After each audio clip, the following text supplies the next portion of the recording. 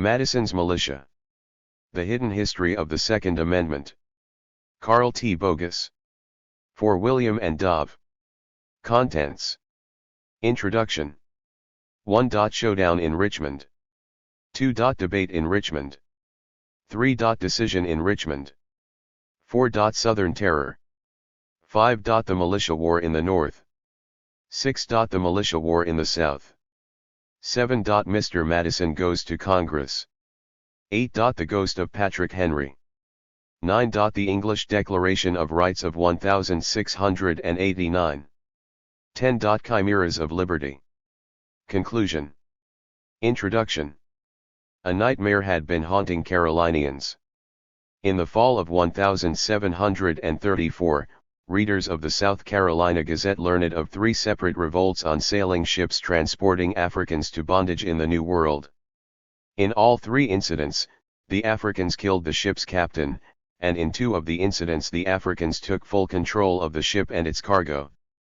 A few months later, the paper reported that black slaves had revolted on St. John in the Virgin Islands and entirely massacred all of the white people on that island, consisting of about 200 families, and were very inhuman in the executions and murders. These incidents were more than concerning, they were downright frightening in a colony in which nearly 2/3 of the residents were enslaved blacks. 2.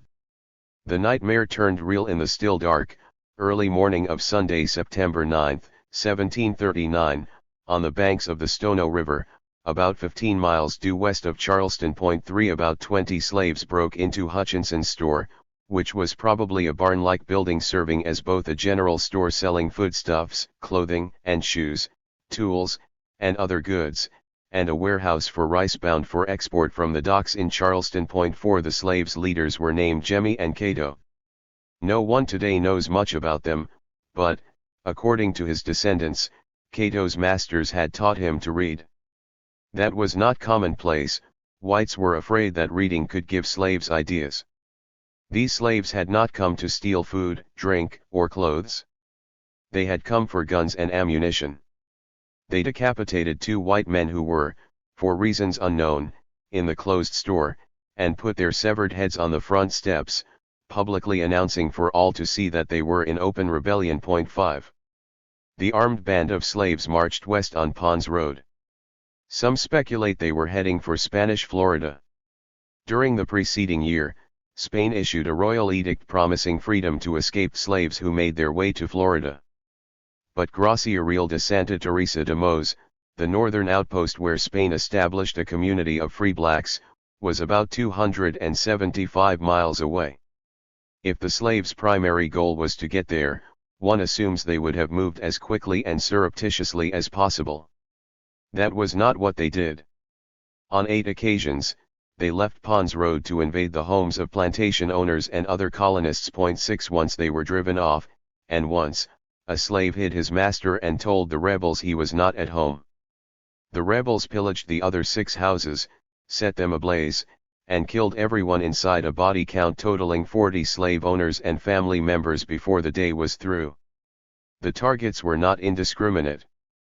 The rebels attacked the home of the largest plantation owner in the area, and those of 2 other major plantation owners, too, but they passed by the home of at least one other very large plantation owner.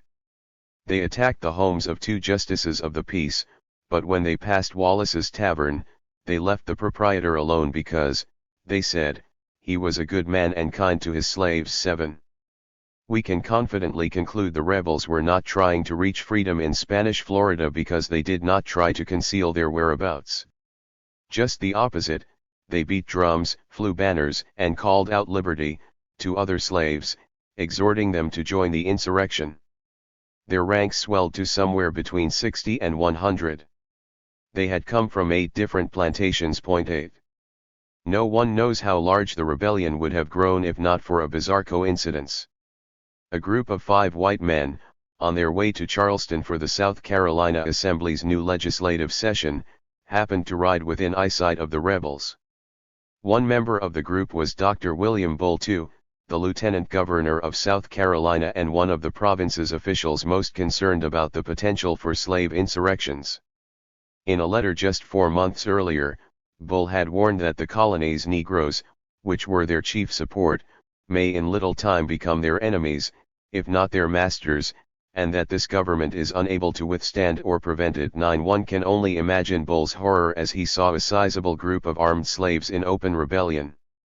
Bull spurred his horse onto the Presbyterian Church at Willtown Bluff, a couple of miles south, where Sunday services were in progress. 10. A few weeks earlier, the Assembly had passed the Security Act, which required all white males who were responsible for bearing arms in the militia, that meant all able-bodied white men between the ages of 16 and 60, to take guns and ammunition with them to church on Sundays and on Christmas. While the Security Act would not formally take effect for 3 more weeks, planters hardly needed the penalty of a fine to stimulate compliance. This was, after all, exactly the eventuality they long feared. When Bull arrived at the church, therefore, an armed contingent of militia was already there.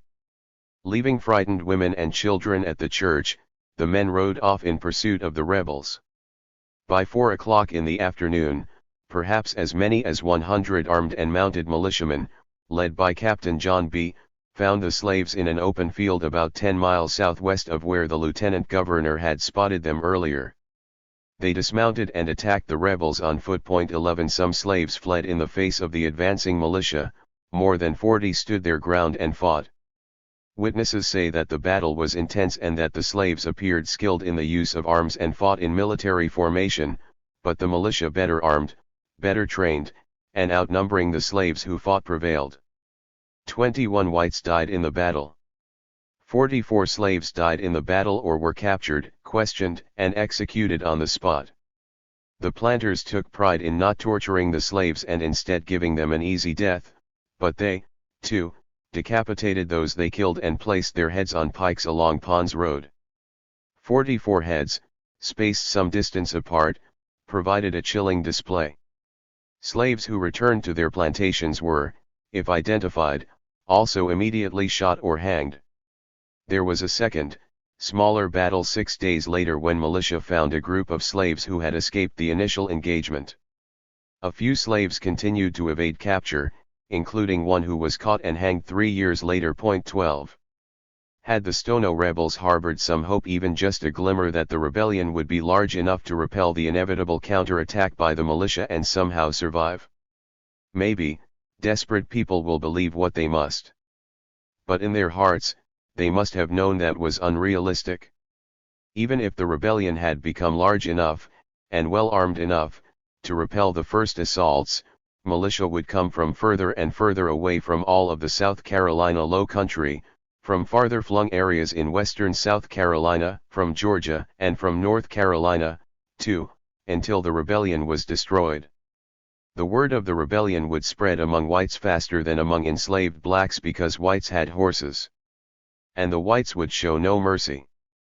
All the rebels could reasonably hope for was to kill as many whites as possible before they themselves died free. The Stono Rebellion was, in short, a suicide mission. None of this was lost on the white population.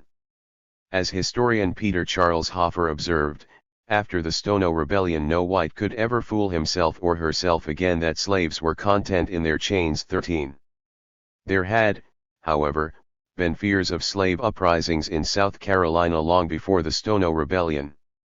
In 1734, a visitor to the colony recorded in his diary that slaves are generally thought to watch an opportunity of revolting against their masters, as they have lately done in the islands of St. John and St. Thomas. 14. Prior to Stono, South Carolina had an extensive slave patrol system.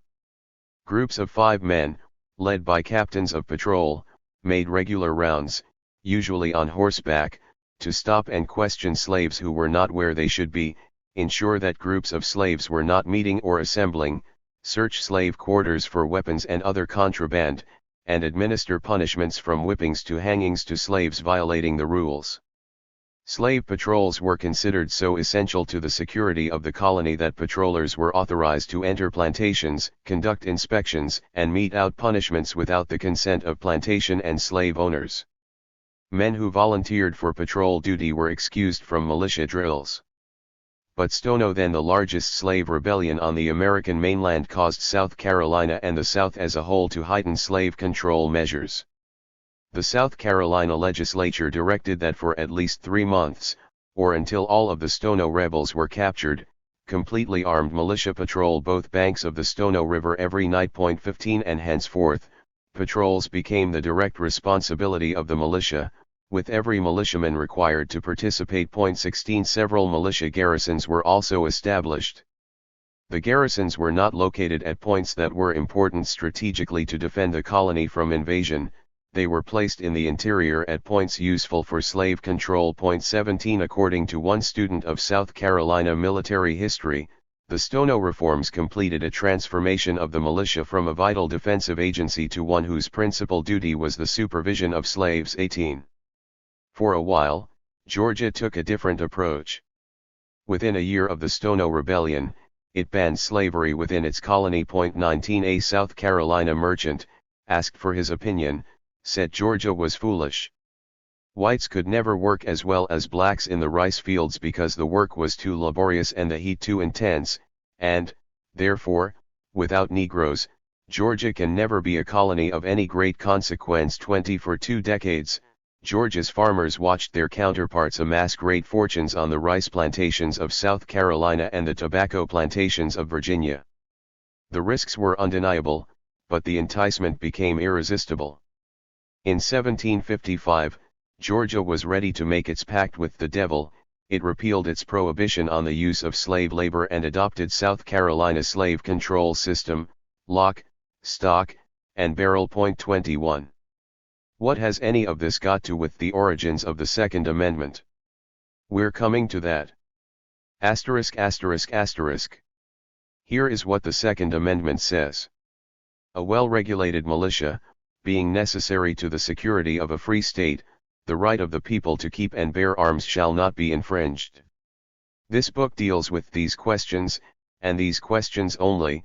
Why, in 1789, did James Madison write what became the Second Amendment to the United States Constitution? What did he want to accomplish? Why, after making a few changes to his initial draft, did Madison's colleagues in the First Congress adopt the Second Amendment and propose it to the states? Although I am a lawyer, this book is about history, not law. In the main, I shall avoid legal issues and arguments. For example, lawyers debate whether, in interpreting either the main body of the Constitution or its amendments, courts ought to take into consideration what the men who wrote the provisions intended. Some argue that courts should focus on the text of the provisions and ignore original intent. Others argue that courts ought to give great weight to the intentions of the framers, in this case, Madison and his colleagues in the First Congress. Still others believe that courts should ignore the intentions of the framers and focus instead on how those who ratified the provision, in this case, state legislatures, understood the provision.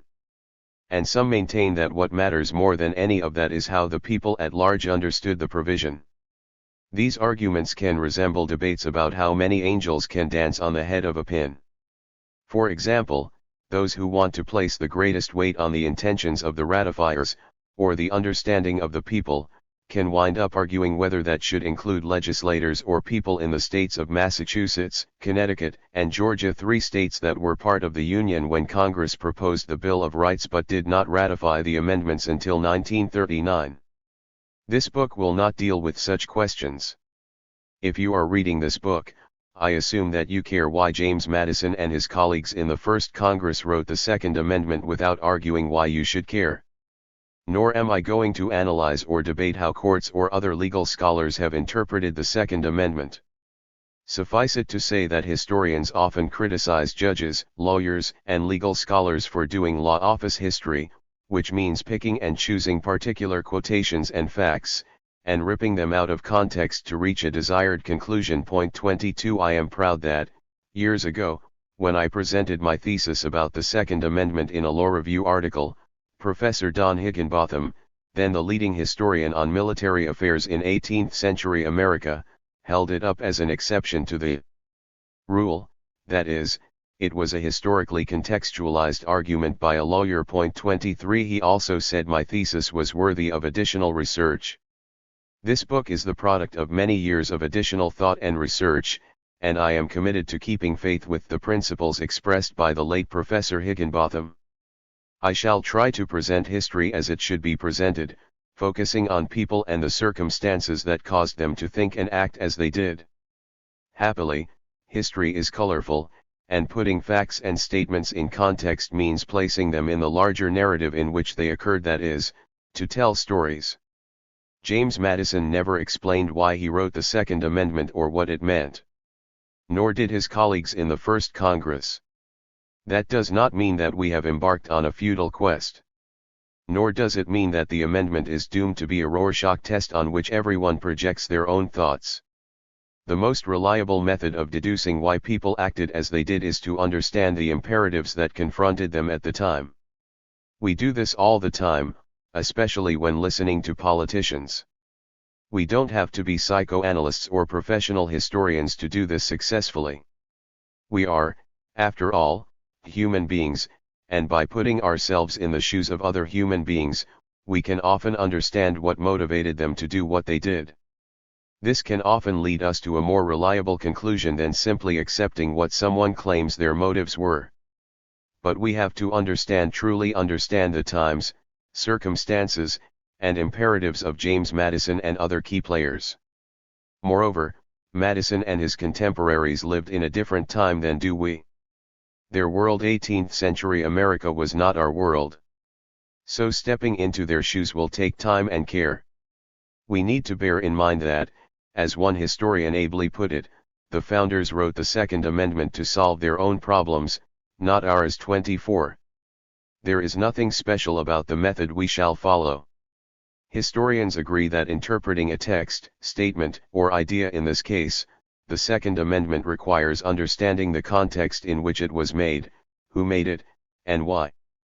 According to the famous historian Quentin Skinner, it is not sufficient to concentrate simply on a given idea or a given text in itself. 25. Skinner stressed that we must recognize that ideas and statements constitute a response to immediate circumstances, and it is therefore essential to study the context of other happenings which explains them. 26. The absence of explanations from James Madison and his colleagues means that there is no direct evidence about what the founders intended. There is, however, considerable circumstantial evidence that bears upon the question. As someone who taught evidence for decades in law school, I know that there is a common misperception about the relative strengths of direct and circumstantial evidence. Many people assume circumstantial evidence is weaker than direct evidence. Not so. One type of evidence is not inherently stronger or weaker than the other. The difference between the two is that direct evidence does not require making an inference from the evidence itself to a conclusion drawn from the evidence, whereas circumstantial evidence does require an inference. Here is the classic law school example. Suppose the question is whether it snowed last night.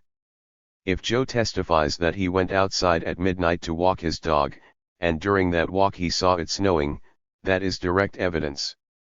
However, if Joe testifies that when he walked his dog after supper there was no snow on the ground, but that when he walked his dog again just before breakfast this morning there was a foot of snow as far as the eye could see, an inference must be made from the evidence no snow last night, a lot of snow this morning to reach the conclusion that it snowed during the night.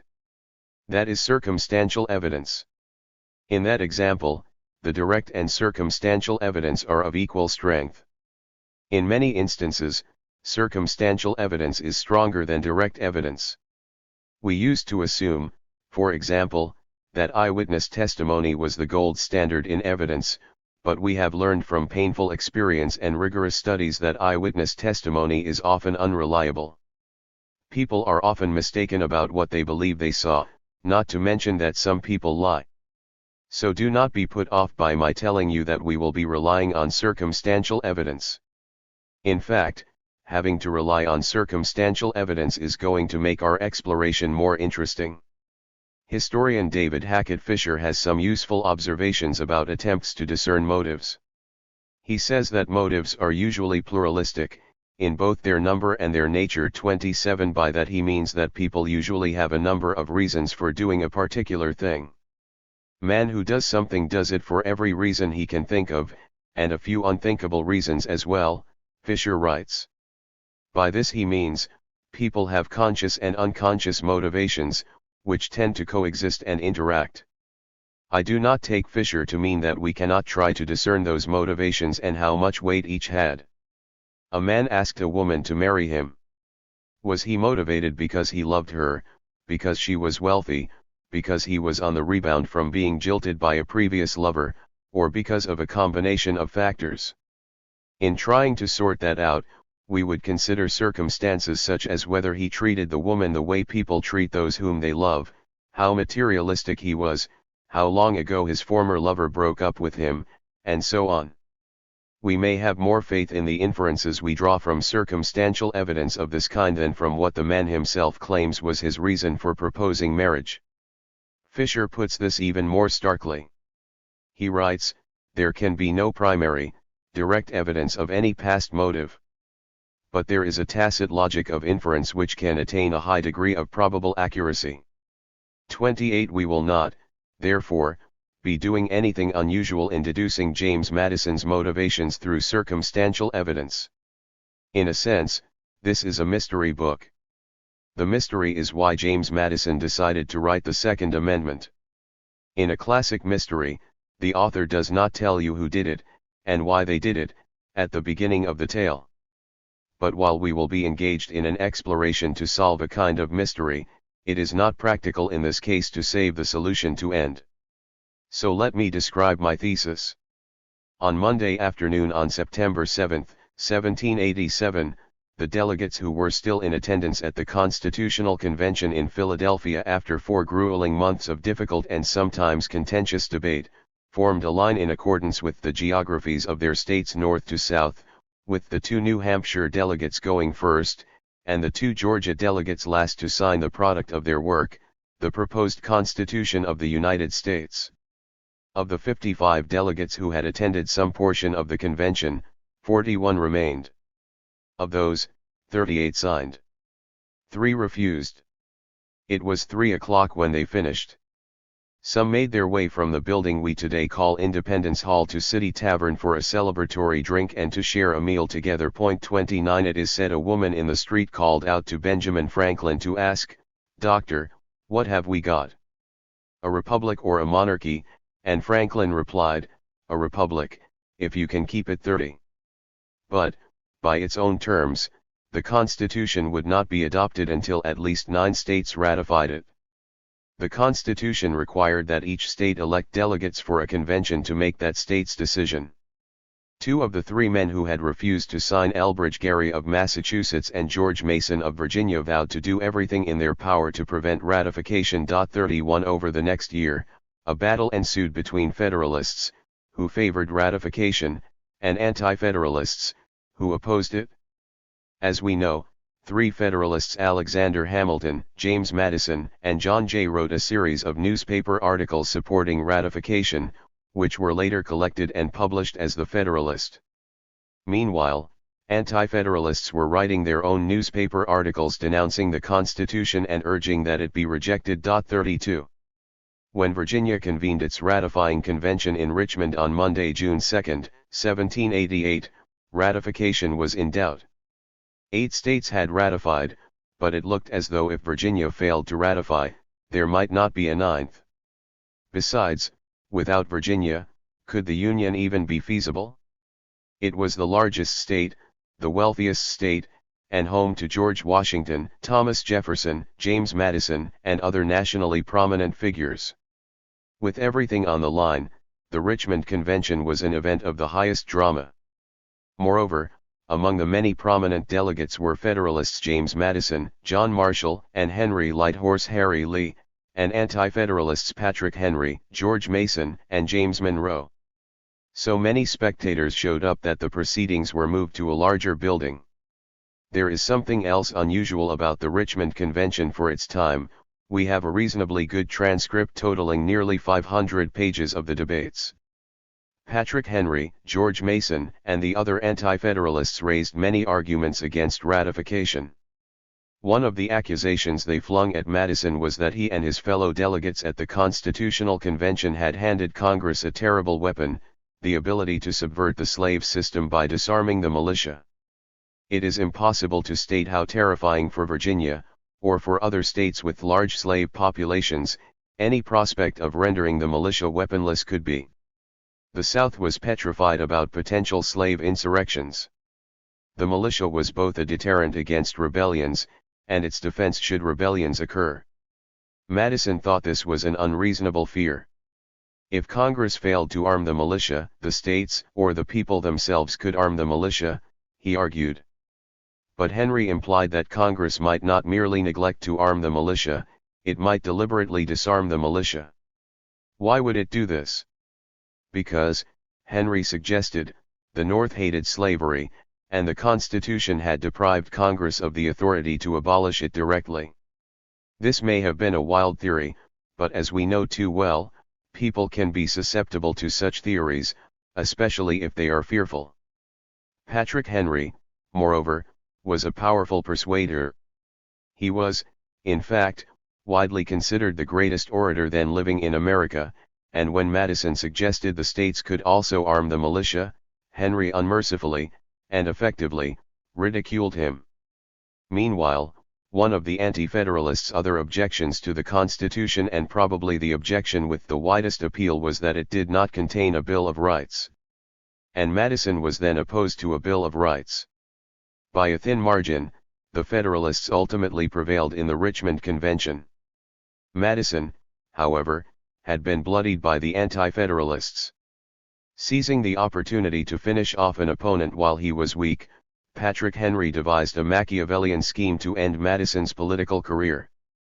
To save himself, Madison reversed his previous position and promised Virginia voters that, if they sent him to Congress, he would write a Bill of Rights.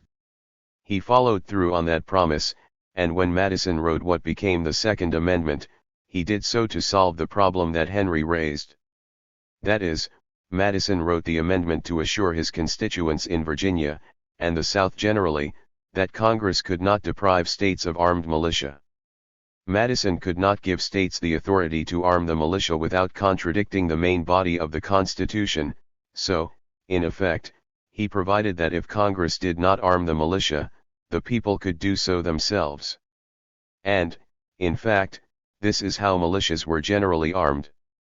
States simply decreed that militiamen would furnish their own arms. An interesting thesis, you might say, but where is your evidence? That is what this book is, a presentation of evidence supporting that thesis. I hope you will find the various pieces of evidence intrinsically interesting in their own right and the entirety of the evidence powerfully persuasive. My thesis is, of course, controversial. If I asked you what image you most associate with the Second Amendment, you might think of the Minuteman at Lexington, with a musket in his hands. I am arguing that the more accurate image is that of the musket in the hands of the militiamen on slave patrol in the South. Most professional historians will, at the outset, find my thesis jarring. They agree that Madison wrote the Second Amendment to guarantee an armed militia. That is undeniable from its text. But, by and large, historians believe Madison wanted to protect an armed militia to reduce the need for a standing army.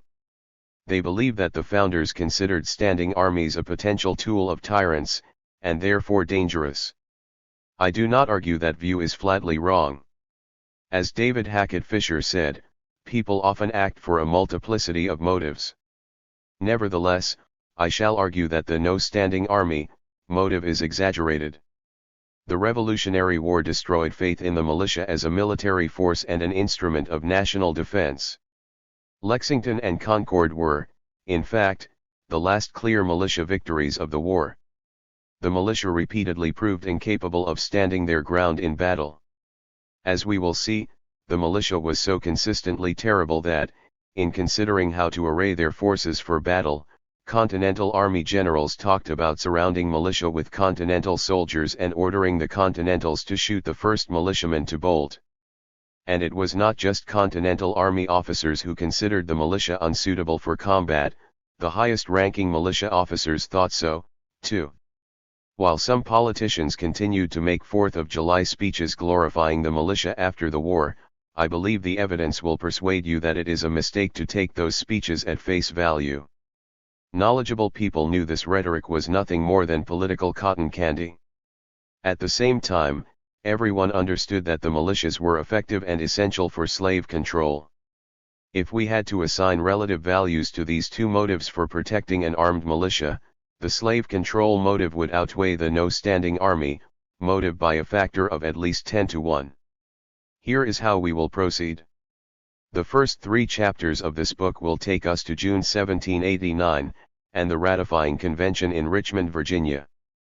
We will not only examine the most relevant arguments, but learn something about the backgrounds, personalities, and agenda of the participants.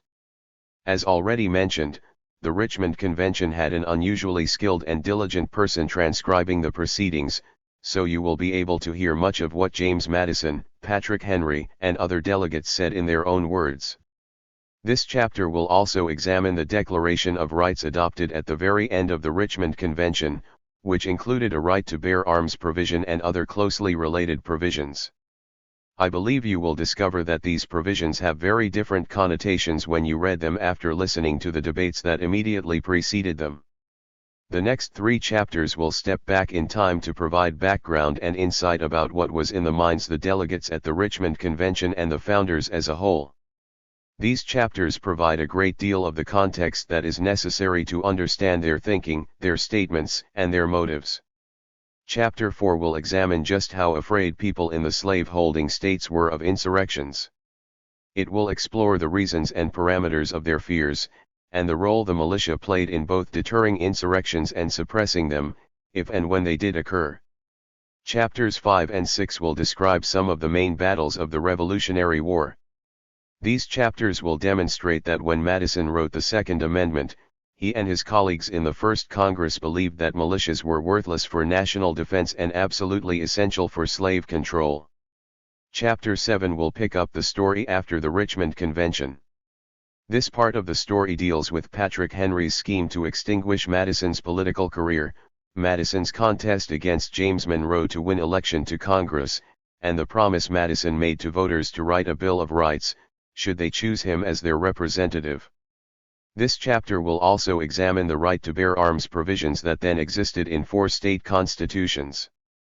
This, together with the Virginia Declaration of Rights discussed at the end of Chapter 3, will familiarize us with the most prominent right to bear arms provisions that Madison had in front of him when he sat down to draft his own provision for the Bill of Rights. Chapter 8 will recount what happened during the First Congress. It will follow Madison's original draft of what became the Second Amendment through the process in both the House and the Senate, to its ultimate adoption. The House then kept a record of debates, so that we will be able to read what members said about the right to bear arms provisions they were considering. We will also be able to gain additional insight from comments participants in these events made in letters to friends and others at the time, including their own thoughts about Madison's motives. Chapter 9 will take another and even longer step back in time. We shall travel back almost exactly another 100 years to the glorious Revolution of 1688, and the English Declaration of Rights which grew out of that revolution. Although this may seem like a long way to travel, in time and in distance, from the Richmond Convention of 1788 or the First Congress in 1789, I think you will find this last trip to be both intriguing and essential. The American founders were all born, raised, and educated as members of the British Empire. The Glorious Revolution was as familiar to them as the American Revolution is to us, and they understood and revered the English Declaration of Rights as much as we revere our Bill of Rights. Many of the founders, in fact, thought of the American Revolution as a sequel to the Glorious Revolution. 33 The English Declaration of Rights contains the original right to own arms provision, the provision that inspired American analogues, including the Second Amendment. It is impossible to understand what James Madison or the other American founders thought about a right to bear arms without taking this final trip. Until this point, we shall have examined only events that occurred before Madison and the First Congress wrote the Second Amendment. After all, no one knows the future, and Madison's thinking in 1789 could not have been influenced by later events.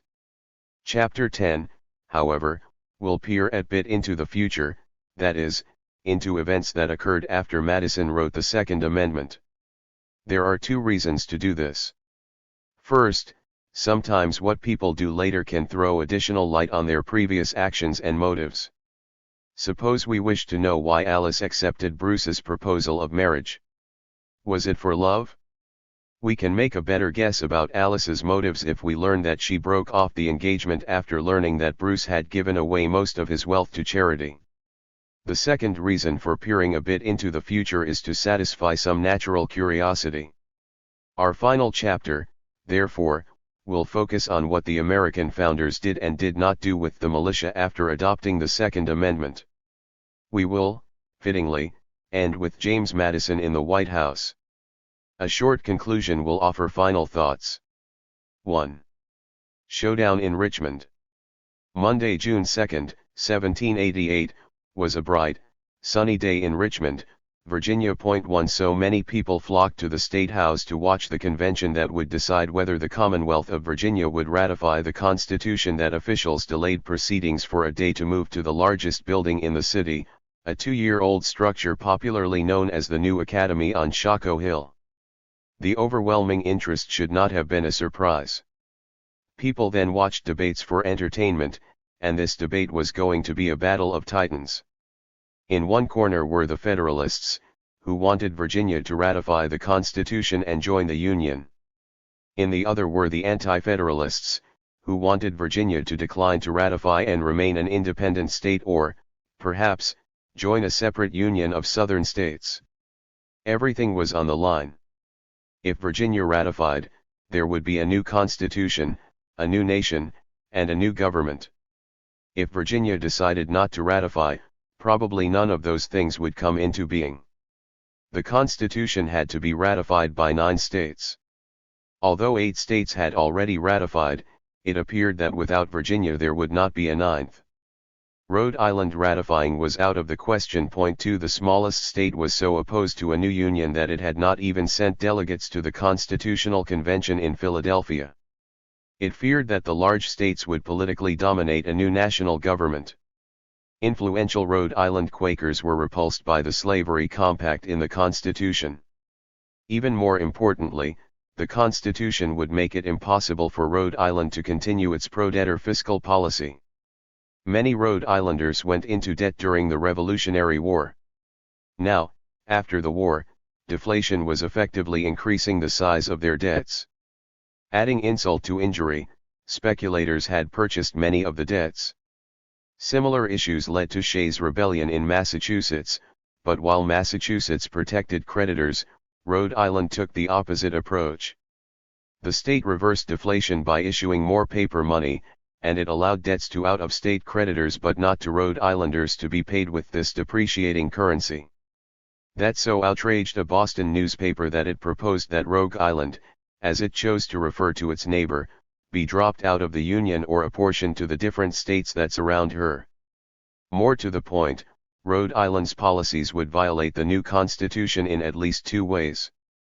First, the Constitution forbade states from henceforth issuing their own currency or requiring that anything other than gold or silver be accepted as legal tender. Second, the Constitution did not allow states to discriminate against citizens of other states. Rhode Island expressed its contempt for the new document by ignoring the Constitution's requirement that ratification be decided by a state convention and instead put the question up for a public referendum. Among those who bothered to go to the polls, the result was 237 for and 2,708 against ratification. The Federalists, therefore, wrote off Rhode Island as a lost cause. The smallest state would, in fact, not join the Union for nearly 2 more years after President Washington refused to visit during his tour of New England states, after the U.S. Senate passed a bill banning all trade with the renegade state, and after Providence and Newport threatened to secede from Rhode Island and join the Union by themselves. Prospects for ratification by North Carolina also seemed bleak. Back in January, while he was busy writing sections of the Federalist, James Madison had heard that North Carolina had postponed its convention until July so it could see what Virginia did. That turned out to be correct. North Carolina scheduled its convention to begin on July 21, well after the start of Virginia's convention on June 2. As time progressed, Federalists became increasingly worried that North Carolina might not ratify regardless of Virginia's decision. The strongest objection, by far, was to Congress's taxing power. Under the Articles of Confederation, Congress had no power to levy direct taxes. It could only request monies from the states, and states often spurned those requests. Anti-Federalists worried that if Congress could levy taxes payable only by hard money, that is, currency backed by gold or silver, which did not exist in North Carolina, or by those metals themselves, people would be unable to pay and would have their lands and slaves seized and auctioned off to pay the federal taxes. Even if Congress were empowered to assess appropriations from the states, Anti-Federalists wanted the states to retain the exclusive taxing power to tax their own residents so that, for example, the North Carolina legislature could accept farm produce in payment of taxes.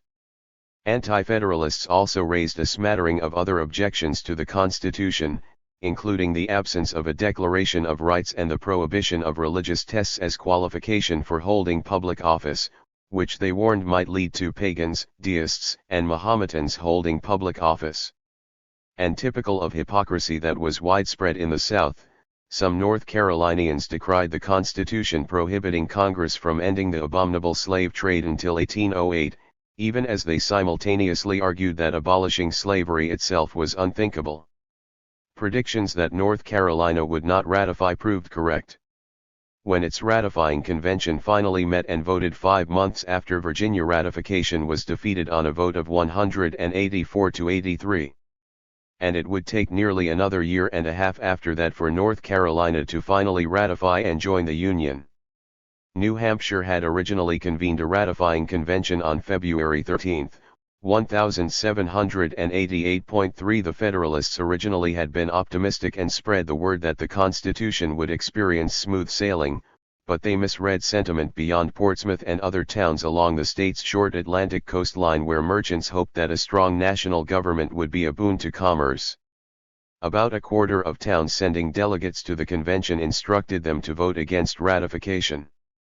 As was the case in other states, there was particular concern about giving the national government broad taxing power. During debates at the convention in Exeter, Federalists thought they had persuaded some of those delegates about the merit of ratification. Nevertheless, previously instructed delegates insisted they could not vote to ratify without returning home for new instructions. Realizing they then lacked the votes to prevail, the Federalists moved to adjourn the convention to a later date, which they barely won by a vote of 56 to 51. Federalists portrayed this as a temporary setback, but they now lacked credibility. In truth, the outcome in New Hampshire was anything but certain, writes historian Pauline Mayer. 4 The ratifying convention would not reconvene until mid-June, so that, George Washington believed, it could see what Virginia would do. Meanwhile, Federalists lobbied hard for towns to release their delegates from their instructions to vote against ratification, but they succeeded in only one of 26 towns. 5. Prospects for ratification were even worse in New York State. The state's governor, George Clinton, was both opposed to ratification and extremely powerful. Historians describe him as the number one enemy of those who fought for the Constitution. 6 And more powerful in his state than any other governor in America. 7 Clinton was New York's first governor, and he took full advantage of a new state constitution that, especially for the time, gave the governor special prerogatives. Clinton, for example, only had to stand for election every 3 years, while governors in some states, including Virginia, were elected for only 1-year terms. Even more importantly, the new state constitution gave New York's governor broad patronage power. Not only could Clinton appoint judges, sheriffs, militia officers, and many other county officials, he could also appoint the mayors of New York City and Albany. All of these people were, of course, loyal to the man who appointed them. Clinton became so formidable that he ran unopposed for governor in 1780, 1783, and 1786. Clinton would ultimately be elected governor 7 times and vice president of the United States twice. Well before the Constitutional Convention, Clinton, an original model of a political boss who jealously guarded his power, opposed strengthening the central government. Under the Articles of Confederation, Congress had no taxing power, and thus no way to fund operations of the central government beyond requesting money from the states, requests that states generally ignored. To create a funding stream of some sort, Congress proposed amending the Articles to empower it to impose duties on imports. The Articles, however, could only be amended by unanimous consent of the states, and with some political subterfuge Clinton repeatedly sank the congressional proposal. Rather than Clinton leading the fight, two surrogates in the General Assembly were the front men. And rather than opposing the proposal per se, they insisted on conditions that Congress could not accept. Meanwhile, soon after Congress made its proposal, New York started levying its own duties on imports arriving in the port of New York. Since many of those imports were shipped to other states, consumers in other states wound up providing New York with a significant share of its revenue. This enhanced Clinton's in-state popularity. So did his policy of seizing lands from families that had supported the British during the war and selling them off at low prices to small farmers. Clinton literally grew fat and rich on graft, rich enough to own, among other things, 8 slaves. Clinton was also a lawyer, but you would not know by how he dressed. He presented himself as a man of the people and dressed more like a fishmonger or stevedore. 8 For 2 reasons, Clinton and Alexander Hamilton became archenemies. One reason was personal. Hamilton married a daughter of one of the New York State's wealthiest patricians, Philip Schuyler, and Clinton constantly made political hay by railing at the state's aristocratic families, including the Schuylers. The other reason was ideological. Hamilton wanted a strong national government, Clinton did not. Clinton came out against the Constitution almost immediately after the Philadelphia Convention adjourned, claiming that it would throw the country into confusion. 9 This infuriated Hamilton, who believed the governor did not even give the Constitution a fair hearing. He responded by attacking Clinton in a New York newspaper.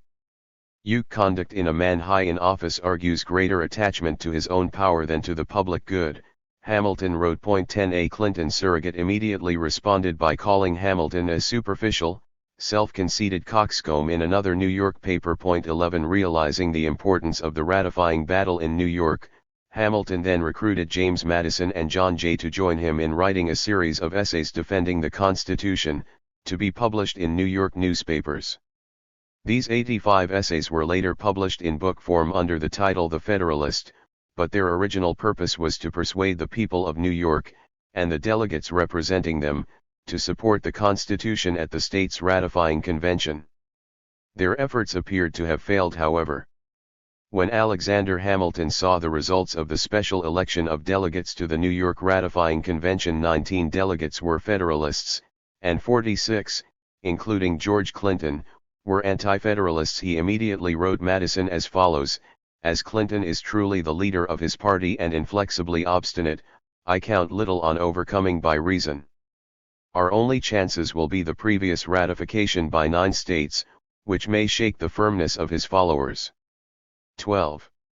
If Virginia failed to ratify, where would the 9th state be found?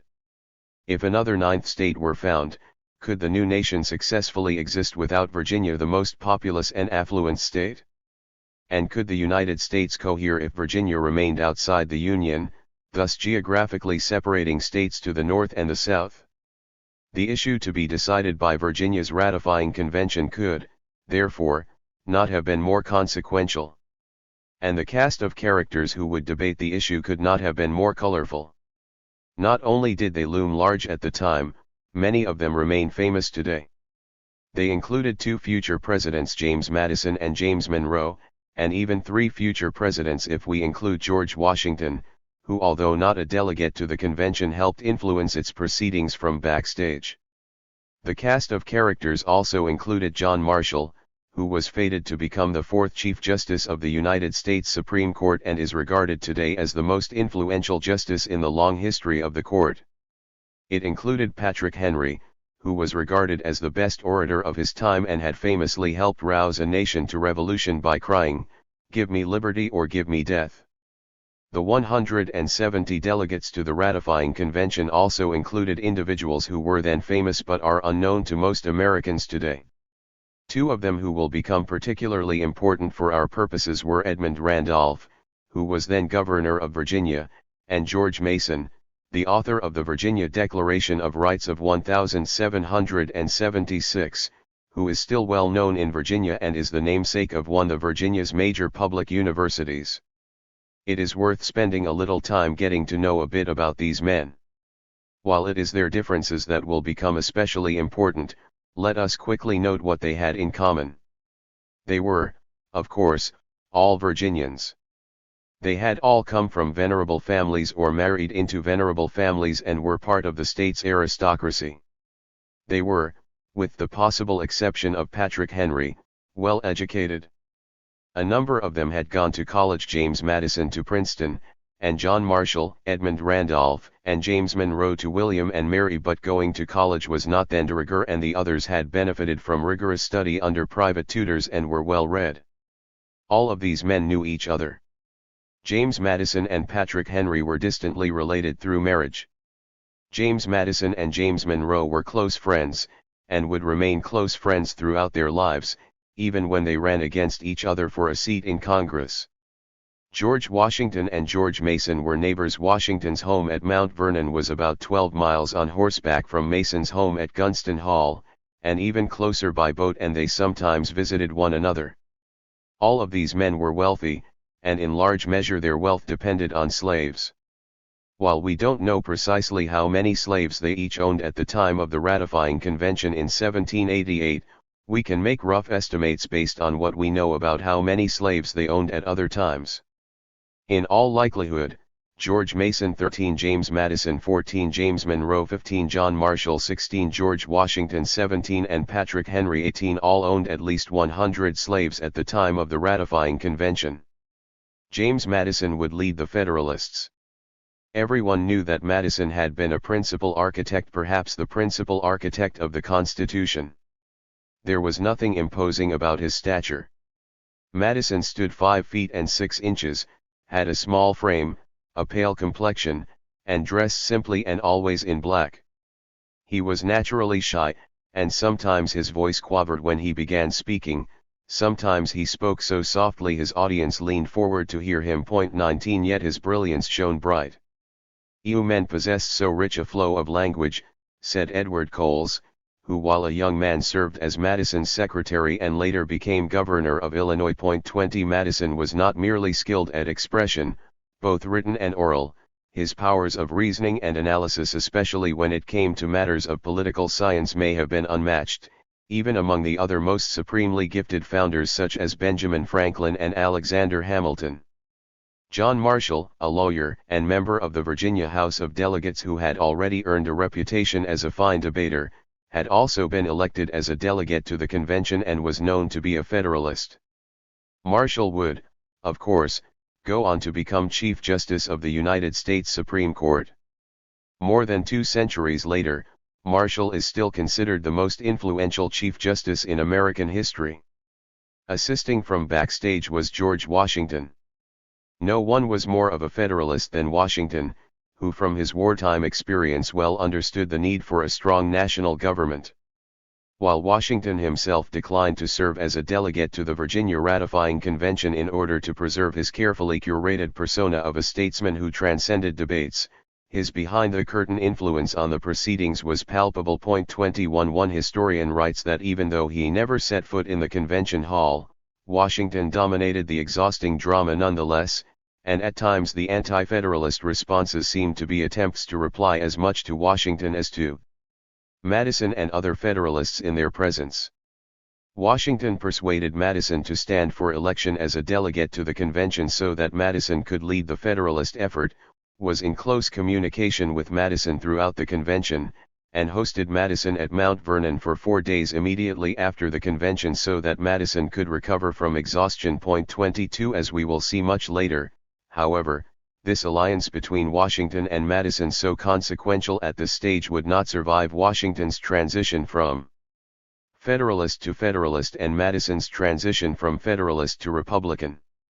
That, however, is years in the future. Two other notable Virginians were not in attendance. One was Richard Henry Lee, who on June 7, 1776, had famously offered a resolution before the Second Continental Congress declaring, that these united colonies are, and of right ought to be, free and independent states, that they are absolved from all allegiance to the British Crown, and that all political connection between them and the state of Great Britain is, and ought to be, totally dissolved. He had also served as president of the Second Continental Congress. Lee was a skilled orator and opposed to ratification. He did not attend the Virginia ratifying convention for health reasons. 23 Thomas Jefferson, author of the Declaration of Independence, was then minister to France and also absent. During debate, both sides would try to claim Jefferson supported their position. Patrick Henry would claim that Jefferson wrote a letter urging 4 states to decline to ratify until a Bill of Rights was added to the Constitution. James Madison would object to Henry using any outside authority in debate, but would then himself say that he was acquainted with Jefferson's sentiments and knew that, if Jefferson were present, he would vote for ratification. 24 Edmund Pendleton, the president of the Virginia ratifying convention, would even more effectively rebut Henry. Pendleton produced a copy of the letter to which Henry had referred and read passages from it in which Jefferson said that failing to ratify the Constitution would be an incurable evil. 25 The Federalists were fortunate Lee was absent, and the Anti-Federalists were fortunate Jefferson was absent. Anti-Federalists at the convention would be led by Patrick Henry and George Mason. Among those supporting them would be 30-year-old James Monroe. The Anti-Federalists expected their ranks to include the state's popular, 34-year-old governor, Edmund Randolph. After all, Randolph was one of only 3 delegates to the Federal Convention in Philadelphia who refused to sign the Constitution. What the Anti-Federalists did not know, however, was that James Madison had been quietly but assiduously working for months to bring Randolph into the Federalist camp. 26 Madison warned Randolph that while Patrick Henry was making a lot of noise about the absence of a Bill of Rights and the need to protect liberty, all of that was pretext and Henry's real objective was to create a Southern Confederacy. 27 Madison also asked Randolph to reflect on the company he would keep in Anti-Federalist ranks. Those opposing ratification either had dark ulterior motives, such as Patrick Henry, or wanted to protect their parochial interests. Do not allow these people to carry on their opposition under the respectability of your name, Madison pleaded. 28 By contrast, Madison argued, the Federalists were enlightened, cosmopolitan men who understood that a strong national government was essential for many purposes, including commerce. Nearly all men of intelligence, patriotism, property, and independent circumstances supported ratification, argued Madison. 29 How Randolph stood would carry considerable weight with many of the 170 delegates.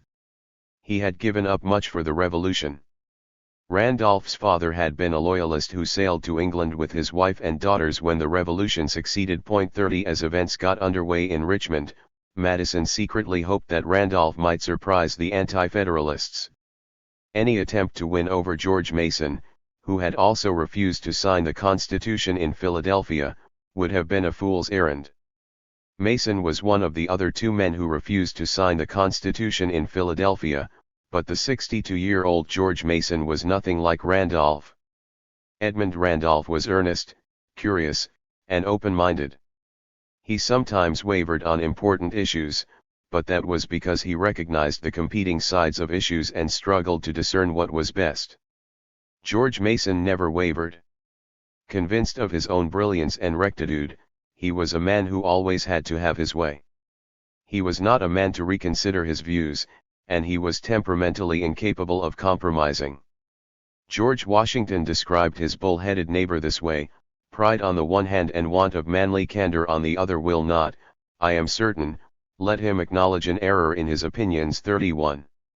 As Washington's remark suggests, these 2 neighbors were not fast friends, especially not from Washington's point of view.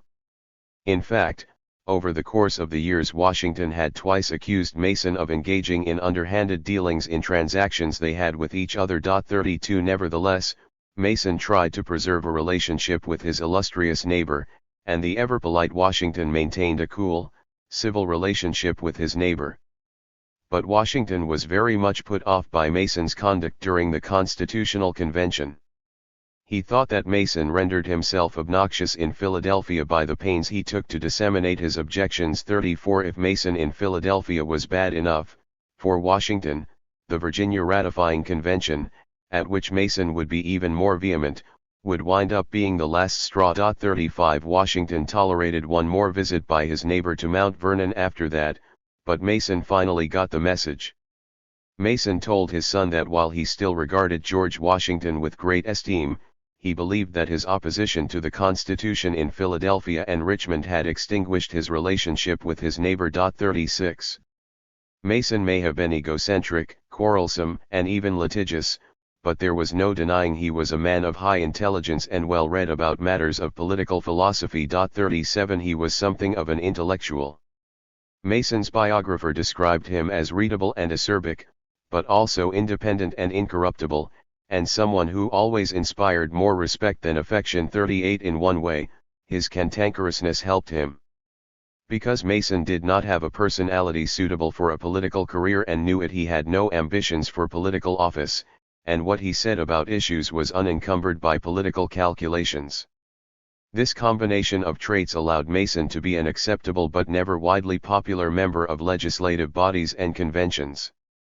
He was elected to such bodies a number of times, but it was often with great difficulty or because he was essentially drafted after other potential candidates declined to stand for election. 39 But once included, Mason's service could be consequential. In the 5th Virginia Convention, which assembled in Williamsburg in May 1776, Mason was appointed to a committee with more than 30 members, including James Madison and Edmund Randolph, tasked with writing a plan of government and Bill of Rights. True to form, Mason did not like working with his fellow committee members, whom he considered useless people who would in all probability have 1,000 ridiculous and impractical proposals. 40 So Mason retired to his room at the Raleigh Tavern to write the documents himself. For a Declaration of Rights, Mason produced a draft of 13 provisions, which the committee expanded to 18 provisions and then contracted to 16 before settling on a final draft. When it was time to introduce the declaration on the floor of the convention, Mason, who was then himself little known and not self-confident about his speaking skills, asked Patrick Henry to do that. 41 There is no doubt that Mason's first draft was highly influential in the final result, and it is not unfair to say that George Mason was the principal author of the Virginia Declaration of Rights. It is a bit much, however, to call him the author of the document. Yet that is how he is often identified. Mason, himself, is responsible for the frequent misconception. He exaggerated his own role in a letter 2 years later. 42 Such was the nature of George Mason. It is worth pausing for just a moment to observe that one section of the Virginia Declaration of Rights of 1776 is one of many puzzle pieces that are relevant to solving our mystery about why James Madison wrote the Second Amendment 12 years later and what he wanted to achieve. Later we will compare this provision with a comparable one in a list of proposed amendments to the United States Constitution promulgated by the Virginia Ratifying Convention. The comparison will be particularly interesting because, as we will see, George Mason will also be the principal author of that document. For right now, I am just going to set forth that section and make 2 brief observations. Here it is, labeled number 13 of 16 rights. That a well-regulated militia, composed of the body of the people, trained to arms, is the proper, natural, and safe defense of a free state, that standing armies, in time of peace, should be avoided as dangerous to liberty, and that in all cases the military should be under strict subordination to, and governed by, the civil power. 43. The 2 brief observations are these. First, the section is about the militia and a fear of standing armies, but it is not a right to bear arms of any kind. Second, the section was promulgated on June 12, 1776, after the battles of Lexington and Concord and Bunker Hill, but only about 1 year into the 7-year Revolutionary War. Mason's role as the principal author, or, as many came to believe, the author of the Virginia Declaration of Rights greatly enhanced his stature. Mason's work on government structure also very much influenced the convention's final product, but many considered that product seriously flawed. By contrast, the Declaration of Rights was widely circulated and hailed as an important revolutionary document, and it is his association with that document that established Mason as a prominent Virginian. 44 Thereafter, Mason was elected to the Virginia House of Delegates, during which time he nominated Patrick Henry to be the state's first governor. 45 After the war, the Virginia legislature appointed Mason to a special committee to negotiate with Maryland jurisdictional and navigation issues involving the Potomac River. 46 Then, in December 1786, Virginia sent Mason along with George Washington, James Madison, Edmund Randolph, and 3 others to represent it at the Federal Convention to be held in Philadelphia. 47 Why did Mason refuse to sign the Constitution? He had a hodgepodge of reasons. 48 He objected to Congress having the authority to enact laws regarding commerce and navigation by majority vote. He wanted a supermajority of 2/3 to be required for such laws. He thought the president was too powerful. He had originally proposed that executive authority be divided among 3 presidents. When that went nowhere, he argued that the president should be required to seek approval for executive decisions from a council of states of some kind. He also wanted a privy council comprised of 2 members from the North, 2 from the Middle states, and 2 from the South to approve presidential appointments rather than giving that authority to the Senate. He thought the office of vice president both unnecessary and a dangerous blend of the executive and legislative branches, as the vice president would preside over the Senate.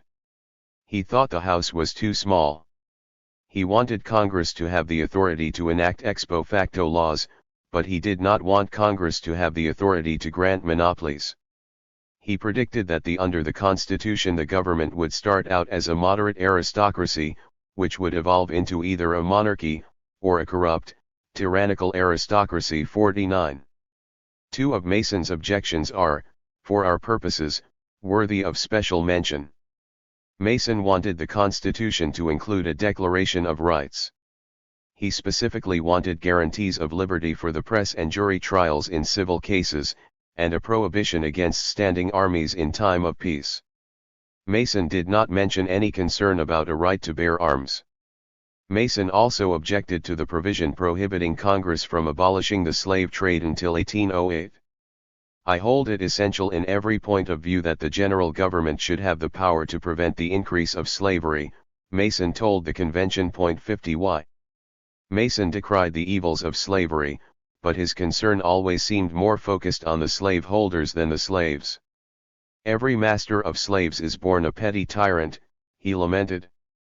Slavery, he proclaimed, eroded all the finer feelings of the soul and would ultimately bring the judgment of heaven on a country.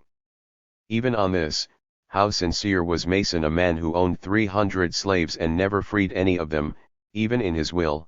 51 Mason's concern with ending the slave trade probably had more to do with Virginia's economic self-interest. Virginia had a slave surplus, and its slaveholders could profit by exporting slaves to other states. Meanwhile, South Carolina and Georgia were aggressively importing more slaves from Africa, and Virginia wanted to eliminate the competition. The provision allowing Congress to end the slave trade after 20 years was a compromise between the slave-exporting states of Virginia and Maryland and the slave-importing states of South Carolina and Georgia. 52 Mason, of course, was allergic to compromises. There is, however, another reason Mason gave for his displeasure for protecting the slave trade for another 20 years, one he was surely sincere about. Mason feared that increasing the number of slaves in the South increased the risk of slave insurrections.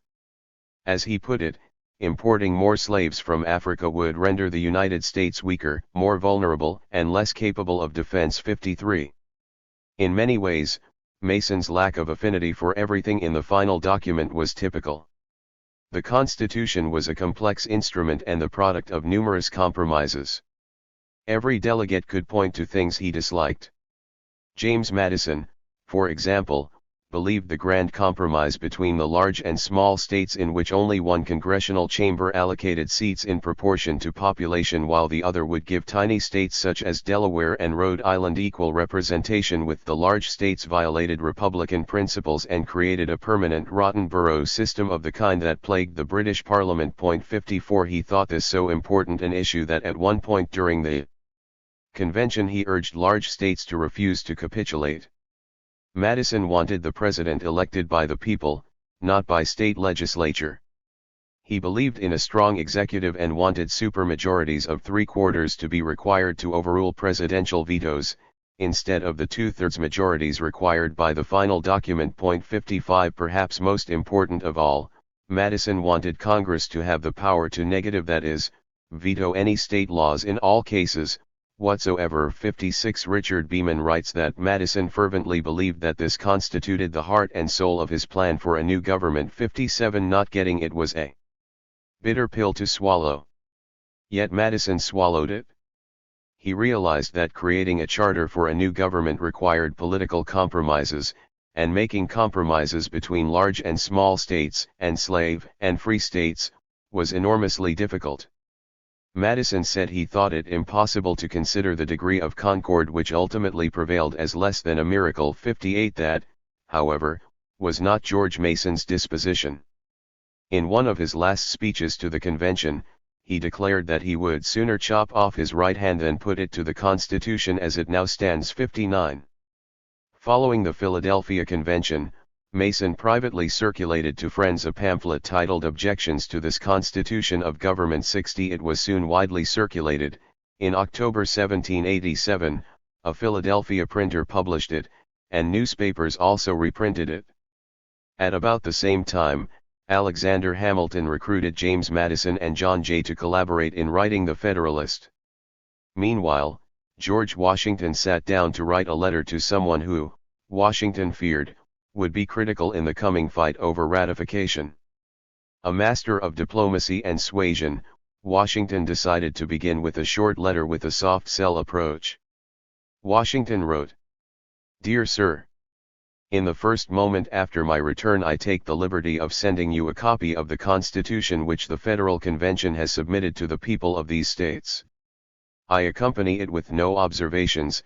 Your own judgment will at once discover the good and the exceptionable parts of it. I wish the Constitution which is offered had been made more perfect, but I sincerely believe it is the best that could be obtained at this time, and, as a constitutional door is opened for amendment hereafter, the adoption of it under the present circumstances of the Union, is in my opinion desirable. From a variety of concurring accounts it appears to me that the political concerns of this country are, in a manner, suspended by a thread. If nothing had been agreed on by that body, anarchy would soon have ensued, the seeds being richly sown in every soil. IMNC. 61. Washington sent that letter to the man he knew to be the most powerful politician in Virginia, Patrick Henry.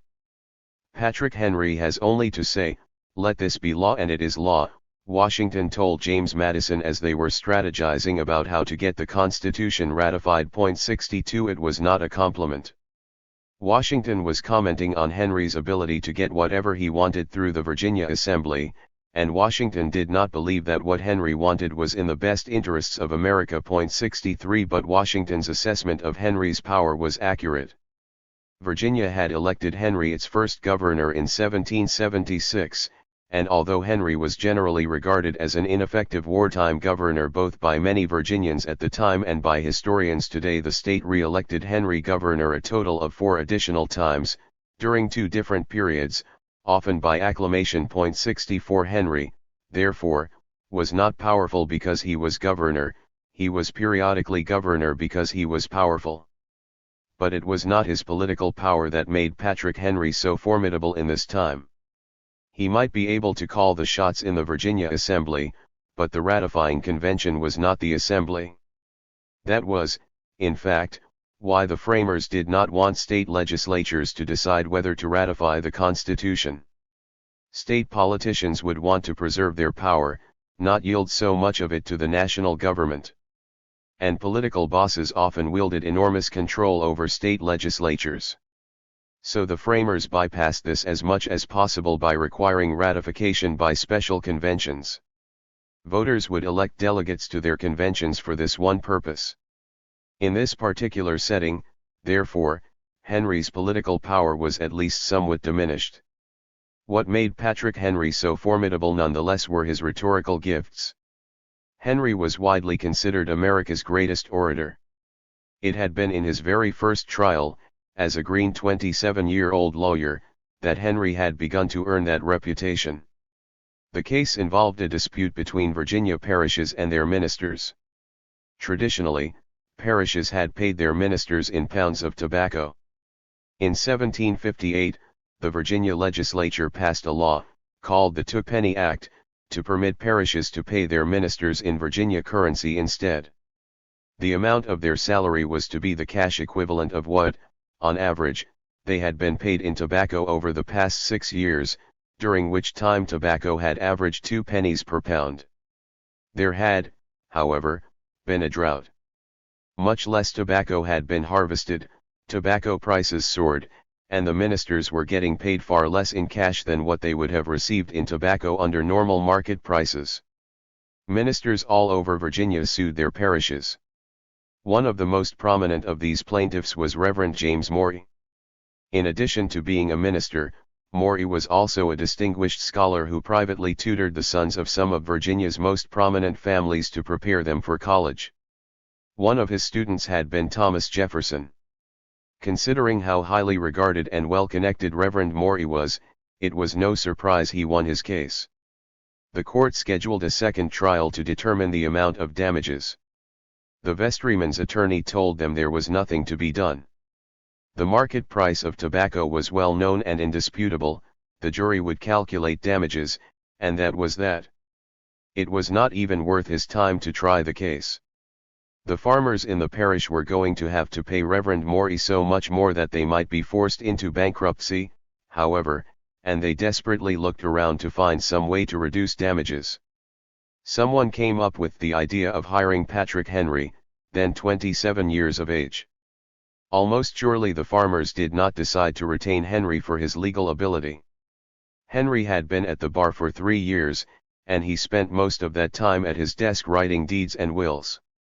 He had never tried a major case in court. 65 They picked Henry for his family connections.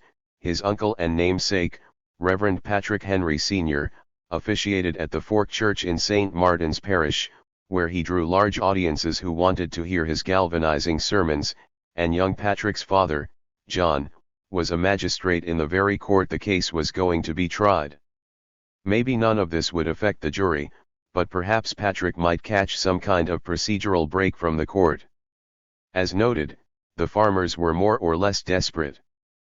Patrick Henry Sr. traveled to the courthouse, eager to see his nephew's first significant court appearance, but no sooner had he stepped from his carriage than young Patrick asked him to leave. "Whatever for?" asked the puzzled uncle. "Because I am engaged in opposition to clergy, and your appearance there might strike me with such awe as to prevent me from doing justice to my clients," young Patrick replied. The parson stepped back into his carriage and returned home. Not only was he disappointed, he was also worried that his nephew might be too nervous for his first major trial. By all accounts, Patrick Henry looked reasonably able during most of the trial. He made appropriate objections during jury selection and the examination of witnesses. But when he was called on to deliver his closing argument to the jury, Patrick Henry rose to his feet and then nothing. He stood there, silent. Everyone waited politely at first. Then there were nervous fidgeting and furtive glances. Many were embarrassed for the frozen young man, though perhaps the plaintiff and opposing counsel may have been secretly delighted at the young man's plight. After a long time, Patrick Henry tilted his head back, as if gazing to heaven, pursed his lips, and still no words emerged. Maybe it should be no surprise, some must have thought, that young Patrick Henry was in over his head. He had attended school only until age 10, after which he was homeschooled, part-time, by relatives. Although he'd been taught to read Latin, Greek, and French and studied mathematics as well as Roman, English, and American history, Homeschooling apparently ended by age 15.66. At the age of 24, he spent 6 weeks studying law on his own to prepare for the bar exam, which was then orally administered by a panel of lawyers.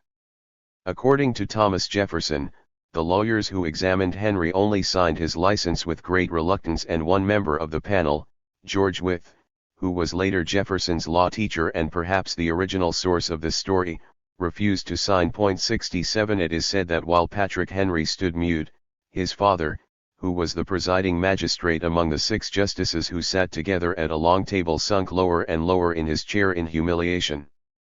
Finally he could wait no longer.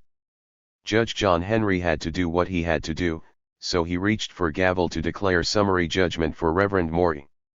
And at that moment his son began to speak. Everyone was transfixed. The young attorney was rhetorically brilliant. At times he shouted in indignation, at other times his voice fell to a whisper. He startled everyone with his bravery. He accused Reverend Morey and clergy of the established Anglican Church with unchristian greed. Do they manifest their zeal in the cause of the religion and humanity by practicing the mild and benevolent precepts of the gospel of Jesus? The young Henry demanded. Do they feed the hungry and clothe the naked? Oh, no, gentlemen.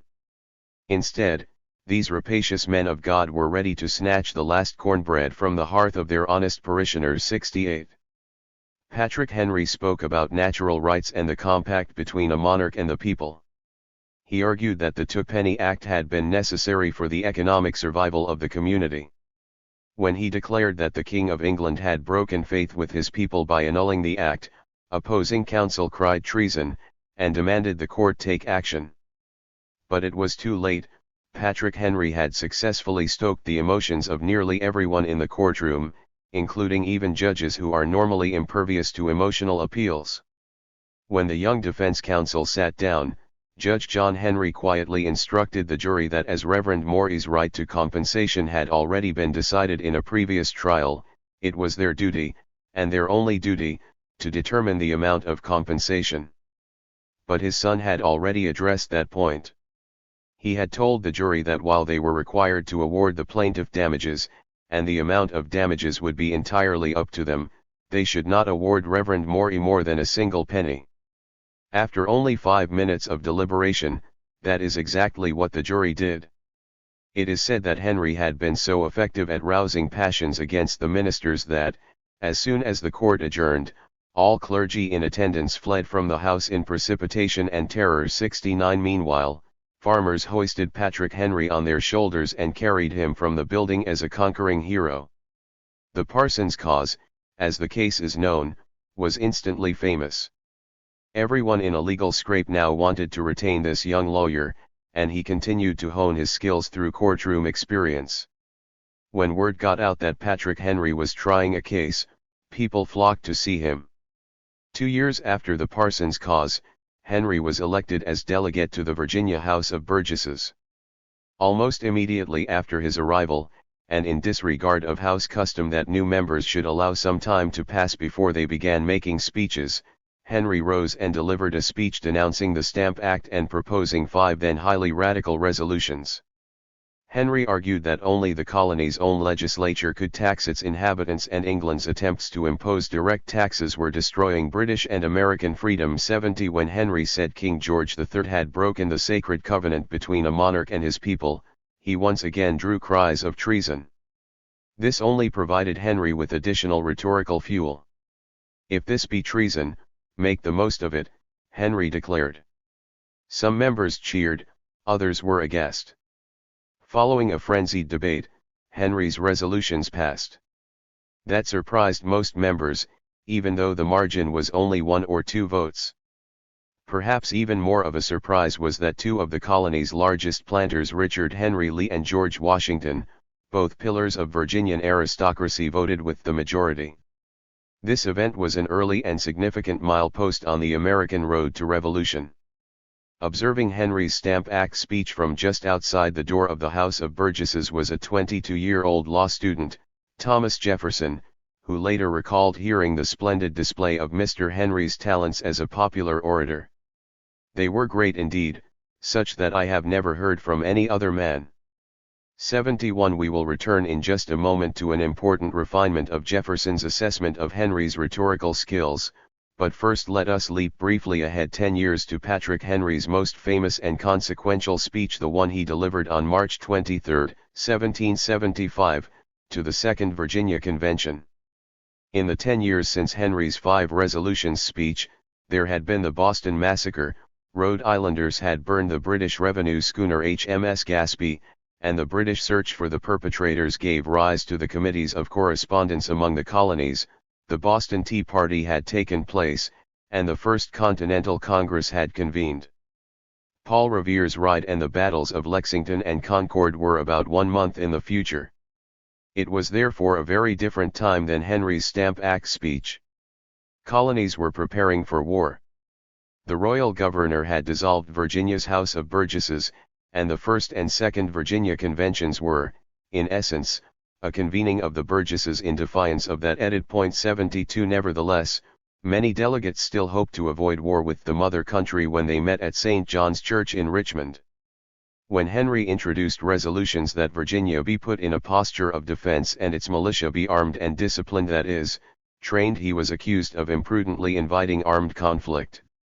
In response, Henry rose and, with an unearthly fire burning in his eye, made a speech that, together with Thomas Paine's Common Sense, ranks as one of the 2 most ringing call to arms propelling America to open revolution. 73. The war has actually begun, Henry declared, and then concluded with what became some of the most famous words of the American Revolution.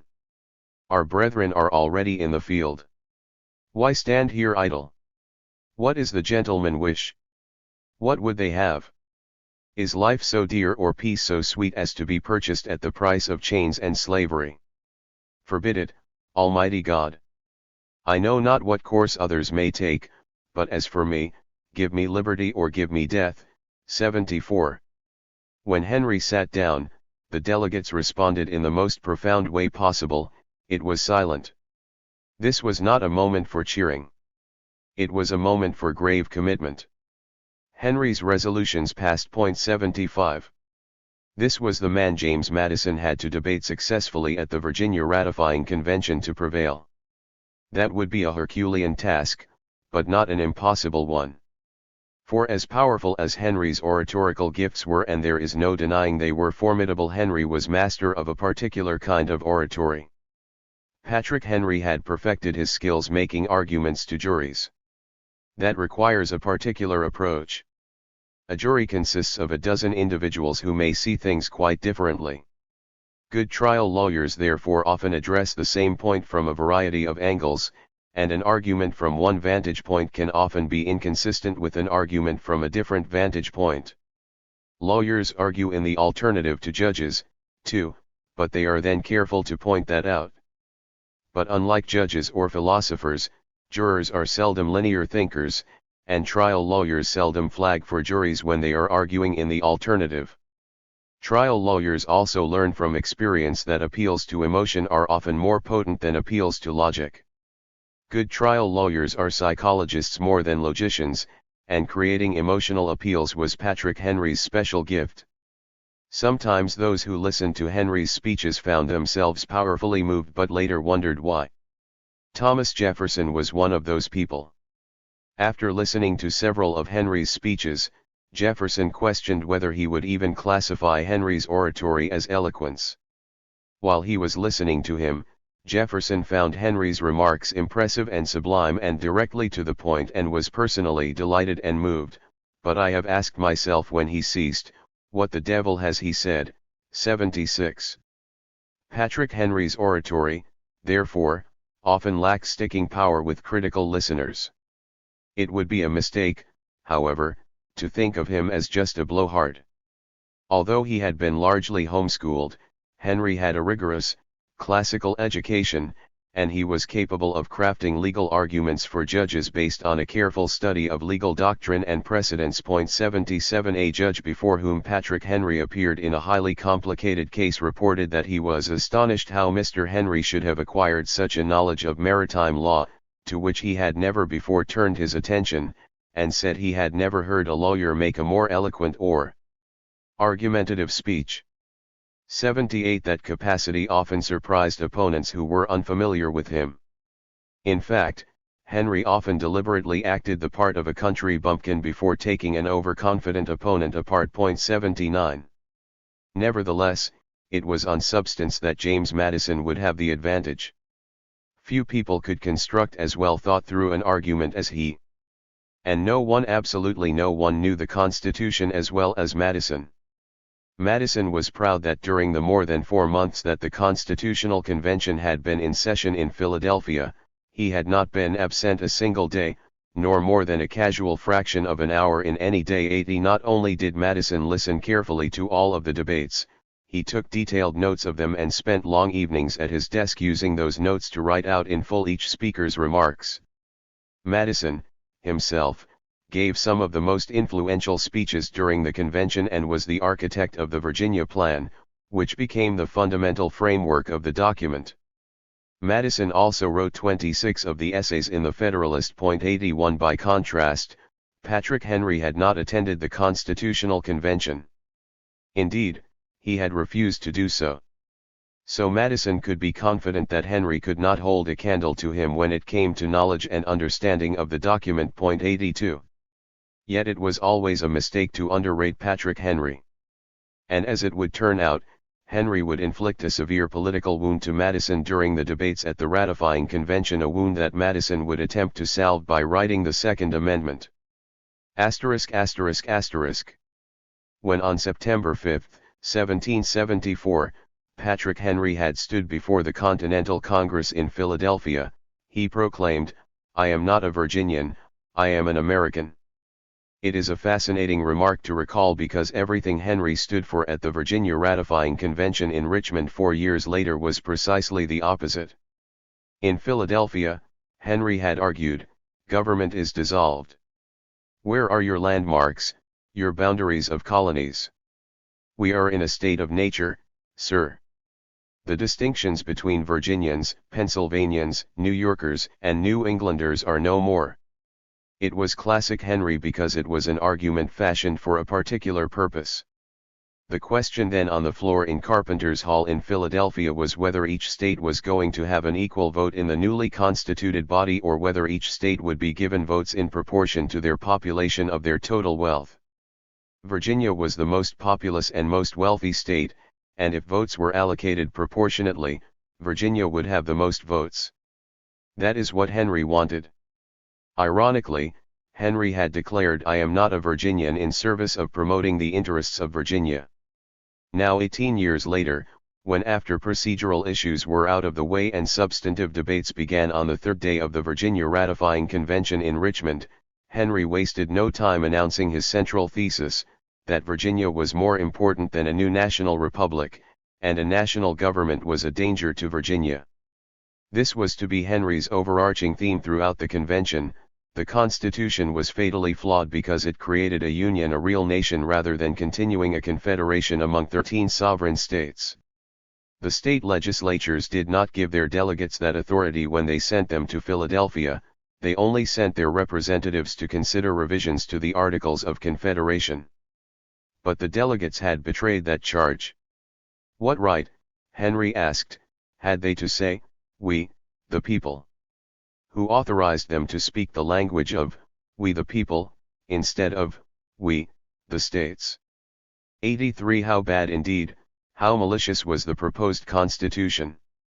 Later during the convention, Henry would call the Constitution the most fatal plan that could possibly be conceived to enslave a free people. 84 Thus, while some anti-federalists were open to ratifying the Constitution if only particular defects could be corrected, Henry was clearly opposed to a union under any circumstances.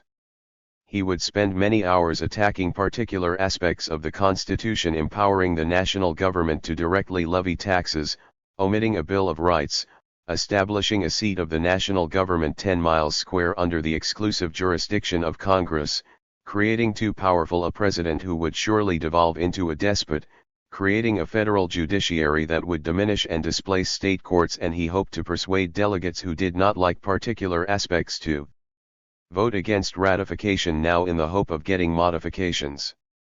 But to Henry himself particular objections were not the point, they were merely one example after another of a model of government that should be rejected root and branch. The core problem was that the new constitutional design would destroy liberty.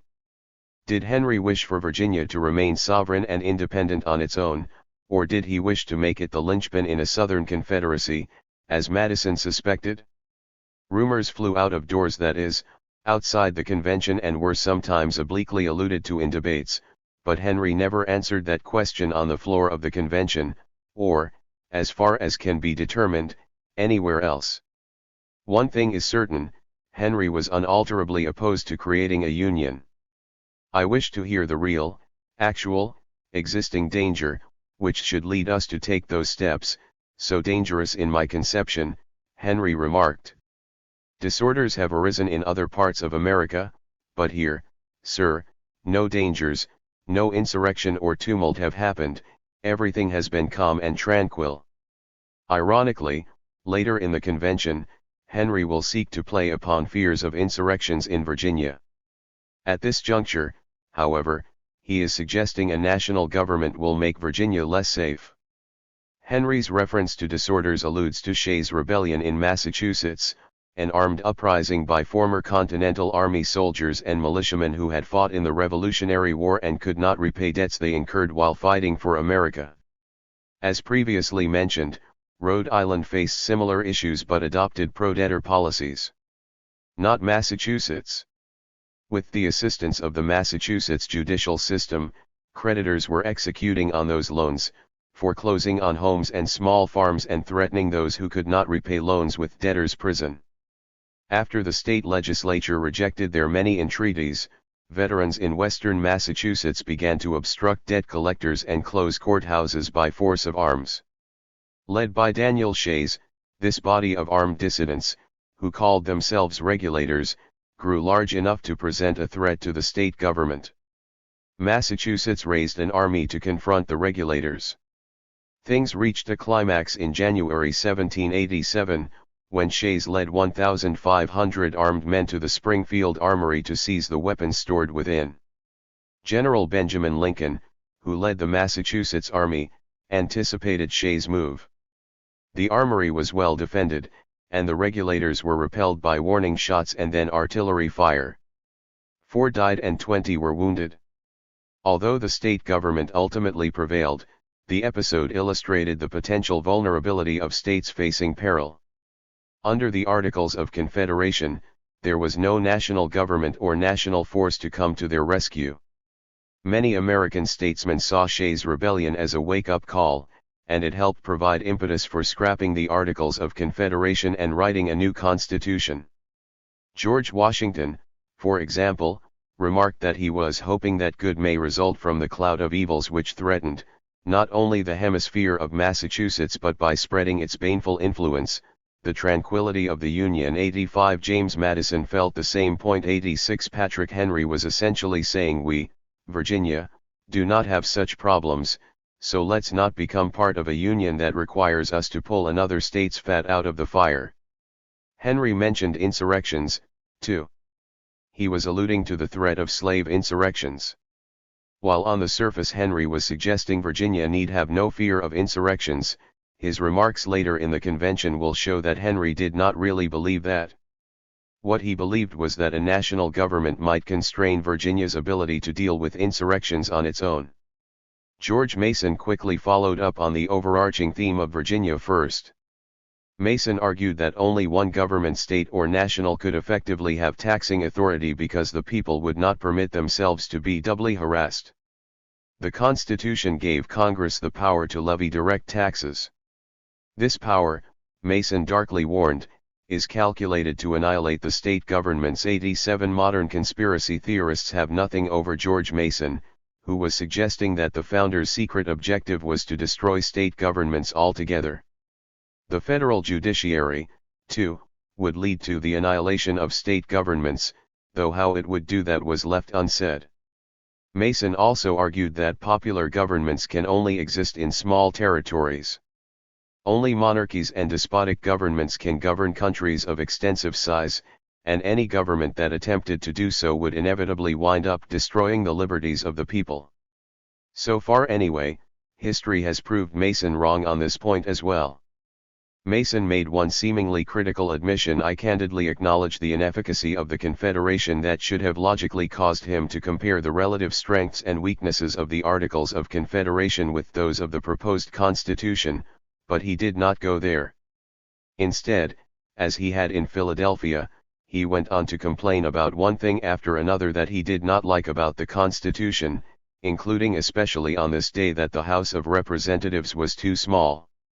Mason never grappled with the alternatives, namely, either continuing under the ineffectual Articles of Confederation, or, should at least 9 states ratify, being left out of the new United States.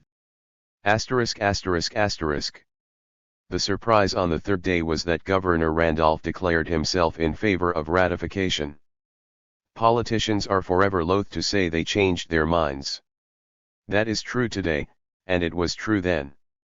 Randolph, therefore, offered a not entirely coherent explanation about why, a little more than 9 months earlier at Independence Hall in Philadelphia, he had refused to sign the Constitution but was now in favor of ratifying it. He had not signed in Philadelphia because he wanted amendments, Randolph explained. He would make the same choice again. Yet the spirit of America depends upon a combination of circumstances which no individual can control. He still wanted improvements, explained the governor, but I never will assent to any scheme that will operate a dissolution of the Union, or any measure which may lead to it. It may not have been a clear explanation about why he had changed his position without changing his mind, but one thing was clear: Randolph was unequivocally in favor of ratification. Madison was surely pleased. But the convention had just begun. There was a long way to go. 2. Debate in Richmond. In the middle of the fourth day, Patrick Henry took the floor, and he held it so long that the other delegates might have wondered if he would ever again yield it. This was not to be Henry's longest speech at the Virginia ratifying convention. Later he would stay on his feet continuously for a full 7 hours, but it was something of a prelude of what was to come. And over the course of the convention, Henry, although only one of 168 delegates, would take up 20% of the total time. 2. As was characteristic of him, on this occasion he moved from topic to topic, sometimes devoting only a few sentences to one subject before turning to another. He could not have been working from any organized system of notes. His speech resembles a free flow of consciousness. He began with rights not protected by the Constitution: rights of conscience, trial by jury, freedom of the press, and then uttered what has become one of his most famous pronouncements: liberty, the greatest of all earthly blessings, give us that precious jewel, and you may take everything else. 3. He was willing to assume that the leaders of the new United States would be intent on depriving the people of liberty at every turn. Some of his examples involve topics that are important for our purposes. Have we the means of resisting disciplined armies, when our only defense, the militia, is put into the hands of Congress? Henry asked. It is a curious question for 2 reasons. First, it assumes that the militia, if controlled by Virginia, would be able to resist disciplined armies. As we will see, the potency of the militia had been an article of faith before the Revolutionary War, but that faith was utterly demolished during the war. In fact, when in May 1781 a British army commanded by General Charles Cornwallis was invading Virginia from the south, leading citizens, apoplectic at the prospect of relying on the state militia for defense, sent an urgent petition to the state assembly noting that while the militia had previously been considered as the natural strength of a nation, experience had shown otherwise and other measures were necessary to defend the state. It is impossible that an army, chiefly composed of troops without experience, should meet an army of veterans upon equal terms, they observed. 4. The second reason Henry's question was curious is because it assumed that if Congress were to control the militia, it would somehow be destroyed. Henry, in fact, had a particular reason why he feared that might occur, but he did not reveal that quite yet. Instead, he moved quickly on to other topics. One of Henry's remarks is worthy of mention: not because it is directly relevant to our inquiry about the origins of the Second Amendment but because it reveals a weakness of Henry's freewheeling, ad lib approach. Henry complained that the Constitution was too difficult to amend. It would take legislatures in 2/3 of the states to even propose amendments, Henry noted. That meant that a bare majority in 4 small states may hinder the adoption of amendments 5. True enough. But all of the delegates understood quite well that one reason the Philadelphia Convention decided to scrap the Articles of Confederation entirely was that the Articles could only be amended by consent of all of the states. Just one small state could block vitally important amendments. Indeed, just one small state, petty Rhode Island, had been doing so with regularity. These kinds of sloppy arguments might work with some jurors, but they were unlikely to work with delegates who had been elected to the Virginia ratifying convention. Quite the contrary, most delegates were surely thinking, but that's a good reason to prefer the Constitution over the Articles of Confederation. Getting 9 of 13 states to agree may not be easy, but it is much easier than getting all 13 states to agree. This was not Henry at his best. He was only weakening his credibility for when he would turn to issues that would truly concern his audience. Henry also brought up the question of a standing army in this speech, which is something directly related to our inquiry. A standing army we shall have, also to execute the execrable commands of tyranny, Henry declared. As previously mentioned, professional historians believe that the Second Amendment was all about protecting armed militia in order to avoid the necessity of having a standing army. Let's take up the issue of standing armies now, as some background is necessary to explain what Patrick Henry meant by his remark. In 18th century England, Whig ideology held that standing armies were dangerous to liberty. The Whigs were more of a political faction than a political party. In fact, they were really a collection of factions following different leaders with slightly different ideas.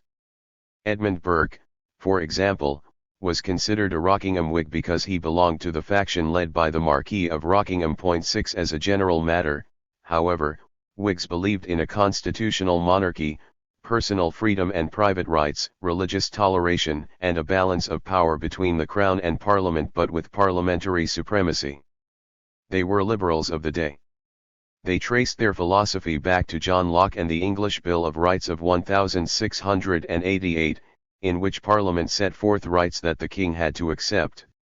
Whig ideology held that standing armies were a threat to liberty. That was largely because the king controlled standing armies and often used them to intimidate Parliament. Standing armies, that is, armies maintained in peacetime, therefore upset the balance of power between the Crown and Parliament. Because Parliament represented the people and protected their freedoms, the Whigs believed that standing armies were a threat to liberty. Whig dislike for standing armies was further exacerbated by English kings employing foreign mercenaries in their armies. These mercenaries had no relationships with or affinities to the British people and thus did not have the same qualms about mistreating the people as English troops had. American revolutionaries were generally devotees of Whig ideology. No taxation without representation was a Whig principle. American mistrust of standing armies, rooted in Whig ideology, became even more intense as British forces became increasingly perceived in America as a hostile occupying force. Moreover, as American revolutionaries were trying to coax the colonies to take up arms against Britain, which had one of the most powerful armies and navy in the world, it became useful to promote and believe in the idea that citizen militia could defeat a professional army. The argument was that citizen militiamen would be superior soldiers because they were more virtuous than professional soldiers. We can add to the mix that England did, in fact, engage Hessian mercenaries in the Revolutionary War, and thus other of the dreaded evils of standing armies became realized in America. Hence, before the war and during the earliest days of the war, when the militia won victories at Lexington and Concord, American antipathy for standing armies was strong. But that did not last. Faith in the citizen militia did not stand up to reality. By the end of the war, there were not many knowledgeable Americans who still believed that a citizen militia could effectively fight against a professional army. there was still plenty of soapbox rhetoric praising the militia and wailing about the evils of standing armies, particularly by politicians in 4th of July type speeches, but most knowledgeable Americans no longer took it seriously. Especially when it counted. One time it counted a great deal was at the Constitutional Convention in Philadelphia. The Constitution gave Congress the power to raise armies and a navy, and it also gave Congress the lion's share of power over the militia. To be specific, here are the provisions set forth in Article I, Section 8 of the Constitution. The Congress shall have the power to raise and support armies, but no appropriation of money to that use shall be for a longer term than 2 years. To provide and maintain a navy.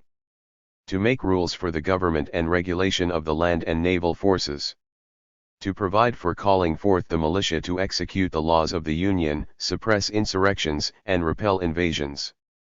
To provide for organizing, arming, and disciplining the militia, and for governing such part of them as may be employed in the service of the United States, reserving to the states respectively, the appointment of the officers, and the authority of training the militia according to the discipline prescribed by Congress. Thus, the convention decided to leave it up to Congress, as a matter of policy, how much to rely on standing armies and a navy and how much to rely on the militia. The only restriction is that Congress cannot fund armies for more than 2 years at a time. George Mason and Elbridge Gerry of Massachusetts, who would be the third delegate to refuse to sign the Constitution, wanted further restrictions.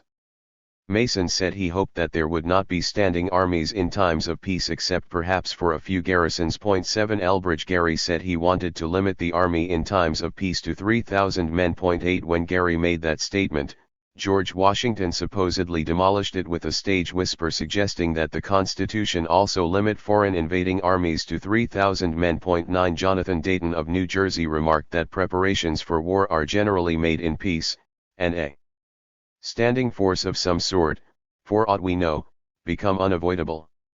10 Charles Pinckney of South Carolina said he had but a scanty faith in militia and that here must be also a real military force. 11 These delegates knew something of which they spoke. Dayton had served in the Continental Army during the war and saw action in the Battle of Yorktown. Pinckney had served in the militia and fought in the battles of Savannah and Charleston. Following these remarks and whatever snickering ensued from Washington's side, remarked neither Gerry nor anyone else had the temerity to make a motion restricting the size of peacetime armies. Later during the Philadelphia Convention, James Madison offered a motion proposing to add the following to the Constitution: as the greatest danger is that of disunion of the states, it is necessary to guard against it by sufficient powers to the common government, and as the greatest danger to liberty is from large standing armies, it is best to prevent them, by effectual provision for a good militia. 12 Madison was suggesting somewhat between the lines in this language, but quite expressly, in debate on the convention floor, that federal control was the best hope for an effective militia. The states neglect their militia now, he told the convention. 13 Edmund Randolph agreed, noting that members of the state legislatures were too interested in courting popularity to enforce proper discipline over the militia. 14 Even this modest attempt to include in the Constitution a non-binding expression of sentiment disfavoring standing armies was overwhelmingly rejected. Only 3 states supported it, 9 were opposed. Still later in Philadelphia, George Mason tried yet again.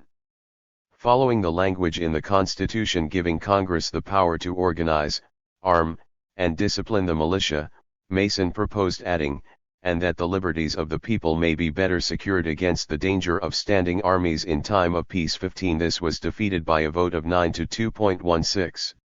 So this principle of Whig ideology no longer had much support in America as a whole after the Revolutionary War. Perhaps Patrick Henry thought it had more support within Virginia. After all, in Philadelphia 3 Virginians, Madison, Mason, and Randolph, voiced concerns about peacetime armies. But while Henry and other anti-federalists often mentioned the bugaboo of standing armies, they seldom dilated on the evils of standing armies per se. Rather, they made standing armies and militia two sides of the same coin. While they repeatedly associated standing armies with tyranny, their real emphasis was on the militia side of the coin.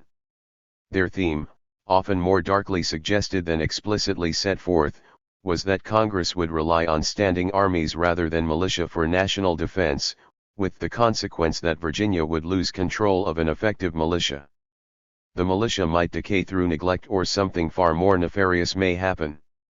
They hoped this theme would resonate because everyone in Virginia understood that, regardless of how ineffective they might be against an invading army, the militia was absolutely critical to the Commonwealth of Virginia. Patrick Henry wasted little time deploying this line of attack. When he rose on Thursday, June 5, the second day of substantive debates at the convention, he rattled off many objections to the Constitution, its failure to protect rights of conscience, jury trials, and freedom of the press, among them, and then turned to the double-sided coin. "We are going to lose control of our militia," he warned, though his first, brief suggestion was that this would leave Virginia vulnerable to foreign attack. "Have we the means of resisting disciplined armies, when our only defense, the militia, is put in the hands of Congress?" he asked. 17 He then immediately veered off onto other topics for quite a while before returning again to the double-sided coin, first rather obliquely. "Your arms, wherewith you could defend yourselves, are gone," Henry declared, followed shortly by, "Standing army we shall have, also, to execute the execrable commands of tyranny," followed in turn shortly by, "You will not have a single musket in the state, for, as arms are to be provided by Congress, they may not furnish them." 18 If these comments, interspersed with unrelated remarks, seemed too disjointed to be entirely clear, Henry soon put things in context. "Let me here call your attention to that part which gives the Congress power to provide for organizing, arming, and disciplining the militia, and for governing such part of them as may be employed in the service of the United States, reserving to the states, respectively, the appointment of the officers, and the authority of training the militia according to the discipline prescribed by Congress. By this, sir, you see that their control over our last and best defense is unlimited. If they neglect or refuse to discipline or arm our militia, they will be useless. The states can do neither, this power being exclusively given to Congress. The power of appointing officers over men not disciplined or armed is ridiculous, so that this pretended little remains of power left to the states may, at the pleasure of Congress, be rendered nugatory. Our situation will be deplorable indeed. 19. What was Henry driving at? Without spelling it out in so many words, he was raising the specter of the federal government using its newly acquired powers over the militia to subvert the slave system indirectly. He was suggesting that Congress, controlled in the future by an abolitionist North, might use its constitutional authority to arm the militia to, in effect, disarm them. He did not need to explain further why that would render Virginia's situation deplorable. Everyone in Richmond would have understood this to be the import of his remarks. When proceedings resumed on the next morning, Friday, June 6, Edmund Randolph attempted to turn Henry's argument on its head. Virginia was indeed vulnerable, he suggested, but this meant it needed to be part of a strong union that could come to its aid. Virginia could easily be invaded by sea, and it was menaced by cruel savages to the west who might be induced by foreign enemies to attack Virginians, noted the governor. 20 Then he dealt in greater length with the more pressing concern. There is another circumstance that renders us more vulnerable. Are we not weakened by the population of those we hold in slavery? The day may come when they may make impression upon us.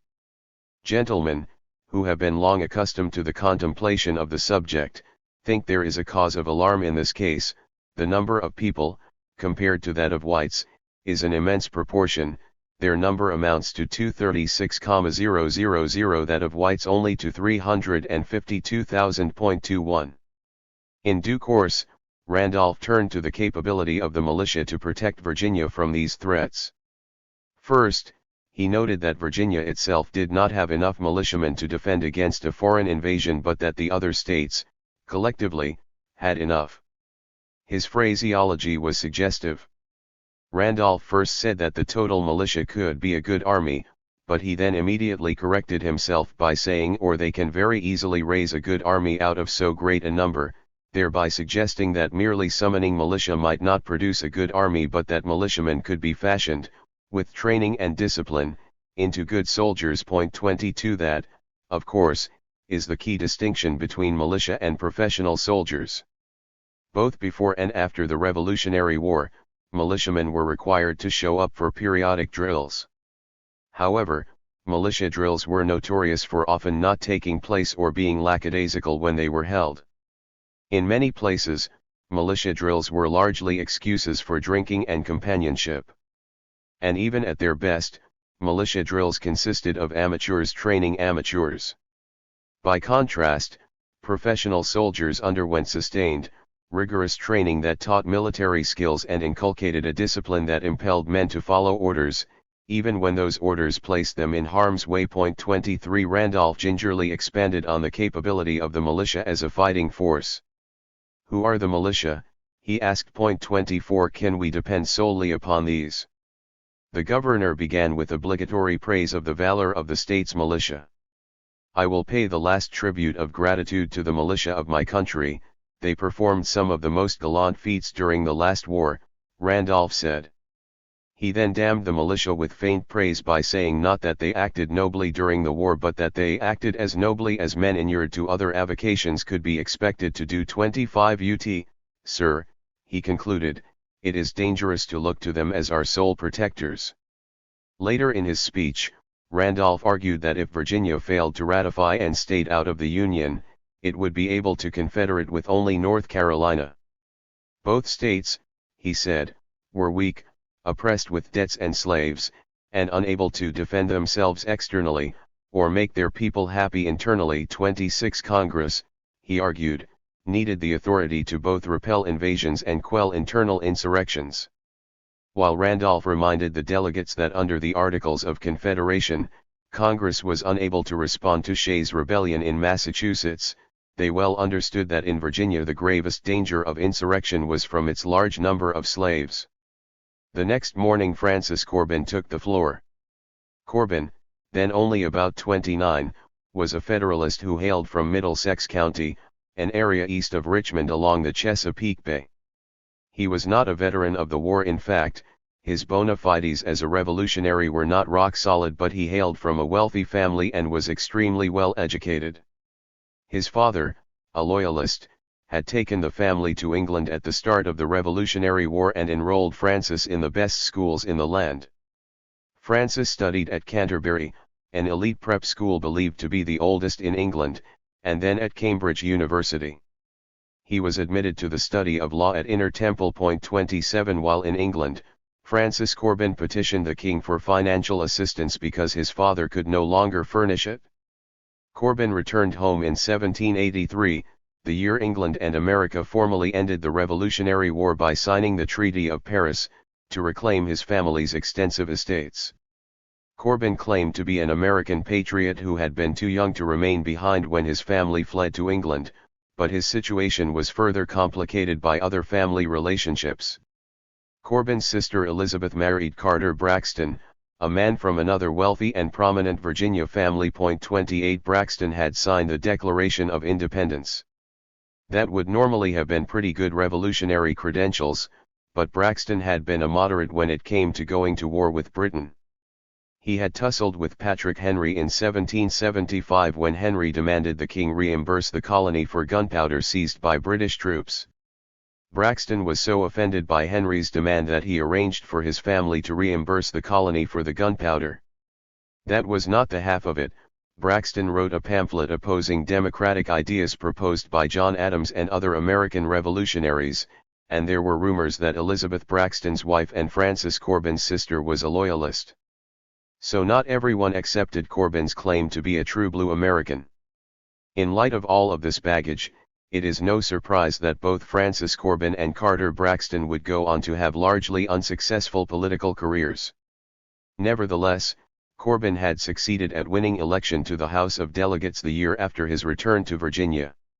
It had, in fact, been on Corbin's motion that the House of Delegates voted to hold the Virginia Ratifying Convention, to which Corbin was also later elected. Corbin carried the professional versus amateur thesis a bit further. For Virginia to have good soldiers and good farmers, Corbin said, Some members of the community would have to be exclusively inured to its defense while other members devoted themselves to cultivating the soil. 29 In other words, Virginia needed professional soldiers just as much as it needed professional farmers. Corbin argued that if Virginia's defense be solely entrusted to militia, ignorance of arms and negligence in farming will ensue, and the state would have neither competent soldiers nor competent farmers. Corbin also went after Patrick Henry's great strength directly, namely, his oratorical gifts, and called attention to Henry's dramatic delivery not always being accompanied by sound reasoning. No man admires more than I do his declamatory talents, Corbin declared, but I trust that neither declamation nor elegance of periods will mislead the judgment of any member here, and that nothing but the force of reasoning will operate conviction. 30 Corbin's speech was well reasoned, but just how persuasive he was is another matter. Historian Harlow Giles Unger writes that Corbin's distinct English accent, regal dress, and aristocratic airs and his failure to fight in the war clearly annoyed backcountry delegates. 31. When Corbin sat down, Patrick Henry rose and invited Edmund Randolph to continue remarks Randolph began the day before. Henry said he would listen patiently to Randolph and wanted to know everything he could urge in defense of the new system of government proposed by the Constitution. It is a strange request from a man who had no intention of listening with an open mind to anything Randolph had to say. But Patrick Henry had something else in mind. He was an experienced and wily enough advocate to recognize that sound arguments were only going to go so far. Human beings are moved by a host of factors besides rational analysis. Other Federalists had already accused Henry of fear-mongering, and they had even uncharitably suggested that Henry's rhetorical gifts were deserting him. 32. But Henry was not to be deterred. He recognized that one obstacle to victory was the personal appeal of the popular governor. Henry fancied himself an effective counterpuncher, so he undoubtedly expected to be able to jab at whatever arguments Randolph raised. But Henry's target was not so much Randolph's arguments as the man himself. Could Henry discredit Randolph's support for the Constitution? If so, that would go a long way. And Henry had something to work with, something that surely rankled him and his fellow anti-federalists, Randolph's flip. As we already know, Randolph refused to sign the Constitution in Philadelphia, but he advocated for its ratification in Richmond and had failed to offer a truly plausible explanation for his conversion. Henry and the Anti-Federalists suspected that something had happened to cause Randolph to flip, something that Randolph did not want to admit, something concealed, something untoward. Just a smidgen of innuendo might set delegates' minds racing. And innuendo was one of Henry's specialties. It is reasonable to suspect, therefore, that Henry's strategy here was to invite Randolph to become even more prominently associated with the Federalist cause, and then to use the flip to call into question both Randolph and ratification. If this were a trap, Randolph himself, supremely confident, had no intention of avoiding it. He took the floor and spoke for quite a long time. He particularly honed on the anti-federalist argument that giving Congress the power to levy direct taxes would unduly enhance national power and diminish state power. The Articles of Confederation had denied Congress the power to tax, thereby forcing the national government into the role of beggar. When Congress decided what requisitions were needed from the states to fund national operations, it could only request that states tax their own citizens to raise the state's contribution. Henry and Mason repeatedly argued that this was preferable because the states knew best how to tax their own citizens. They further argued that Congress should only be permitted to levy taxes if and when states failed to pay requisitions voluntarily. 33 Randolph asked the delegates to consider how, even just within a state, such a system would work. Suppose, for a moment, the only existing mode of raising revenue in Virginia to be that of requisitions. Suppose your requisitions sent on to every county, say that money is wanted, assume the most pressing language: we earnestly entreat you, we humbly supplicate and solicit you would furnish us with 1,000 or 100 pounds, to defray the necessary charges of our government. What would be the result of such applications for voluntary contributions? You would be laughed at for your folly, for thinking human nature could be thus operated upon. From my knowledge of human nature, and of my countrymen, I am perfectly certain this would be the case. 34. Pressing the point perhaps more than necessary, Randolph used it to comment again on the superiority of regular troops over militia. What would be the result of a state's refusal to pay requisitions deemed essential by the national government? Civil war, Randolph answered. The national government would use the army to compel compliance, and Virginia would find itself in dire straits. Have we any troops but militia to confront those disciplined bands that would be sent to force our compliance with requisitions? He asked. 35. Madison followed Randolph with a long and reasoned speech, but Madison was feeling ill. 36. Although he persevered, he was not at his most effective. According to his own description, Madison was extremely feeble at this point in the convention, and Federalists were worried about him and their cause. When Patrick Henry took the floor again, he ignored Madison's remarks. Henry was ready to execute his strategy against Randolph. It was a marathon speech and dealt with a multitude of issues. At one point, Henry turned to Edmund Randolph, referred to him by name, and said, "That system which was once execrated by the honorable member must now be adopted, let its defects be ever so glaring.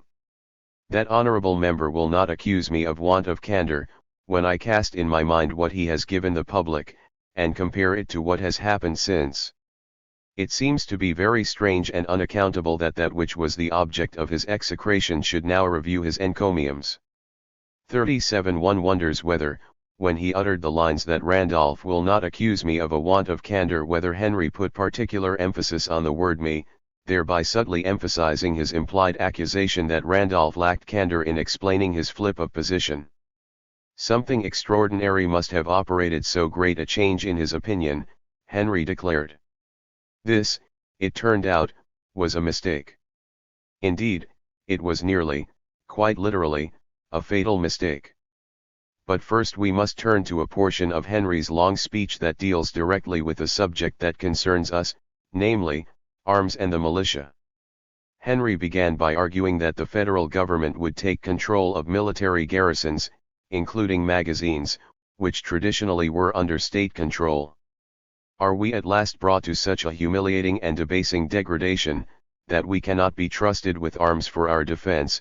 He asked. 38. If our defense be the real object of having those arms, in whose hands can they be trusted with more propriety, or equal safety to us, as in our own hands? Notice the droplet of innuendo in the phrase "if our defense be the real object of having those arms."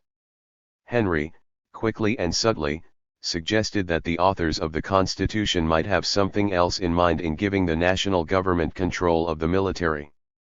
Henry did not say what that true objective might be.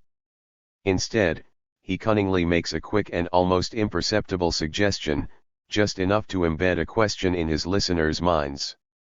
Then, reading from Article I, Section 8, of the Constitution, Henry said, "The clause which says Congress shall provide for arming, organizing, and disciplining the militia, and for governing such part of them as may be employed in the service of the United States, reserving to the states respectively the appointment of the officers, seemed to put the states in the power of Congress. I wish to be informed, if Congress neglected to discipline them, whether the states were not precluded from doing it. Not being favored with a particular answer, I am confirmed in my opinion, that the states have not the power of disciplining them, without recurring to the doctrine of constructive implied powers.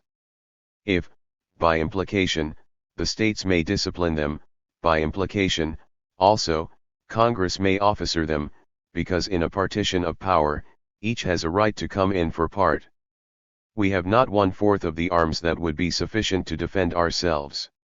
The power of arming the militia, and the means of purchasing arms, are taken from the states by the paramount powers of Congress. If Congress will not arm them, they will not be armed at all." 39. Henry quickly tied this to the anti-federalist objection to giving the federal government taxing power. Henry said, "Congress, by the power of taxation, by that of raising an army, and by their control over the militia, have the sword in one hand, and the purse in the other." He pretty quickly followed this with, give us at least a plausible apology why Congress should keep their proceedings in secret. 40 Henry proceeded to hold forth for a while about the evils of Congress deliberating and legislating in secret. To modern ears, the concern about congressional secrecy may seem strange. In the more than 200 years of its history, Congress has conducted nearly all of its business and all acts of legislating in public. In the modern age, proceedings on the floor of both chambers and many committee hearings are televised, and before that citizens had quick access to transcripts of proceedings through the congressional record. Members of Congress do not shun limelight, they bathe in it. However, Henry and other anti-federalists in Richmond had been making hay out of the clause in the Constitution that requires each House of Congress to keep a journal of proceedings, and from time to time publish the same, excepting such parts as may in their judgment require secrecy. 41 Among other things, they had been arguing that since Congress was only required to publish its proceedings from time to time, Congress would keep its proceedings secret for very long stretches of time. This portion of Henry's remarks, therefore, had an artful symmetry. He began with a subtle suggestion about dark motives of the authors of the Constitution, and he closed with another subtle suggestion that these authors had shrewdly inserted a mechanism to keep Congress's conduct secret. At this juncture, Henry did not say what these nefarious motives might be. He merely planted seeds. Patrick Henry was followed by Henry Lee Jr., who was best known by his nickname Light Horse Harry. 42 Although Lee was only 32 years of age, there was no one at the Richmond Convention whose voice was more respected on military affairs. During the war, Lee had commanded an elite corps of light cavalry and infantry known as Lee's Legion. It was a light corps because it traveled light, without tents, wagons, or baggage carried by other units, giving it speed and mobility. Its specialties included surveillance and raiding the enemy, often to disrupt chains of supply and communications. Lee's Legion was also exceedingly proficient in combat, a sort of 18th century equivalent of the Green Berets. And, in fact, its troops wore distinctive green jackets. Light Horse Harry was a scion of one of Virginia's most distinguished families. He graduated from what is today Princeton University at 17. Under different circumstances, he would have been sent to London to study law, but America was going to war and Lee was instead commissioned as a captain in the Virginia Cavalry. Within the year, that unit was absorbed into the Continental Army.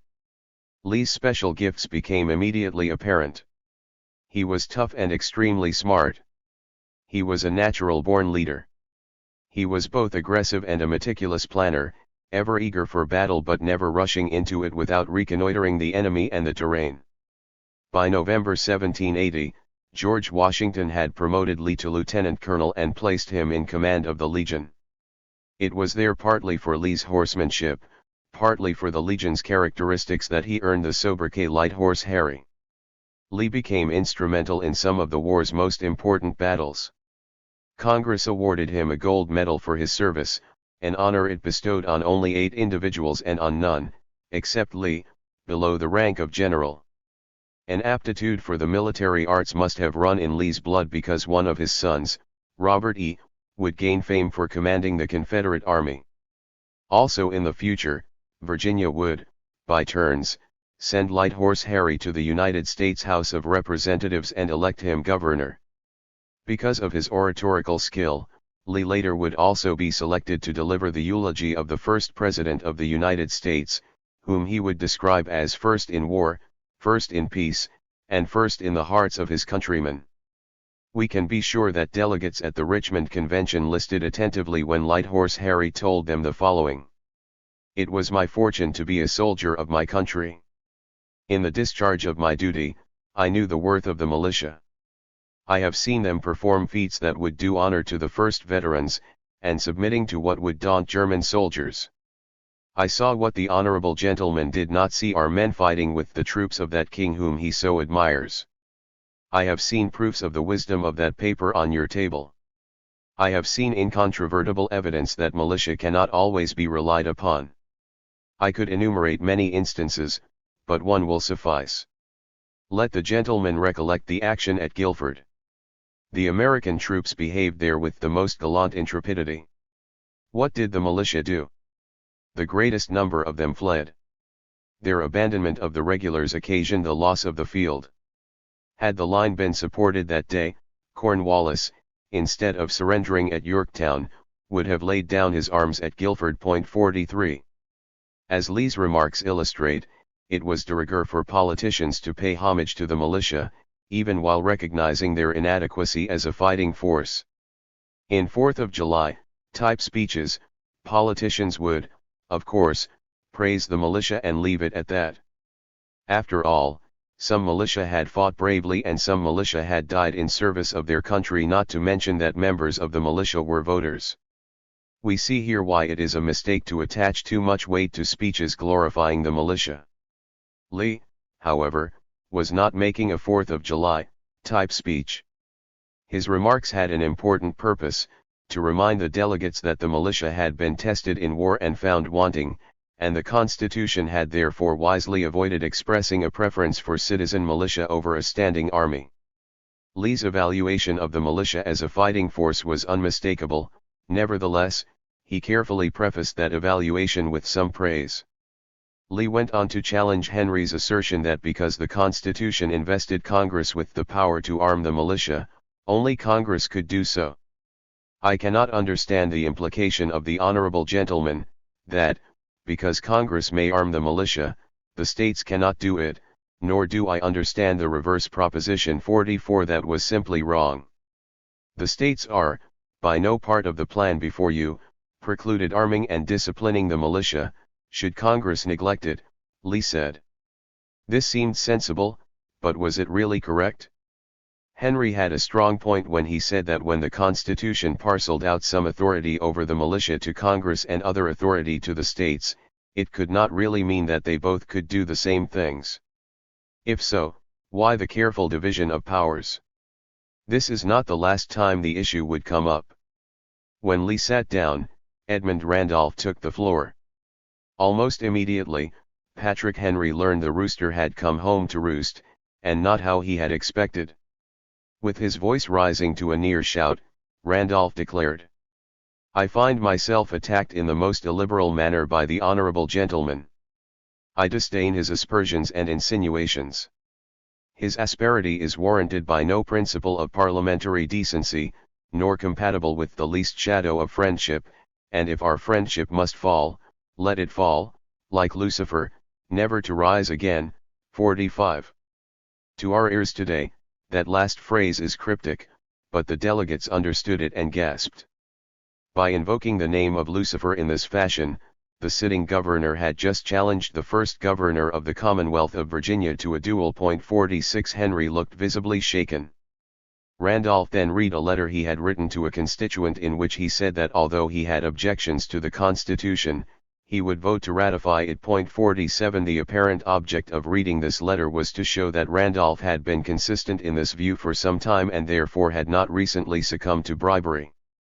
This gave Henry a moment to reflect. Henry was then 48 years old but looked and acted much older. Randolph was a vigorous 35. There was little doubt who had better odds in a duel. Henry rose.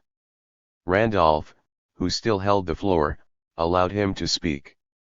The transcript of the convention reads as follows: declared that he had no personal intention of offending anyone, that he did his duty, but that he did not mean to wound the feelings of any gentleman, that he was sorry if he offended the honorable gentleman without intending it, and that every gentleman had a right to maintain his opinion. 48 All eyes turned back to Randolph. Would he accept this apology? Randolph did accept it. He added, however, that if Henry had not made this concession that he, Randolph, had been prepared to make some men's hair stand on end, by the disclosure of certain facts. 49 Now it was Henry's turn to be indignant but not too indignant. He did not want to risk a renewed challenge to a duel.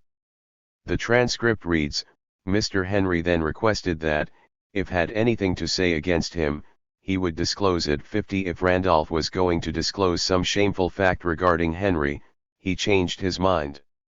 Instead, Randolph read at some length portions of two public letters he had written to constituents stating that he supported the Union, at least one of which he publicly made available to constituents before his election as a delegate to the Richmond Convention.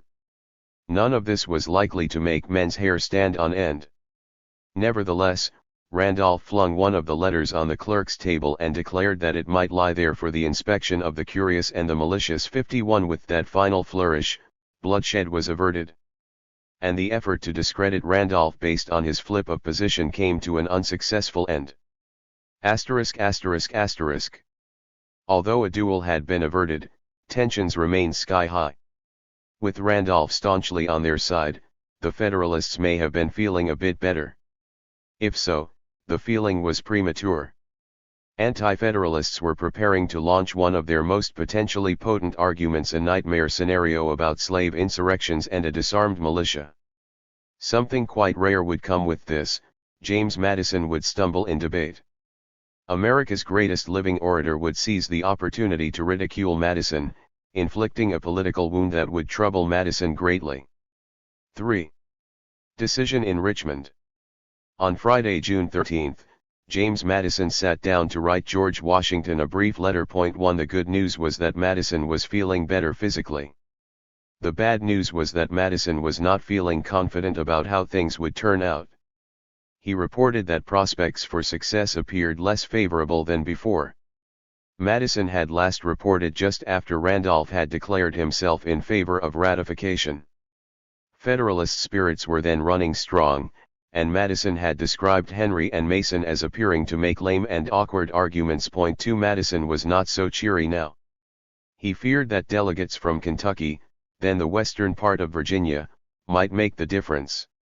In fact, the Anti-Federalists had been hammering away on an issue important to those delegates: navigation rights to the Mississippi River, and suggesting that the northern states would be all too willing to give those away to Spain in return for some trading advantage.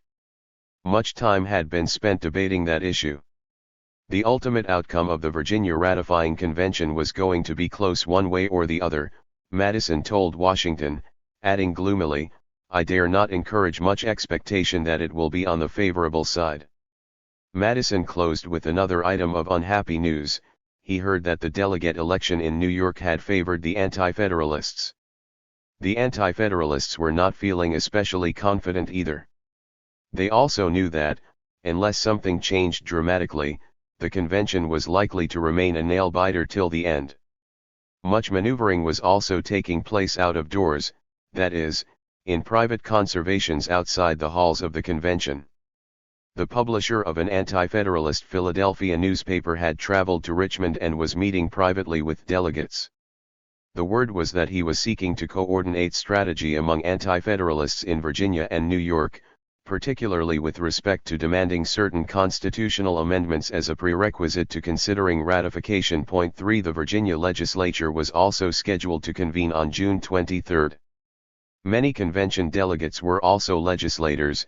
They couldn't be at two places at one time, and Federalists feared that the convention would disintegrate if it had not concluded its business by then.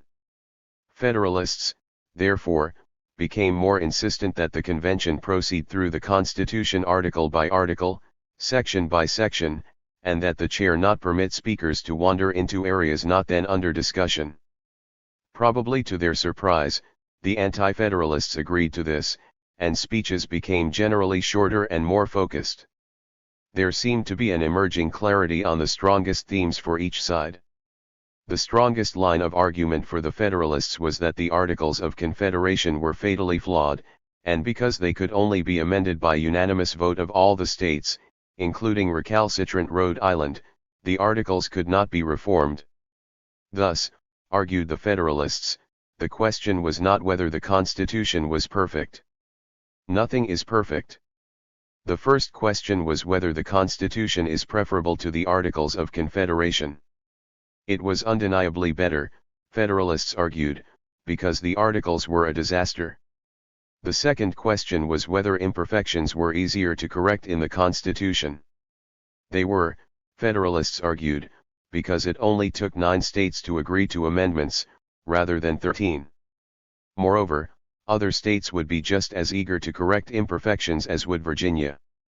The Anti-Federalists continued a scattershot approach. The Constitution was filled with perils, they argued. They characterized every objection in apoplectic terms. George Mason, for example, called the provision giving the federal government exclusive authority to impose customs and duties one of the most wanton powers of the general government. 5. Predicted with assurance that the president would be continued in office for life. 6. Said the vice president appears to me to be not only an unnecessary but a dangerous officer. 7. Declared the provision giving the president the power to make treaties with the consent of 2/3 of the Senate a most dangerous clause. 8. And called federal courts disgraceful and dangerous and said they would utterly destroy the state governments. 9. And those remarks were all on just one single and typical day. 10. Meanwhile, the anti-federalists put increasing emphasis on the absence of a Bill of Rights. Originally, the Federalists, and especially Madison, argued that a Bill of Rights was either unnecessary or even unwise because it could never be complete, which would open a door for arguments that rights that were not listed had been deliberately omitted and therefore did not exist. But now Federalists were increasingly arguing that a Bill of Rights could easily be added through the constitutional amendment process. In a long speech 2 days earlier, Madison had touched on many themes, including why a strong federal government was essential to both national and state safety and security. If the federal government could not derive revenue from taxes, it would not be financially able to afford an army. The inability of the government to raise and support regular troops would compel us to depend on militia, Madison observed. 11. That would risk national annihilation. 12. Moreover, in such a crisis the southern states would be the most defenseless and exposed on account of circumstances which render them still more vulnerable, which do not apply to northern states. 13. Madison, of course, was alluding to the vast numbers of slaves, whom the South would be obliged to control and whom an invader might try to encourage to revolt. During the same speech, Madison made an observation that was not only prescient but is, in hindsight, also ironic and sad. If America were weak, financially and militarily, it would be unable to stay out of European wars notwithstanding its best efforts, including a policy of remaining determinately neutral. That was because, Madison explained, as long as they could do so with impunity, combatants would seize American ships carrying property belonging to their enemies.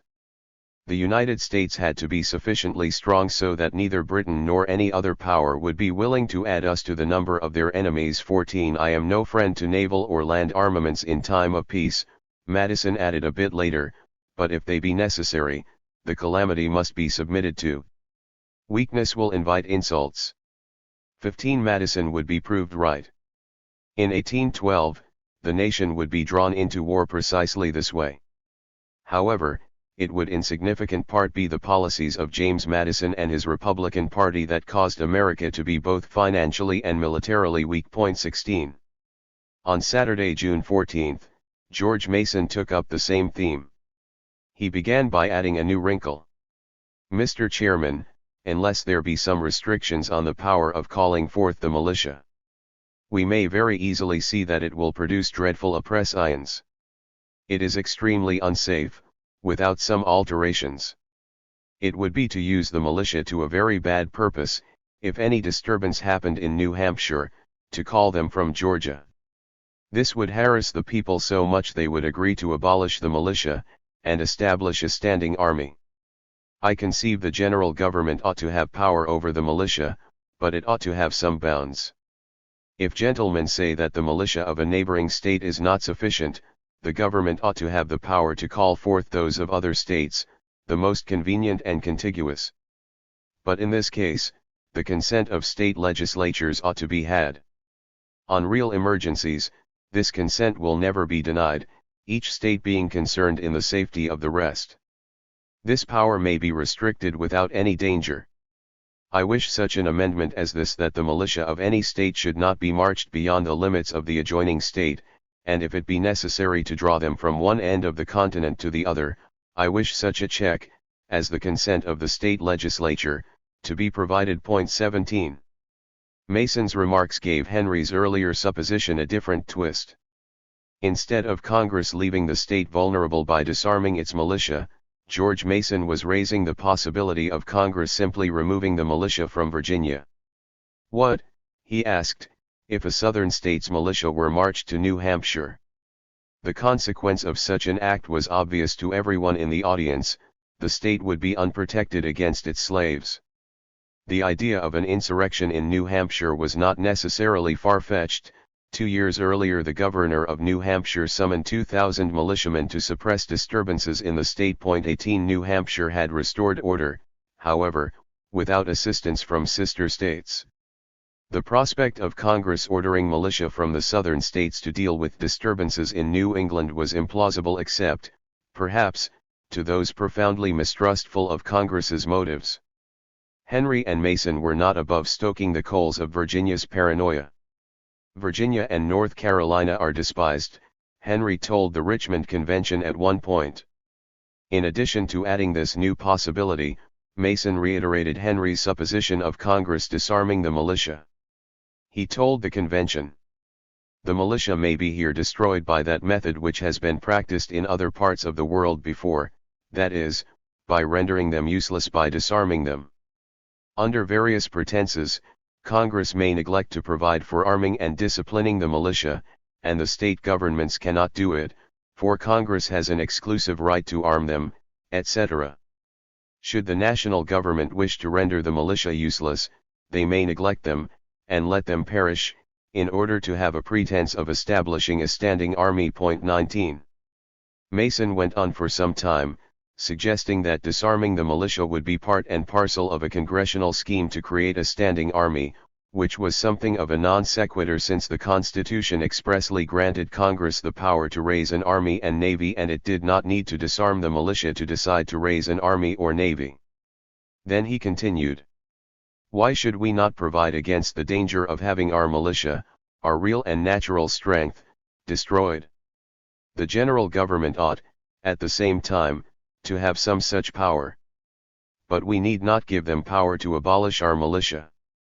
If they neglect to arm them, and prescribe proper discipline, they will be of no use. I am not acquainted with the military profession. I beg to be excused for any errors I may commit with respect to it. But I stand on the general principles of freedom, whereon I dare to meet anyone. I wish that, in case the general government should neglect to arm and discipline the militia, there should be an express declaration that the state governments might arm and discipline them. With this single exception, I would agree to this part, as I am conscious the government ought to have the power." 20. Mason's stories were contradictory.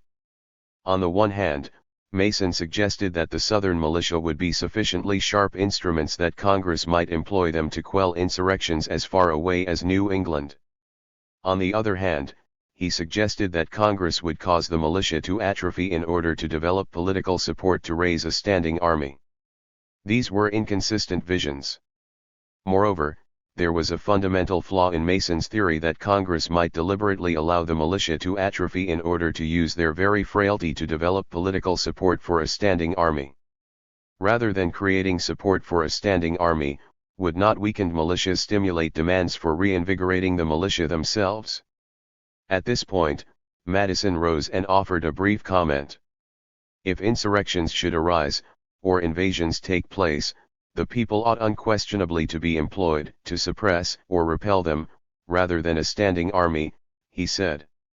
The best way to do these things was to put the militia on a good and sure footing, and enable the government to make use of their services when necessary. 21 While Madison was agreeing with Mason about the undesirability of a standing army, he was saying something quite different about the militia. Mason was warning that Congress would affirmatively do something to interfere with the militia, while Madison was suggesting the federal government was needed to put the militia on a good and sure footing. Madison's interjection was very brief, no more than a minute, and it did nothing to deflect the trajectory of Mason's argument. Mason continued with this fever dream of Congress, one house of which was to be chosen by the state legislatures, and the other house directly elected by the people, so bent upon designs of tyranny that it would do bizarre things to the militia in order to build political support for raising a standing army. Mason had still another idea for how Congress might pursue this goal. His first attempt, Mason predicted, would be to render the service of the militia odious to the people themselves, subjecting them to unnecessary severity of discipline in time of peace, confining them under martial law, and disgusting them so much as to make them cry out, "Give us a standing army." 22. These are curiously roundabout ways of arguing that a standing army must be prevented at all costs. It would be far more straightforward to argue that the Constitution was defective because it gave Congress carte blanche to raise a standing army, and leave the militia out of this argument entirely. Madison would have replied that in Philadelphia Mason and Madison proposed including admonishments against standing armies in the Constitution, but their efforts failed. To which Mason could have replied, "Yes, we tried, but giving Congress unbridled power to raise armies is unacceptable and delegates should vote against ratification on that basis." Instead, Mason created a tortured argument that Congress might do any number of things to the militia, some of them downright weird, as an indirect means of building political support for a standing army, and that in turn would lead to its raising a standing army. This does not make the anti-federalist argument that the Constitution is defective because it empowers Congress to raise a standing army more plausible. Just the reverse. If the genuine concern was about standing armies, just stick to standing armies. Why muddle the point by arguing that degrading the militia would be a prelude to standing armies? Moreover, with all Mason's hand-wringing that Congress might neglect, disarm, remove, or abuse the militia, one might have thought that the militia were strong and well supported by the states. They were not. Far from it. It was universally agreed that states were not making efforts to arm or train their militia for combat. As Madison himself had observed at the Constitutional Convention, the states neglect their militia now. 23. This makes sense only when one realizes that all of this talk about degrading the militia is not, at least primarily, about a standing army at all. It is about the militia. As I shall establish in chapters 4, 5, and 6, and only ask you to accept provisionally until then, Mason's audience knew that the militia were ineffective as a fighting force but indispensable for slave control. The militia did not need to be trained by the federal government for that purpose. Nor did militia have to be armed by government, state, or federal. In the main, they weren't armed by government then, they were simply required to supply their own arms.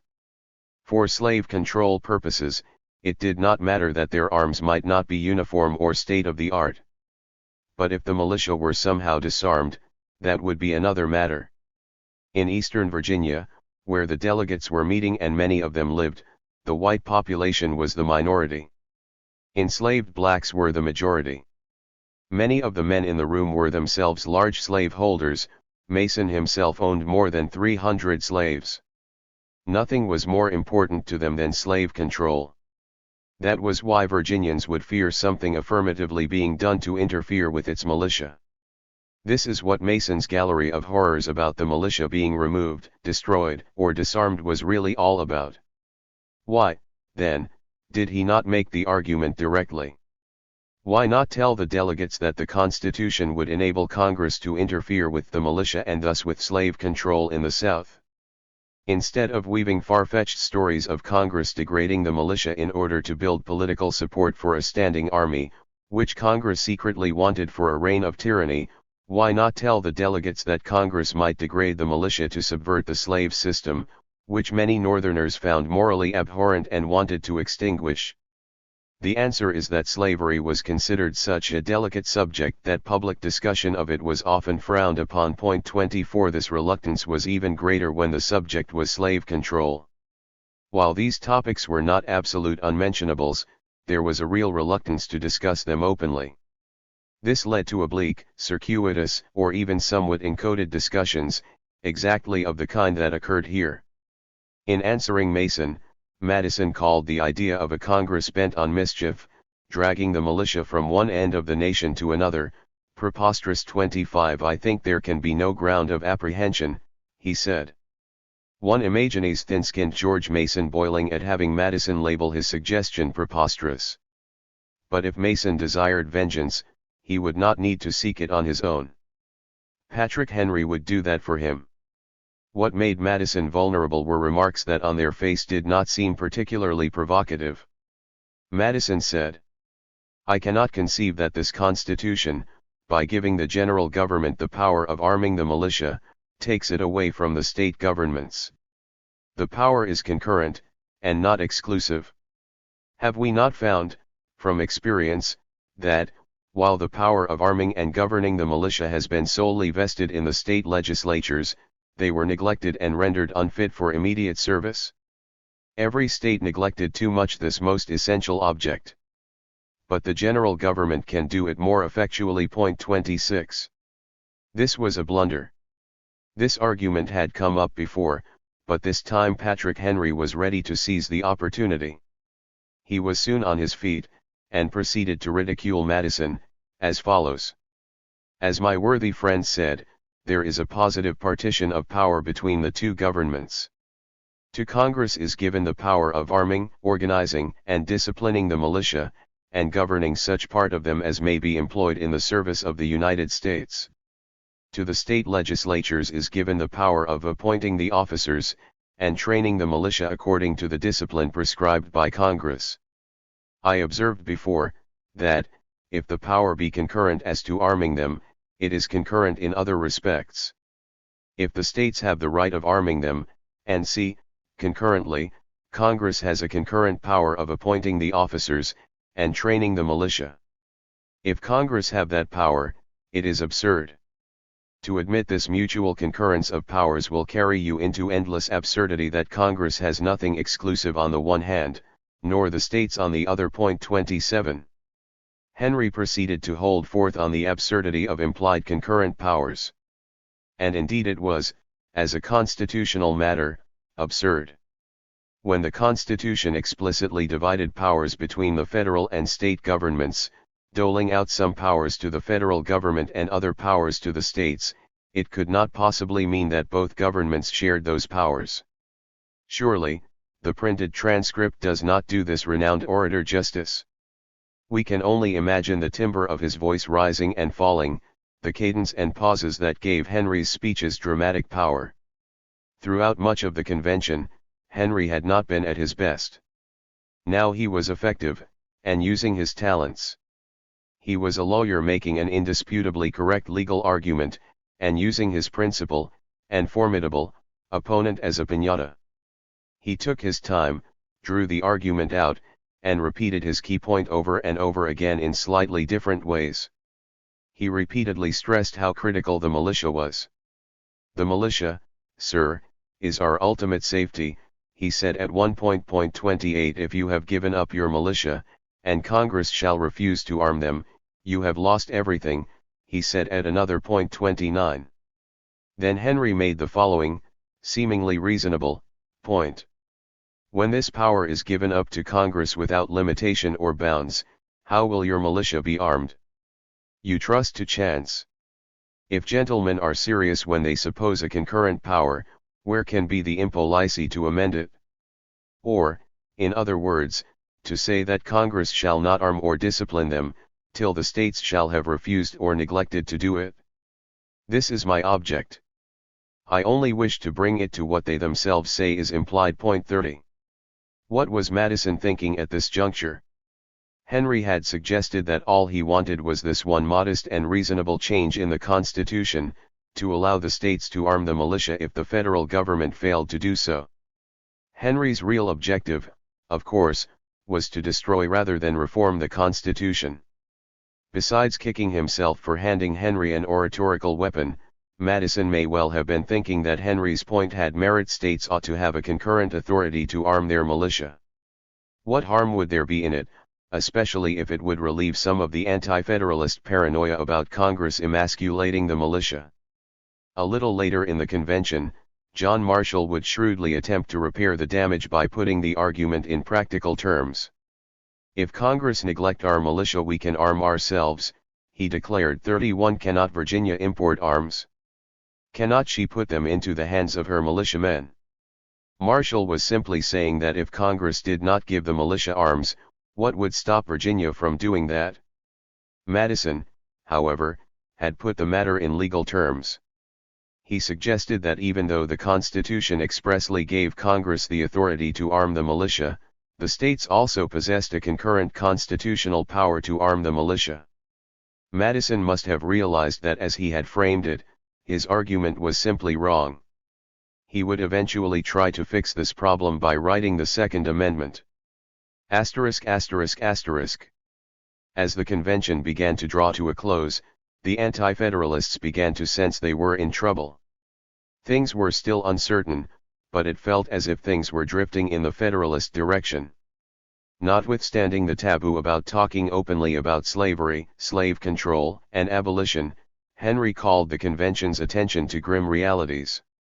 In this state there are 236,000 blacks, and there are many in several other states, he began. 32 But there are few or none in the northern states, and yet, if the northern states shall be of opinion that our slaves are numberless, they may call forth every national resource. Henry suggested that Congress might draft blacks and provide that every black who served in the army would be free. May Congress not say, that every black man must fight? Did we not see a little of this in the last war? He asked. 33. Indeed, they had seen a little of it. During the war, Rhode Island persuaded General George Washington to allow it to raise a segregated regiment consisting mostly of African Americans but also including Narragansett Indians and men of mixed race. Rhode Island promised freedom to any slaves who joined. 34 Washington had agreed because he was desperate for soldiers. Massachusetts followed suit. In August 1778, the Continental Army included 755 black soldiers, who comprised about 5% of the Army's total manpower. There were precious few slaves in either Rhode Island or Massachusetts, and probably most of the black soldiers were freemen at the time they enlisted.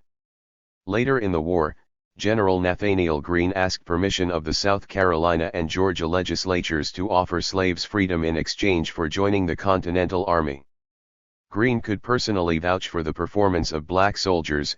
He had seen them fight the Hessians near Newport, and he had commanded the Rhode Island's Black Regiment during the Battle of Monmouth Courthouse. The Georgia legislature dispensed with the proposal without deigning to vote on it. South Carolina, however, took up the proposal as a political courtesy. General John Laurens was advocating for the proposal. Laurens hailed from a prominent South Carolina family. His father, who had recently served as president of the Continental Congress, was a planter and one of the state's largest slaveholders. John had become an ardent abolitionist, and the Continental Congress had granted him permission to recruit 3,000 black soldiers from the South, in exchange for their freedom, provided state legislatures agreed. So in deference to the Laurens family, South Carolina took a vote rejecting the proposal, with 15 in favor and 100 opposed. 35 Instead, South Carolina offered to send black slaves to serve as servants for the Continental Army, provided they were not armed, permanently retained their slave status, and counted toward the state's quota of soldiers. General Greene considered the counter-proposal outrageous and rejected it. Meanwhile, the British Army offered freedom to slaves who fought on their side, and about 700 accepted their offer. 36 After the war, Britain refused American demands that former slaves be returned, even though American claimed the peace treaty required it. 37 That is how far things had progressed along these lines during the Revolutionary War. It was, as Henry said, relatively just a little, but it was more than enough to make the South both fearful and furious.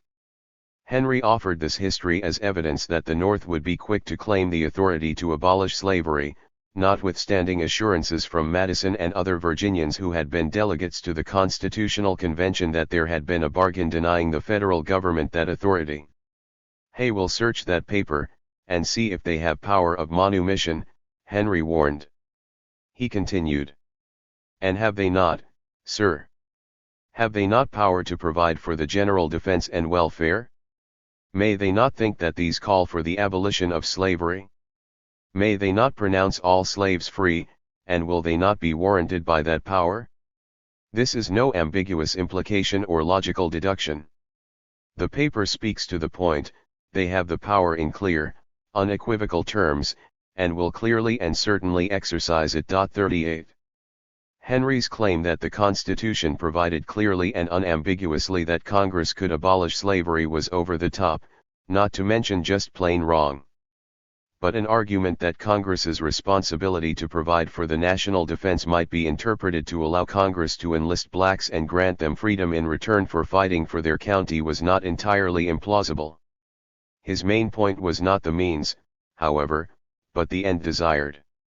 Slavery is detested, he declared. 39 The majority of Congress is to the north, and the slaves are to the south. 40 He and Mason had suggested many ways that Congress might employ to destroy the slave system. There was, Henry was saying, much to fear. One scholar suggests that Henry's speech may have been a mark of desperation. 41 The tide was apparently running in the Federalists' direction. Madison was now privately calculating that the Federalists had a small majority of between 3 and 4 delegates. And Henry's speech may actually have done the anti-Federalist cause more harm than good.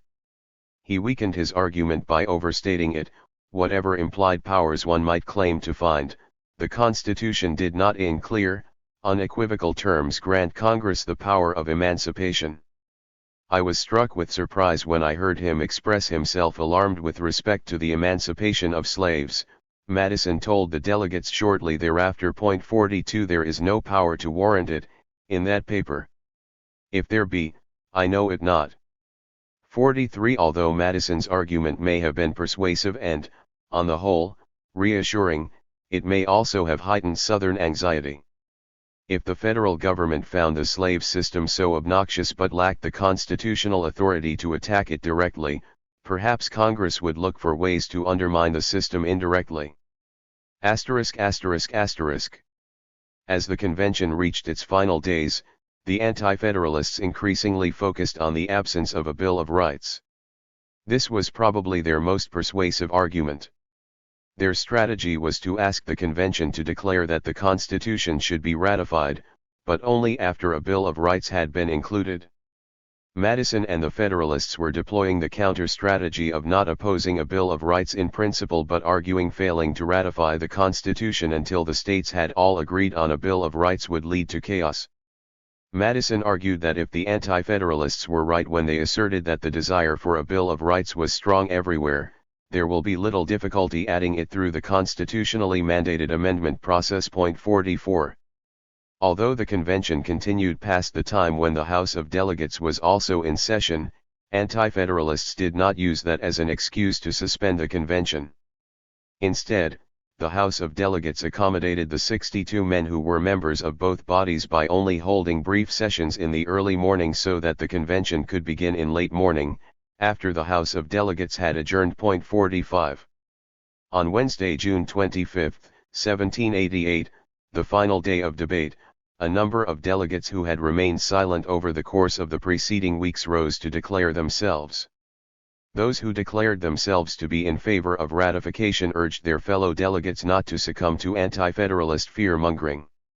Instead of anti-federalists offering dispassionate reasoning and lessons from history, said James Innes, Virginia's Attorney General, horrors have been called up, chimeras suggested. 46 When gentlemen of high abilities in this House, and whom I respect, tell us the militia may be subjected to martial law in time of peace, and whensoever Congress may please, I am much astonished, remarked Zachariah Johnson, a planter from Virginia's back country who had served for many years in the House of Delegates. 47 The people are not to be disarmed of their weapons, he said. 48. The penultimate speech, an uncharacteristically short, calm, and conciliatory one, was given by Patrick Henry. He reminded delegates of anti-federalist arguments concerning taxes, treaties, and the absence of a Bill of Rights. The promise of subsequent amendments is only to lull our apprehensions, he argued. 49 With respect to your militia, Henry said, we only request that, if Congress should refuse to find arms for them, this country may lay out their own money to purchase them. 50 I beg pardon of this House for having taken up more time than came my share, said Henry. 51 On this, Henry was not exaggerating. The convention had lasted 22 days, Henry had spoken on 17 of those days. He had, moreover, often spoken 3 times a day. On one day Henry spoke 5 times, on another day he spoke only once but had been the only speaker because his speech lasted 7 hours. 52 There had been much concern that if the convention ratified, Henry would carry on a campaign against the Union and might go so far as to urge supporters to obstruct the new government through violence. Henry had done nothing to discourage this speculation.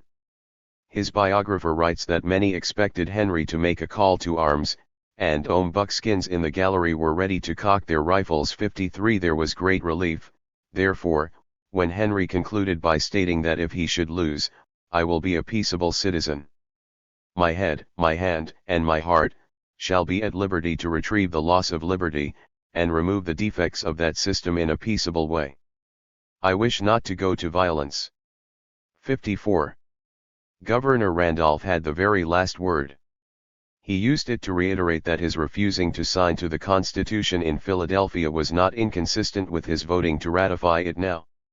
I refused to subscribe, because I had, as I still have, objections to the Constitution, and wished a free inquiry into its merits, but now that 8 states have ratified the single question Union or no Union. 55. The delegates then voted on 2 resolutions. They voted first on a resolution submitted by Patrick Henry that before the Constitution were ratified the states should first consider a Declaration of Rights to be proposed by the Virginia Convention. This was the key vote. Everyone held their breath while the roll was called. The motion lost on a vote of 80 to 88. The second vote, taken immediately after the first, on a motion to ratify the Constitution passed 89 to 79. The Richmond Convention was not quite done. It appointed 2 committees. The first was to prepare a formal declaration that Virginia had ratified. The Federalists, who comprised the majority and were in control, selected only members who supported ratification for that committee. 56 They would not allow mischief with this all-important formal statement. The second committee was charged with drafting a recommended Bill of Rights to send along to Congress with the formal statement of ratification. The Federalists, of course, could have decided not to appoint the second committee at all. Madison, however, urged his fellow Federalists to look at this as a political opportunity to mollify the anti-Federalists. 57 Let them draft a recommended Bill of Rights. It meant nothing. Since Virginia was ratifying the Constitution unconditionally, a recommended Bill of Rights was a document without legal effect. This committee would be chaired by the esteemed law professor George Wythe, a Federalist. The rest of the committee was composed of 10 Federalists and 9 anti-Federalists. It included key players on both sides. Madison, Randolph, and Marshall were on the committee, so were George Mason, Patrick Henry, and James Monroe. 58. The convention had spent 22 days debating ratification. The committee writing a proposed Bill of Rights completed its work in 2 days. Truth be told, it did not have much work to do.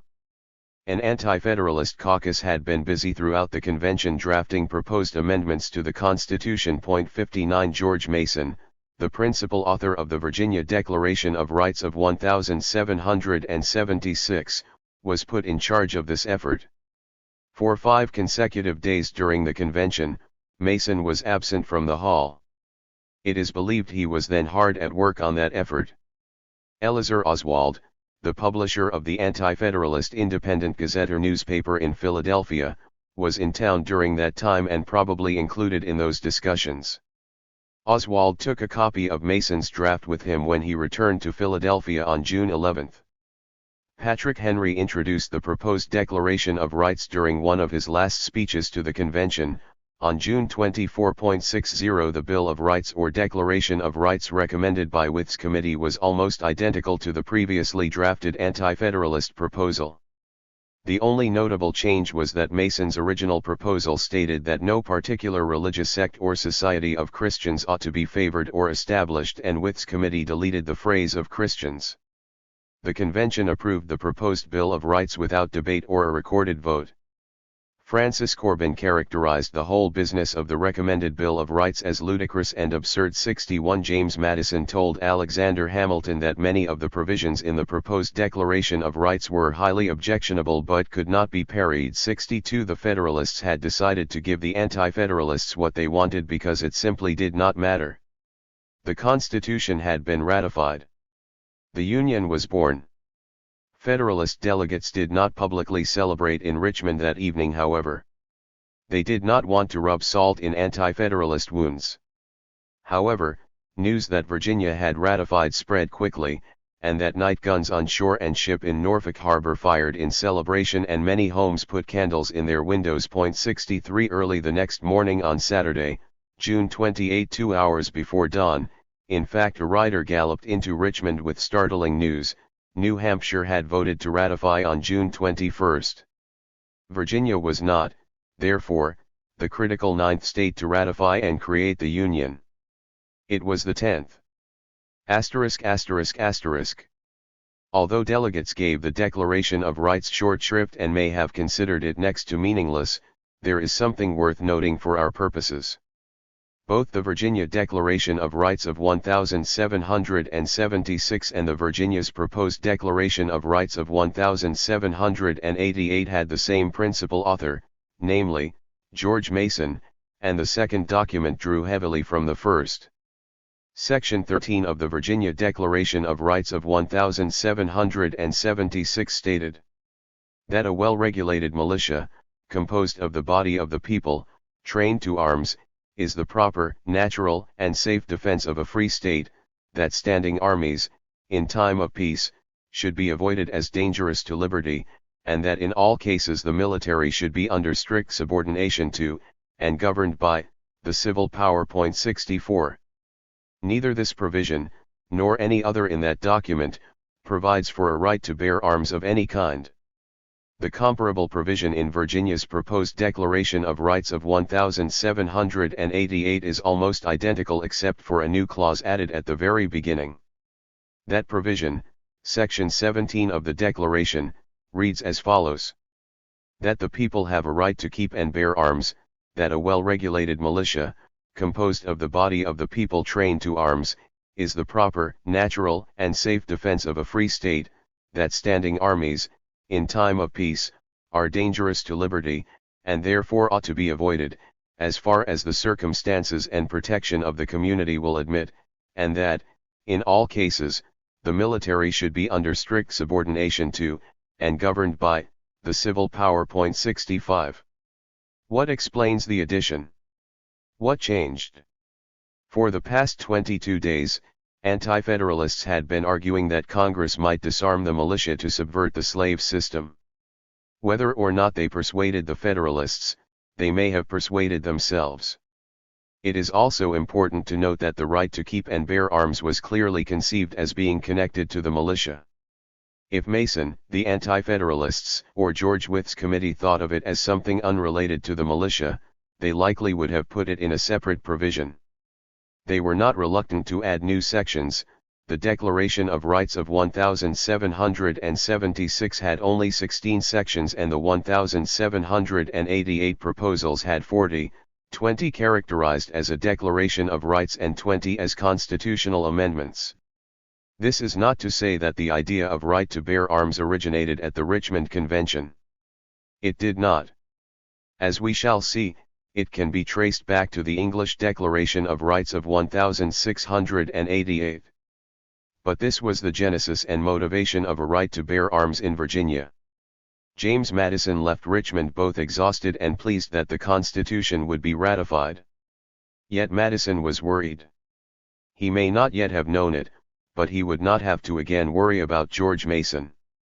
Mason had done grave harm to his reputation with his remarks to his fellow Anti-Federalists in the Senate chamber. 66 His time of prominence was over. 67 But it was Patrick Henry who worried Madison. He told Washington that he expected Henry would work to elect a Congress that will commit suicide on their own authority. 68 Henry's plans, in fact, were already in progress. 69 And those plans included snuffing out James Madison's political career. 4. Southern Terror. The surprise attack on Fort Haldane began just after midnight on April 8, 1760.1. The fort guarded the entrance to Port Maria Harbor on the northeast corner of Jamaica. But the attack did not come from the sea. It came by stealth out of the forest. Approximately 100 black slaves who worked on sugar plantations on the island, led by a slave called Tacky, sneaked up on the single British sentinel standing watch at that hour, killed him, and swept into the fort, which was largely unguarded that night. The prize was about 40 muskets and pistols, 4 barrels of gunpowder, and a keg of musket balls. The rebels needed these munitions to succeed in their goal, a full-scale insurrection that would seize the entire island. We do not know a great deal about Tacky himself too. It is believed he had been relatively recently imported from Africa, though we don't know how recently. In GA, his name means someone from a royal family, and some believed he had been a chief in Guinea. In Jamaica, he had been a slave on the frontier plantation not far from Fort Haldane, but most of the slaves accompanying him on the attack had come from another plantation, the Trinity Estate, about a mile away. A second and even larger attack was supposed to occur at the same time on the western side of Jamaica, but Tacky appears to have gotten the date wrong for the uprising. The most plausible theory is that the twin attacks were to take place on Whitsun holidays, which included Pentecost, but Tacky confused Easter Sunday for Whit Sunday. Some planters preferred to speculate that Tacky got drunk and began the attack early on an intoxicated impulse. 3 Both attacks did occur, but they wound up not being coordinated. Jamaica was the most lucrative colony in the British Empire, for it produced sugar, a great deal of sugar. England and her trading partners could not get enough of the sweetener. While sugar production doubled over the last 30 years to about £6.5 billion per year, and also increased from sugar plantations elsewhere in the West Indies, sugar prices in London increased by about 84% over the same period. 5 Sugar was so immensely profitable, therefore, that supply and prices both soared. At the time of Tacky's rebellion, there were nearly 150,000 slaves working on nearly 100 sugar plantations on Jamaica. 6 Most plantations had at least 50 slaves, and some had considerably more than that. More than 2,000 slaves worked on one plantation, about 1,300 worked on another, and there were other plantations with hundreds of slaves. 7 The owners of the largest plantations generally lived in England and only visited their Jamaica plantations occasionally. The plantations were run by overseers, and under them managers, who were formerly called bookkeepers. 8 Some black slaves, called drivers, were given special privileges in return for collaborating with the slave holders and running work gangs on the plantations. There were a few towns on the island, most notably Kingston and its associated port, Port Royal, which was one of the busiest ports in the New World. Between 1744 and 1746, an average of 342 ships arrived at Port Royal every year. 9 Many ships came for sugar. Many ships brought slaves from Africa. In fact, in the 60 years preceding Tacky's rebellion, 400,000 Africans had been imported to Jamaica. Jamaica itself constantly needed more slaves because its brutal plantation conditions resulted in high slave mortality.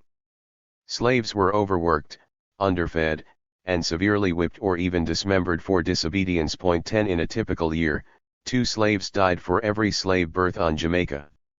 And it was not elderly slaves who were dying, the fatalities were disproportionately high among children and teenagers. 11 Jamaica was also a major slave supplier to the rest of the New World. About 1/3 of all Africans imported to Jamaica were exported to Spanish provinces in South America or the West Indies, a trade that apparently continued even during periods when Britain and Spain were at war. Many slaves were also exported from Jamaica to the American colonies. In fact, the American colonies preferred slaves who were seasoned, that is, made more compliant and accustomed to slavery on Jamaica and other British colonies in the West Indies to those exported straight from Africa. 12. As was the case in the American colonies, the militia in Jamaica was ostensibly both a military force to protect the British colony against invasion from a foreign power and an instrument for slave control. But in reality, it was only effective for slave control. the Jamaica militia did not have the training or the discipline of British soldiers. 13 In 1730, the royal governor of Jamaica described the militia as indifferent and said most militiamen were not to be trusted with arms. 14 All able-bodied white males were enrolled in the militia, and because there were so few whites, the Jamaican militia also informally included some trusted black and brown men. 2.15 In addition, 2 British regiments were stationed on the island. The 49th Regiment was at Port Royal, and the 74th Regiment was at Spanish Town, which was more centrally located about 10 miles inland to the northwest. These 2 regiments probably together consisted of about 1,600 British soldiers. The most powerful branch of the British forces, the Royal Navy, was principally charged with defending Jamaica from attack by other nations or pirates, but it was also available to help put down slave revolts. Jamaica occupied a strategic position in the Caribbean, and British Navy vessels were constantly visiting the island. Some Navy ships had contingents of Marines, who were ready for deployment on land. So a slave insurrection would encounter stiff resistance. Nevertheless, taking the island was not a pipe dream. There were only about 15,000 whites on the island, and if they could persuade other slaves to join them, they could enjoy up to a 10-to-1 numerical advantage. The whites were, of course, heavily armed, but Tacky and the rebels hoped to acquire arms themselves, as they did on their surprise attack on Fort Haldane. 16 There was, moreover, considerable precedent for successful slave revolts on Jamaica, and therein was a wild card that might well make the difference between success and failure. There had been many slave revolts on Jamaica over the years, including a revolt by 200 slaves in 1673 and a revolt by 500 slaves in 1690. Those revolts had been partially successful. While the slaves had not succeeded in taking the island, the British had not succeeded in extinguishing the insurrections either. Significant numbers of former slaves Maroons, they were called, established nearly impregnable bases high in the mountains covered with thick forests. They acquired arms from raids on plantations, as well as through trade. At first, the Maroons were little more than scattered gangs that often battled each other. But in 1720 a leader known as Captain Kojo brought together previously separate Maroon groups on the western side of the island. Following their example, Maroon groups also coalesced on the eastern side of the island. According to one contemporary observer, the Maroons began to grow formidable by continual desertions and many hundred stout able Negroes being born in the woods who were trained in arms. 18 The planters worked diligently to find and destroy the rebel bases. In 1732, they captured Nanny Town, a settlement high in the Blue Mountains on the eastern end of the island, no more than 10 miles from Kingston as the crow flies, named after a Maroon priestess. There, planters discovered that the Maroons had become quite established. They were, for example, growing corn, yams, and other crops. But by taking Nanny Town, the British won a battle, not a war. 19 The Maroons had prepared in advance for such an eventuality, most of them escaped women and children going first to other concealed bases. Robert Hunter, the British governor of the island, who had been governor of New York during the 1712 slave uprising there, was alarmed. At Hunter's request, Britain transferred 800 soldiers from Gibraltar to Jamaica. But the Maroons were more skilled at guerrilla warfare than either planter militias or regular British troops. They recaptured Nanny Town the following year, and then for good measure defeated a so-called grand party of 150 British soldiers and sailors who had embarked on a search and destroy mission. In April 1734, planters and British soldiers succeeded in recapturing Nanny Town again, but only after a battle that lasted 5 full days. Nanny led followers to other Maroon settlements in the east. Meanwhile, Maroons led by Kojo on the western side of the island were communicating with the Spanish in Cuba, who promised them military support. The planters were now spending so much time on militia drills that sugar production was suffering.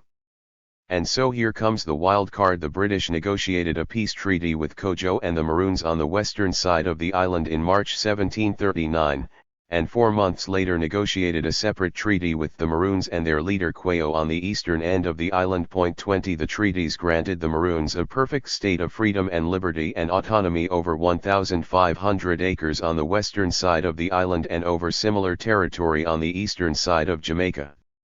They would be allowed to hunt, grow crops, raise livestock, and even bring their products to market in British towns. But in return, the Maroons had to agree to return to the plantations any runaway slaves who reached them in the future and to use their best endeavors to take, kill, suppress, or destroy any future rebel forces. Thus, the Maroons had agreed to take the side of the planters in any slave uprisings. Now, more than 20 years later, would they abide by that bargain? Or would they join the insurrection and end white rule on the island? After seizing the munitions at Fort Haldane, Tackey led the insurgents to Trinity Plantation, where most of them had been enslaved. 21 There they seized more arms and sent word to slaves on nearby plantations to join the rebellion. They allowed the Trinity overseer, Abraham Fletcher, to escape unharmed because he had a reputation for treating slaves fairly. From there they marched, with growing numbers, to the Valley Plantation. On the way, they were approached on horseback by Zachary Bailey, the owner of the Trinity, who gamely or foolishly attempted to reason with them. "Boys, don't you know me?" he called out to them, waving his hat. They did, and fired at him. Bailey turned and galloped off to spread the alarm. At the Valley Estate, the insurgents killed at least 10 whites and 30 blacks who opposed them. 22 They then marched to the Esher Plantation, several miles to the southeast. More than a dozen slaves from Esher joined the rebellion. The 5 whites on the estate barricaded themselves in the main house, and a gun battle ensued. According to the one white survivor, the slaves promised not to harm the white men if they surrendered, and then broke their word and killed them all, except the survivor who only appeared to be dead. From there, they reversed course and proceeded back to the northwest to 2 other estates, killing another white man and setting fire to a windmill and a cane field as a signal to draw additional recruits. It was now midday, and the rebels now included about 400 men, women, and children. According to historian Vincent Brown, the pattern of warfare indicates an attempt at territorial and political control, a strategy of maneuver rather than of retreat, evasion, or escape. 23 Moreover, Tackey and other leaders probably believed a parallel insurrection was occurring simultaneously on the western side of the island.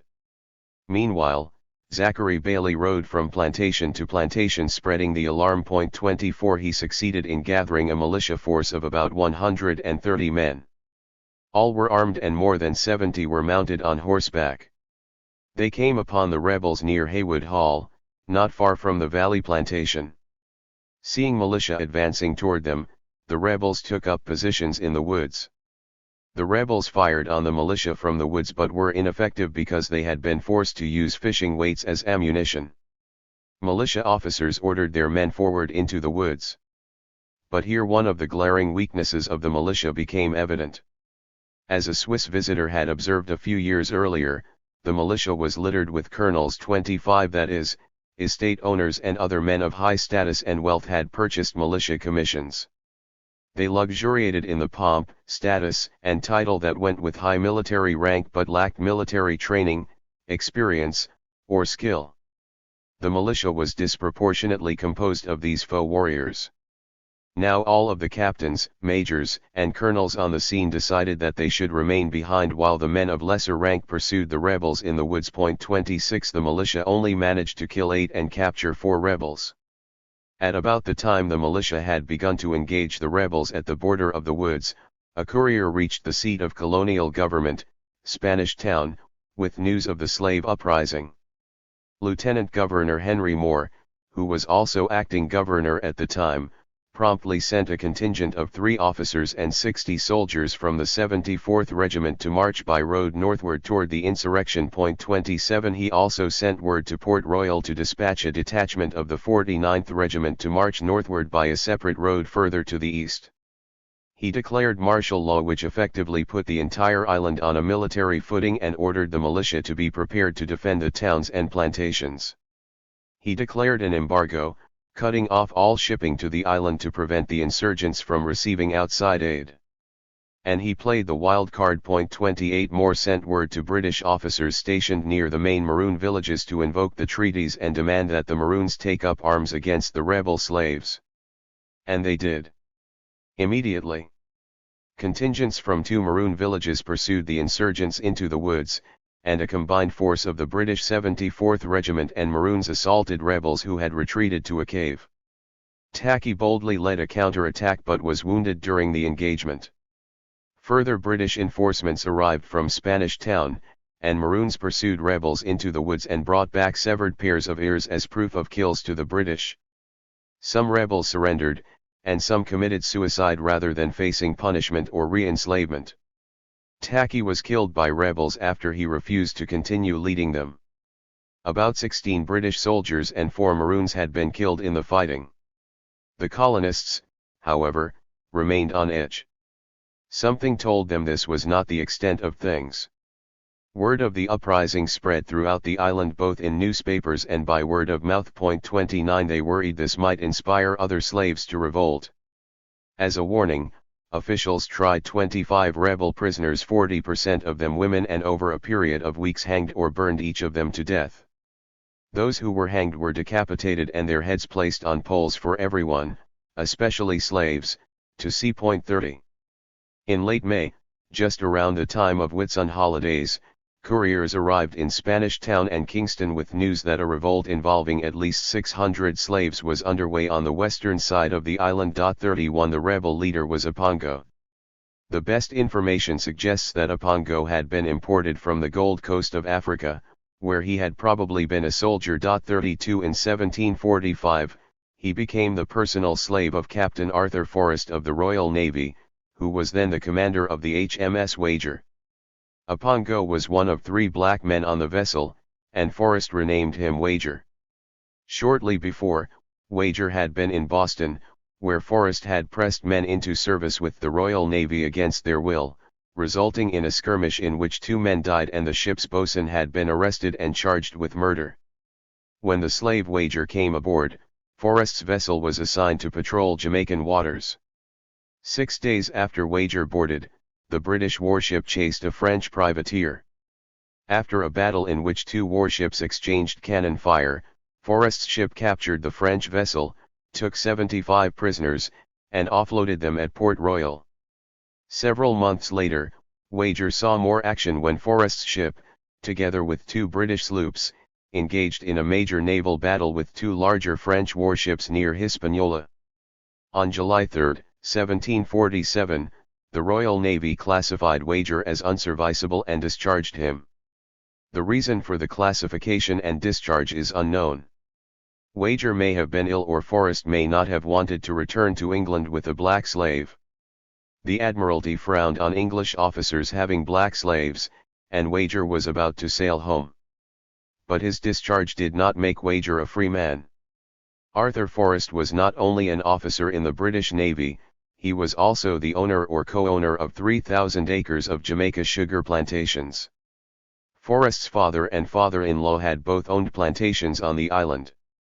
We can assume that when Wager stepped off the ship, he became a slave on one of Forrest's plantations because 13 years later, at the time of the uprising, Wager was a driver on Forrest's estate, Maysmuir, in Westmoreland Parish, on the western end of the island. 33 Westmoreland was thick with large sugar plantations, and the overseers there were notorious for being especially brutal. 34 It's ironic that the Jamaican slave insurrections of 1760 are generally referred to as Tackey's Rebellion, as those led by Wager on the western end of the island were larger and more deadly.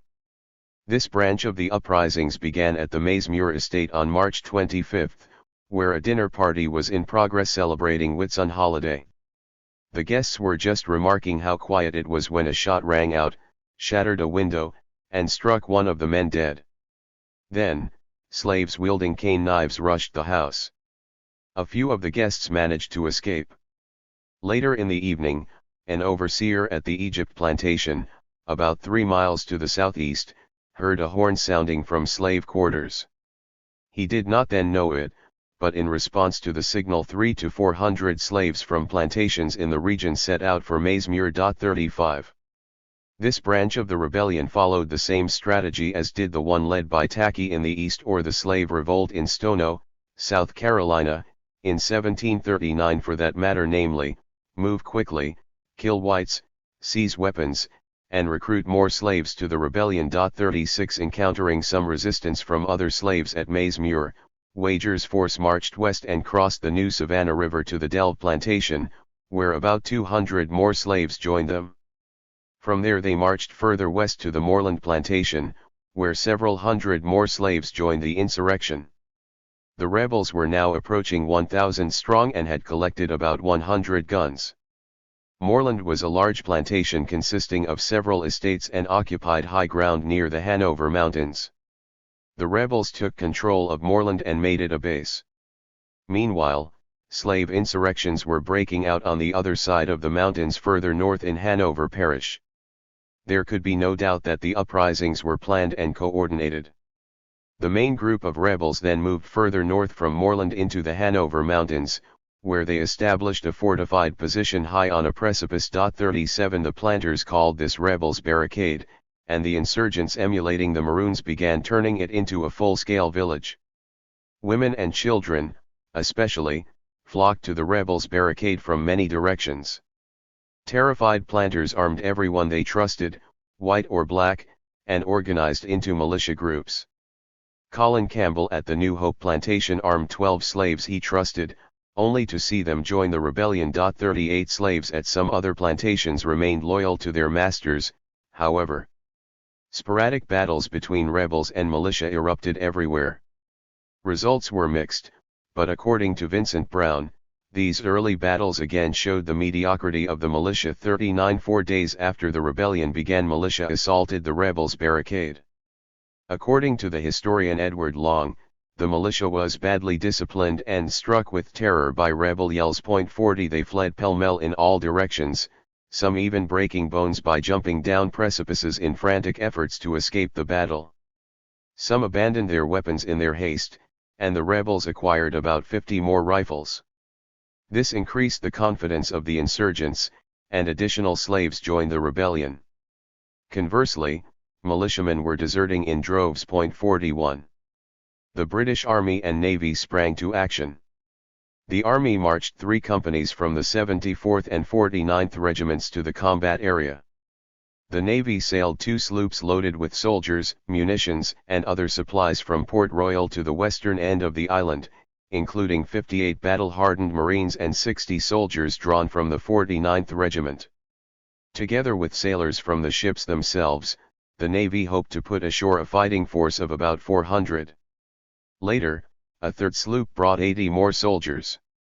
The lieutenant governor again invoked the treaty with the Maroons, and once again they joined the fight on the side of the colonial forces, and perhaps once again made the decisive difference.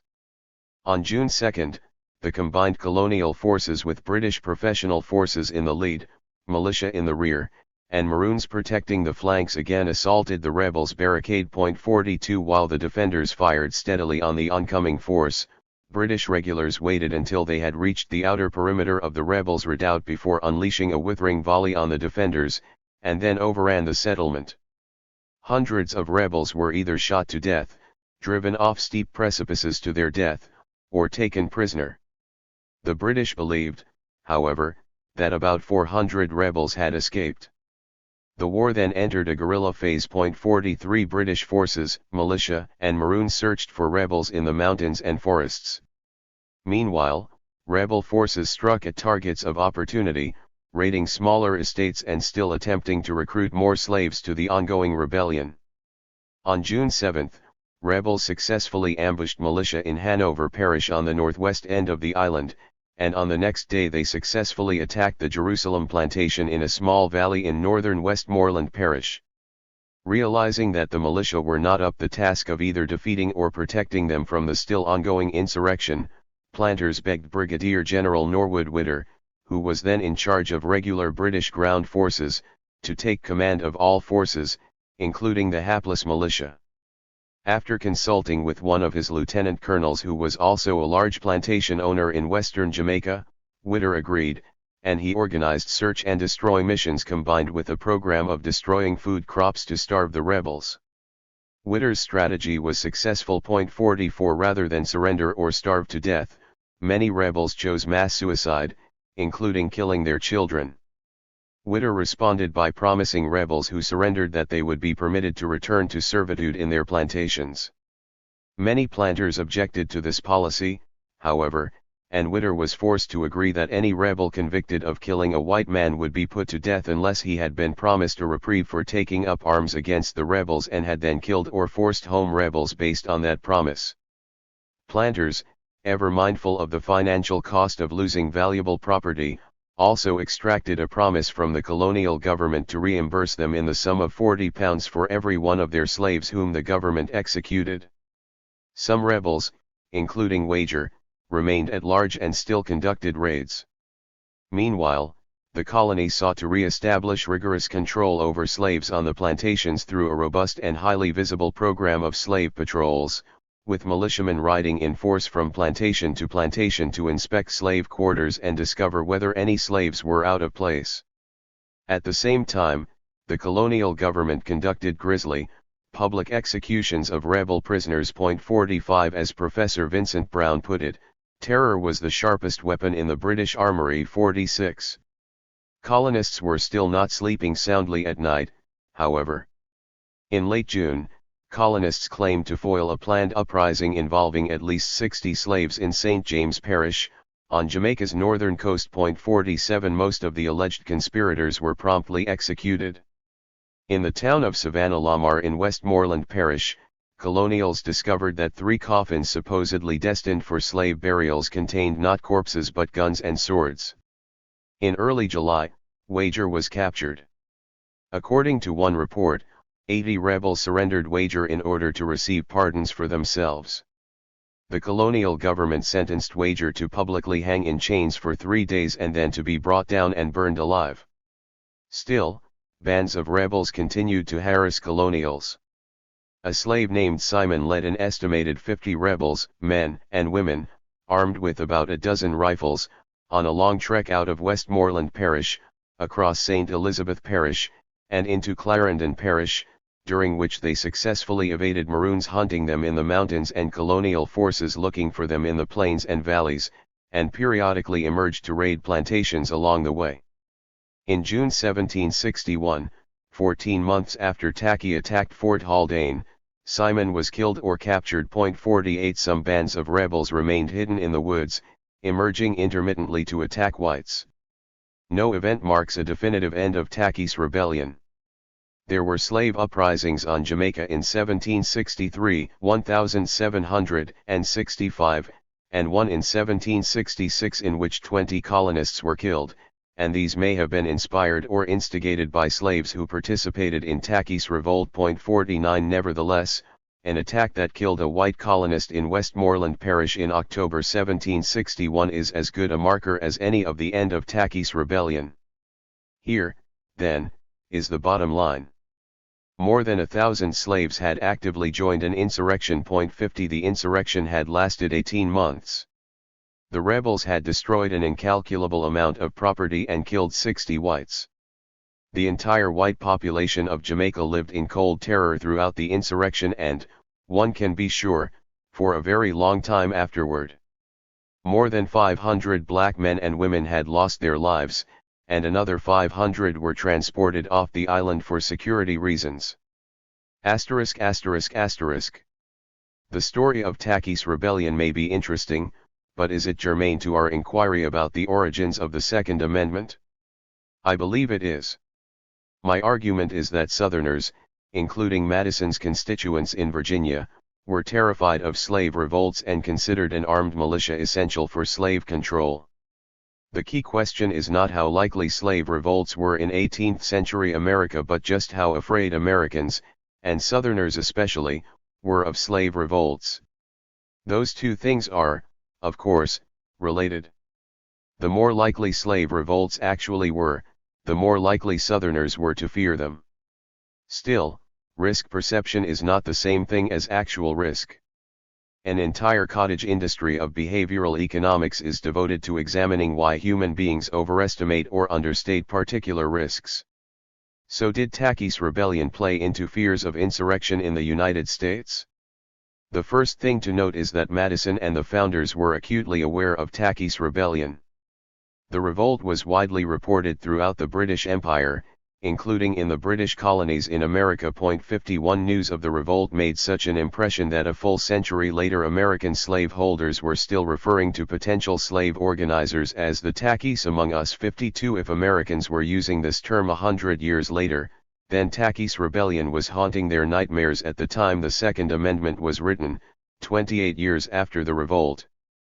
For Southerners, Taki's rebellion had not happened in some faraway and exotic place, irrelevant to their own lives.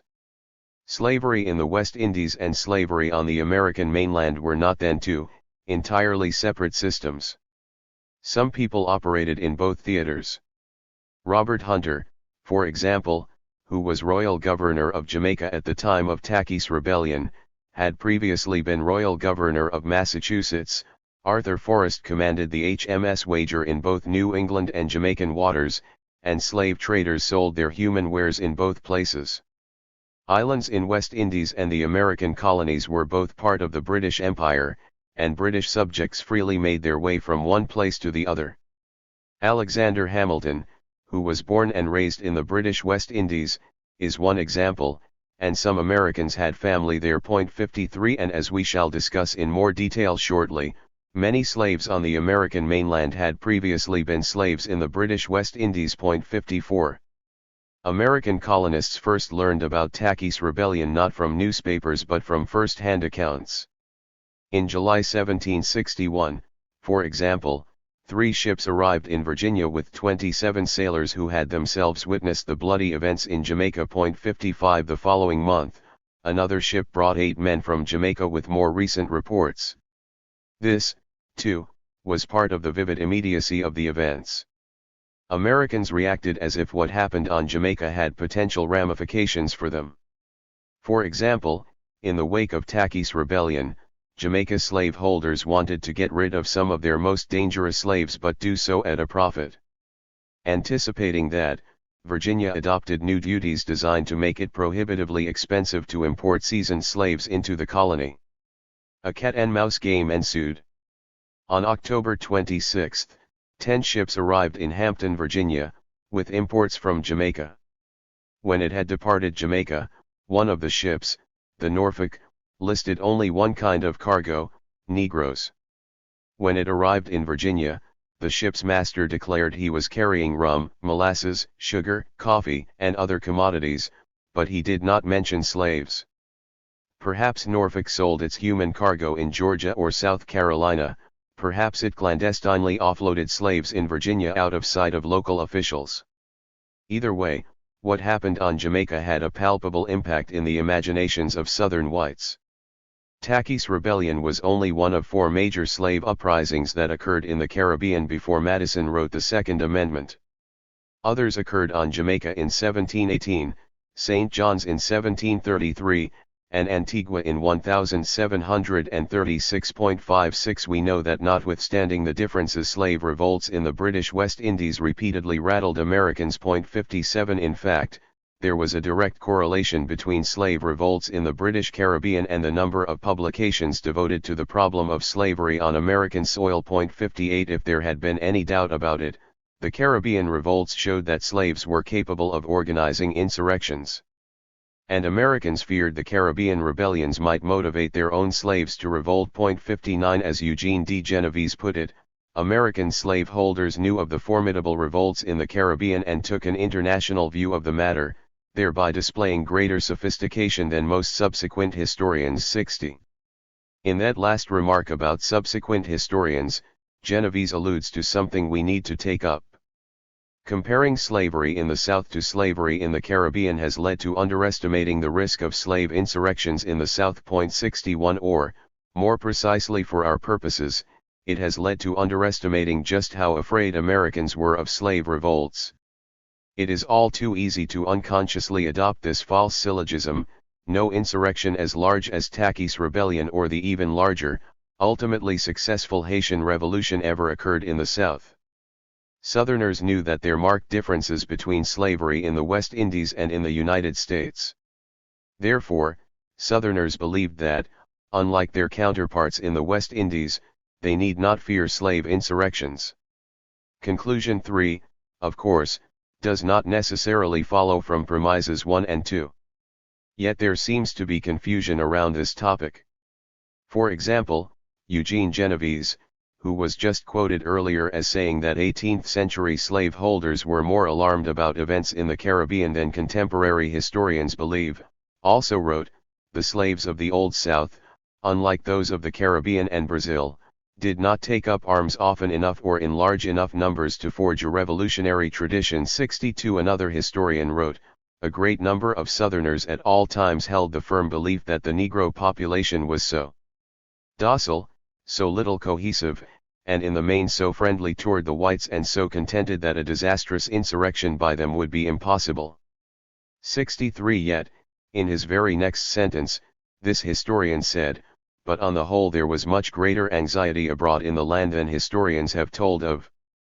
Or consider these two statements, each by an esteemed historian, Edmund S. Morgan: "No white person was killed by a slave rebellion in colonial Virginia." 64 John Hope Franklin: "Before the end of the colonial period Virginia, like her neighbors, had become an armed camp in which masters figuratively kept their guns cocked and trained on the slaves in order to keep them docile and tractable." 65 It is impossible not to scratch one's head, especially if I tell you that both statements may be true.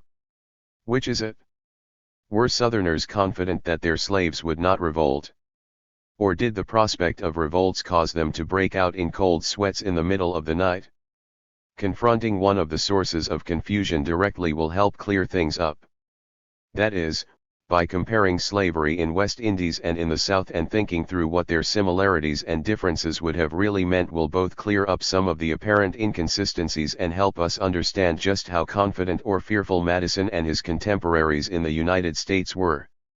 First, the demographics in the two systems were different. At the time of Taki's rebellion, slaves comprised 90% of the population on Jamaica, much higher than in any state in the Union. 66 Nevertheless, slaves constituted a sufficiently large share of the population in the South to present real risks of insurrection.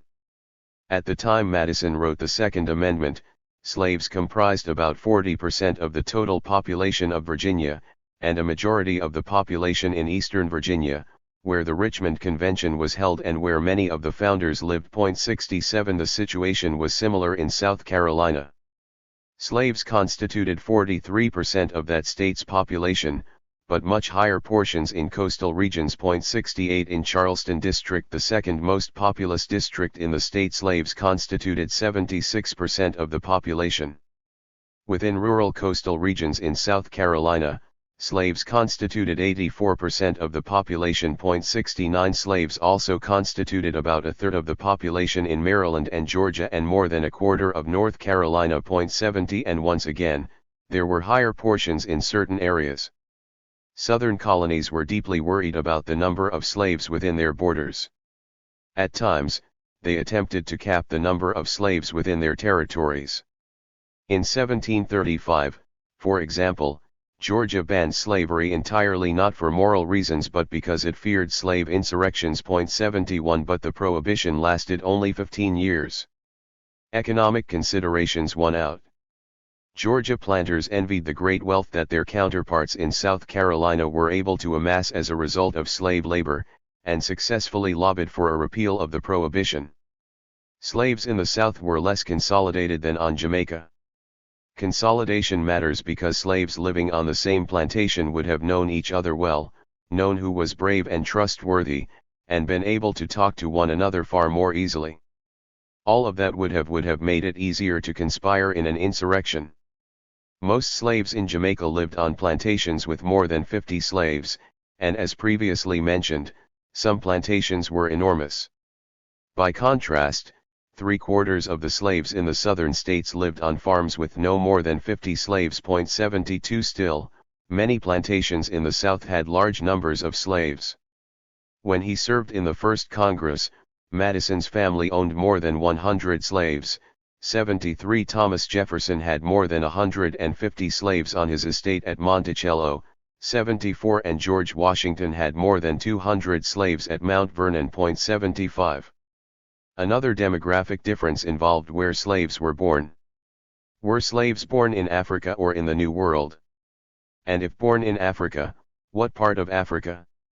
Slave owners preferred purchasing slaves imported from the African Gold Coast, whom they called Coromantes. 76 Africans from this region were supposedly especially strong and smart.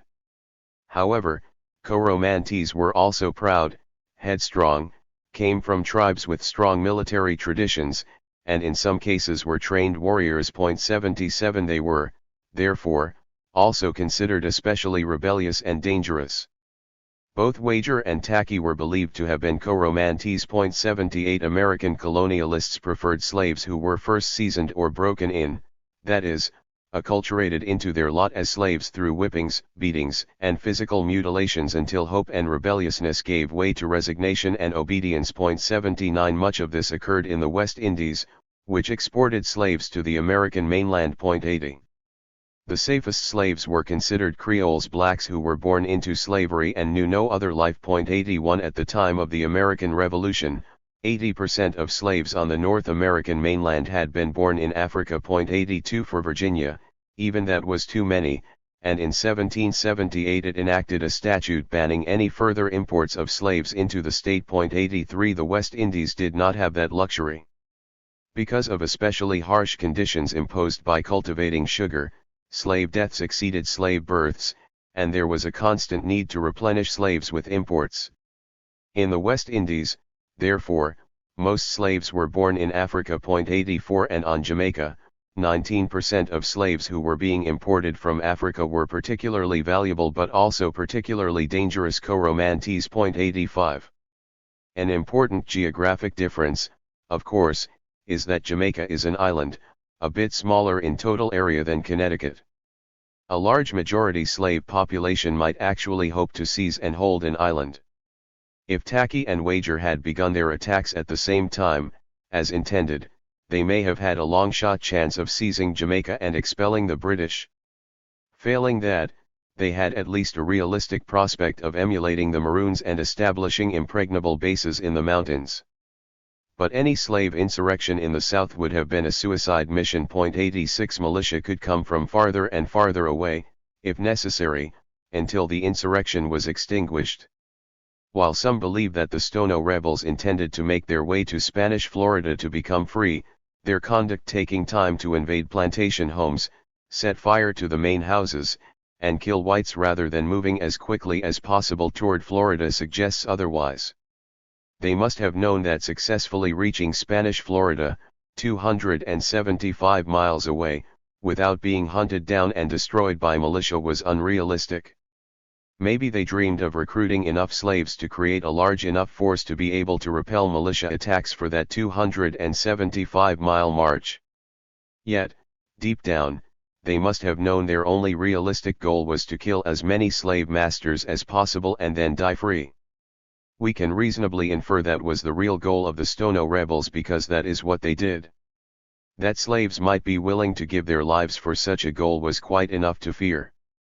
Slaveholders in Virginia and other areas of the Upper South liked to think of themselves as kind, paternalistic masters, at least in comparison with their counterparts in the West Indies, and in the Deep South, too, where slaves were more concentrated, their treatment more brutal, and their mortality rates higher. 87 Slaveholders in the Upper South generally fed their slaves better than did their Caribbean counterparts.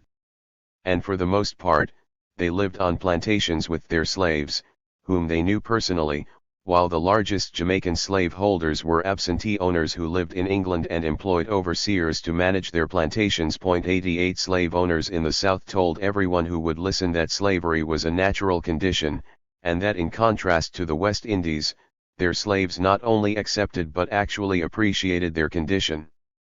Their slaves were happy. 89 The Richmond Enquirer said that compared to slaves in the West Indies, Virginia slaves lived in perfect freedom. 90 Southerners described their slaves as content and docile so often that the phrase became cliché. 91 Even some 20th century historians bought that rubbish. Prominent historians Samuel E. Morrison and Henry S. Commager wrote, "The majority of slaves were adequately fed, well cared for and apparently happy." 92 But, of course, that was a myth. In their bones, slave owners themselves knew it was not true. 93 Content and docile people do not have to be frequently whipped. In fact, when Southern slaveholders tried to refrain from whippings, they failed. Many slaves just refused to be obedient.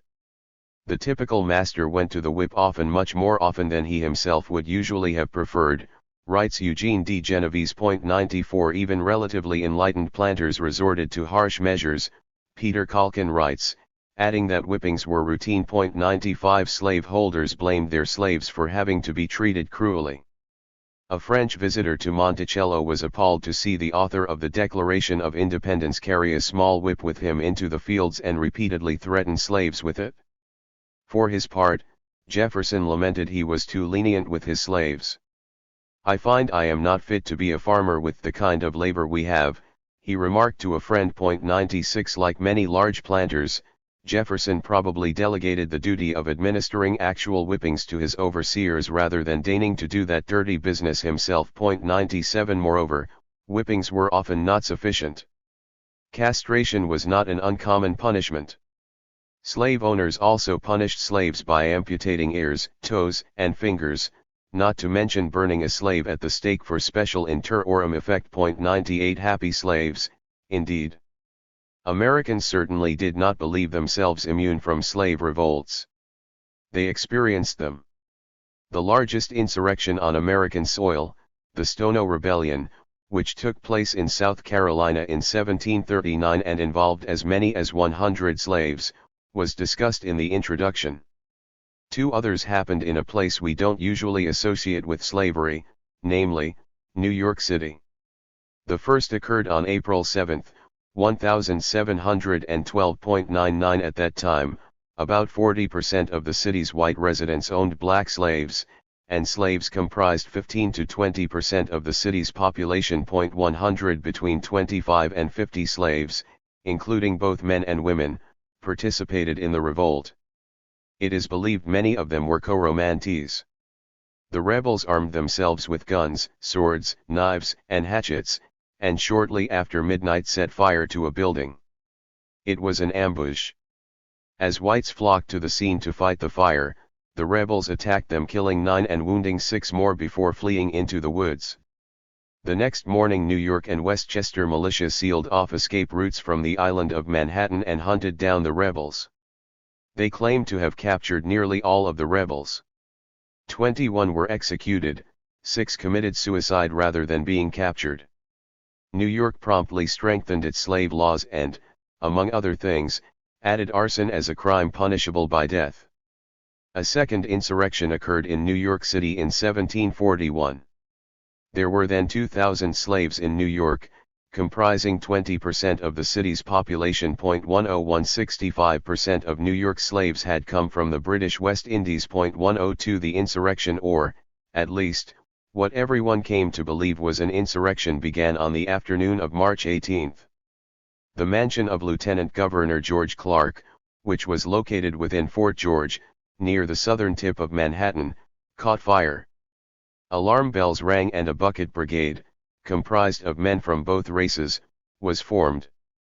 As the flames raged, a slave named Cuffy stopped handing buckets to the next man, stepped out of the line, and according to a shoemaker who was there, huzzaed, danced, whistled and sung. 103 It was windy and fire outran the bucket brigade.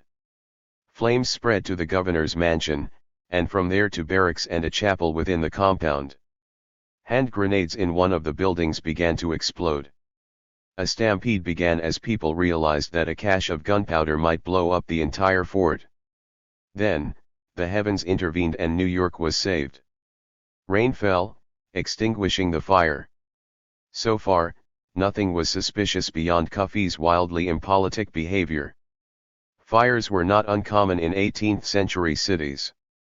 But over the next 3 weeks, there were 9 more fires in New York City. Fires were not that common. On 3 days, there were multiple fires, and 2 of those days happened to be anniversaries of significant dates in the 1712 insurrection. 104 On the final day, April 6, there were 4 separate fires. A fireman fighting one of those fires spotted Cuffee inside a burning building. When Cuffee saw the fireman looking at him, he ran. The fireman gave chase. Others joined the pursuit. Cuffee was caught and taken to jail. Militia patrolled the city every night for the next 3 months. 105 Every building in the city was searched. Rewards were offered for information revealing latent enemies. A white person would receive £100, a slave would receive freedom, and the slave's owner would receive £25 compensation, and any conspirator who gave information would receive a pardon. 106 An intensive investigation that included depositions, grand jury testimony, and trials extended over a year and a half. Just where reason left off and Salem witch trial frenzy took over is impossible to say.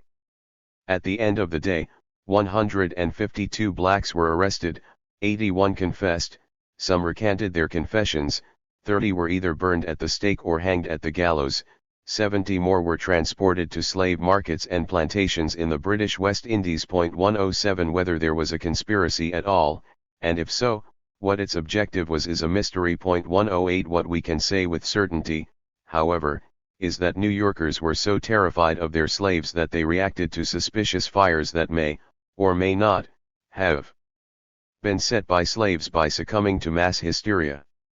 If New Yorkers could be that afraid, what about Southerners? ******* Just how many slave insurrections were there in 18th century America? Let's start at the beginning, that is, with the Middle Passage Africans placed on ships bound for slave markets in the New World.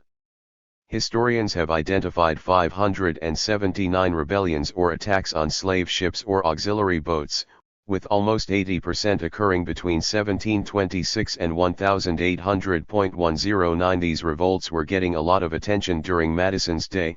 In fact, newspapers were frequently publishing stories about shipboard revolts during the 1760s and 1770s. 110.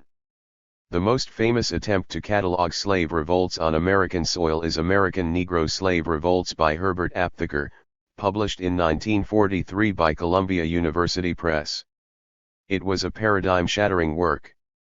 As Eugene Genovese put it, Aptheker demolished the legend of the contented slave. 111 American Negro Slave Revolts is, however, a controversial work.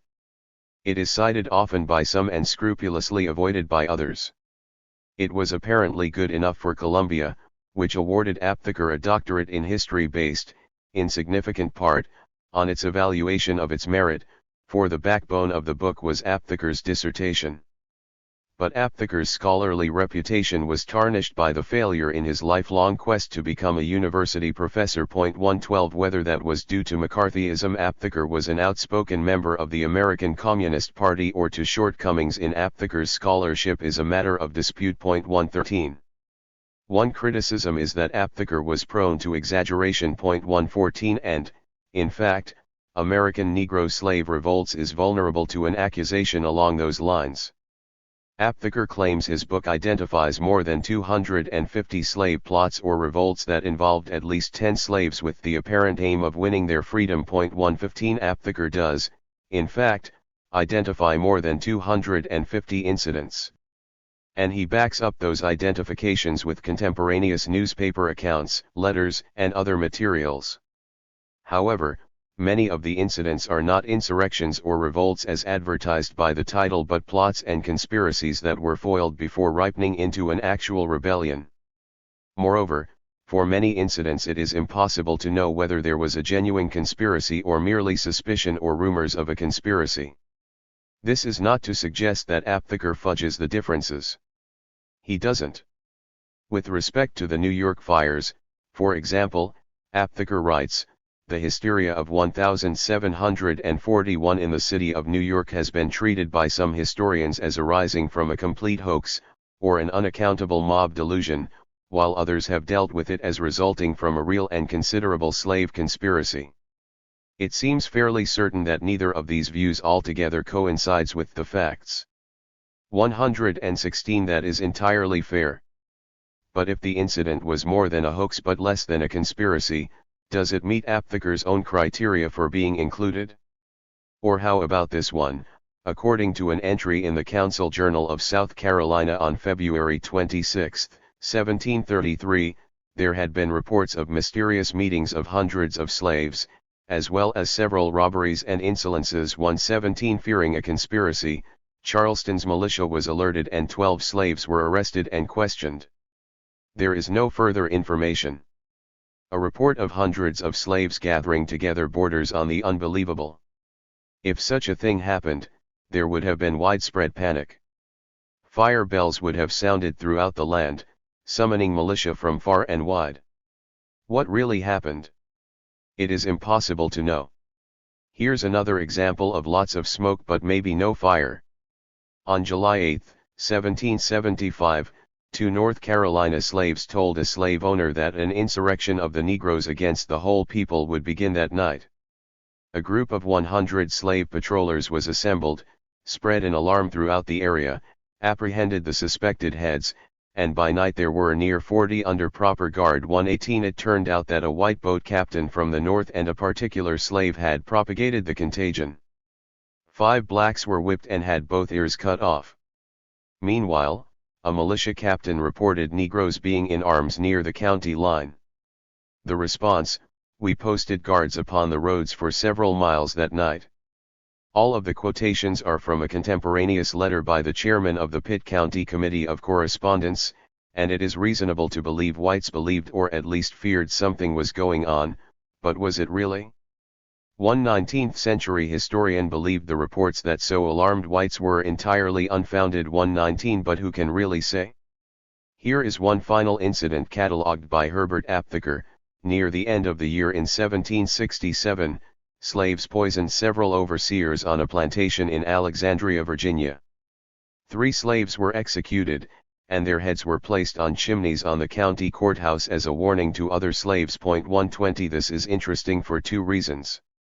First, it seems this happened on George Mason's plantation.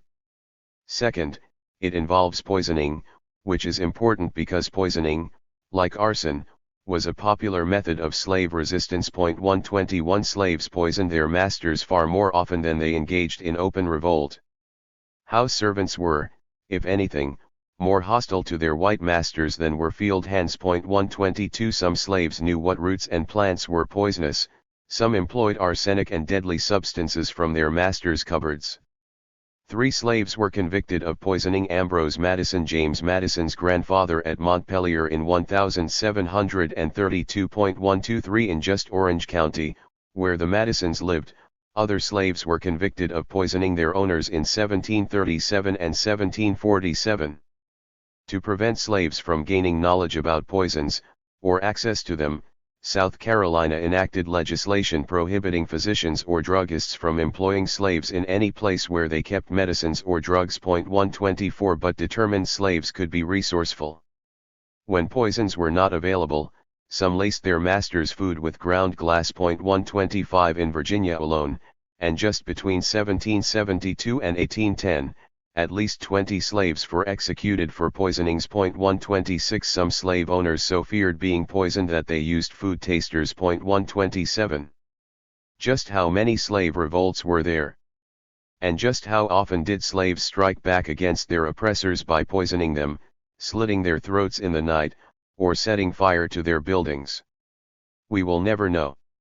Any attempt, like Aptheker's, to catalog such incidents will be hopelessly plagued by problems of over-inclusion and under-inclusion. 128 The over-inclusion problem results from our inability to separate the wheat from the chaff, that is, to determine which incidents were genuine acts of rebellion and which were imagined by nervous whites. 129 The under-inclusion problem results from the reluctance of the American slave-holding society to report incidents of rebellion. 130 Whites fretted that such reports, whether spread through newspapers or on the grapevine, would give slaves ideas. Southern whites also believed that acts of slave rebellion reflected poorly on them and their slave-holding society. They were, after all, telling their northern cousins that their slaves were content and happy. Historian Alan Taylor says reporting slave revolts even in so much as a private letter that might become public violated a code of silence. 131 When faced with some act of rebellion, it was better to take firm action to repress further incidents by punishing slaves who were suspected of being involved and implementing more aggressive patrols while sweeping news of the rebellious act under the rug. As amazing as it sounds, the South Carolina Gazette did not report the Stono Rebellion, even though it occurred only about 15 miles from Charleston, the paper's hometown. 132 That would be the equivalent today of a city newspaper not publishing news that a group of terrorists, numbering as many as 100, launched an attack that killed dozens of people, and were ultimately killed or captured in a battle with the National Guard. Meanwhile, news of the Stono Rebellion was widely reported elsewhere throughout the British Empire. Stories about it appeared in the Pennsylvania Gazette, Boston Evening Post, London Magazine, and Scott's Magazine in Edinburgh, among periodicals. 133 No one in 18th century America would have considered that odd. Southern newspapers were often reluctant to publish reports about slave insurrections or about more common occurrences of slaves poisoning or slitting the throats of their masters in the night for fear that slaves might be inspired by such stories. Any catalogue of slave revolts will, therefore, almost certainly be under-inclusive. There were probably acts of slave rebellion, perhaps even significant ones about which we may never know. But we need not worry about the problem of over-inclusion. That's because our primary interest is not how many revolts actually occurred but just how afraid whites were of slave rebellions. Therefore, every report of a slave rebellion is evidence of white nervousness about slave rebellions, even if and arguably especially if it was only imagined. While we can never know how many slave revolts actually occurred, we can say three things with a reasonable degree of certainty: there were frequent small acts of slave rebellion, overt and covert. There was a constant cascade of rumors about plots and conspiracies of slave insurrections, and whites were terrified of large-scale insurrections even if relatively few actually occurred. The last point, that Southerners feared slave insurrections, is the most germane for our investigation because it bears upon the connection between the slave insurrections and the militia. The Southern militia's role was to suppress insurrections. That is why the South considered it essential to have an armed militia, and why Patrick Henry was able to make Southerners anxious that Congress might interfere with their militia. We can see now why there has been wide agreement among leading historians that the South was, in fact, terrified about the prospect of slave insurrections, as just a short sampling of statements shows. John Hope Franklin, for example, said, "Even rumors of insurrections struck terror in the hearts of the slaveholders and called forth the most vigorous efforts to guard against the dreaded eventuality." 134 Eugene D. Genovese wrote, "Most states smashed plots, real and imagined, and periodically quaked with fear without suffering substantial revolts." 135 Sally E. Hatton observed that many whites lived in almost a crisis of fear from one rumor of rebellion or insurrection to another. 136 Allen Taylor quoted a former slave as saying, "The slaveholder is well aware that he stands over a volcano, that may at any moment rock his foundation to the center, and with one might burst of its long suppressed fire, sweep him and his family to destruction." 137 As a general matter, Southerners pretended to believe that their supposedly docile, content, and happy slaves would not revolt. In part, this was propaganda for Northerners. In part, it was a whistling past the graveyard attempt to allay their own dread. But sometimes they admitted that they were terrified of slave insurrections. Thomas Jefferson, for example, once described how a political event that would have further swelled the number of slaves in Virginia had, like a fire bell in the night, awakened and filled me with terror. 138 It was a revealing confession. For Southerners, the first thought that leaped to mind when a fire bell rang at night was not fire, it was insurrection. 139 Controlling a large slave population was no easy task. Yet, for the most part, the South did it successfully. By no means, of course, was it entirely successful. There were countless acts of rebellion, including arsons and murders of individual overseers and masters. There were slave revolts. and Southerners lived in constant terror. But prior to Madison writing the Second Amendment in 1791, there was no large-scale insurrection that threatened to wrest control from whites, or resulted in mass carnage, or led to the creation of an impregnable bastion of former slaves. By contrast, all of those things occurred on Jamaica and other islands in the Caribbean. While we have described differences between the slave systems on the American mainland and on the islands of the West Indies that helped account for the South's success, it is time to focus on the bulwark of slave control, namely, the militia. Other aspects of the system, psychological, sociological, and legal, were also critical. Southerners, for example, considered it important to keep slaves illiterate. 140 If slaves could read and write, they could forge passes that allowed them to travel off the plantation, read abolitionist pamphlets, or learn about slave rebellions from newspapers. But if Southerners were somehow forced to give up their laws that outlawed teaching slaves to read or give up the militia, the choice would have been easy. The militia was the one truly essential instrument of slave control. It served the twin purposes of preventing slave insurrections and suppressing them when they occurred. Without the militia, flawed as they were, slave control would have failed. Southern militia conducted slave patrols in all areas where there were large numbers of slaves. 141 Patrollers were armed with guns, whips, and ropes that could be used for binding hands, and they worked in groups of 3 to 5, with a captain in charge of each group. 142 Each patrol was assigned a designated area or beat. This is, in fact, where the terms policeman's beat and patrolling originated. 143 Patrols were conducted day and night and on weekdays and weekends. In rural areas, patrollers were mounted on horseback, while in cities they were generally on foot. 144 Patrollers challenged all blacks who were not on their home farm or plantation. Slaves were not allowed to leave their farm or plantation without a written pass or ticket signed by their master. General passes which stated simply that the holder was permitted to travel were either strongly discouraged or flatly invalid. 145 Patrollers wanted specific passes that included the slave's name, the date on which he or she was permitted to travel, where he was permitted to go, and for what purpose. For example, a pass might state that a slave from Plantation A was permitted to travel to Plantation B on a particular day to visit his wife. Or a pass might state that a slave was permitted to attend a church service or fetch something from town. Patrols would do whatever was necessary to intercept blacks traveling without permission.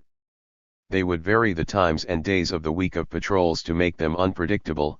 They would make rounds or hide and wait near paths they believed slaves might take. Patrollers summarily whipped any black who did not produce a valid pass. At some times in some jurisdictions, patrollers would make examples of slaves they apprehended by administering their beatings at public whipping posts. 146 Some slave holders objected to punishments meted out by slave patrollers because their whippings could be brutal and render slaves temporarily unfit to work or permanently maimed. Occasionally slaves died from the beatings. 147 There was often tension between slave patrols and slave owners. Slaves were valuable property, and owners did not want them damaged. Some slaveholders thought it was their prerogative to discipline their own slaves, and some considered their honor to be insulted if patrollers entered and searched their property. 148 But because slave patrols were designed, in part, as a check against lax slave owners, slaveholders generally did not fully prevail in this tug of war over authority. In Virginia, slave patrollers needed permission to whip slaves, but they obtained permission not from slave owners but from the local justice of the peace. 149 The general rule appears to be that patrollers were vested with the authority to enter and search property as they saw fit, even over the owner's objection. 150 In fact, at times when Southern fears were at the highest pitch, slave patrols even searched the homes of whites, including the wealthy and powerful, without their permission. Looking, for example, for slaves hidden in basements. 151 Patrollers also routinely searched slave cabins, looking for contraband such as guns, knives, or other implements, such as scythes, that might be used as weapons, and for other goods they had no reason to possess, like linens, china, newspapers, books, or writing paper. 152 If a patroller found a gun, whether on a slave's person or in their dwelling, he was often legally permitted to personally keep it as partial remuneration for his work. 153 Patrollers would also check on whether any slaves 154 were absent from their cabins after nightfall, and be on the lookout for any gatherings of slaves. 155 In the two largest slave-holding states, Virginia and South Carolina, slave patrols were the direct responsibility of the militia. 156 This was the case from 1721 onward in Virginia and from 1727 onward in South Carolina, and remained the case until the end of the Civil War. 157 North Carolina was somewhat different. Its slave patrol system did not begin until 1753, and the patrols were organized not by militia companies but by county courts. 158 No one is quite sure why. One guess is that because of the state's lower population density, militia companies did not routinely muster everywhere, while county courts did sit regularly and could better organize slave patrols. 159 That may be more of a distinction than a real difference because it was, of course, North Carolina militiamen who were serving as slave patrollers. 160 Slave patrols also initially had less authority in North Carolina than in her neighboring states. They could not, for example, stop blacks who were traveling between plantations or search white homes. But that changed during the Revolutionary War, when whites became more fearful about slave rebellions. 161 North Carolina slave patrols were then given more authority and more closely resembled their counterparts in other states. The states took care to ensure capable people were serving as slave patrollers. They wanted the choicest and best to perform this critically important work. 162 Considering how onerous the work was, one might think that the elites would find ways to avoid it. That was not the case. Slave patrollers represented a cross-section of the entire male white population, including the wealthy. 163 If anything, patrol membership skewed toward the well-to-do. North Carolina had a property requirement, and for a while South Carolina required that all plantation owners, including both men and women, serve as slave patrollers. 164 Other measures also aimed at quality control.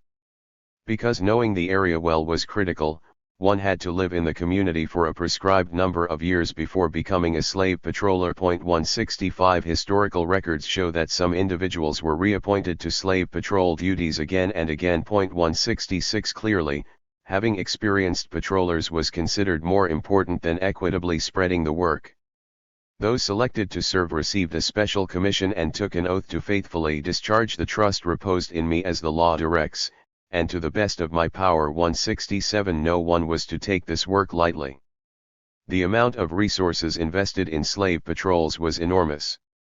To some extent, of course, the intensity of slave patrolling ebbed and flowed over time. 168 Things were at the highest pitch after slave revolts or when insurrection rumors were circulating. There were other times when Southern communities complained that the militia was not adequately patrolling. But even when things were relatively lax, the operative word is relatively.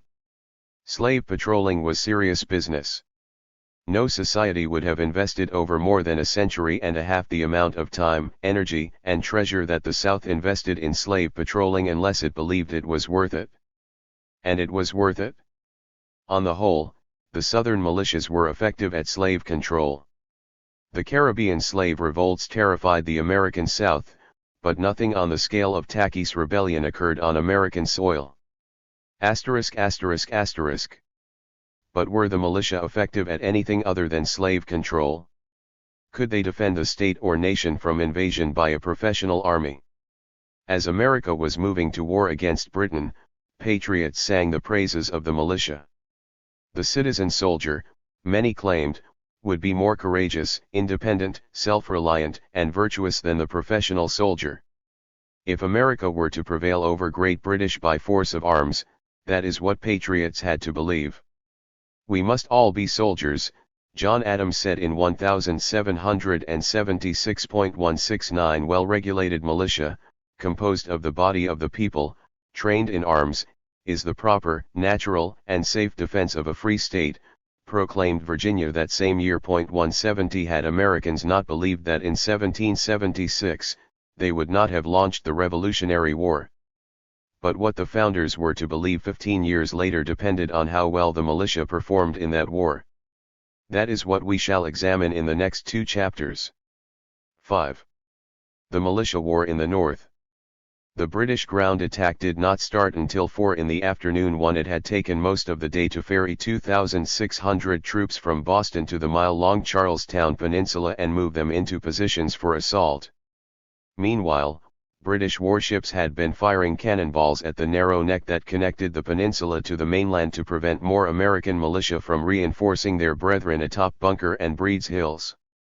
And British artillery across the water in Boston's north end had fired incendiary shells into the town of Charlestown, on the southwestern tip of the peninsula. A breeze fanned the flames, and as the attack began, the entire town was ablaze. Burning Charlestown served 2 goals. It removed American sharpshooters from rooftops, where they had been ready to fire upon British columns attacking Bunker Hill. And it sent a message: going to war with the mother country will be costly. By the end of this day on June 17, 1775, fire would consume more than 500 houses, barns, churches, stores, warehouses, and mills, not to mention wharves and the town hall. Point 2.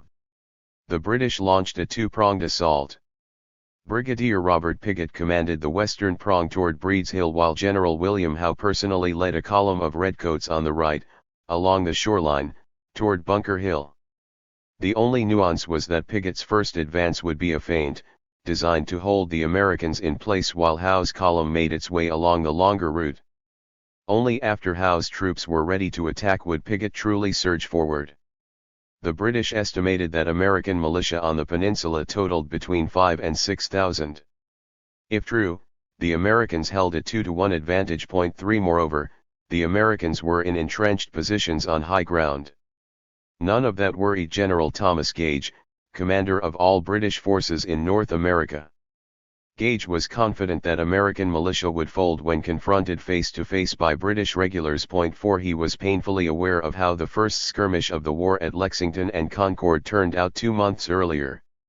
The British suffered 273 killed and wounded, nearly triple the 95 American casualties. Point 5. But in that engagement, the Americans had perpetrated unmanly barbarity by hiding behind stone walls and trees while shooting at redcoats marching 19 miles along open roads. Point 6. If British troops pursued them, the militia ran away and reappeared later.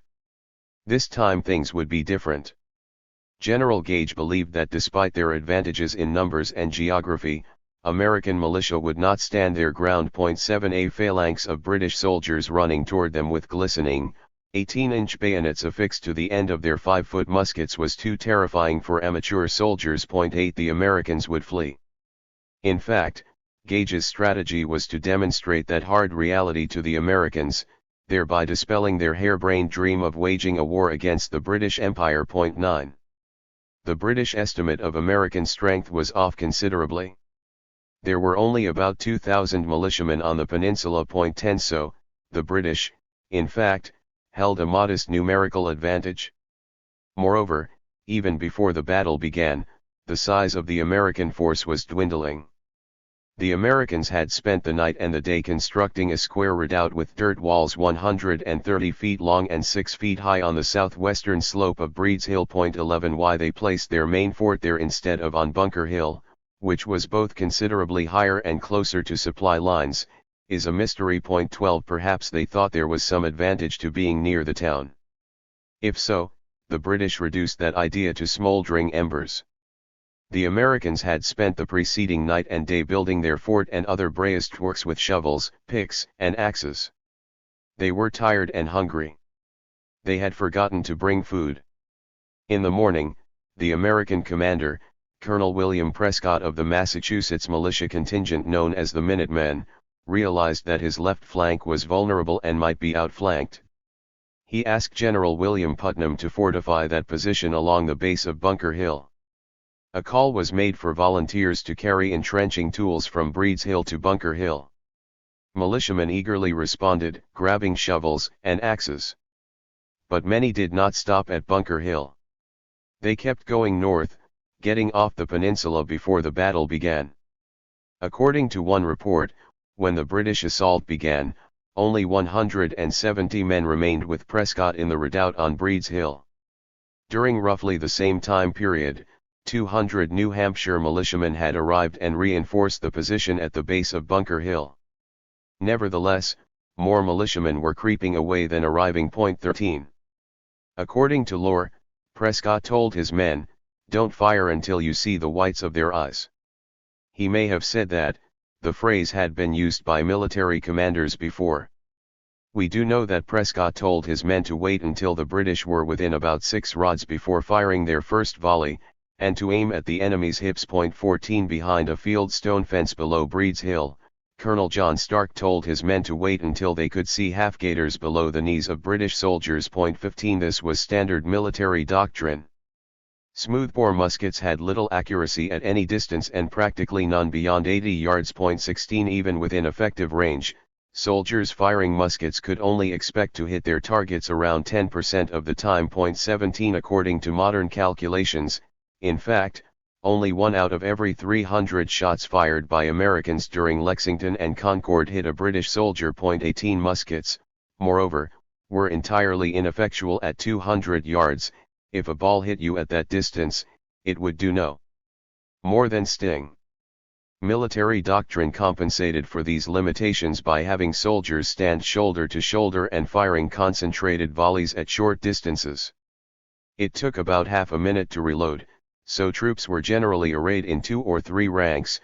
One rank would fire and then kneel to reload while another rank fired. A column of 300 redcoats, 4 or 5 abreast, moved toward Stark's position. They fired a volley or 2 as they came. At 50 yards, they lowered their bayonets and broke into a trot. As the attackers closed, the Americans unleashed a series of devastating volleys. Within moments, 96 British lay dead. Wounded men wailed in pain. American riflemen had been told to aim at officers, and a British captain later said that among the officers, few had less than 3 or 4 wounds. 22 General Howe, who was personally leading his troops, had his men briefly regroup and then led them forward again, only to experience a similar result. Men all around Howe were cut down. For near a minute, he was quite alone, a British officer remarked. Point 23. During their initial feint on the left wing, Brigadier Pigot's men had suffered only light casualties, but with Howe fully engaged on the right, Pigot directly assaulted the redoubt on Breed's Hill, with similar results. One British soldier recalled that the fire from the American position resembled a continual sheet of lightning and an uninterrupted peal of thunder. 24 The American fire was deadly, but they were using gunpowder and shot at a high rate. One captain reported firing all 35 rounds in his ammunition pouch. The ground was littered with bodies of British troops, some of which were heaped together for shelter from American fire. Point 25. Despite horrific casualties, the British were not going to quit. Howe, the senior British commander on the scene, shifted around regiments, deployed 500 fresh soldiers who had been held in reserve, and told supporting artillery to use grape shot instead of cannonballs. Then, he ordered a bayonet-only attack. Point 26 British soldiers would not pause 1 or twice to fire and reload during the early stage of their advance. Instead, they would make a full-on bayonet charge from start to finish. The principal reason for firing against defenders in entrenched positions was psychological. Here, as always, the key was always to reach the enemy. The long bayonet, fixed at the end of the musket, was the principal instrument of death used by British soldiers. This time they would close with the Americans as quickly as possible. Meanwhile, the American situation had steadily deteriorated. As historian Robert Leckie put it, a steady trickle of desertions had drained like a leaking pipe. 27 Just as some escaped battle earlier by carrying entrenching tools to Bunker Hill, others were now stealing away by carrying wounded brothers to the rear, and then disappearing. Point 28 Fresh militia refused to come forward. One militia colonel said he was too exhausted from building fortifications to fight. Point 29 When the British began their third charge, only about 150 Americans remained in the redoubt on Breed's Hill. Point 30 And they only had ammunition for a single volley. Despite his urgent appeals to General Artemas Ward at militia headquarters in Cambridge, Prescott had not been resupplied with ammunition. The final American volley was fired at point-blank range. 31 It inflicted more casualties but did not stop the British from overrunning the redoubt. There were a few more scattered shots from the beleaguered defenders before they wielded their muskets as clubs in the face of the British bayonets. Those who could run did so. Prescott made it back. Major John Pitcairn, who commanded the militia at Lexington, did not. In what would become a pattern, General William Howe did not pursue the retreating Americans. The British drove the Americans from the Charlestown Peninsula and reduced an American town to ashes. But who won the misnamed Battle of Bunker Hill? If the measure of victory is seizing the real estate that was fought over, the British won. If relative casualties are the measure, it is possible to reach a different conclusion. More than 1,000 British, 40% of the attacking force, had been killed or wounded. 32 The dead included 92 British officers. American casualties totaled 440.33. I wish could sell them another hill at the same price, said America's newest Brigadier General, Nathaniel Greene. An 8-month siege ensued. About 9,000 British troops remained in Boston, surrounded by 13,000 American militiamen. 34 King George sacked Thomas Gage. William Howe now commanded all British troops in North America. 35 It was a standoff, neither side felt it could take decisive action. The British were confined to Boston, but American commanders did not believe their militia were up to a direct assault on British regulars. 36 That would change as Washington turned militiamen into Continental Army soldiers. It was not until March 1776 that American commanders believed they were ready to take on the British. They then prepared for an assault by building a strong fortress overnight on Dorchester Heights, and equipping it with heavy cannons and mortars captured from Fort Ticonderoga. 37 When dawn broke on March 5, Howe saw his predicament. British shore batteries and warships immediately opened fire on the heights, but to no avail. It was too high for their artillery to reach. Meanwhile, American cannonballs plunged downward into British positions. A strong gale blew in, delaying the American ground assault.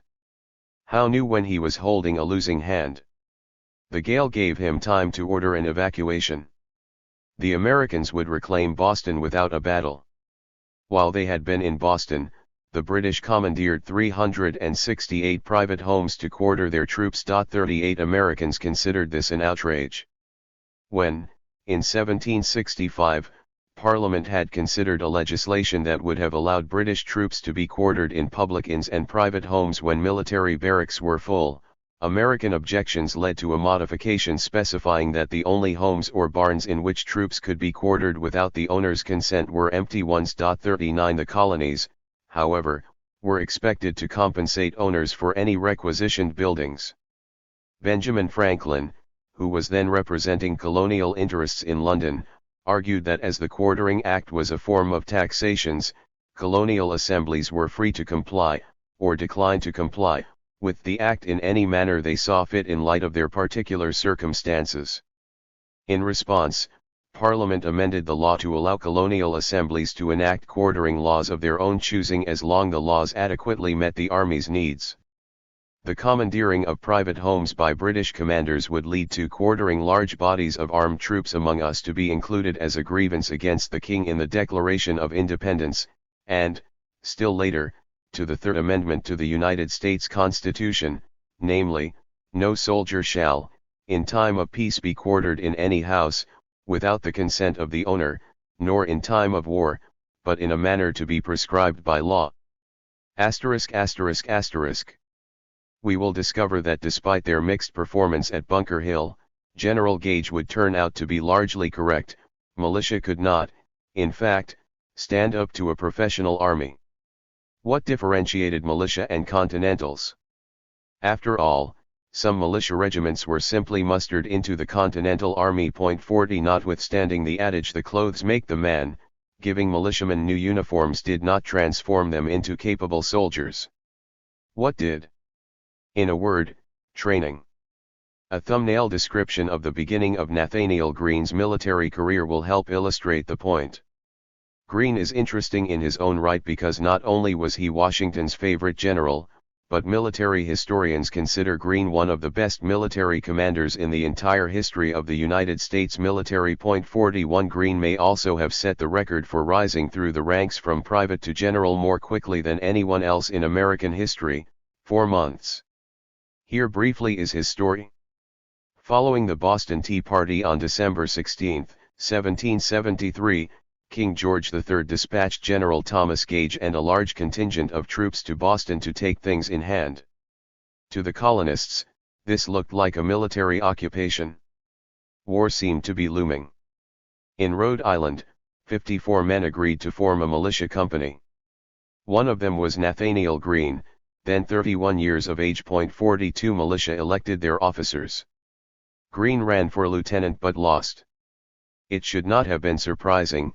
He had no military experience, even if he read military histories.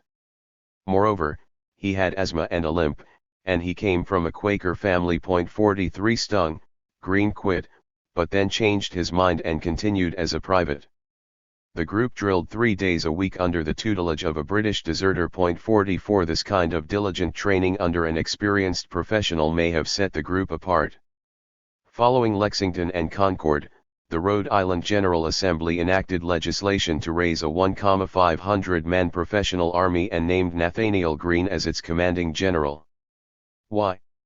No Rhode Islander needs to ask, the answer is political connections. Greene's brother was an officer of the Assembly. Perhaps more importantly, Greene himself had previously been a member of the Assembly and served on its committee to revise militia laws. 45. When George Washington, the newly appointed general and commander of the Continental Army, arrived in Cambridge, Massachusetts, on July 2, 1775, he found numerous militia companies encamped and ready to join the cause. Most were from New England. Washington toured the camps and was appalled.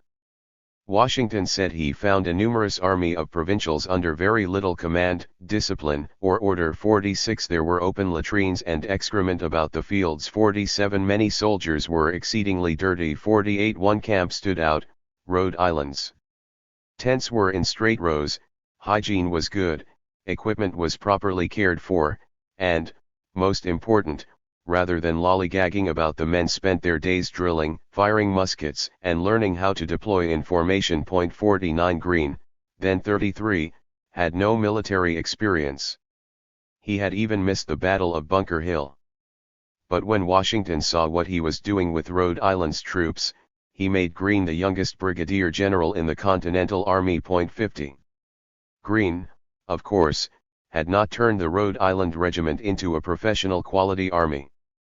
That would not have been possible. Much more training would be required. It is not easy then or now to turn civilians into soldiers. There are many skills to learn, and becoming proficient requires not only tutoring by experienced teachers but a great deal of repetition. Hard exercise is necessary to bring large numbers of civilians into physical condition. Most important are the psychological components of military training. To some extent, individuality must be suppressed. To become prepared to make the ultimate sacrifice, soldiers must become emotionally attached to their comrades and military units. They must be willing to lay down their lives, not only for their cause, but for their brethren. They become accustomed to immediately obeying superiors. They must become able to perform while being gripped by fear. Greene, himself, put it this way: people coming from home with all the tender feelings of domestic life are not sufficiently fortified with natural courage to stand the shocking scenes of war. To march over dead men, to hear without concern the groans of the wounded, I say few men can stand such scenes unless steeled by habit and fortified by military pride. 51 Learning all of this, being inculcated with all of this, requires concentrated work and time. Yet militia often trained just 4 times a year. While getting ready for war, some semi-elite units, such as the Minutemen, had been training 2 times per week. 52 Now Washington's sergeants and junior officers were intensively training full-time soldiers. 53. According to Ron Chernow, It was during his combat experience in the French and Indian War when Washington came to believe in the need for rigorously trained, professional armies rather than hastily summoned, short-term militia. 54 So many aspects of the militia left him dismayed. The militia elected their officers, for example. 55 Moreover, democratic decision-making permeated militia tradition in other ways, too. New England militia not only elected their officers, they insisted on making combat decisions by consensus rather than having officers issue orders. 56 Joseph Reed, Washington's aide-de-camp at this time, undoubtedly reflected his boss's view when he said, "To attempt to introduce discipline and subordination into a new army must always be a work of great difficulty, but where principles of democracy so universally prevail, where so great an equality and so thorough a leveling spirit predominates, either no discipline can be established, or he who attempts it must become odious and detestable, a position which no one will choose." 57. The most famous training of the Continental Army occurred at Valley Forge, from late February 1778, when Friedrich Wilhelm von Steuben arrived, until the Battle of Monmouth Courthouse in June of that year.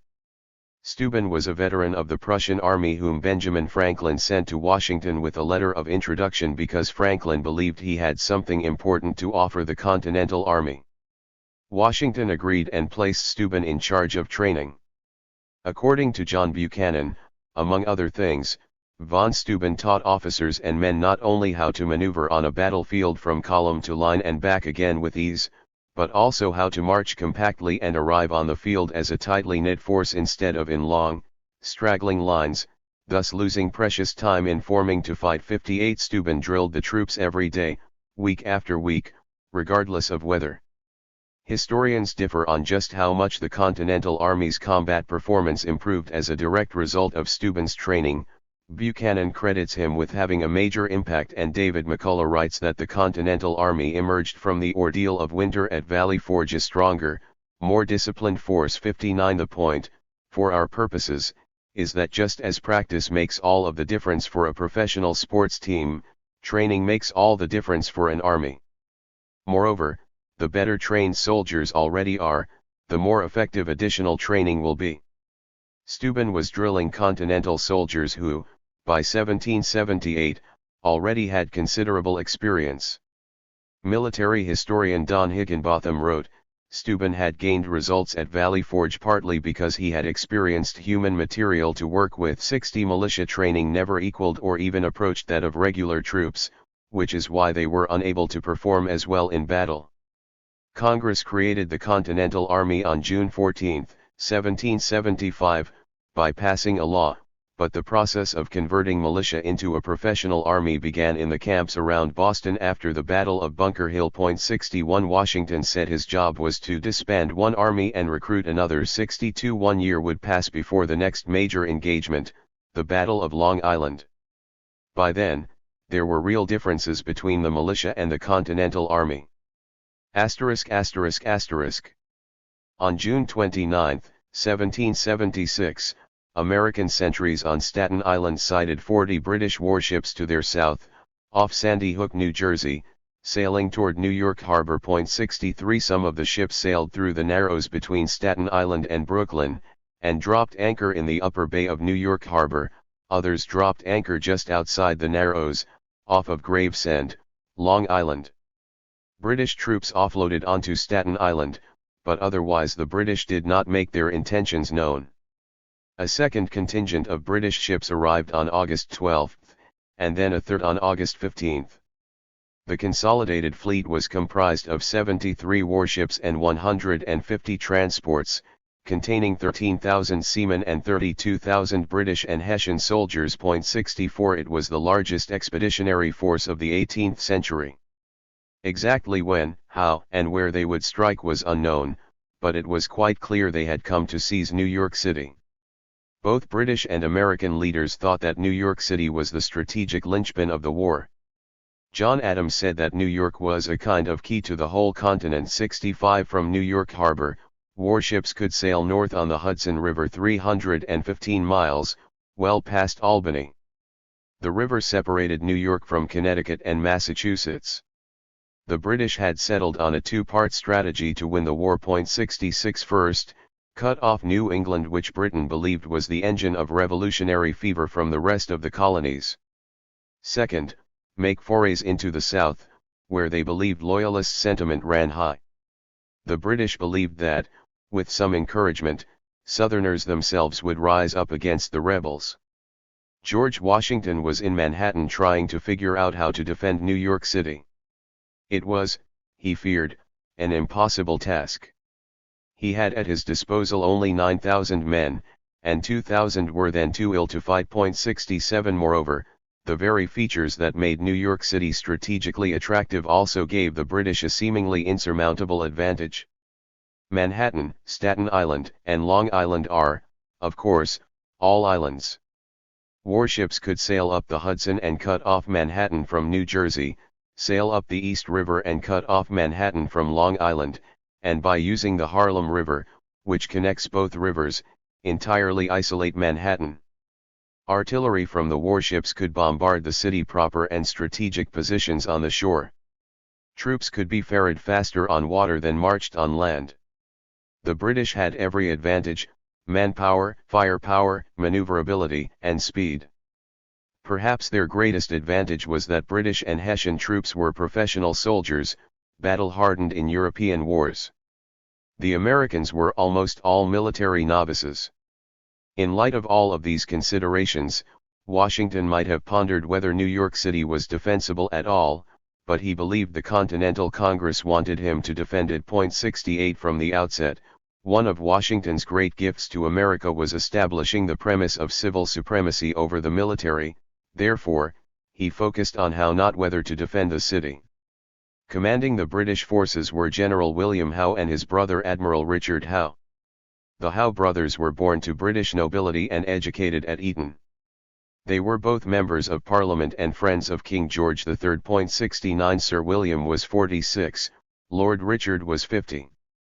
They each had 30 years of military experience, including considerable combat experience, and they each had distinguished themselves for competence and for courage under fire. As we have already seen, William Howe displayed great bravery during the Battle of Bunker Hill. He was now Commander-in-Chief of all British forces in North America. Richard Howe was called Black Dick behind his back on account of his dour personality. Someone described him as being as undaunted and silent as a rock.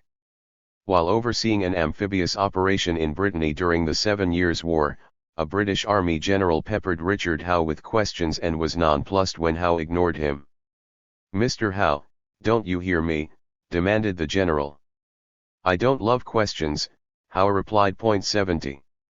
On both sides of the Atlantic, there were still hopes in some quarters of resolving the dispute between the colonies and the mother country peaceably.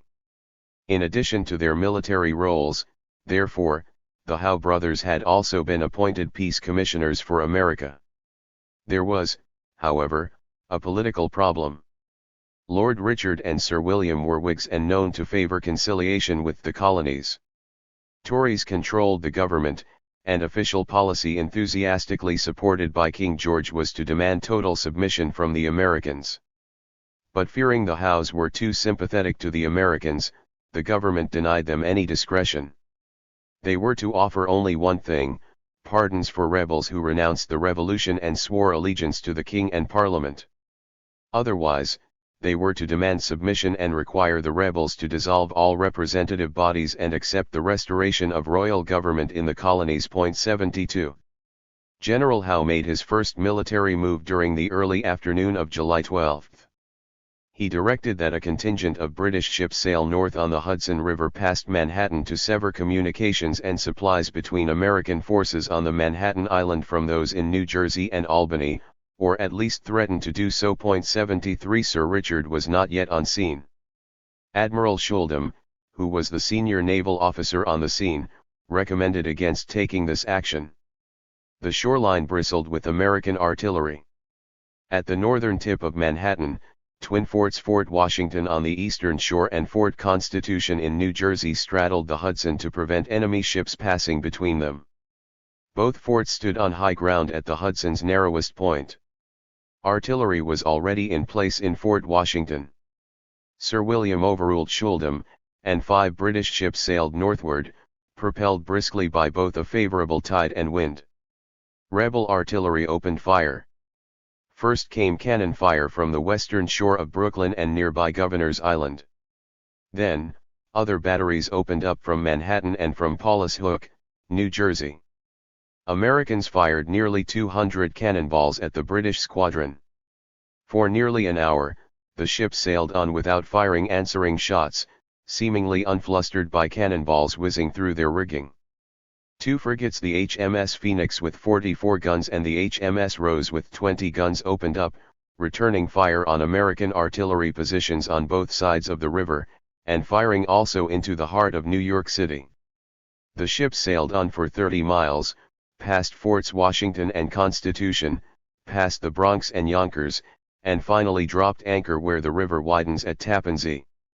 Only 4 British sailors were injured. The ship suffered no more than minor damage. Meanwhile, shelling New York had reduced the city to bedlam. If General Howe intended to begin the campaign by demonstrating the might of Britain's seasoned and professional military, he had succeeded.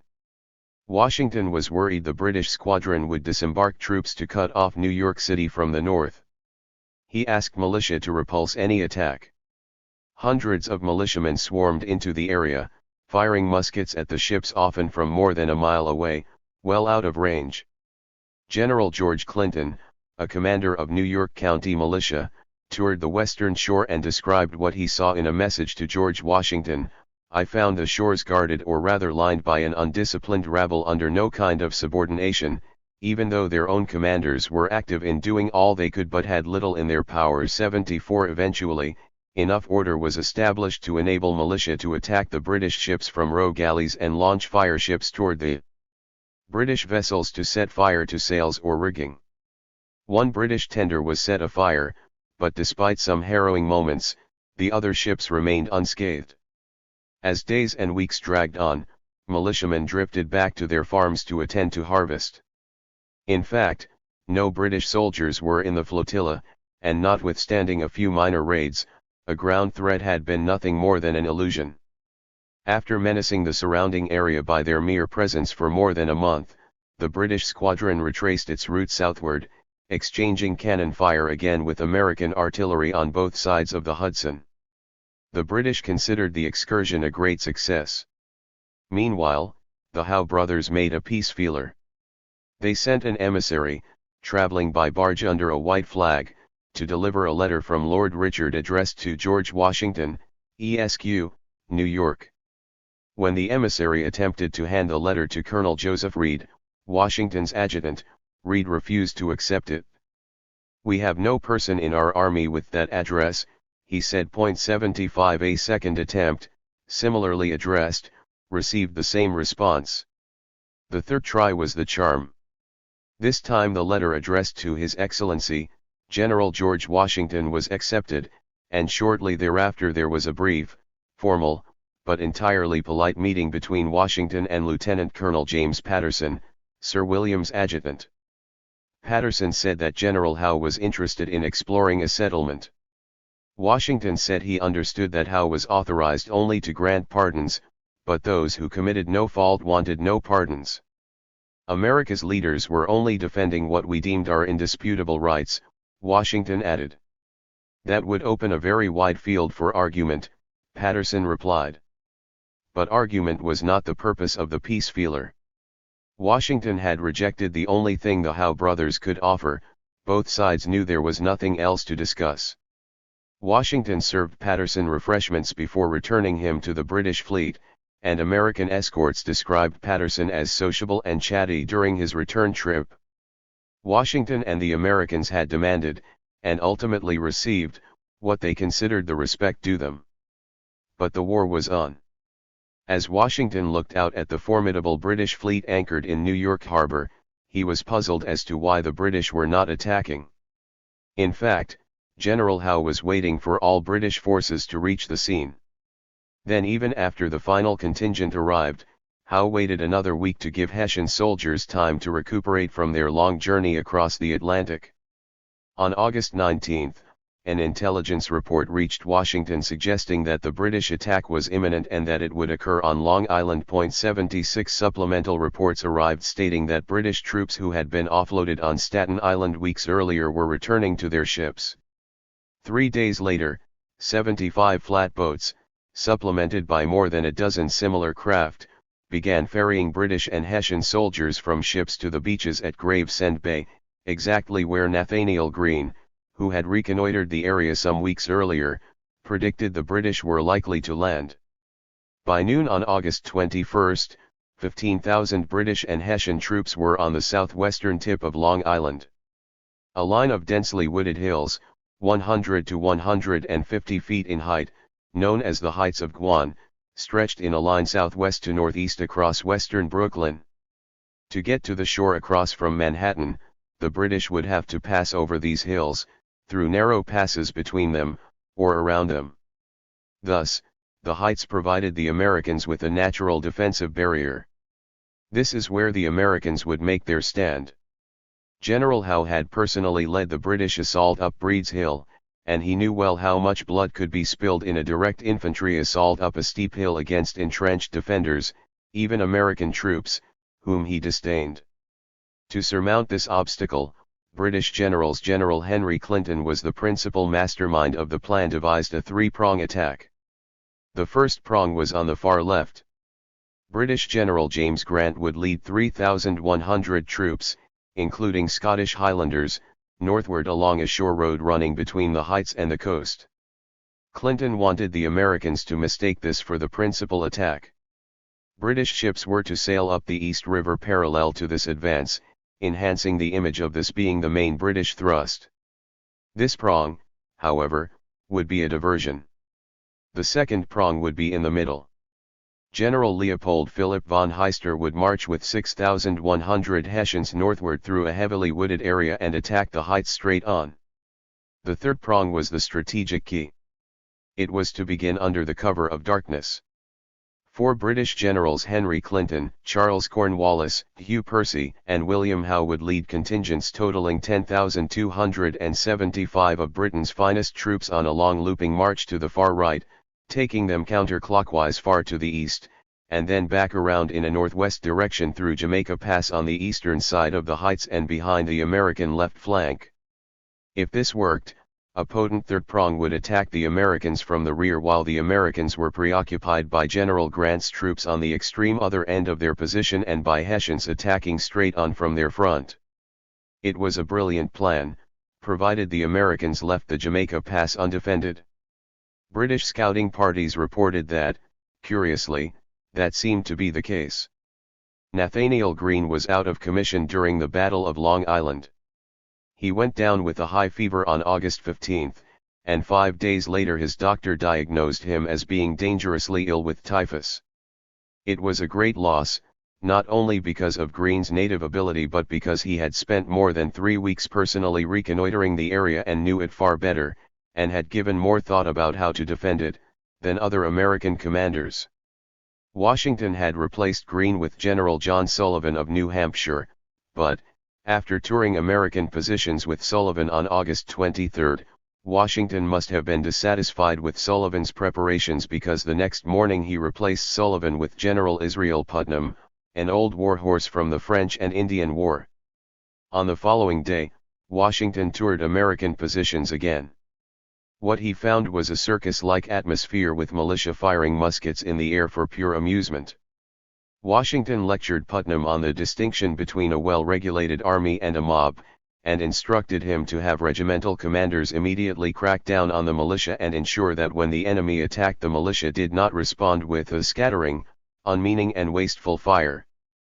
Putnam's semi-coherent verbal replies worried Washington, so he reduced his instructions to writing. 77.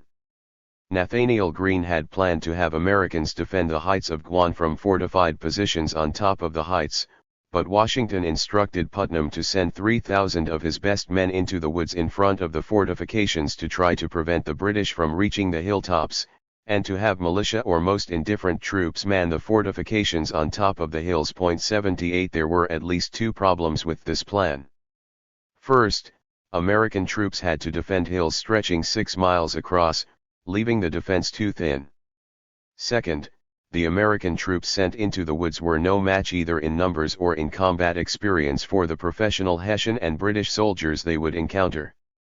Moreover, this was going to be close combat, at which British and Hessian soldiers excelled. They were extremely proficient with bayonets. American rifles lacked bayonets. .79. Washington told his soldiers to show the enemy what a few brave men, contending in their own land and in the best of causes, can do against base hirelings and mercenaries. If he really believed that would be enough to make a decisive difference, this engagement would change his mind. Aides awakened Washington during the night of August 26 to inform him that British troops were attacking along the shore road. That is exactly what Washington had expected. The shore road was the most direct path toward the British objective, and it avoided the hills. General William Alexander had been assigned to defend that route. Although he was born in New York, Alexander was better known as Lord Stirling, a Scottish title he claimed by inheritance even after the House of Lords decided that he had no right to use it. The House of Lords no longer carried much weight with the rebels, however. Convinced this was the main British advance, other American troops were rushed to the American right to support Continental Army troops from Maryland and Delaware that were being personally led by Lord Stirling. At this point, following the British plan, General Grant stopped advancing. That misled the Americans into believing that they had halted the main British attack. Meanwhile, on the far other side of operations, General Henry Clinton sent a patrol to the Jamaica Pass to quietly reconnoiter. The British patrol captured a 5-man mounted American patrol. Senior officers interrogated the captives. They learned the pass itself and the route beyond were undefended. Sir Henry could hardly believe it. The route to the American rear was open. General Clinton later wrote, "The commander-in-chief seemed to have some suspicion the enemy would attack us on our march, but I was persuaded that, as they neglected to oppose us at the gorge, the affair was over." 81. At 9 a.m., British cannons fired, giving a signal for Gage to renew his attack up the shore road and for the Hessians to simultaneously attack the American front. The American front quickly became a bloodbath. American riflemen under General Sullivan in the woods below the hilltops found themselves all but defenseless against the Hessian and British bayonets. Their slow-loading rifles were useless in close-quarters combat. General Sullivan and his men tried to retreat up the hills, but many were butchered along the way. Horrified by the brutality they were witnessing, and terrified by the quickly advancing enemy, the militia or most indifferent troops who were selected to man the barricades, this lot of rabble which parades under the name of riflemen, as described by the adjutant general of the Hessians, threw down their rifles and fled before engaging in the fight themselves. 82. The one bright spot was that the best trained and most highly disciplined troops, who had been selected to meet what American commanders had originally expected to be the main British advance along the shore road, fought bravely and well until they were overwhelmed by British troops advancing not only in front of them but behind them as well. Some fled and some surrendered, but not before putting up a stiff fight. More than 300 Americans were killed and many more were wounded. More than 1,000 others, including both General Sullivan and Lord Stirling, had been taken prisoner. 83. The retreating American troops found themselves trapped between the British and the East River. They quickly dug trenches. A quick British advance might have destroyed the American army once and for all, but inexplicably there was no attack on the following day. Rain fell, and some American soldiers were up to their waists in water. None of the American troops in Long Island had tents. 1/4 of them were ill. 84. Fortuitously, weather and wind direction prevented English warships from sailing on the East River, bombarding the Americans from the west, and sealing them in. 85. Washington seized the moment to save his army. He ordered General Heath to do everything possible to give the impression he was sending reinforcements across the East River and instead to bring every boat of any kind to Brooklyn to evacuate American forces to Manhattan. When darkness fell on the windy and moonless night of August 29, American campfires were lit and then kept burning throughout the night. Meanwhile, American troops stealthily made their way to shore. We were strictly enjoined not to speak, not even to cough, one American private said. 86 The armada of boats plied the waters back and forth, ferrying 9,000 troops to Manhattan. It was a difficult, massive, and tricky operation. At dawn, some American soldiers were still in Brooklyn, including George Washington, who had vowed to take the last boat.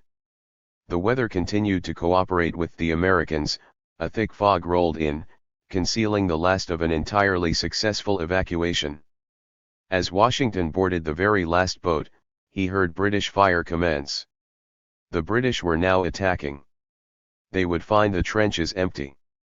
On September 2, Washington wrote to John Hancock, who was then president of the Continental Congress. "Our situation is truly distressing," Washington began.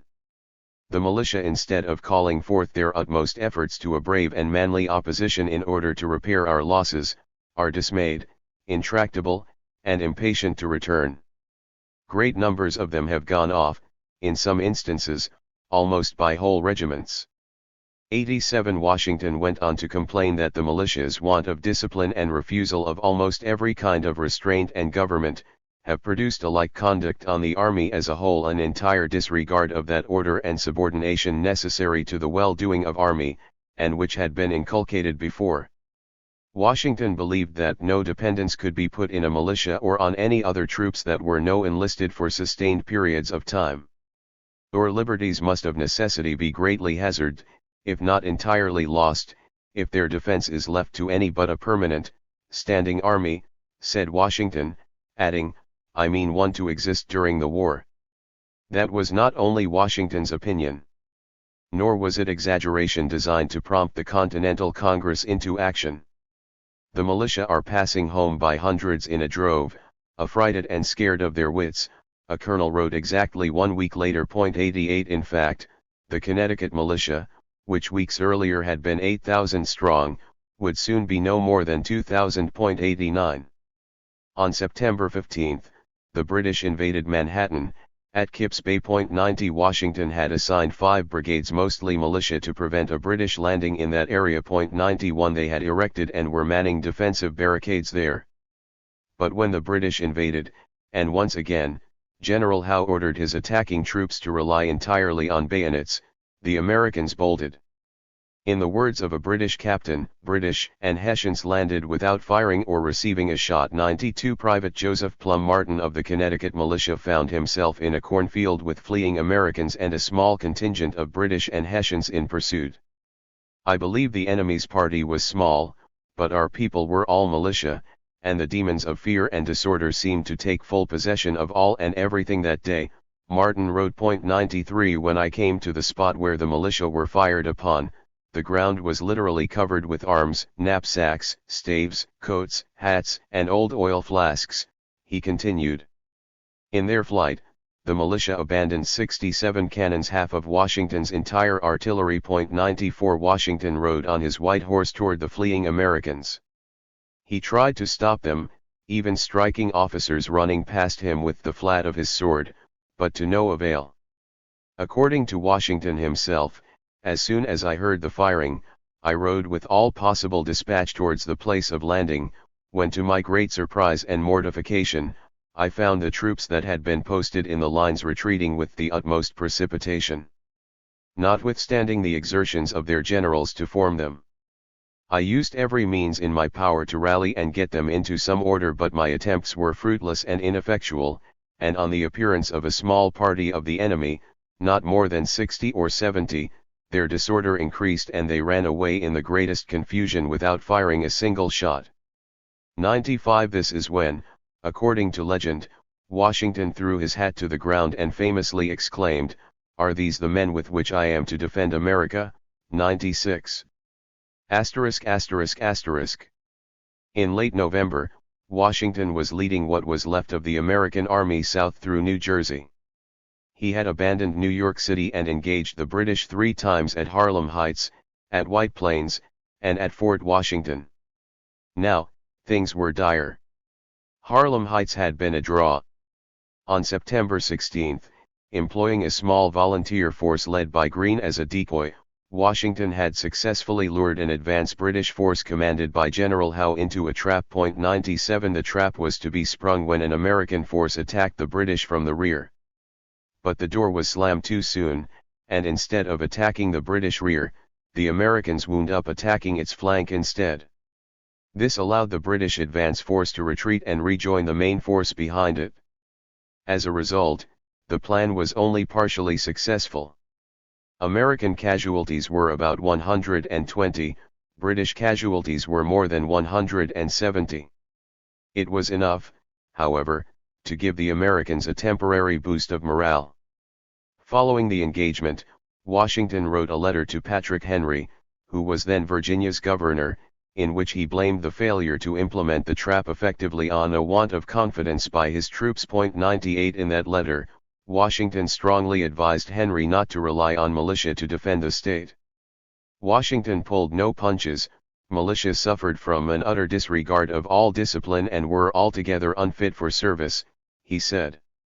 Washington did want to influence Henry regarding whether to use the militia in the management of Indian affairs, but warned him that it would be highly inadvisable to rely on them if the state found itself in danger from any detachment of the British Army or Marines. A month later, fearing that the American army would be encircled in Manhattan and on the advice of General Charles Lee, about whom more will be said shortly, Washington reluctantly yielded New York City to the British and marched his 14,500 troops north to White Plains, where he could take a defensive position on high ground. 99 General William Howe led 19,000 British regulars and Hessians to meet the Americans in White Plains. Following preliminary skirmishes, the main battle took place on October 28. On the morning of battle, General Lee alerted Washington to a vulnerability in the American position. The right wing was comprised of 2,000 militia. 100 They were on the slopes Chatterton Hill, which rose to a height of 200 feet, and they planned to array themselves behind stone walls, fences, and trees along the slope, but they had not created a fortified defense. 101 If the British seized high ground on the American right flank, they would be able to rake American entrenchments in the center with enfilading fire. 102 Washington sent a Delaware regiment to reinforce the militia on Chatterton. Meanwhile, the battle commenced. Howe planned a straight-ahead main assault, but when he noticed Hessians making progress in attacking Chatterton Hill, he redirected the main British thrust toward that position. 103 The Delaware regiment was then arriving, but it was too late. Militiamen were already fleeing in the face of a Hessian bayonet charge. 104 The right wing was gone. That caused the center to buckle, as Lee and Washington had feared. Continental soldiers retreated, firing intermittingly as they withdrew. An unnerved Delaware regiment soon joined the rush to the rear. British casualties outnumbered American casualties 254 to 175. The Hessian attack on Chatterton Hill had been costly, but as the battle ended with Americans fleeing, everyone considered it a British victory. 105 The only question later asked by a parliamentary committee of inquiry is why General Howe did not immediately pursue and destroy the American army as it fled in disarray. Howe would only say, "The committee must give me credit when I assure them that I have political reasons, and no other, for declining to explain why that assault was not made." 106 This would, in fact, be one of several occasions when Howe deliberately chose not to pursue and destroy the fleeing American army, thereby effecting a coup de grace on the American Revolution. 107 The scuttlebutt among their own subordinate commanders was that the Howe brothers hoped to terminate the war amicably, and believed that would have been better accomplished by bringing Washington to the negotiating table rather than by massacring his soldiers and sending him and other American leaders to the gallows. 108 The Battle of Fort Washington was the most ignominious of the three engagements. To prevent the British from controlling the Hudson River as part of their objective of cutting New England off from the rest of the colonies, the rebels had constructed two forts facing each other on opposite sides of the river. The redoubt on the New Jersey side of the river was named Fort Lee, in honor of General Charles Lee. The pentagon-shaped, earthen redoubt on the New York side was named Fort Washington. It was 265 feet above the Hudson River on Harlem Heights, and further defended by additional breastworks on steep slopes to both the north and south. The Hudson River was immediately to the west, the Harlem River was immediately to the east. The garrison was defended by 2,900 Continental soldiers commanded by Colonel Robert Magaw, who was confident he could hold it until the British suspended fighting and went into winter quarters. In his one major blunder of the war, Nathaniel Greene told Washington that he doubted Howe could quickly take Fort Washington by direct assault. 109 Instead, Greene believed, Howe would take his army into winter quarters in New York and lay siege to the fort when combat resumed in the spring. But Magaw, Greene, and Washington, who personally surveyed the scene and endorsed defending the garrison, were wrong. On November 16, Howe launched a coordinated assault by 13,000 British and Hessian troops. More than 4,000 British and Hessians attacked from the south, 8 Hessian regiments made the main attack from the north, and thousands of British made 2 separate amphibious assaults across the Harlem River from the east. Lord Richard Howe personally accompanied forces coming from the south while Sir William went ashore with the British amphibious assault. Meanwhile, British artillery blasted away at the American positions. The defenders were quickly forced back into the earthen redoubt, where they found themselves too concentrated and constricted to move. Around 3 p.m., the British gave Magaw an ultimatum: surrender or expect all defenders to be killed. This was his second ultimatum. He had summarily refused a similar one before battle in the early morning. This time he asked for time to consider it. That was refused, and Magaw surrendered. American casualties totaled 59 killed, 96 wounded, and most horrifically, 2,836 captured. 110 The British also captured another 34 cannons and 2 howitzers. 111 Not everyone favored taking prisoners under the circumstances. British casualties totaled 77 killed and 381 wounded. Some, particularly Hessians, who suffered the highest casualties, wanted the Americans put to the sword for refusing the first ultimatum. Howe would not allow it. His thinking was undoubtedly echoed by a British captain, who wrote in his diary, "I am of opinion it is right to treat our enemies as if they might one day become our friends." 112 But kindness did not extend far. The British treated their prisoners abysmally. They were often confined aboard prison ships in the filthiest of conditions, with little water and food and no medical care. 113 According to Rick Atkinson, 2/3 of the Americans captured at Fort Washington were dead in 18 months. With Fort Washington gone, there was no purpose or ability to hang on to Fort Lee on the opposite side of the Hudson River. The Americans grabbed what munitions and supplies they could from the fort, left the rest including yet another dozen cannons, and headed west, across the Hackensack River, with General Cornwallis and 5,000 British troops only 2 miles behind them. 114 Washington did not know it, but Howe had ordered Cornwallis to follow but not attack the retreating Americans. Washington spent a few days in Newark and then took what remained of his army southward. He now had only 5,140 men fit for duty. 115 A little over 2,000 of these would have their terms of enlistment expire on December 1, only days away, and nearly another 1,000 enlistments would expire on January 1. His force could no longer survive on its own. Cornwallis was now stalking him with a force that had grown to 10,000. 116 But Washington had left 2 other forces in New York. He had left General William Heath with 4,000 men at Hudson Highlands, about 50 miles north of White Plains, and General Charles Lee with 7,000 men in Westchester, or at least Lee had been in Westchester when Washington last heard from him.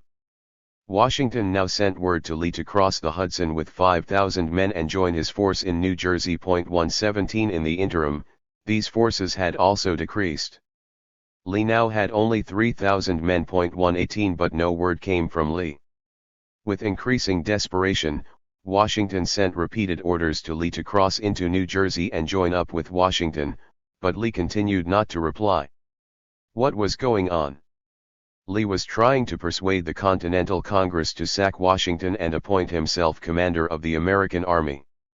Washington figured this out on November 30, upon opening a letter from Lee to Colonel Joseph Reed, Washington's own adjutant, which began, I received your most obliging flattering letter. Lament with you that fatal indecision of mind which in war is a much greater disqualification than stupidity or even want of personal courage. 119 Washington realized that fatal indecision of mind remark referred to him and surmised the rest. Cornwallis was now actively pursuing Washington with a British force numbering 10,000.120 in Brunswick, New Jersey. On November 30, Washington sent a letter to John Hancock. Our force was by no means sufficient to make a stand against the enemy, he wrote. 121 As yet no great number of the militia of the state has come in, he added. 2 days later, 2,000 men left because their enlistments expired. 122 Despite Washington's entreaties, they refused to stay. At 1:30 p.m. on that day, while still in Brunswick, Washington scribbled the following postscript on a letter to John Hancock: "The enemy are fast advancing, some of them are now in sight. All the men of the Jersey flying camp under General Hurd being applied to, have refused to continue longer in service." 123 The New Jersey militia left even though Washington was in dire circumstances in their own state. 124 The Jersey militia behave scurvily and, I fear, are not worth the freedom we are contending for, Nathaniel Greene wrote. 125 In fact, things were even worse than Washington and Greene then knew. Nearly 3,000 New Jersey men had started signing loyalty oaths to King George in exchange for pardons and promises of not having their homes pillaged by British forces. 126 With what remained of his force, Washington raced southward. A rearguard tore up bridges and cut down trees to impede the enemy's path behind him. 127 On December 8, Washington and his battered troops crossed the icy Delaware River into Pennsylvania. 128 Fortunately, he was joined on the western shore by 2,000 jittery Pennsylvania militiamen. Washington got a break of a different sort at 10 in the morning on Friday, December 13, when an ambitious, 22-year-old junior British officer named Bonestret Tarleton, accompanied by only 2 privates, captured General Charles Lee, who had left his force to spend the night in Mary White's Tavern near Basking Ridge, New Jersey, accompanied by only 15 bodyguards. Why was he there? Some believe it was for a romantic liaison with an unidentified woman. 129 No better explanation is apparent. What we do know, however, is that as part of his campaign to replace Washington, Lee had just finished writing a letter to General Horatio Gates, which began, "Entre nous, a certain great man is most damnably deficient," and then claimed that Washington had put him, Lee, in a situation where I have my choice of difficulties. 130 The truth was just the reverse. Charles Lee could not hold a candle to George Washington in military skill, leadership ability, judgment, prudence, courage, or integrity. But he had more military experience than Washington, and he was a relentless and effective self-promoter. Even Nathaniel Greene then believed that this was a great loss to the American states, as is a most consummate general. 131 And at this point in time, Washington's star had fallen. He had lost a series of engagements, without achieving any real win. The decision to defend Fort Washington had proved flatly wrong. Congress had instructed him to defend New York City at all costs, and he failed. Today, we properly consider George Washington to be one of the irreplaceable figures in American history. Yet, had he not been captured, Lee may well have replaced him. Washington would soon prove his exceptional worth as a military commander with a daring Christmas Eve raid across the Delaware on a Hessian camp at Trenton, followed by successful engagements with British troops at Trenton and Princeton. At Princeton on January 7, 1777, a contingent of 1,100 Pennsylvania militia commanded by Colonel John Cadwalader bolted twice in the face of the enemy, even though Americans, including Continentals and militia, outnumbered the enemy. 132 Seeing what was occurring, Washington galloped on his white charger to the area of trouble, ordered Continental units to counterattack, and then in the midst of enemy fire, with British troops no more than 30 yards away, exhorted the militia to fight. "Parade with us, my brave fellows. There is but a handful of enemy and we will have them directly," he cried. 133 A Pennsylvania officer later recalled, "I saw him brave all the dangers of the field, and his important life hanging as it were by a single hair with 1,000 deaths flying around him. 134 The militia rallied beyond my expectation, Cadwallader himself conceded. 135. This was not the only time militia performed credibly. On January 7, Washington also reported to John Hancock that there have been 2 or 3 little skirmishes between parties and some detachments of militia, in which the latter have been successful and made a few prisoners. 136 In the largest of these, militia engaged a party of about 50 Hessians and killed or wounded 8 to 10 and captured the rest. There were other militia victories, too. In the spring of 1775, Ethan Allen and the Green Mountain Boys, then a Vermont militia unit, captured Fort Ticonderoga, an event of considerable military significance because the Americans captured 200 cannons and a great deal of munitions. But there had really been no fight. The 50 redcoats at the fort had surrendered without firing a shot. 137 In December 1775, 80 Virginia militiamen whipped a somewhat larger force of British regulars and sailors at Great Bridge, just south of Norfolk, inflicting casualties on 66 of the enemy. 138 A much longer list of militia successes during the 8-year war could be compiled. But what I have presented so far and will present with even more telling examples in the next chapter is representative. The record overwhelmingly demonstrates that, overall, militia were inadequate for fighting a professional army.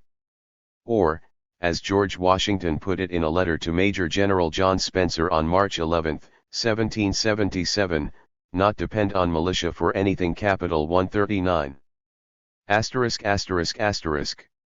All of us learned something about the Revolutionary War in school, but for the most part what we learned focused mainly on the war in the North. Besides those we have already covered, the battles we are most likely to remember are Brandywine, Saratoga, Germantown, Monmouth, and Yorktown. The war in the South is not as well known. But for our purposes, it is critically important. Not only was a significant, and arguably decisive, portion of the war fought in the South, but Southerners including James Madison were especially well aware of what happened in their own territory. The next chapter about the war in the South is likely to hold some surprises. 6. The Militia War in the South. In November 1774, James Madison, then a 23-year-old graduate of Princeton and the son of a wealthy planter who owned more than 100 slaves, wrote a letter to William Bradford of Philadelphia, who had been his closest friend in college. 1 If America and Britain should come to a hostile rupture, I am afraid an insurrection among the slaves may and will be promoted, Madison wrote. 2 There had already been one such plot, Madison thought. Their intentions were soon discovered and proper precautions taken to prevent the infection. It is prudent such attempts should be concealed and suppressed, Madison continued. About 7 months later, Madison returned to the subject in another letter to his friend. It is imagined our governor has been tampering with the slaves, and that he has it in contemplation to make great use of them in case of a civil war in this province, Madison said, adding ominously, if we should be subdued, we shall fall like Achilles by the hand of one that knows that secret. 3. The royal governor to whom Madison referred was John Murray, the 4th Earl of Dunmore. Lord Dunmore had been the royal governor of New York before Britain shifted him to Virginia in 1771. Previously, the colonial assemblies paid the salaries of royal governors, but to ensure his complete loyalty to the crown, Britain paid Dunmore itself. 4 Dunmore started dealing with slavery issues almost immediately. In the winter of 1772, floods destroyed hundreds of farms in Virginia. Some slaves starving and desperate began to organize, with the objective of killing their owners and seizing their farms and food. 5 Patrick Henry led a movement in the Virginia Assembly to petition the Crown to terminate the importation of more slaves from Africa. Southerners were not above shedding crocodile tears about slavery when it suited their propaganda interests, so Henry packaged his petition as being, in part, about the great inhumanity of the slave trade. But he was also straightforward about part of Virginia's concern, namely, that increasing the number of slaves also increased risks of insurrections and will endanger the very existence of your Majesty's American dominions. 6 Virginia, however, had yet another motive for the petition. It was a slave exporting colony and wanted to eliminate competition from African slave traders. Henry's petition presented Dunmore with a political problem, however. One of the investors in the African slave trade was the King of England, himself. Dunmore responded by promptly dismissing the assembly. Things continued downhill from there. "It is imagined our governor has been tampering with the slaves," Madison wrote. He was referring to an incident that occurred on April 21, 1775, at a time many Virginians thought war was imminent. In fact, war had actually begun. The battles of Lexington and Concord had been fought 2 days earlier, although neither Dunmore nor anyone else in Virginia knew that yet. What Dunmore did know, however, was that Patrick Henry stirred revolutionary fervor a month earlier with his rousing "Give me liberty, or give me death" speech in Richmond. Dunmore acted much as his counterpart in Massachusetts, General Thomas Gage, had acted in the face of an impending confrontation.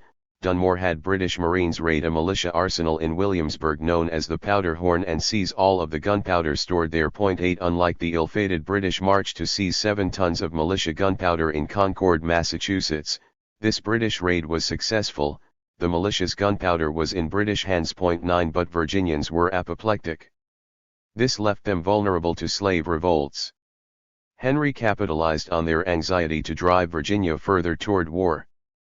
"People were unlikely to go to war over duties on tea," Henry observed, "but tell them of the robbery of the magazine and that the next step will be to disarm them, and they will then be ready to fly to arms to defend themselves." 10. Dunmore responded with what he may have thought was a clever kind of argumentative jiu-jitsu. He claimed he seized the gunpowder for safekeeping because he learned slaves were plotting an insurrection, and he promised to return it if and when it was needed. Virginians did not know which was worse: Dunmore was lying and was therefore detestable, or Dunmore was telling the truth and had left them defenseless. Fear and anger skyrocketed. Patrick Henry led an angry mob to the governor's mansion. George Washington urged restraint and advised militia companies not to join Henry's march. 11 A couple of militia companies joined Henry's march, however. One of the men marching with the Orange County militia was young James Madison, who denounced Washington as a coward who was worried that his property, by which he meant his slaves, will be exposed in case of civil war. 12 Dunmore fled to a British warship and then sent word that unless the people behaved themselves, he would offer freedom to slaves who rebelled against their masters and organize a black army to lay the town in ashes. 13 On June 17, a Virginia Assembly declared British rule at an end in Virginia and took control of the government.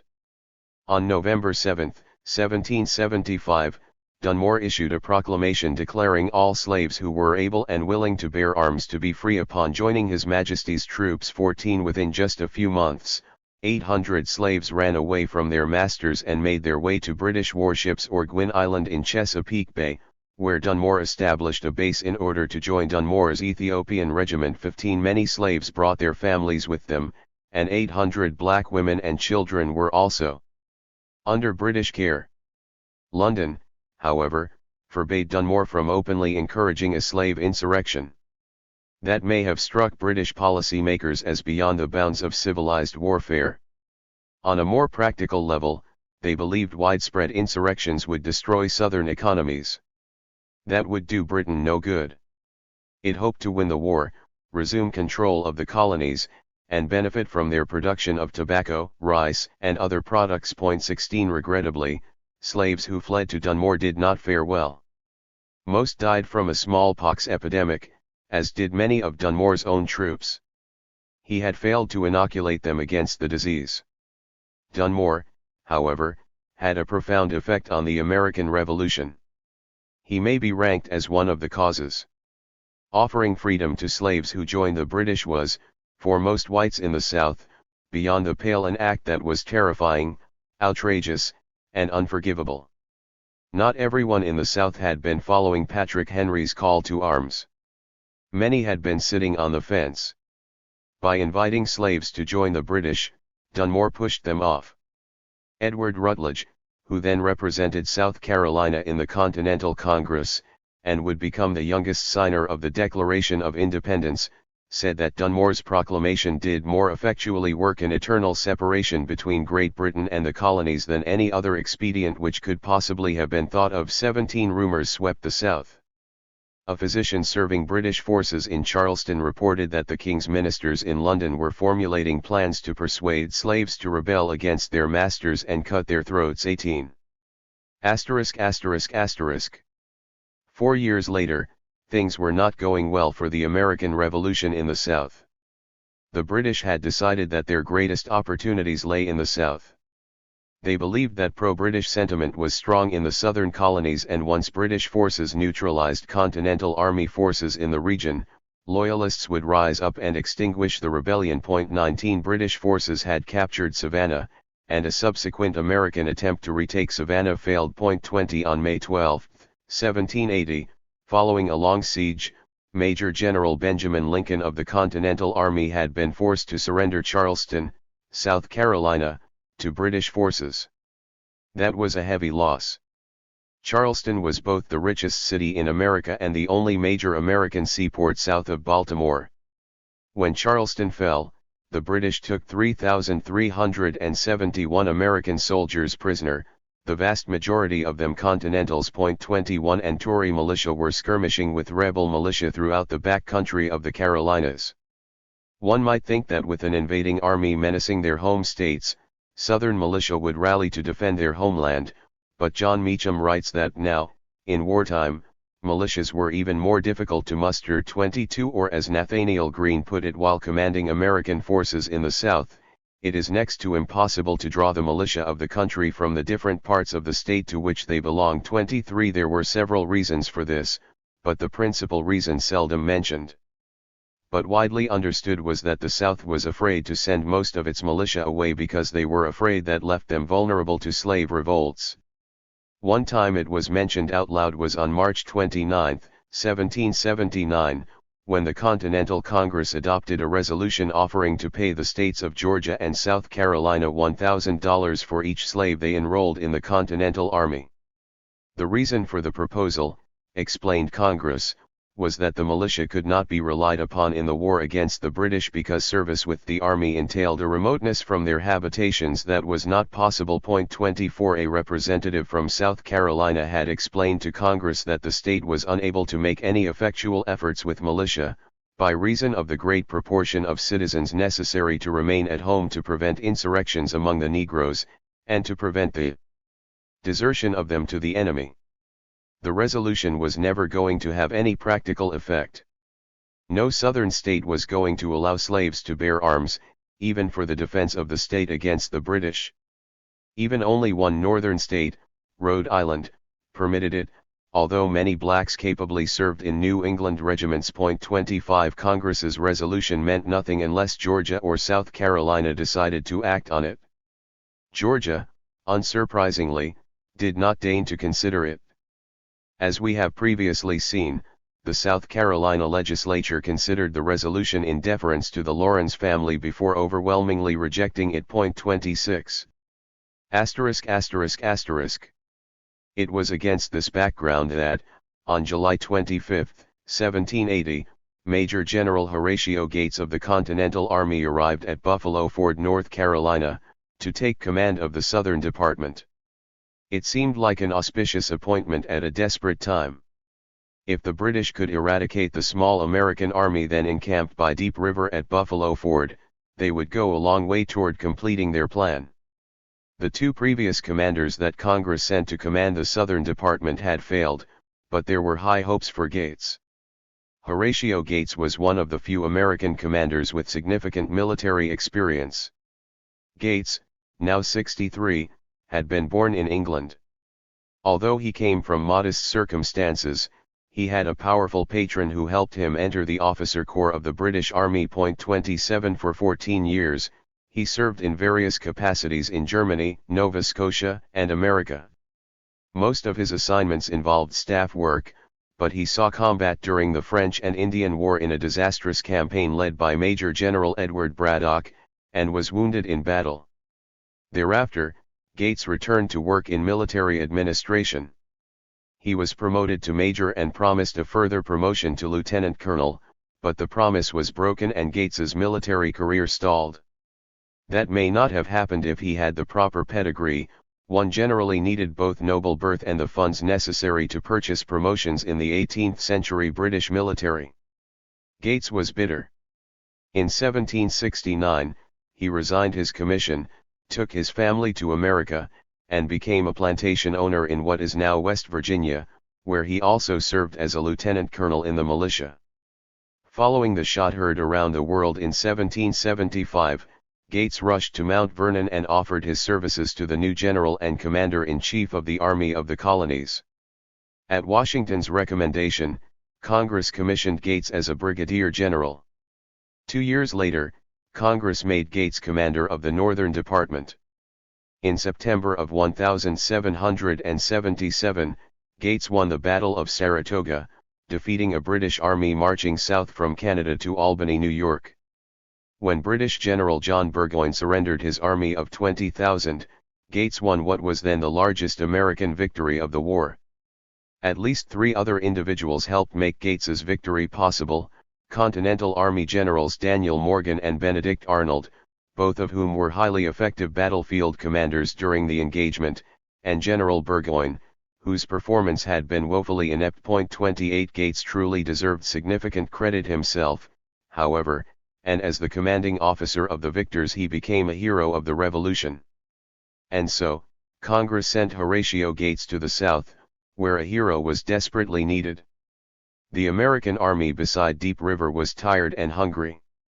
It had spent 2 months marching to its present location from Morristown, New Jersey. 29 The going had been rough. The soldiers carried no rations and had to forage for food along the way.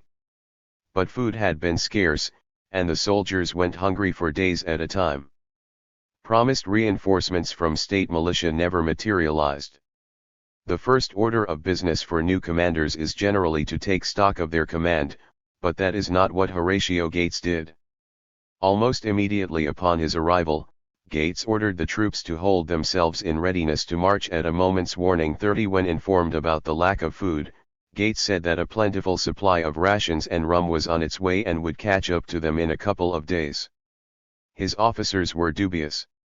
2 days later, Gates ordered the army to strike camp and begin marching for Camden, South Carolina, about 70 miles away. Gates believed that Camden was a target of opportunity, a British base defended by only a 700-man British force. That estimate was, however, based on out-of-date intelligence. The previous commander had mapped out a route to Camden. Since the army had to forage for food along the way, the planned route was through areas where foraging was likely to be fruitful and the population friendly, but Gates thought the route too circuitous and marched his force along a more direct path. This quicker route, however, was through pine barrens devoid of foraging opportunities.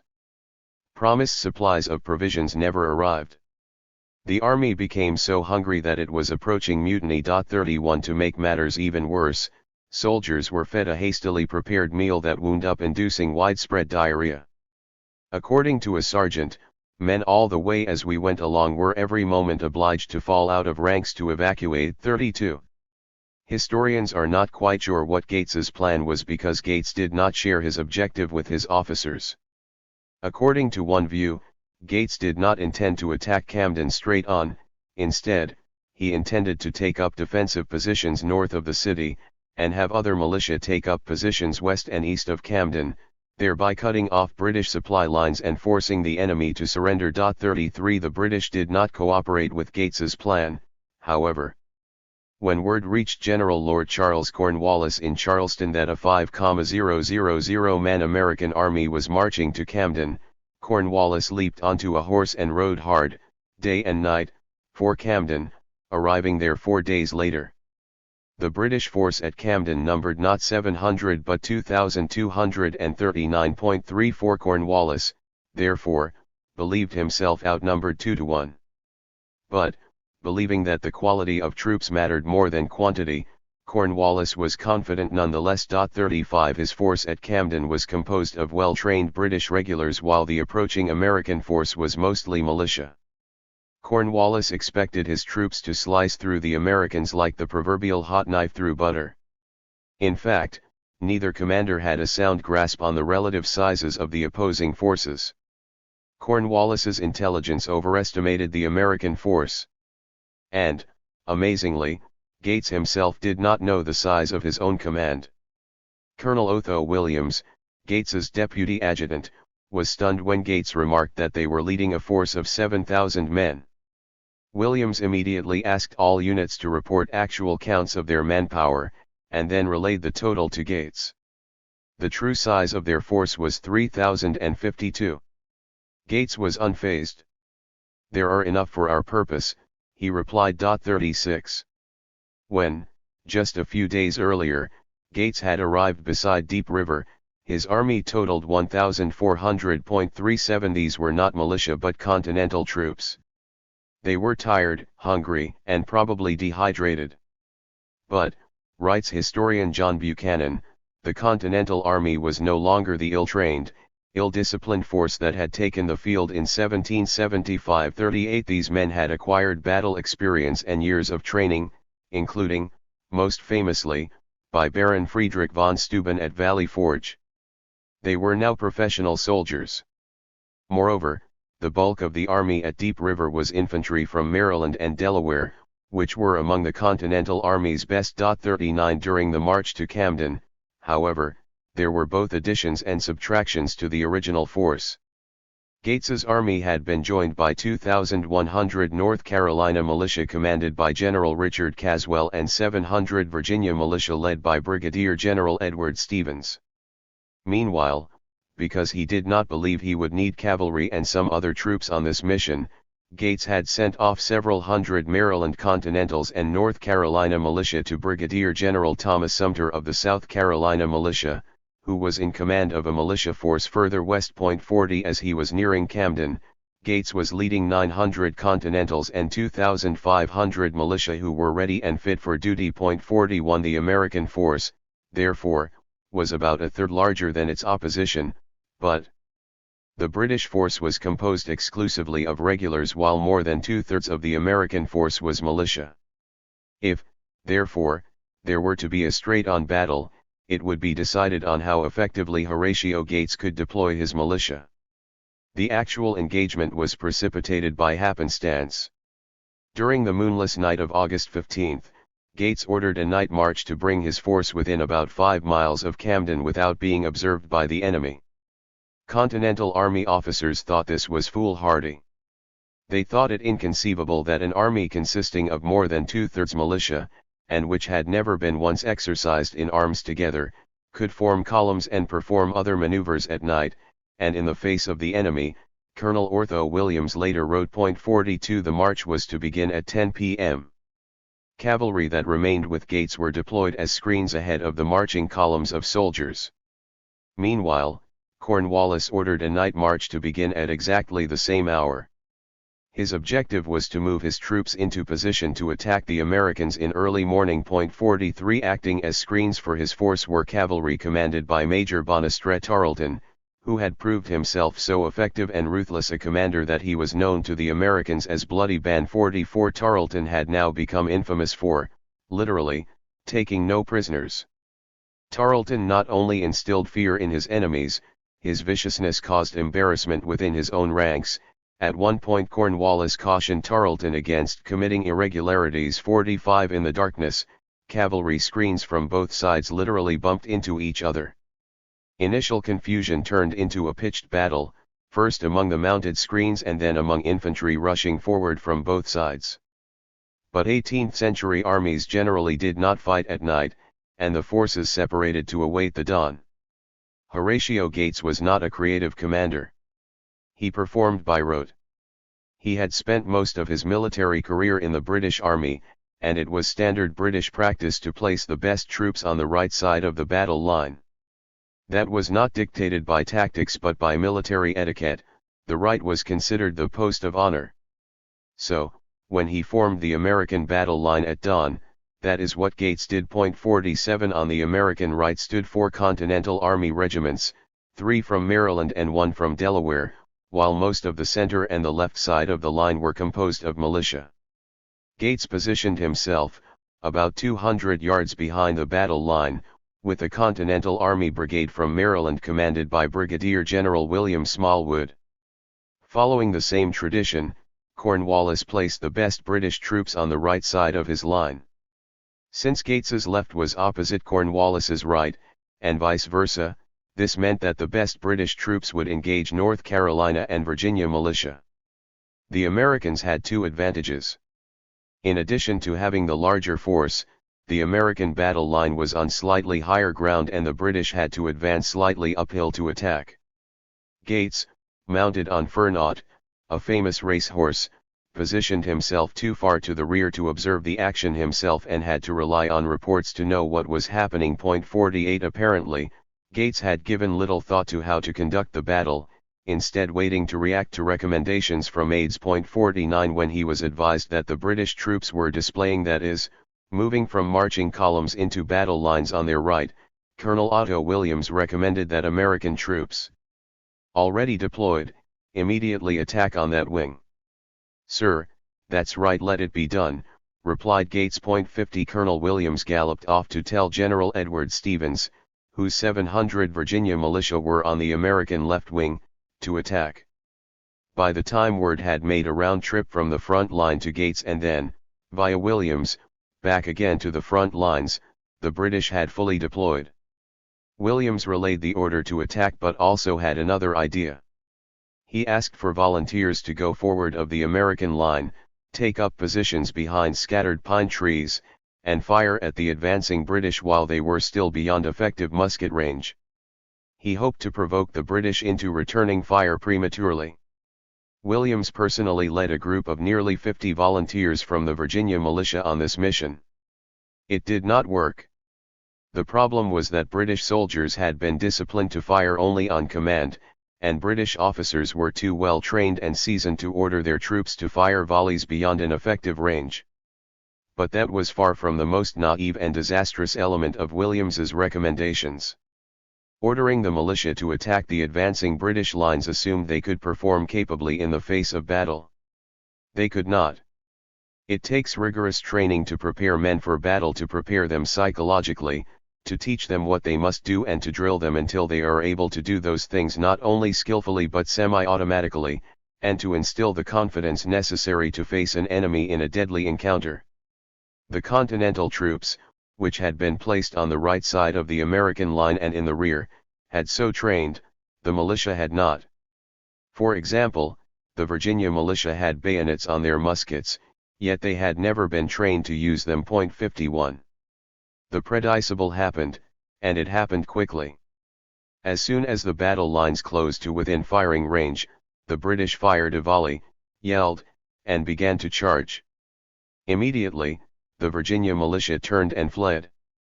According to Colonel Williams, at least two-thirds bolted before firing a single shot. 52 They threw away their muskets so they could run as fast as their legs could carry them. 53 Panic spread to the 1,800 North Carolina militiamen positioned immediately to the left of the Virginians. They, too, threw down their weapons and bolted. Because they were hemmed in by wetlands on both sides of the battlefield, fleeing militia tore through the ranks of Continental troops behind them. The Continentals tried valiantly to stand their ground. According to Colonel Williams, the regular troops, who had the keen edge of sensibility rubbed off by strict discipline and hard service, saw the confusion with but little emotion. 54 But even seasoned professionals could only do so much. 900 jostled and disordered Continentals, standing by themselves in two physically separated groups, were attempting to withstand a tidal wave of 2,000 British regulars, energized by their routing of the militia and supported by bloody bands sword-wielding cavalry. The Continentals were forced to retreat. American casualties totaled 1,900, including approximately 1,000 captured and missing. British casualties totaled 324.554. 4 days later, General Edward Stevens of the Virginia militia described what had occurred in a letter to his state's governor, Thomas Jefferson. "Loss," wrote Stevens, "when the enemy charged, the militia gave way, and it was out of the power of man to rally them. 56. This allowed the entire enemy force to push their whole force against the Maryland line, who was not able to stand them long. Confusion and panic reigned. If Jefferson were to picture the scene as bad as he possibly could, it will not be as bad as it really is, said Stevens. He related how fleeing militiamen, rather than reforming into groups after having left the battlefield, continued to race individually through the countryside for more than 100 miles, relying on the kindness of strangers to take them in. I am now where scarce a friend is to be found, Stevens wrote. We are still in such a dispersed situation, that I can't pretend to say, what may be the loss of our men, but with respect to the militia, themselves, it matters not, for from their rascally behavior they deserve no pity. And what of the future? I am doubtful. It will be a very difficult matter to collect any number of the militia of the state together again, though if anything else could be done it had better, for militia I plainly see won't do. In his reply, Jefferson said the misfortune weighed heavier on his mind because it had been brought about by his own countrymen. But how did Jefferson respond to General Stevens's warning that the militia plainly would not do? The past is past, said Jefferson. We must look to the future, and we'll send you 2,000 fresh militia. 57 This would hardly be the last time militia would disappoint Jefferson, however. One of his biographers writes that Jefferson's faith that the militia could be counted on at least to defend home and family was shattered as time and again the raw troops broke ranks and ran from seasoned British regulars. 58. Among those who fled the field of battle and seemed to never stop was Horatio Gates. It is said that Gates was mounted on the fastest horse in the American military. 59 Gates claimed he rode farther and farther from the battlefield because he was trying to rally fleeing militia. Few believed him. It was more likely he wanted to be sure to outrun the Bloody Band's cavalry, which was infamous for hot pursuit. Gates did not stop until he reached Hillsborough, 180 miles from Camden. He was a hero of the Revolution no longer. The Southern Department needed a new commander. Having chosen 3 failed commanders in a row, the Continental Congress decided this time around to take George Washington's recommendation and appointed Nathaniel Greene, now 38. Washington considered Greene his most talented general, and he made it known that, should he fall in battle, Greene ought to succeed him. 60 It was an appointment that may have saved the Revolution. First, Greene had to find the Southern Army. His most recent information about the Army's whereabouts was 2 months old. Gates, and what remained of his army, had then been in Hillsborough, but they were no longer there when Greene arrived.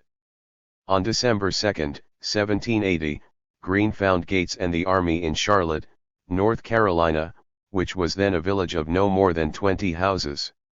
Gates could not be pleased about handing his command over to Greene, and Gates had just learned that his only son, Bob, had died. Nevertheless, he was gracious in introducing Greene to the troops and making the transition. For that Greene was grateful, but everything else he found horrified him. In a letter to his wife, Greene described the soldiers as half-starved and remarkable for nothing but poverty and distress. 61 There was no food, there were no tents, clothing was inadequate. The soldiers subsisted on what they could forage on a daily basis. 62 He was informed that 2,307 men were on the rolls, but when Greene ordered an actual count he found only 1,482 present and fit for duty. This included 949 Continentals from Maryland and Delaware, the cream of the American Army. Most of the rest were Virginia militia, which Greene described as literally naked and undisciplined. 63 And only about 800 men were properly clothed. This was the force with which Greene would somehow have to outmaneuver General Charles Cornwallis, who commanded 9,000 well-fed, well-equipped, well-trained troops, 4,000 of whom were garrisoned at Winnsboro, South Carolina, about 60 miles to the south. The rest were garrisoned at Savannah, Charleston, and other posts. Greene's first decision was stunningly unorthodox, dividing his tiny force in two. Conventional military doctrine was to never divide one's force when facing a larger enemy. It would be your opponent who wanted to divide and conquer. Greene later explained that his decision flowed partly from choice and partly from necessity. 64 First, Greene realized that he needed to divide his force to feed them. They were starving and needed to separate geographically to forage more effectively. Second, Greene needed time to train and discipline his militia. Militiamen were coming and going as they pleased, being absent without leave had become commonplace. Greene wasted no time. A month after his arrival, he signed an order to have a man who had deserted 3 times publicly shot. After writing the date, January 4, 1781, on his order, Greene added, "In the 5th year of the independence of the United States." 65 Greene himself explained his third reason for dividing his force as follows: "It makes the most of my inferior force, for it compels my adversary to divide his, and holds him in doubt as to his own line of conduct. He cannot leave Morgan behind him to come at me. And he cannot chase Morgan far, or prosecute his views on Virginia, while I am here with the whole country before me."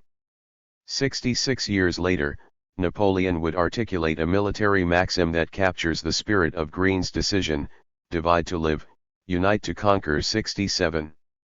Greene had in his command Brigadier General Daniel Morgan. This may be one of the most fortuitous pairings in American military history.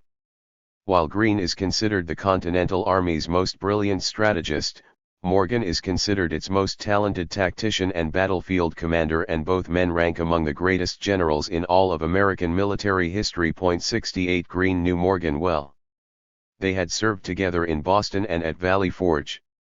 Greene gave Morgan 600 of his best troops: 300 Continental Army infantrymen, 120 light dragoons led by Colonel William Washington, and 180 Virginia militiamen who had previously served in the Continental Army. 69. Greene sent his chief engineer, Colonel Thaddeus Kosciuszko, southeast to scout for a new location for his own detachment. He gave Kosciuszko explicit written instructions: follow the Little River 20 or 30 miles to the PD River, examining water quality, nature of the soil, availability of produce, suitability of the rivers for transportation, and where the rivers could be forded. Based on Kosciuszko's report, Greene selected a site on the PD River, across from Cheraw, South Carolina, for his army. It was a strategic location in central South Carolina, just south of the North Carolina border. By placing his army there, Greene sought to cut the British off from Tory militia in North Carolina and be in a position to deny the British resources from areas they had not yet plundered. On December 16, Greene set out with 1,100 men, including 650 Continentals. It would take his bedraggled army 6 days to traverse difficult terrain and reach its new camp. When he arrived, Greene set to work training his army. Meanwhile, Morgan was to march west, cross the Catawba River, link up with North Carolina militia commanded by Brigadier General William Lee Davidson, and then march southwest across the border into South Carolina. For the present, I give you the entire command in that quarter, and do hereby require all officers and soldiers engaged in the American cause to be subject to your command, Greene wrote in his orders. That was to make it clear that Brigadier General Thomas Sumter of the South Carolina militia was to take orders from Morgan rather than the other way round. Sumter, known as the Gamecock, had a sizable force of militia, but he was vain, difficult, and headstrong.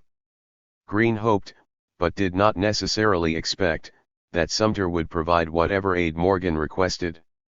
On Christmas Day, 1780, Morgan set up camp beside the Pacelot River at Grendell's Shoals, South Carolina. That evening 60 South Carolina militiamen rode into Morgan's camp and volunteered their services. Their elected commander, Andrew Pickens, had famously defeated a much larger force at Kettle Creek, Georgia, demonstrating both courage and tactical acumen in the process.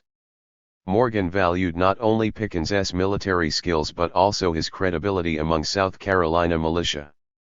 Because of Sumter's irascibility, assistance from the South Carolina militia was a matter of concern.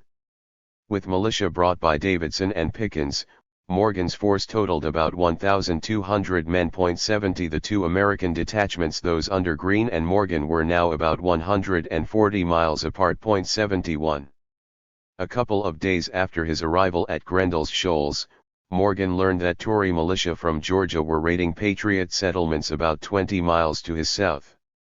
Morgan found this an opportunity to spirit up the people, as he put it, that is, to show the people that the Continental Army would come to their aid, and he sent Colonel William Washington with a force of 280 dragoons and mounted militia after the Tories. 72 Washington caught up with the Tories, rode them down, and slashed them to death with large cavalry sabers.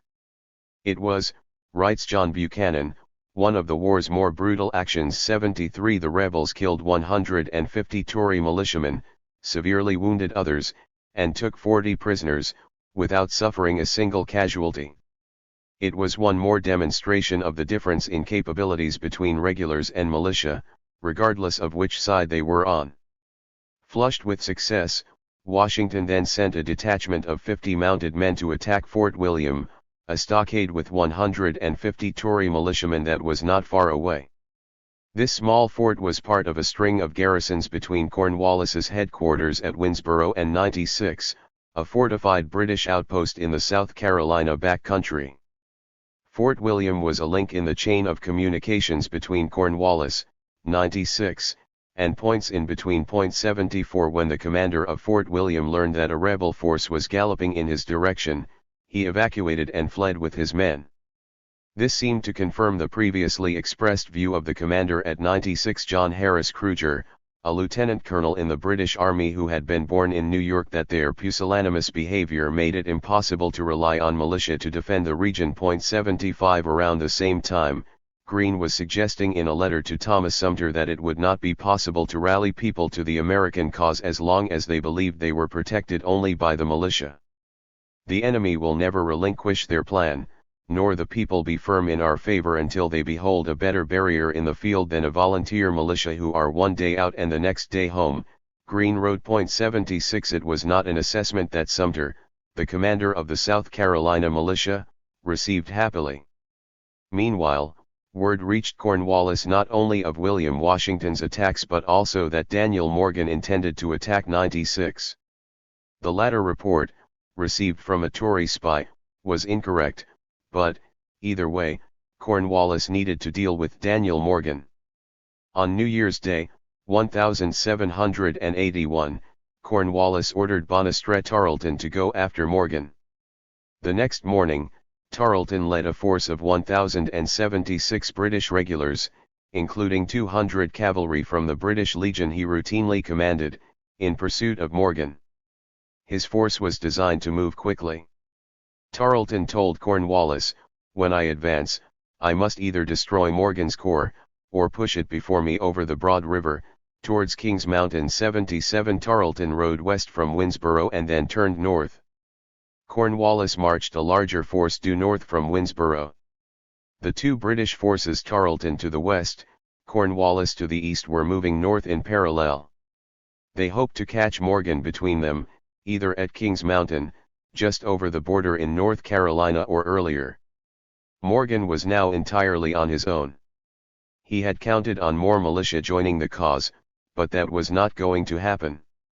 Thomas Sumter had ordered the South Carolina militia to provide Morgan with no military support and no provisions. 78 Moreover, the militia that had joined Morgan was proving troublesome. "It is beyond the art of man to keep the militia from straggling," he wrote Greene. 79 As Morgan had not succeeded in drawing other militia to his force, he believed he should, if possible, avoid a major engagement. He told Greene that he could not count on even 2/3 of the militia to assist me, should I be attacked, for it is impossible to keep them collected. In the early morning of January 12, Tarleton's scouts reported they located Morgan at Grendel's Shoals, and by 5 a.m. Tarleton was leading his force in that direction. The next day Greene sent Morgan a message that read in part, "Col. Tarleton is said to be on his way to pay you a visit. I doubt not that he will have a decent reception and a proper dismission." 80. Rivers were a key feature of the terrain. They could be used for transportation on boats or barges. They could also be barriers. There were almost no bridges in the area. Without boats, rivers had to be crossed where they were shallow, hence, Nathaniel Greene's instructions to his engineer to identify fording places. Heavy rains in January 1781 had turned the roads to muck and swelled the rivers. Greene reported that during one particular day the PD River rose 25 feet. 81 Tarleton's ability to catch Morgan, or conversely Morgan's ability to evade Tarleton, would depend on how skillfully each used the rivers to maneuver. By the night of January 15, Tarleton had drawn near his quarry. Although it was dark, Tarleton's force marched northwest, along the southern bank of the Pacelot River. Scouts from Colonel Andrew Pickens' detachment, on the other side of the river, spotted Tarleton. The scouts moved stealthily, in tandem with the British, watching to see whether the British kept marching northwest or forded the river. If the British crossed the river, they might discover Morgan's camp, which was just 6 miles away. For 3 hours, the men kept moving in parallel on opposite sides of the river. At some point, Tarleton became aware he was being shadowed. He ordered his men to halt and pretended to camp. Then he furtively retraced his route back several miles and forded the river. Morgan and his men were cooking breakfast the next morning when riders galloped in to announce that Bloody Ben had crossed the Pacelot River. Morgan immediately broke camp, formed his men into columns, and moved out behind a screen provided by William Washington's dragoons. Within short order, British scouts located the just abandoned camp. Tarleton marched his troops there, where they paused to enjoy the Americans' still warm breakfasts. Daniel Morgan knew he had to fight, and he had little time to choose his spot. He rode ahead of his troops to reconnoiter. By late afternoon, he selected a pasture called Cowpens. There his force camped for the night, ate a hot dinner, and readied themselves for battle the next morning. Andrew Pickens arrived that night with some additional militia, but there were no reinforcements from Thomas Sumter. 82. At 2 a.m. on January 17, Tarleton ordered his buglers to blow reveille, and within an hour his force was marching toward Cowpens. 1 hour before sunrise, a scout informed Morgan that the British were 5 miles away. 83 When Tarleton grew closer, Morgan roused his men. "Boys," he yelled. "Get up. Benny's coming." Tarleton had 1,076 men, all regulars. Morgan's force totaled somewhere between 800 and 1,000 men, including 300 North Carolina, South Carolina, and Georgia militia. Once again, how well the American commander used his militia could prove decisive. But unlike Horatio Gates, Daniel Morgan had a plan. And he had prepared his militia the preceding night to execute his plan. Morgan decided to position his weakest troops, Georgia and Carolina militia, not on the right, or on the left, or in the rear, but in the center forward position, 300 yards in front of his main line, which was composed of Continentals. But he would ask of his militia just one thing: fire one shot at the enemy when they were 50 yards away. Then, they would fall back, not by fleeing but in an orderly withdrawal, to a second line 150 yards back, composed of Andrew Pickens's more seasoned militiamen. That line would fire 1 or 2 rounds at the enemy at 50 yards.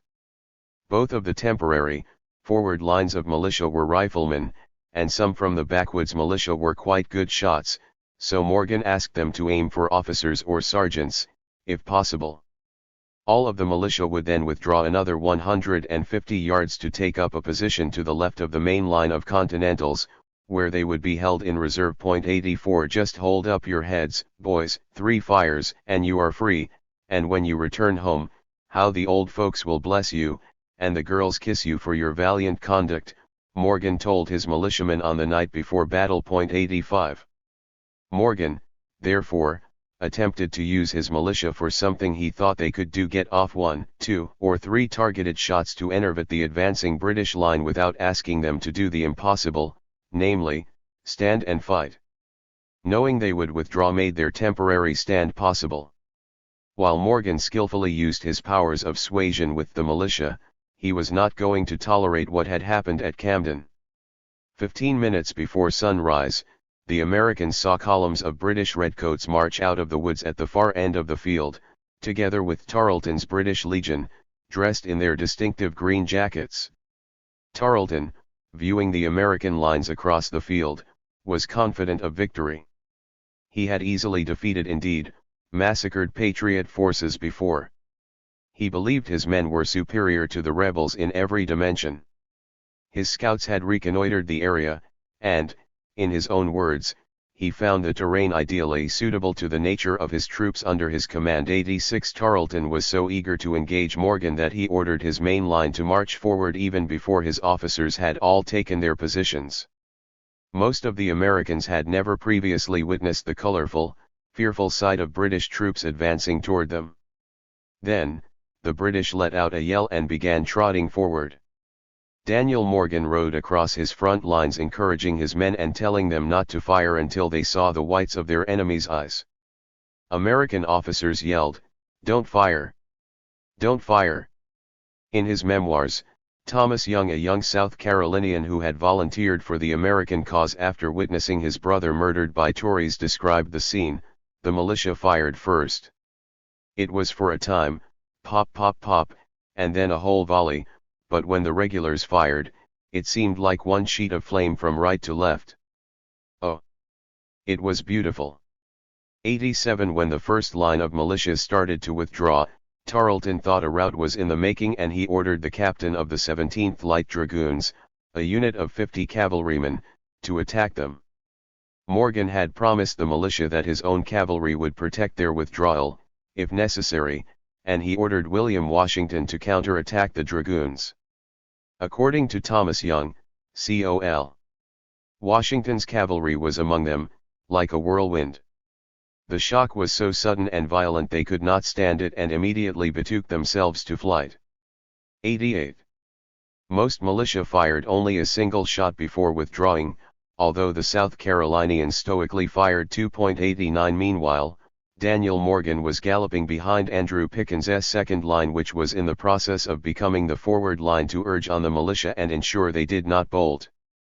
"Form, form, my brave fellows," he yelled. 90 A few militiamen on horseback did slink off, rode 6 miles to the Broad River, and swam their horses across, but most militia withdrew to the right wing of the Continental line, as they had been instructed. Morgan was alarmed at one point, when he saw a company of Virginia regulars moving to the rear. Their commander had ordered them to turn, but they misunderstood and thought he had ordered them to retreat. As this officer related it, Morgan, who had been mostly with the militia, quickly rode up to me and expressed apprehensions. But I soon removed his fears by pointing to the line, and observing that men were not beaten who retreated in that order. 91 The British, also seeing what looked like a retreat and thinking Camden again, charged. "Face about, boys. Give them one good fire, and victory is ours," shouted Morgan. Officers repeated the order to about face. "In a minute we had a perfect line," recalled Lieutenant Colonel John Eager Howard, who was commanding the main line of Continentals. 92. The charging British were now only 30 yards away. Howard gave the order to fire. A devastating volley stopped the British advance cold. "Charge bayonets!" Howard ordered, and within an instant Continental soldiers from Maryland and Delaware were giving the stunned British a taste of their own medicine. Meanwhile, Andrew Pickens rallied his militia, who had fallen back to their designated position beside Howard's main line of Continentals, and ordered them to charge, too. Morgan's army achieved something often dreamed about by military tacticians but actually quite rare, a double envelopment. Washington's cavalry had attacked the British right, Howard's Continentals were attacking their center and left, and Pickens's militia was now also swinging round and joining the attack on the British left flank. The British infantry broke and started to flee, immune to Bloody Band's exhortations that they stand their ground. Tarleton sent a message back to a detachment of 200 cavalry from his own elite British Legion that he had been holding in reserve at rear, ordering them to ride forward to support the Redcoats. According to Tarleton, the cavalry did not comply with the order. 93 Tarleton then galloped to the rear to give the order himself. An American rifleman fired at the galloping British officer, killing Tarleton's horse. A British surgeon rode up, dismounted, and gave Tarleton his horse. When Tarleton gallantly refused, the surgeon insisted. "Your safety is the highest importance to the army," he said. 94 But the battle was over. Tarleton and his remaining forces fled. Morgan's army had killed 100 of Britain's best soldiers and taken another 800 prisoners, plus 70 blacks the British had been using as slaves. The Americans had also taken from the British 800 muskets, 100 cavalry horses, 35 wagons, and, as Morgan reported it to Greene, all of their music. 95. When he later suggested that Greene follow his example at future battles, Morgan advised, "Put the militia in the center, with some picked troops in the rear, with orders to shoot down the first man that runs." 96 Greene did not follow that advice. He thought it too draconian. But he did deploy militia in the manner that Morgan devised at Cowpens. 97. One man did follow Morgan's draconian advice. At the Battle of Guilford Courthouse, which took place near what is now Greensboro, North Carolina, on March 15, 1781, Brigadier General Edward Stevens of the Virginia Militia, the man who had written to Governor Thomas Jefferson about the humiliating performance of their state's militia at Camden, did, in fact, post riflemen 20 paces behind the militia line and order them to shoot any men who ran. 98.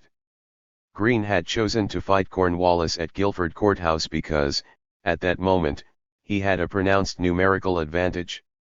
Greene's forces totaled 4,440 and included 1,762 Continentals, 1,200 Virginia militia commanded by Stevens, 2 North Carolina militia regiments totaling 1,000, and small units of riflemen, cavalry, and artillery.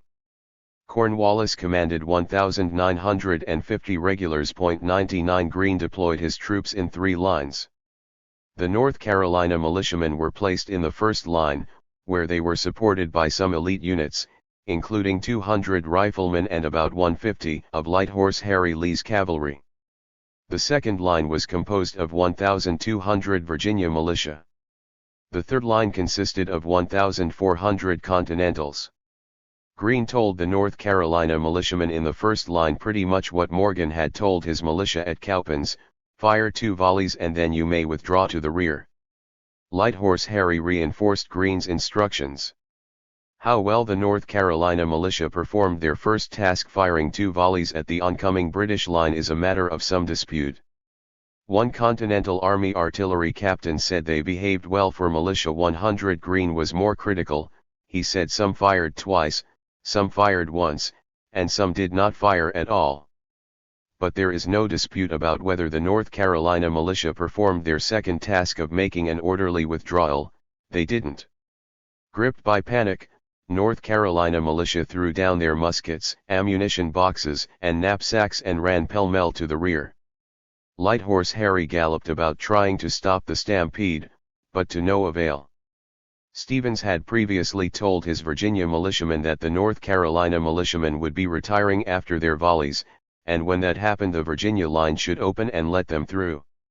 By following those instructions, the Virginia militia was able to remain in place without being either knocked over or infected by the terror of the North Carolinians. Stevens desperately wanted his Virginia militia to make up for their dastardly performance at Cowpens. His regiment held its ground, but a 2nd Virginia Militia Regiment commanded by Brigadier General Robert Lawson did not. According to St. George Tucker, then a major in Lawson's regiment, Lawson's militiamen broke off without firing a single gun and dispersed like a flock of sheep frightened by dogs. 101. When the dust settled, American casualties totaled 79 killed and 184 wounded, while the British suffered 93 killed and 413 wounded. However, 1,046 Americans were missing and 885 of them were militiamen who, says military historian John Buchanan, had gone home. 102. Virginians were now afraid Cornwallis would invade their state. Virginia was the largest and wealthiest state, and most of its militia was still at home. By this time, however, Virginians had lost faith in militia as a military force. In May 1781, 6 prominent Virginians submitted an urgent petition to the Virginia Assembly. After making the necessary politic remarks about the conduct and bravery of our troops, both regular and militia, the petitioners got to the point: militia could not be expected to defend the state from a British Army. 103 Experience now evinces that our regulars have not been enlisted in sufficient numbers to afford a rational prospect of final victory, they said. The petitioners acknowledged that the militia has been considered as the natural strength of a nation, the cheapest and surest defense, on whose protection we are ultimately to depend. But experience had now shown that it is impossible that an army chiefly composed of troops without experience should meet an army of veterans upon equal terms. The state, simply, could not depend mainly on militia. Rather, militia should only be considered as a useful supplement to our armies in cases of emergency. ******. We now know 3 things. First, the South was perpetually terrified of slave revolts. Second, it relied on its militia for slave control, a role so critical that it took precedence over anything else, including the war for independence. Third, by the end of the Revolutionary War, the rosy image of the citizen soldier had been destroyed. As military historian Richard H. Cohn says, almost universally the framers believed in the superiority of regulars over militia in warfare. 104 This was a conclusion many reached through their own first-hand military experience during the war. 105 Few things are as powerful as such personal experiences. It is not surprising that what many founders themselves witnessed in war eclipsed pre-war and continuing post-war oratory about the virtues of the citizen soldier. This does not mean militia always disgraced themselves. There were times when militia units performed capably, even heroically, but those were exceptions, not the rule. The militia, however, were far from worthless. Quite the contrary. Although militia proved inadequate as a military force, they remained effective and essential to deter and suppress slave insurrections. The evidence for these 3 propositions: the South was frightened of slave revolts, the South relied on the militia for slave control, and the American founders had lost faith in the militia as a military force is overwhelming. We are now ready to return to James Madison and the story about how he changed his position about a Bill of Rights, promised to write one, and included what became the Second Amendment to the United States Constitution. Before we resume that story, a brief note about Madison's own militia service is in order. In 1775, at the age of 24, James Madison was commissioned as a colonel in the Orange County Militia. 106 The commission resulted not from Madison's military training or interest, for he had neither. It came from his family's status. Madison's father was a wealthy planter, and like other men of his station served as an officer in the county militia. But while Madison's father was personally active to some degree in the county militia, he was involved in procuring arms and supplies. Madison's own participation was, at most, limited to participating in some parades, drills, and target practice. 107 He never mustered for combat. In that sense, Madison's militia stayed home. When last we left James Madison, he and the Federalists had prevailed at the Richmond Convention. The Constitution was ratified and a new government was about to be established. The Federalists wanted to celebrate their victory. But they were worried. 108 Although the Anti-Federalists had not succeeded in preventing the Constitution from being ratified, they proved themselves a potent political force nonetheless. And, in fact, George Washington believed that most Americans opposed the new government. 109 In the closing days of the debate, George Mason warned of possible popular resistance to the Constitution with dreadful effects ensuing. 110 Was he suggesting that he and other anti-Federalist leaders would attempt to incite violence? This so concerned delegates that in the closing moments of the convention Patrick Henry felt compelled to state that he would be a peaceable citizen and would only seek to remove the defects of the new government in a constitutional way. 111 Yet Henry made clear his adamant, unwavering hostility to the new government. I despise and abhor it, he declared. 112 Patrick Henry was a powerful and dangerous man. Would he try to strangle the infant nation in its crib? If so, how? 7. Mr. Madison goes to Congress. On the evening the Richmond Convention ended, George Mason asked the most stalwart anti-federalists to meet him in the Virginia Senate chambers to discuss their next move. When the group was assembled, Mason delivered a speech. What exactly he said is lost to history, probably because Mason himself destroyed his speech, but according to one newspaper account he presented a fiery, irritating manifesto. Mason's remarks were apparently so over the top that some members of the group left the chamber while he was still in the process of delivering them. When Mason finished, he received not applause but stunned silence. 3 anti-federalists Benjamin Harrison, John Tyler, and John Lawson demanded that Mason take back his words. A humiliated George Mason agreed. Patrick Henry had the good sense to avoid the gathering altogether, but the group then sent word entreating him to come. When he arrived, Henry honored his pledge to be a peaceable citizen. He urged the delegates to seek amendments through the constitutionally mandated process and not to use other means to obstruct the new government. 2 While George Mason was a crank who allowed himself to be swept away by emotion, Henry was a skilled lawyer and savvy politician whose use of emotion to sway an audience was the product of cold calculation. George Mason would never again be influential within the councils of government, but Washington and Madison believed that Henry remained a dangerous enemy of the new government. They worried about what he was up to. In fact, Henry was plotting how to end James Madison's political career. Immediately after the Richmond Convention ended, Madison left with 2 other men for Mount Vernon to celebrate ratification of the Constitution and to confer with George Washington. They proceeded there directly, although slowly, due to a relapse of the digestive condition that caused Madison to miss several days of the convention. When they arrived, Washington told them New Hampshire had also ratified. There must have been joy, toasts, and huzzas. Still, it was a celebration under a cloud. They had prevailed, but just barely. The anti-federalists had proved themselves to be both politically formidable and potentially intransigent, and Patrick Henry was plotting something. Madison and Washington conferred for 4 days, during which time they were joined by several other Federalists, including David Humphreys, who was a loyal aide and occasional ghost writer for Washington. 3 They focused on next steps for establishing the new government. While the group at Mount Vernon was conferring, New York surprised everyone by ratifying, becoming the 11th state to do so. Only 2 states, North Carolina and much disdained Rhode Island, remained outside the Union. It was heartening news, but storm clouds remained. The anti-federalists had been vanquished for now but had proved themselves a formidable political force nonetheless. In New Hampshire, 45% of the delegates voted against ratification. 4 In New York, 48% opposed ratification. Although the New York vote had been breathtakingly close, 30-27, the vote did not tell the whole story because the majority of delegates had actually been anti-federalists. 5.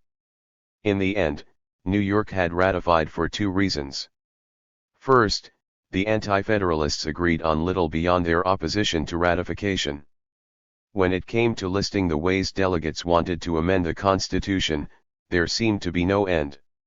As historian Pauline Maier described it, day by day the pile of amendments increased. 6 For Melancton Smith, one of the vocal anti-federalists and someone whose voice was decisive in the end, the most important issue was the size of the House of Representatives.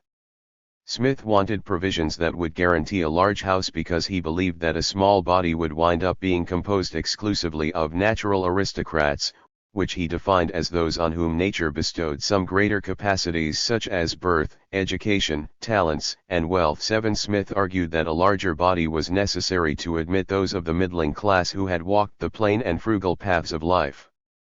Federalist Robert Livingston, himself a dyed-in-the-wool natural aristocrat, mocked Smith's argument.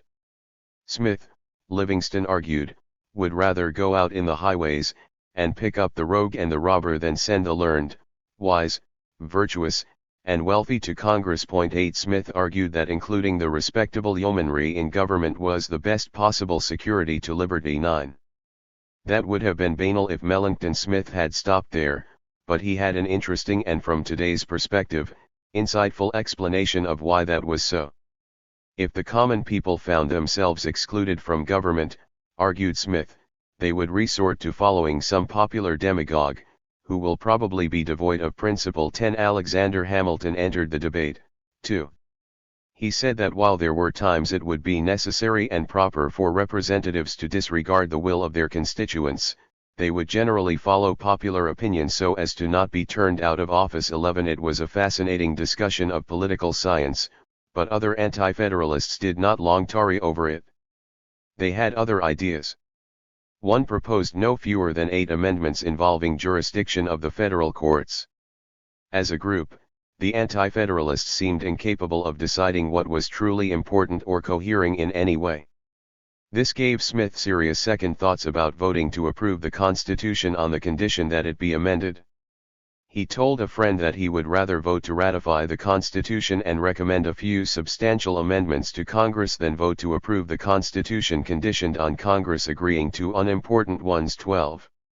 What finally clinched matters for Melancton Smith and some other anti-federalists were the potential consequences of refusing to join the Union. Now that 10 states, including Virginia, had decided to join the Union, staying out seemed untenable.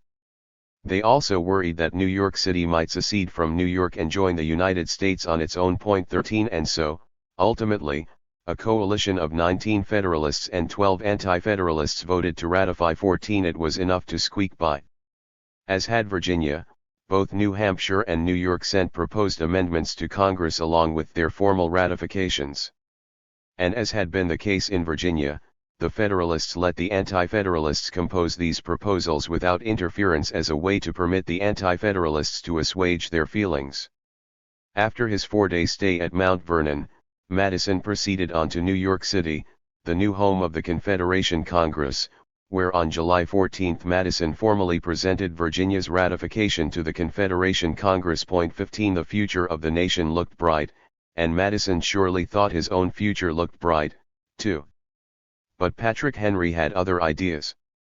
When the Virginia Assembly reconvened in October, Henry declared he would do everything he could to obstruct implementing the Constitution and organizing a new government under it unless such measures provided for a second constitutional convention to consider amendments. Henry did not mince words.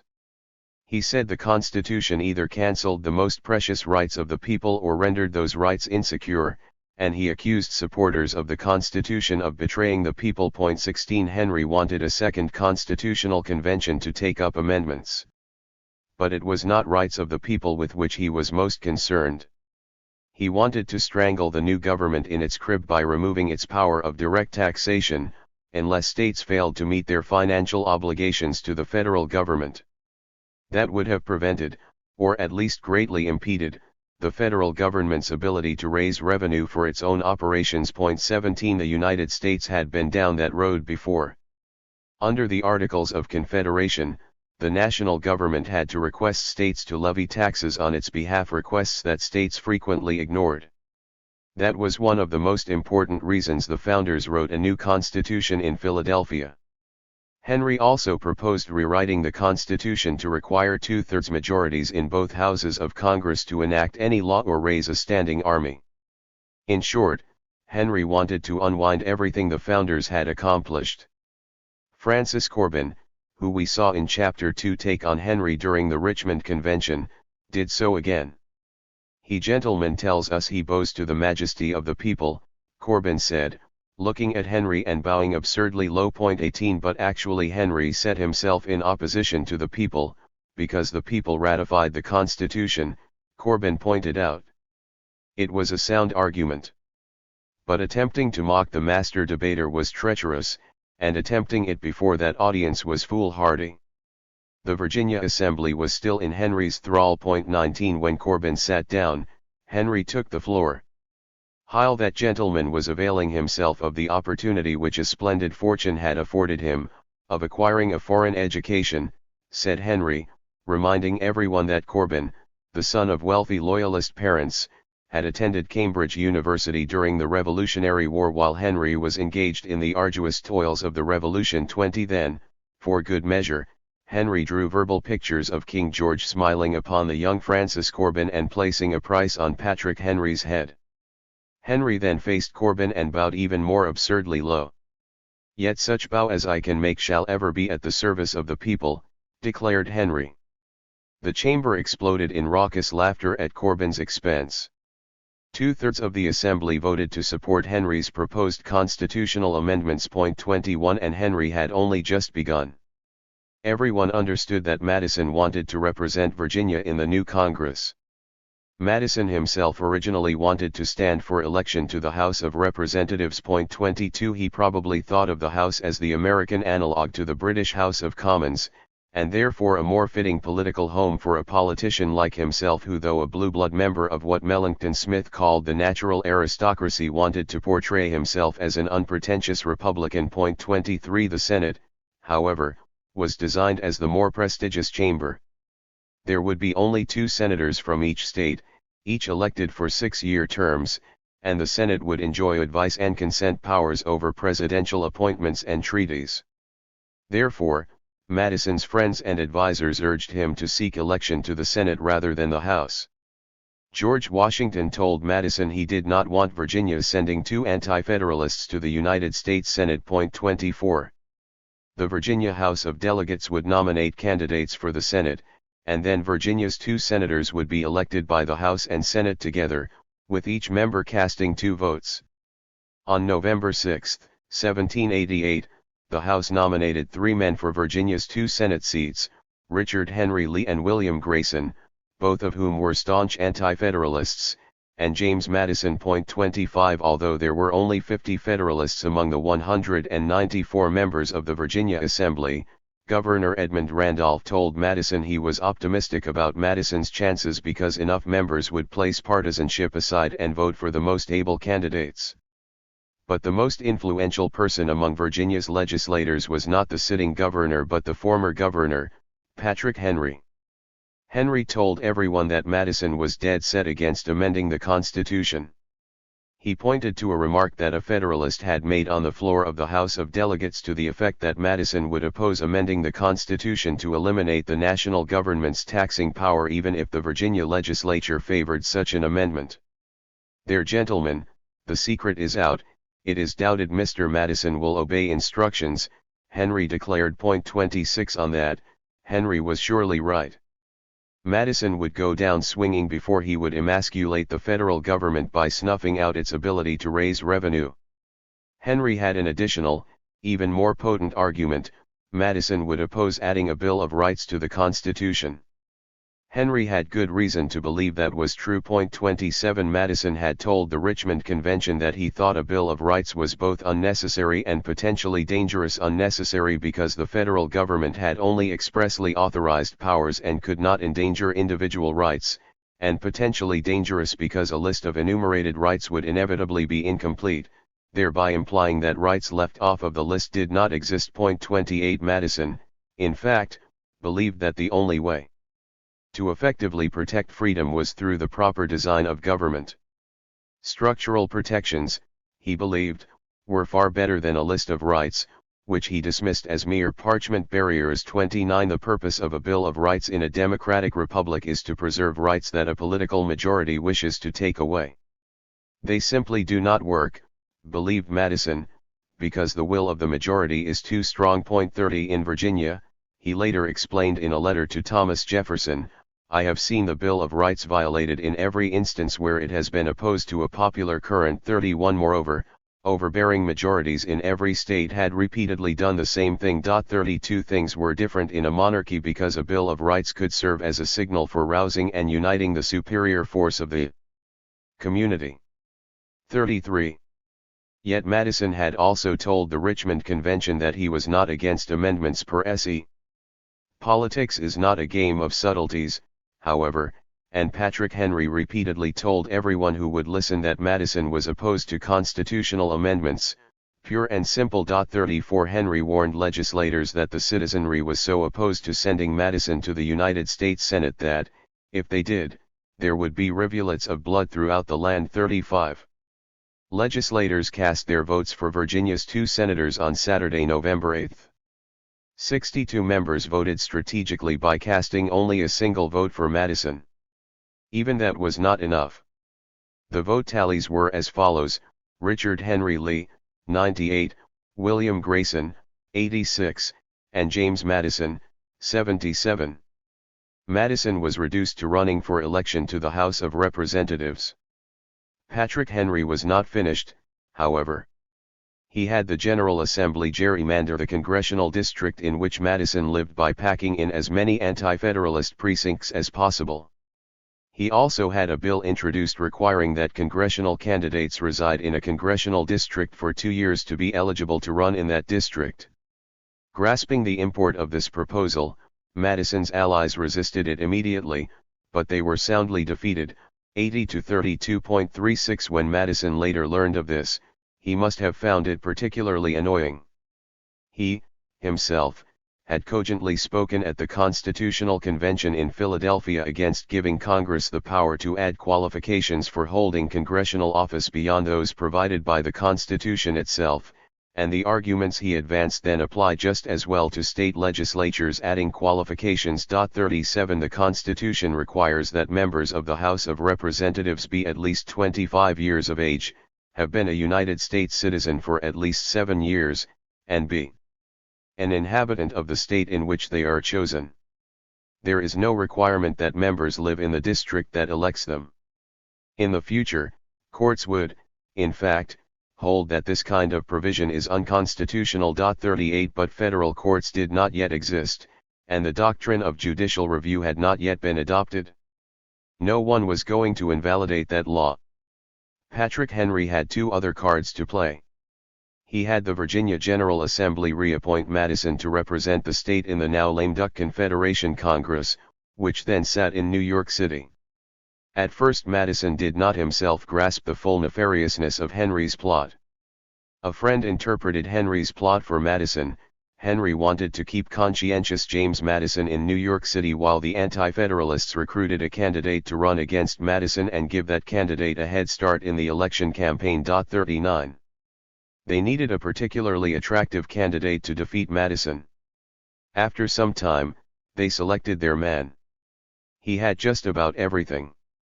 Standing 6 feet tall, he would tower over the diminutive James Madison in joint appearances, and he was charming and gregarious while Madison was reserved and, some thought, cold. 40 He was a graduate of William and Mary College, where the best men of Virginia were educated. He was a war hero who fought in the battles of Harlem Heights, Brandywine, Monmouth Courthouse, and Trenton, and been wounded in combat. He had endured the infamous winter at Valley Forge and risen to the rank of major. After the war, he studied law, was admitted to the bar, and practiced law. He was also an experienced and successful politician. He had, in turns, been elected to the state legislature, the Confederation Congress, and the Richmond Convention, where he had proved himself a reliable anti-federalist. He had also won appointment to the state's powerful executive committee.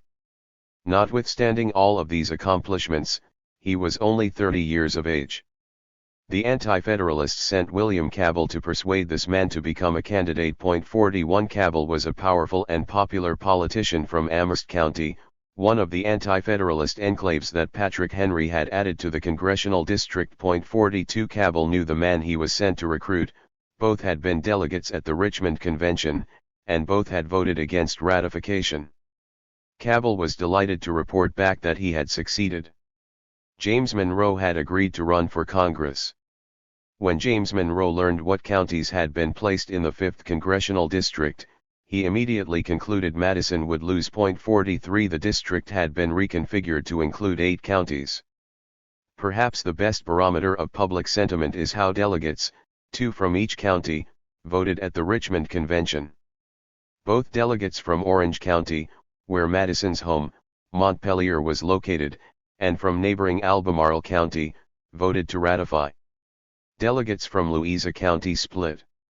All of the delegates from the other 5 counties, including Culpeper, which was, by far, the most populous county in the district, had voted against ratification. 44. Word of all of these events reached James Madison in New York City. What he needed to do was obvious: return home without delay and begin campaigning. Yet Madison was reluctant to do so. He offered many explanations for his reluctance. He told George Washington his hemorrhoids were inflamed, which made travel painful. Besides, he hated campaigning and was not sure whether active campaigning would help or hurt. 45 He told Jefferson the cards were stacked against him and campaigning would be unlikely to make a difference. 46 He told Randolph he wanted to stay in New York for the winter because he was working on some unidentified project for which he needed access to congressional records. 47 He told friends he was confident that if he lost, Washington would give him an important position in his new administration. Even while admitting that both Washington and he considered it preferable that Madison assume a leadership role in Congress. 48 None of this made sense to Madison's friends. Even if he could land a position in the Washington administration, taking a shell-lacking in an election is bad for a politician's career. And what research project could possibly take precedence over an impending election? Entreaties to return home grew more insistent. 49 Perhaps there was another explanation for Madison's foot-dragging. The preceding year, Thomas Jefferson had written Madison from Paris to urge him to make the acquaintance of the new French minister, Count de Moustier.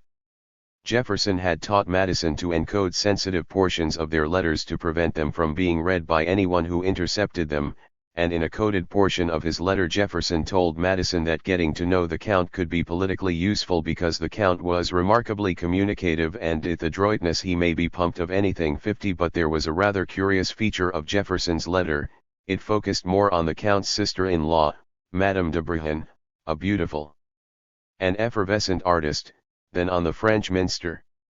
Madison must make the acquaintance of this woman, insisted Jefferson, and he proceeded to give his friend tips about how to strike up a relationship with her.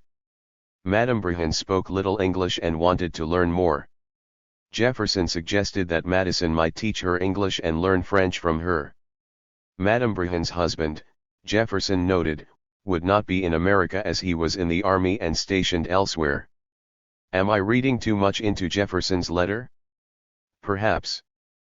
But Jefferson had a record of urging on Madison in romantic pursuits. If there was an area in which James Madison lacked self-confidence, it was in relationships with the opposite sex. He was short, pale, frail, and shy. 51 As far as we know, Madison, now 37, had only had one serious romantic interest in his life so far. 5 years earlier, he had become besotted with a 15-year-old girl nicknamed Kitty, whom he hoped to marry. 52 Even though courting girls that young was not rare, the age discrepancy suggests a man who was more secure with inexperienced girls than with women. Jefferson had written Madison letters then, encouraging Madison's courtship of the girl. Kitty privately agreed to marry Madison, or at least so Madison thought, but either he was mistaken or she changed her mind, for Kitty terminated the relationship. In New York, Madison had taken Jefferson's suggestion and struck up a relationship with Madame Brienne. The relationship was sufficiently successful that a colleague told Madison that Madame Brienne was making 1,000 inquiries about him. 53 This had occurred prior to the Richmond Convention. When Madison returned to New York, he brought Madame Brienne an expensive gift, a black boy, to be her slave. If Madison had a romantic interest in Madame Brienne, it did not last long. To his horror, he realized that the madam was, in fact, the minister's mistress, and worse, they were flouting their relationship. That may have been the way things were done in France, but not in America. On December 8, 1788, Madison reported to Jefferson, in a coded portion of a letter, that Count Moustier had turned out to be an unlucky appointment as minister because he was unsocial, proud, and engaged in an illicit connection with Madame de Brienne, which is universally known and offensive to American manners. 54 The two lovers had been traveling a lot, to Boston, New Hampshire, and Mount Vernon, and on those journeys it is said they often neglect the most obvious precautions for veiling their intimacy, continued Madison, in code. Word of their scandalous behavior traveled quickly back to New York City, where women in high society now shunned Madame Brienne, and she unhappily understood why. In the same letter in which Madison reported the distasteful information about the French minister and Madame de Brienne, Madison told Jefferson he had decided to return home. On his way back, Madison stopped again at Mount Vernon, where on this occasion he spent a full week. 55 We do not know what Washington and Madison discussed, but we can guess. The election was scheduled for February 2, 1789, just 5 weeks away. Madison knew that Monroe intended to make a Bill of Rights his principal campaign issue. A Bill of Rights was enormously popular with anti-federalists, and Madison's congressional district was packed with anti-federalists. Monroe favored a Bill of Rights. Madison was on record as opposing one, and his argument about structural protections versus parchment barriers would be intriguing in a college debate but was far too subtle for a political campaign. What should Madison do? As a politician, the choice must have seemed obvious, but as a man of principle, Madison wrung his hands. He needed to persuade himself that he was not reversing his carefully considered position solely out of self-interest. A letter he wrote to Jefferson is particularly revealing. My own opinion has always been in favor of a Bill of Rights, provided it be so framed as not to imply powers not meant to be included in the enumeration. He began. 56 That was an exaggeration. It would have been more accurate to say he had always been against a Bill of Rights because he feared it would imply the federal government had enumerated powers, among other reasons. He then went on to say that he never thought the omission of a Bill of Rights was a material defect or wanted to add one for any other reason than that it is anxiously desired by others. There it was, Madison was reluctantly willing to support a Bill of Rights because others wanted one. After getting that far, however, Madison felt compelled to state at some length the many reasons why he believed a Bill of Rights would be ineffectual. For example, should there be a rebellion or insurrection that alarms the public, no written prohibition would prevent the suspension of habeas corpus. Should Britain or Spain station an army in America, no declaration on paper would stop America from raising a standing army for public safety. It is better, argued Madison, to remove the need for such actions in the first place, that is, take care to ensure there is no insurrection, or that a foreign power not secure a foothold in North America. Nevertheless, Madison concluded, he was not against a Bill of Rights if it could be drafted so as not to be of disservice. Madison was trying to persuade himself to reverse his position and support a Bill of Rights. It was a wrenching process. In reply, Jefferson pointed out that Madison was overlooking something important. A Bill of Rights could be effective because it would be a legal check in the hands of an independent judiciary. 57 History would prove that to be a remarkably prescient observation. Jefferson was then in Paris, however, and exchanges of letters across the Atlantic took a very long time. By the time Madison received Jefferson's reply, he had already brought himself fully around and stated unequivocal support for a Bill of Rights on the campaign stump. As was normal in campaigns at the time, Madison spelled out his position in letters to influential constituents. He sent one such letter to Reverend George Eve, a Baptist minister in Orange County. Madison explained that he had opposed proposing amendments prior to ratification of the Constitution because the secret enemies of the Union would exploit the proposals to throw the states into dangerous contentions. 58 Circumstances had now changed, Madison explained. 11 states had ratified, and amendments, if pursued with a proper moderation and in a proper mode, will be not only safe, but may serve the double purpose of satisfying the minds of well-meaning opponents, and of providing additional guards in favor of liberty. 59 It was now his sincere opinion, said Madison, that the new Congress should write a Bill of Rights at its first session. What should it include? Madison said it should include all essential rights, and he listed 4. First and foremost was the right of conscience, that is, freedom of religion. This long held a special place for Madison, who, in fact, had worked with George Mason to draft the religious freedom provision of Virginia's 1776 Declaration of Rights. 60 Madison knew this would resonate with Baptists, who were being criminally prosecuted by Virginia for worshiping outside the Anglican Church, the official, established church of the state. Madison told Reverend Eve that he also wanted to guarantee freedom of the press, trial by jury, and security against general warrants.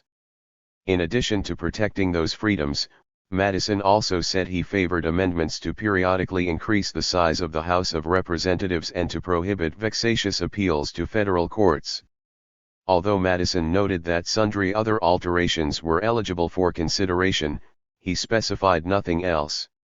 He made no mention of a right to bear arms, the militia, or standing armies. Madison's new position, therefore, was essentially as follows: I now favor a Bill of Rights, and if you send me to Congress, I'll write one. You can expect it to include 4 essential rights: freedom of religion, freedom of the press, jury trials, and a protection against warrantless searches and seizures.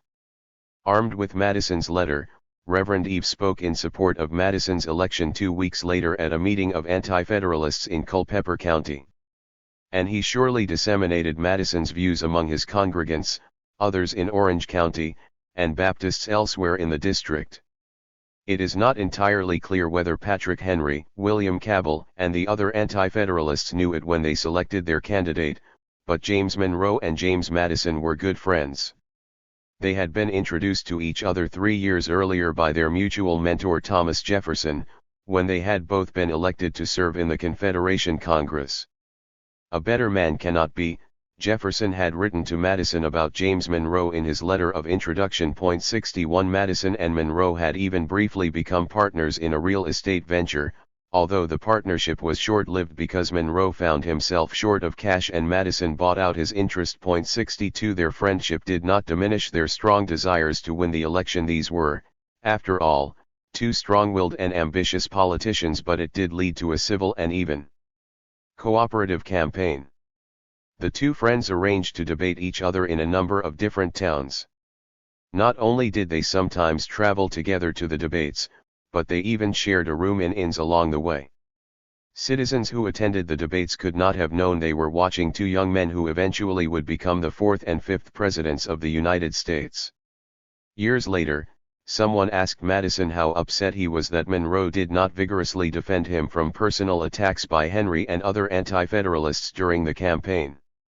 Madison said that despite pointed disagreements between him and Monroe on issues and the considerable excitement of the campaign, there never was an atom of ill will between us. 63 And, in fact, the 2 men remained friends for the rest of their lives. The total non-slave population of the district was 50,857, but things were not very democratic in 18th century America.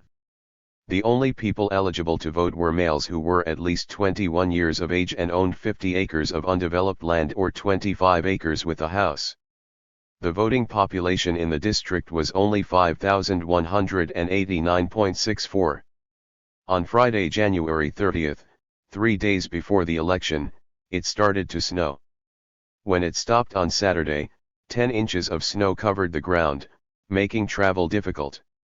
On Monday, Election Day, it was 2 degrees Fahrenheit at Montpelier. 65 Only 44% of eligible voters went to the polls. When the votes were counted, Madison had won by the comfortable margin of 1,308 to 972. He did particularly well in areas where the 2 candidates had made joint appearances. Madison nearly shut out Monroe in Orange County. The vote was 216 to 9.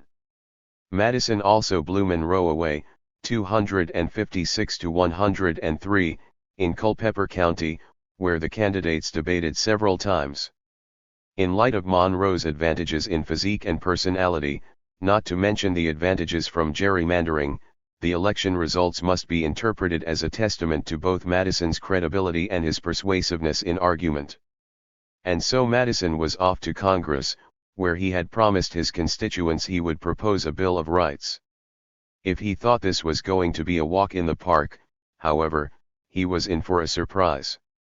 Madison would discover that, notwithstanding the hullabaloo about the need for a Bill of Rights during the ratification battles, there would be little interest in a Bill of Rights in Congress, even among members who had been anti-federalists during the ratification battles. 66. *******. In the next chapter, we will take up Madison's drafting of the Bill of Rights, and specifically the provision that ultimately became the Second Amendment, but first we need to step back and take a look at then existing state constitutions. 12 states had adopted constitutions, and 4 of those constitutions contained right to bear arms provisions. Here are those 4 states and the dates on which they originally adopted those provisions. 67. Pennsylvania, July 25, 1776. North Carolina, December 17, 1776. Vermont, July 2, 1777. Massachusetts, June 7, 1780. My thesis is that, in the main, Madison drafted the Second Amendment to ensure that Congress could not disarm the militia and thereby undermine the slave system in the South. If that is correct, why did 4 states, 3 of them northern states, adopt right to bear arms provisions in their state constitutions? The short answer to that question is this: all of those constitutions were adopted during the Revolutionary War. Glorifying the militia during the war was commonplace, arguably, even necessary.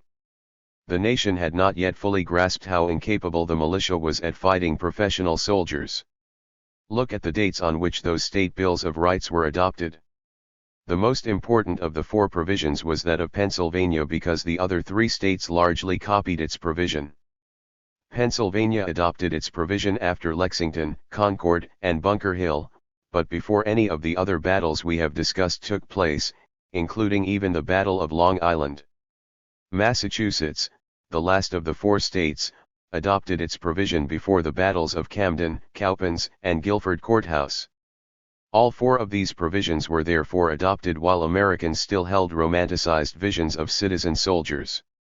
Of course, the South then knew its militia were essential for slave control and considered that the most important duty of its militia, but while the war was still in progress, few beyond the senior officer corps of the Continental Army had fully grasped that the militia were useful only for suppressing insurrections. It is instructive, however, to take a brief look at special circumstances in these 4 states. Pennsylvania.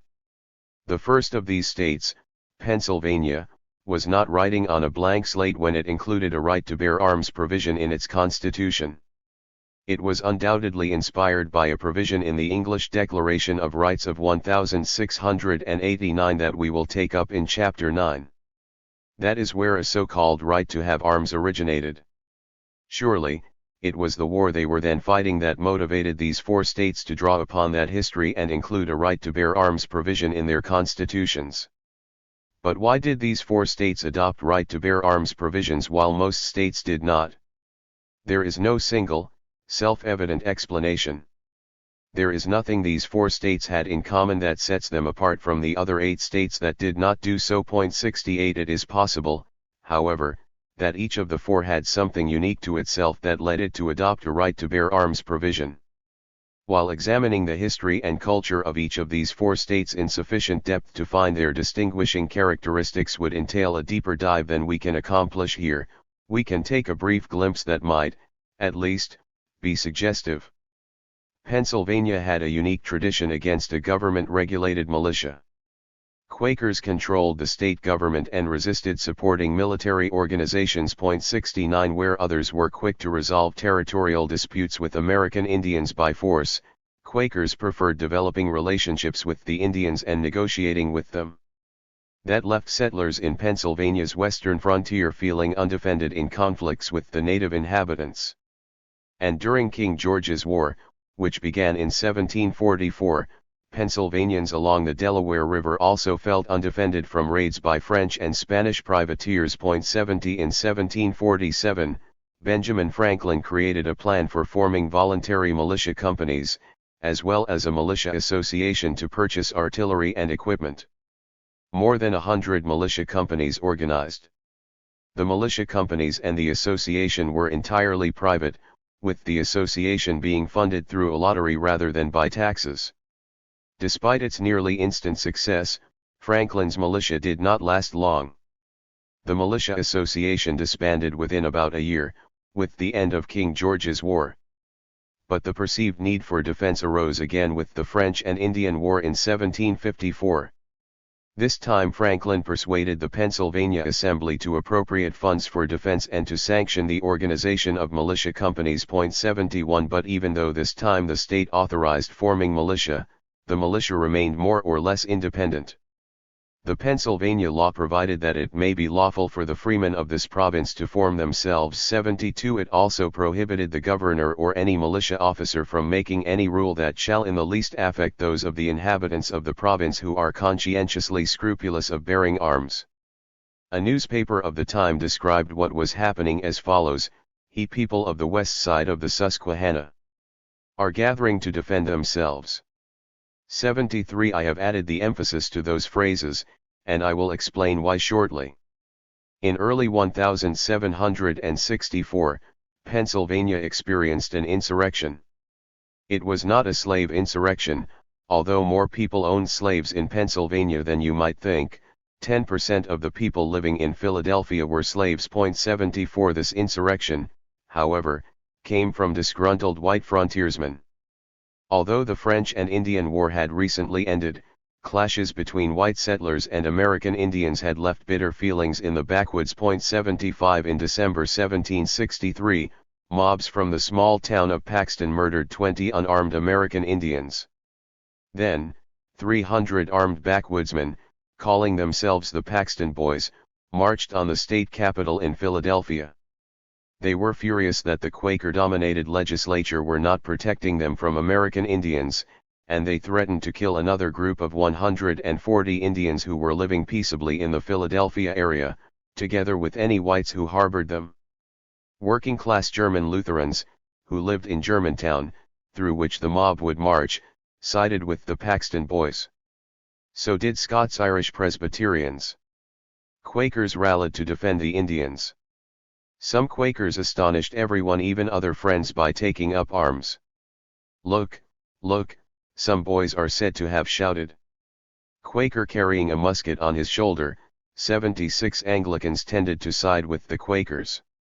As the Paxton Boy mob drew near, Philadelphia erupted into chaos. Benjamin Franklin, who was then the most prominent member of the Pennsylvania Assembly, demanded that the Paxton Boys, whom he called barbarous men, be brought to justice for murdering unarmed American Indians. John Penn, grandson of William Penn and the last royal governor of the state, also wanted the Paxton Boys arrested. He called out British troops, but there probably weren't many. Franklin began desperately trying to reorganize militia companies, and Penn asked residents to join them. 77 But Penn decided to try to avoid bloodshed. He sent a delegation of city leaders, including Franklin, to meet with the Paxton Boys. The two sides reached an agreement: leaders of the Paxton Boys would be allowed to present their grievances to the assembly, and the rest of the Paxton Boys would return home. This had been a close call. It demonstrated why Pennsylvania might need a militia to protect itself from riots, insurrections, and other disturbances. There were, after all, no police forces in 18th century America. 78 It was not only southern states that had to worry about security. It is against this background that Pennsylvania adopted its first constitution. Here in full is its right to bear arms section 13 that the people have a right to bear arms for the defense of themselves and the state, and as standing armies in the time of peace are dangerous to liberty, they ought not to be kept up, and that the military should be kept under strict subordination to, and governed by, the civil power. 79. To the modern ear, declaring that the people have a right to bear arms for the defense of themselves as well as the state sounds as if it includes a right of individuals to have arms for their own self-defense. That, in fact, is how it used to sound to me. 80 But one historian has argued that in view of the language highlighted in a statute authorizing people to form militia themselves for community defense, and the rest of the history just recited, the section may have been understood at the time as guaranteeing a collective right. 81 That is a reasonable interpretation, especially as the right is to bear arms, a term of art that was then used almost exclusively in a military context. 82. One final observation about the Pennsylvania provision is worth making. As we learned in Chapter 3, Virginia adopted a Declaration of Rights on June 12, 1776, about 6 weeks before Pennsylvania adopted its Declaration of Rights. It is said that in writing Pennsylvania's Declaration of Rights, Benjamin Franklin largely copied Virginia's document. 83 The Virginia Declaration mentions nothing about a right to bear arms, yet it included a provision that clearly served as the template for the Pennsylvania provision. We previously looked at the Virginia language in Chapter 3, but now let's compare it to Pennsylvania's. Here is Virginia's provision, which you will remember was largely written by George Mason. 13 That a well-regulated militia, composed of the body of the people, trained to arms, is the proper, natural, and safe defense of a free state, that standing armies, in time of peace, should be avoided as dangerous to liberty, and that in all cases the military should be under strict subordination to, and governed by, the civil power. 84. The Virginia and Pennsylvania provisions are essentially identical except for the first clause in each. Virginia's reads, that a well-regulated militia, composed of the body of the people trained to arms, is the proper, natural, and safe defense of a free state. Pennsylvania's says, that the people have a right to bear arms for the defense of themselves and the state. Why the difference? Even during the Revolutionary War, Quaker Pennsylvania had qualms about endorsing a state-sanctioned military organization. Yet Pennsylvania needed to defend itself. This presented a conflict between protecting freedom of conscience and equitably distributing the burden of defending the community. Some years earlier, Franklin himself wrote a pamphlet in which he explored the dilemma through a dialogue between two fictitious characters. One character said, "Hang me if I'll fight to save the Quakers." The other replied, "That is to say you won't jump ship, because it will save the rats as well as yourself." 85 The tension between freedom of conscience and civic duty was heightened when the Continental Congress asked all able-bodied men to join militia companies. 86 Pennsylvania's solution was to make enrolling in militia associations entirely voluntary, but asking those who did not join a militia to make an equivalent contribution of some kind. Pennsylvania also ordered anyone who did not join a militia association to turn any weapons they possessed over to those who were willing to bear arms. Now we can see that the clause "the people have a right to bear arms for the defense of themselves and the state" was Pennsylvania's counterpart to Virginia's clause statement that a well-regulated militia, composed of the body of the people, trained to arms, is the proper, natural, and safe defense of a free state. These clauses were designed to serve the same purpose. Each adopted during the early days of the Revolutionary War expressed how the state would defend itself during the war. While Virginia would rely on its government-regulated militia, Pennsylvania would rely on voluntary militia associations, which all citizens had a right to join. North Carolina. The next state constitution to include a right to bear arms provision was that of North Carolina. Here is that provision. 17 That the people have a right to bear arms, for the defense of the state, and, as standing armies, in time of peace, are dangerous to liberty, they ought not to be kept up, and that the military should be kept under strict subordination to, and governed by, the civil power. 87. If this provision looks familiar, it is because North Carolina copied the Pennsylvania provision verbatim except for removing two words, the very words we were just discussing, namely, of themselves. The North Carolina Congress kept no record of deliberations about this, or about any other provision, of the state constitution. 88 We can only surmise that it dropped those two words because it wanted to make it clear that the right to bear arms for the defense of the state only. With this one modification, it was sensible that North Carolina adopted the Pennsylvania provision. For one thing, the two states had each faced similar insurrectionist threats. In Pennsylvania, it was the Paxton Boys. In North Carolina during the period 1766 to 1768, an even larger mob of backwoodsmen, calling themselves regulators, had taken up arms to prevent officials from collecting taxes and debts. 89 The Paxton Boys and the regulators were both manifestations of the same dynamic, backcountry animosity toward the elites who controlled the governments. 90 On one occasion, there was a confrontation between 1,400 militiamen and 3,700 regulators. As had been the case in Pennsylvania, bloodshed was avoided, but the episode had made a lasting impression. Moreover, when North Carolina considered its constitution shortly before Christmas in 1776, it was in a hurry. The North Carolina Congress devoted only 6 meetings to a constitution, and only 4 meetings to a Bill of Rights.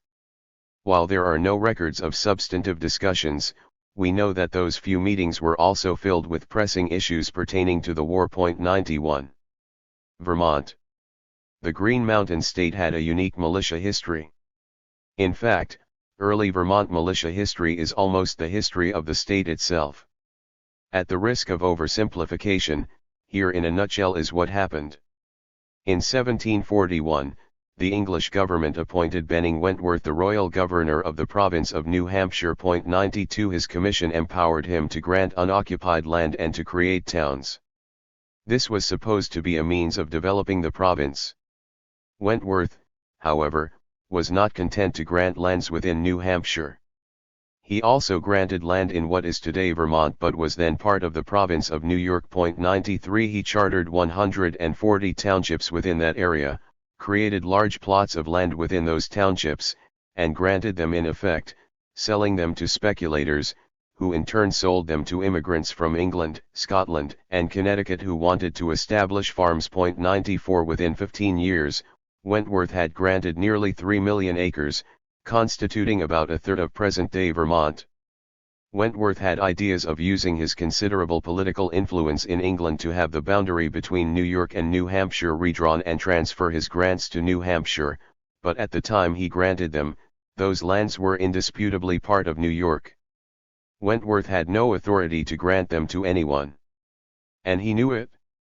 The New Hampshire grants, as they came to be called, were a scam. 95 They made Wentworth fabulously rich. 96 Eventually, people from New York who held legal title began eviction proceedings against farmers in the New Hampshire grants. Those farmers included Ethan Allen and his family, who had previously lived in Connecticut. Ethan Allen was a gifted organizer. Together with other holders of New Hampshire grants, he hired a top-notch Connecticut lawyer to litigate their right to the lands in the New York courts. They lost. New York's counsel cleverly divided the claims into 9 separate lawsuits, each one below the threshold necessary to appeal from New York's courts to London. Allen went to see Wentworth, who promised to lobby the English government to protect holders of the New Hampshire grants. But Wentworth was simply stringing Allen along. He forwarded to London a petition from Allen and other holders of the New Hampshire grants without personally endorsing it. With growing awareness of his corruption, the British government forced Benning Wentworth to resign as governor in 1766, replacing him with his nephew John Wentworth. John Wentworth also strung Allen along, telling him he was going to bat for New Hampshire grant holders while, in fact, he merely sat on his hands. 97 New York continued to aggressively, and successfully, press its claims. Ethan Allen would not give up. He and his family had been fleeced. His response was righteous indignation, and he focused his resentment not on Wentworth but on New York. That was not entirely without cause. New York governors were also corrupt, and the New York judges who decided the cases had conflicts of interest that, today, would leave us aghast. 98 With legal and political solutions failing him, Allen resorted to force. In 1771, he organized a paramilitary organization which called itself the Green Mountain Boys. 99 It called itself a militia, that sounded so much better than admitting to being a vigilante group. Only the royal governor of a province could lawfully authorize the formation of a militia. 100 Moreover, the Green Mountain Boys were organized not to fight the British, but to fight surveyors, sheriffs, and deputies from New York. 101 Allen characterized the dispute as virtuous farmers versus designing men, but virtue had little to do with it. 102 It was self-interest all around. The Allen family claimed rights to more than 13,000 acres within the New Hampshire grants. 103 It was enough to cause an Ethan Allen biographer to wonder, as America founded, at least in part, on terrorism. 104 For Ethan Allen and the Green Mountain Boys, the Revolutionary War was a godsend. It gave them an opportunity to launder their image, an opportunity Allen did not waste.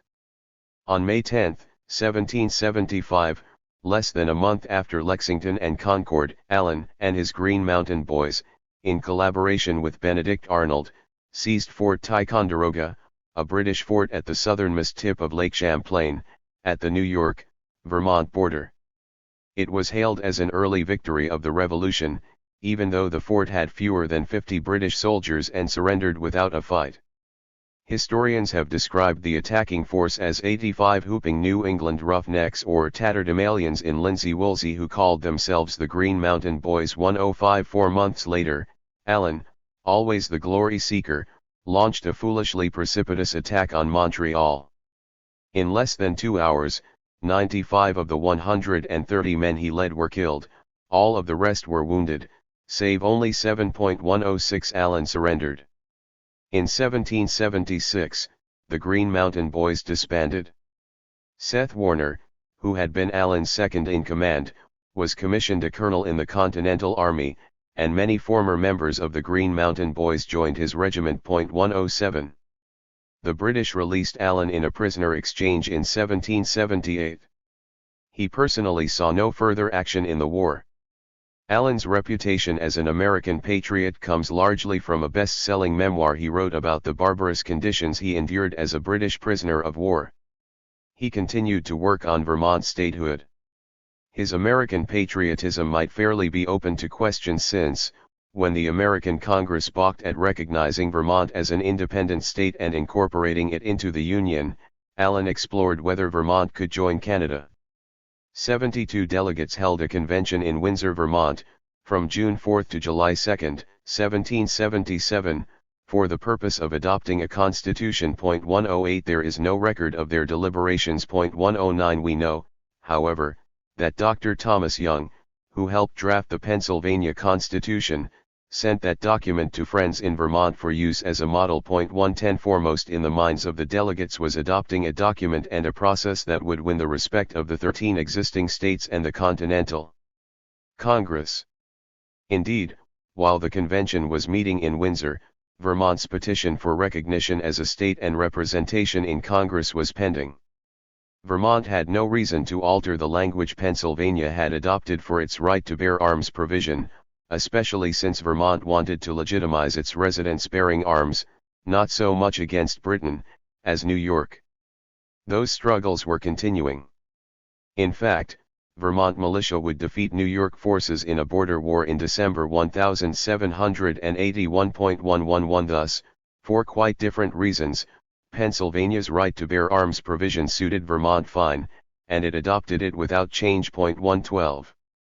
One postscript worth adding is that while the Vermont Convention was underway, the Continental Congress refused Vermont's petition for recognition as an independent state. 113 That would not change for quite a while. Vermont was not admitted to the United States until March 4, 1791, 10 months after James Madison proposed his Bill of Rights to the First Congress. North Carolina had not yet joined the Union, either, but at least it was recognized as an independent state. Massachusetts. The last of the 4 states to adopt a right to bear arms provision during this time frame was Massachusetts. Probably more than any other state's constitution, the Massachusetts document was almost entirely the work of a single person, John Adams. For 10 years from February 1778 to June 1788 Adams was in Europe on 4 consecutive assignments, as one of 3 commissioners sent to negotiate an alliance with France, as minister to the court of Louis XIV, as a minister to negotiate a treaty with Great Britain, and as minister to the court of St. James. 114 He returned home only once, from August to November in 1779, during those 10 years. And during those 3 months, he more or less single-handedly wrote the Constitution of the Commonwealth of Massachusetts, which, incidentally, is the oldest written constitution in effect today in the world. 115. How did Adams come to write it nearly alone? Within a week after his arrival back in Massachusetts during his 3-month return, the town of Braintree selected Adams as a representative to the state constitutional convention. The selection made eminent sense. 2 years earlier, Adams had published a pamphlet titled Thoughts on Government, recommending how a state should structure its government. When the Massachusetts Convention assembled in Cambridge in September 1779, it appointed a 30-member committee to write an initial draft. 116 That committee, in turn, delegated the work to a 3-member subcommittee, consisting of John Adams, John's cousin Samuel Adams, and James Bowdoin, who was president of the convention and would later become the state's second governor. That small subcommittee then delegated the work to John Adams alone, making him, as he himself described it, a subcommittee of 1.117. Why let John do it all by himself? There were 2 reasons. First, as the author of Thoughts on Government, John was the resident expert on constitution writing.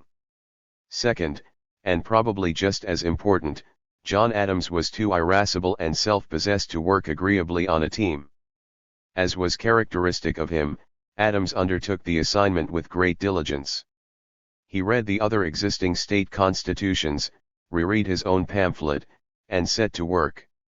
Adams drafted a constitution that provided for 3 branches of government: separation of powers, a bicameral legislature, a governor chosen by both houses of the legislature, an independent judiciary, and a governmental duty to cherish literature, the sciences, public schools, grammar schools, and higher education, especially the University at Cambridge, of which Adams was a very proud graduate. 118. Here is the right to bear arms provision as it was finally approved in the Constitution. Art. 17. The people have a right to keep and to bear arms for the common defense. And as, in time of peace, armies are dangerous to liberty, they ought not to be maintained without the consent of the legislature, and the military power shall always be held in an exact subordination to the civil authority and be governed by it. 119. The most important thing to note is that the right to bear arms is granted for the common defense only, not for individual reasons. That was no oversight. 2 towns wanted to expand the right to embrace bearing arms for one's own defense, too, but they did not prevail. 120. While no records were kept of the convention's deliberations, we know that it made a single word change from Adams's original draft. Adams had written that standing armies are dangerous to liberty. The convention deleted the word standing. 121. Thus, Adams appears to have wanted to condemn maintaining armies in peacetime only, while the convention seems to have condemned armies at any time. Militias are not mentioned, but they were the alternative to armies. As we have learned from chapters 5 and 6, had America followed that advice and relied exclusively on militia, the Revolutionary War would have turned out differently. If Adams's and the convention's view about armies was naive, they may be forgiven. Massachusetts militia had fought at Lexington, at Concord, and at Bunker Hill. The war was still in progress, and not everyone was then aware how dismally the militia were performing. It was, in fact, something John Adams would never realize. Perhaps that is understandable, too. 2 weeks after the proposed Massachusetts Constitution was printed for review, Adams was aboard the vessel Sensible sailing back to France. He missed nearly the entire war. Following the war as a diplomat in Paris was hardly the same thing as living through it where it was being fought. Moreover, Adams took great stock in the fact that his father, grandfather, great-grandfather, and great-great-grandfather had all been officers in the militia and deacons in the church, which he believed marked them as independent country gentlemen though they worked the land as hardscrabble farmers. 122 Adams, in fact, would be an enemy of standing armies throughout his career, including as president. 123.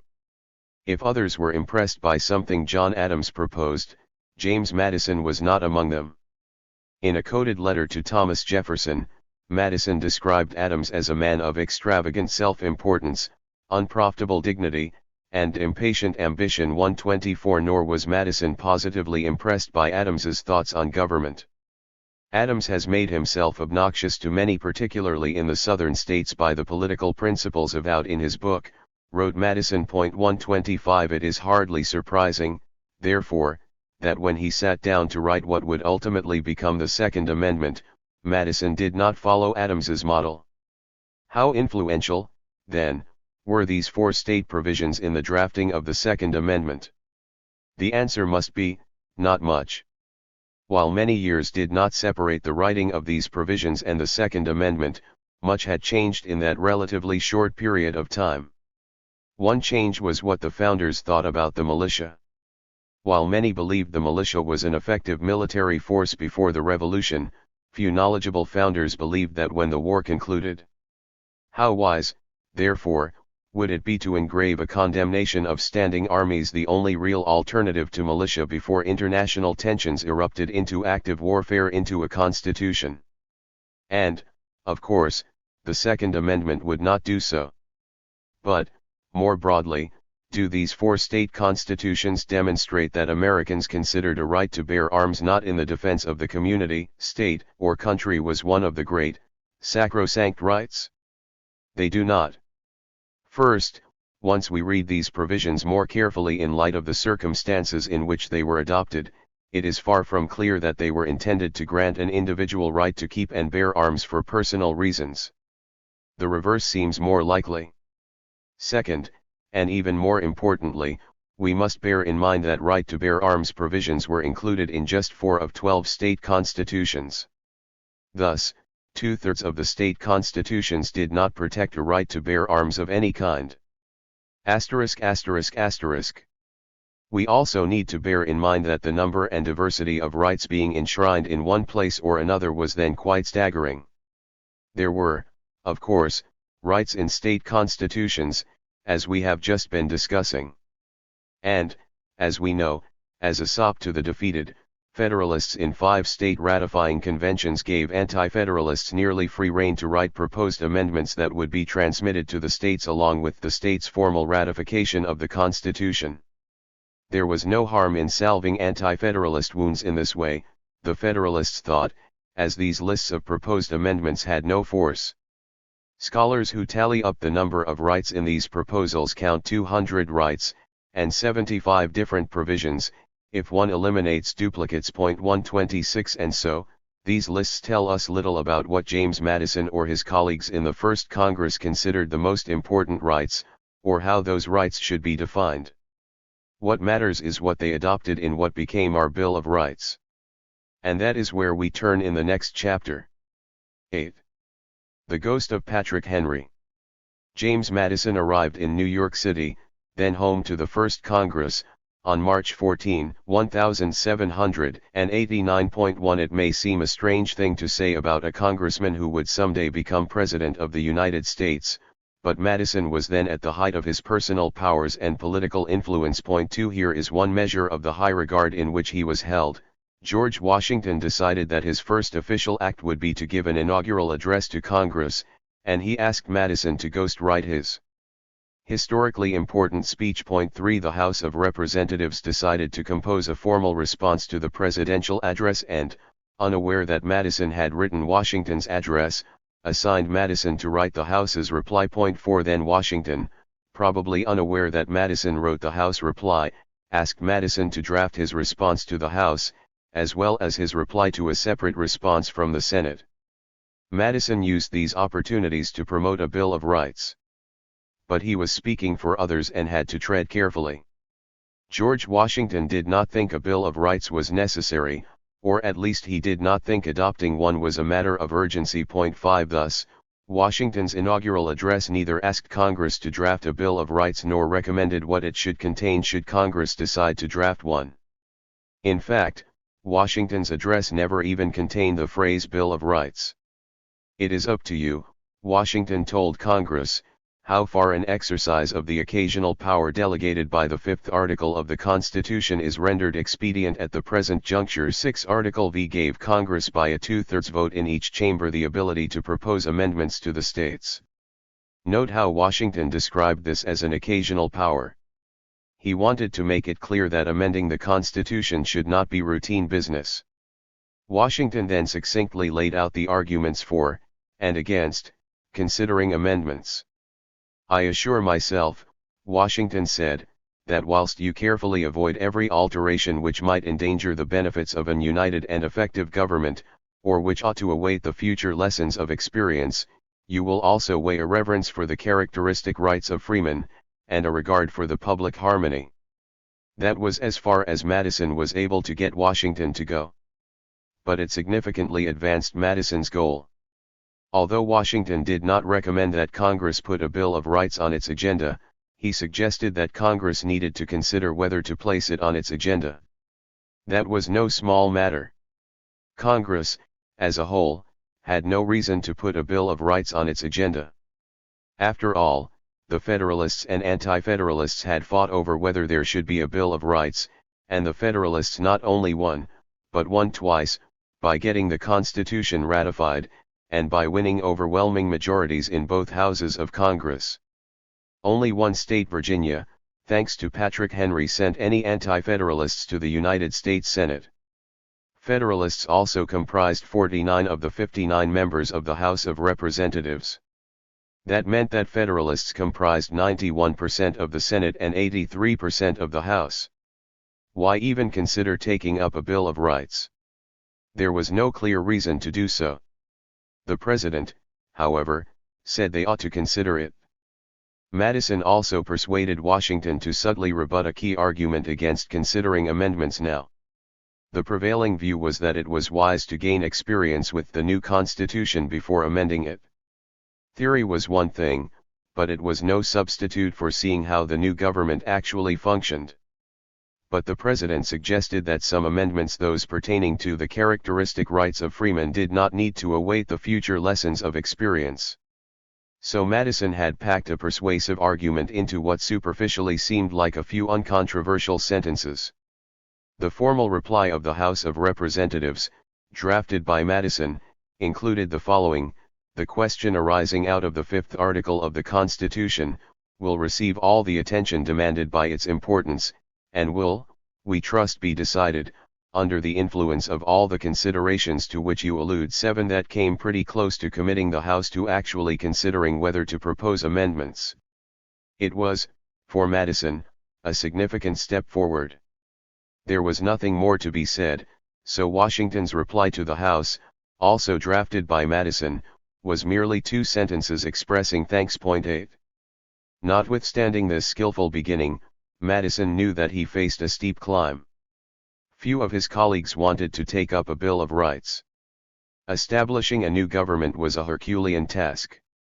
The first Congress had to immediately take on many difficult and complex matters, for which there was no instruction manual and no precedent. It had to create a revenue system and establish executive departments and a federal judiciary. The Senate had to confirm the President's appointments: Secretary of the Treasury Alexander Hamilton, Secretary of State Thomas Jefferson, Secretary of War Henry Knox, and Attorney General Edmund Randolph, as well as Supreme Court Chief Justice John Jay and the Associate Justices of the Court. Congress also had to wrestle with fundamental but unprecedented questions such as whether, after a presidential appointment was confirmed, the President could terminate that officer on his own authority or whether he needed Senate consent. This was no small matter. As anyone who has held any job realizes, employees work to please the person who can fire them. The Federalists believed their constituents would judge them on how well they stood up to the new government. With so many things that had to be done, they did not feel they had time for something that could and even prudently should be deferred, especially something as complex as drafting a Bill of Rights. Ironically, Anti-Federalists were not interested in taking up a Bill of Rights either. Their previous laments about the Constitution being defective because it lacked a Bill of Rights were now revealed to have been primarily a rationale against ratifying the Constitution rather than a genuine concern. They did not admit that, of course. They argued that a Bill of Rights should be written but by a second constitutional convention, not Congress. Their principal objective was not a Bill of Rights, they wanted to make structural changes that would paralyze the national government. Number 1 on their wish list was removing Congress's power to levy taxes. They also wanted to hamstring Congress's ability to ratify treaties and regulate commerce by requiring unrealistically large supermajorities for those matters. 9 There was no chance Congress, controlled by Federalists, would propose such amendments, something Patrick Henry was painfully aware of. 10 A second convention was extremely unlikely, however. The Anti-Federalists were now extremely weak, as reflected by the composition of Congress. Even Virginia voters sent 7 Federalists and only 1 Anti-Federalist to the House of Representatives. 11. On May 4, 1789, only 4 days after Washington's inaugural address, Madison rose on the House floor and announced that he would introduce a Bill of Rights 3 weeks hence. 12 Meanwhile, Patrick Henry was renewing his effort to unravel the Constitution. On the day after Madison promised to introduce a Bill of Rights, Theodoric Bland, another congressman from Virginia and an anti-federalist, presented to the United States House of Representatives a resolution from the Virginia House of Delegates calling for a second constitutional convention. 13 And on the day after that, Congressman John Lawrence presented a similar resolution from New York. The petitions did not rattle the Federalists unduly. At the time, there were 11 states. Although Virginia and New York were important states, they were political outliers. Patrick Henry effectively controlled the Virginia legislature, and the anti-federalist governor of New York, William Clinton, exercised enormous power in that state. Few expected many more petitions for a second convention. Still, who could be sure? And so, the 2 petitions presented Madison with both a small problem and an unintended gift. The problem was one of etiquette. As a Virginia representative, he had to express respect for anything coming from the Virginia House of Delegates. The unintended gift was that the application strengthened Madison's argument that Congress needed to propose a Bill of Rights to promote national harmony and avoid a second constitutional convention. In brief remarks, therefore, Madison began by saying the applications merited great respect. He quickly followed that by observing that Congress had no constitutional authority to call a constitutional convention except upon application by 2/3 of the states. Congress had no choice, therefore, but to simply lay the 2 applications on the desk until such time as the requisite number of applications arrived. He then reminded everyone he would soon propose amendments. He hoped that the applications from Virginia and New York, lying figuratively on the House's desk, would provide incentive to take up a Bill of Rights. Madison's desire to put a Bill of Rights on the agenda experienced further resistance and delay, but on June 8, 1789, he rose on the floor of the House to propose a Bill of Rights and deliver a speech supporting them. Madison told his colleagues that he considered himself bound in honor and duty to propose a Bill of Rights. He was referring, of course, to the promise he made to his constituents during his election campaign against James Monroe, and moved that the House resolve itself into a committee of the whole to consider them. 14 That proposal ran into an immediate buzzsaw of opposition. Some members argued that going into a committee of the whole would impede more urgent House business. They were willing to consider a Bill of Rights, but not then and there. Others, including the highly influential Roger Sherman of Connecticut, argued that it was premature to consider amending the Constitution, no matter what the process. The Constitution may be compared to a ship that has never yet put to sea, said James Jackson of Georgia. 15 Nothing had been tested, not the sails, not the keel, not the helm. Upon experiment she may prove faultless, or her defects may be very obvious, but the present is not the time for alterations, Jackson argued. Others echoed those sentiments. Madison quickly put aside the question of process and delivered a speech on the substance of his proposal, laying out in full his proposed amendments and arguing why Congress should endorse them. Madison would give more than 150 speeches to the first session of Congress. This was one of his most consequential. 16 He had persuaded reluctant colleagues that adopting a Bill of Rights was both necessary and wise. Madison began by apologizing to the House for diverting it from the many tasks necessary to establish a new government, and by acknowledging that he had made a political commitment to propose a Bill of Rights. This was an opportunity for those who supported the Constitution to prove that they were as sincerely devoted to liberty and a Republican government, as those who charged them with wishing the adoption of this Constitution in order to lay the foundation for aristocracy or despotism. said Madison. 17 He noted that although the Constitution had been ratified by 11 of the 13 states, in some cases unanimously, in others by large majorities, there were still a great number of our constituents who are dissatisfied with it. Congress should, on principles of amity and moderation, conform to their wishes, and expressly declare the great rights of mankind secured under this Constitution, he said. Madison added that adopting a Bill of Rights might persuade North Carolina and Rhode Island to ratify the Constitution and join the Union. He suggested that if all power is subject to abuse, it was possible, by proceeding with caution and moderation, to guard further against abuses and have something to gain and nothing to lose. 18 I will not propose a single alteration which I do not wish to see take place, as intrinsically proper itself, or proper because it is wished for by a respectable number of people, Madison promised. The first group of amendments Madison would propose may be called a Bill of Rights, said Madison, adding, I will own that I never considered this provision so essential to the federal Constitution that it should have prevented ratification, but now that the Constitution had been ratified, such a provision was neither improper nor altogether useless. 19 One can't help but smile at that statement. Madison had not been able to fully accommodate himself to his political flip, first opposing a Bill of Rights, then changing his position during an election, and here his discomfort produces a strikingly lukewarm endorsement for his own proposal. But his colleagues probably saw this as a reflection of Madison's straightforwardness. Even if I had not been an early and fervent advocate of a Bill of Rights, Madison went on to say, he realized that a great number of the most respectable friends to the government and champions for Republican liberty did favor it. Madison drew a distinction between the kind of Bill of Rights he was about to propose and the English Declaration of Rights of 1689, a document the founders knew well and revered. Madison got to the meat of his proposal. He began with what he termed the Great Rights, which he defined as trial by jury, freedom of the press, and liberty of conscience. 20 What about the perfect equality of mankind?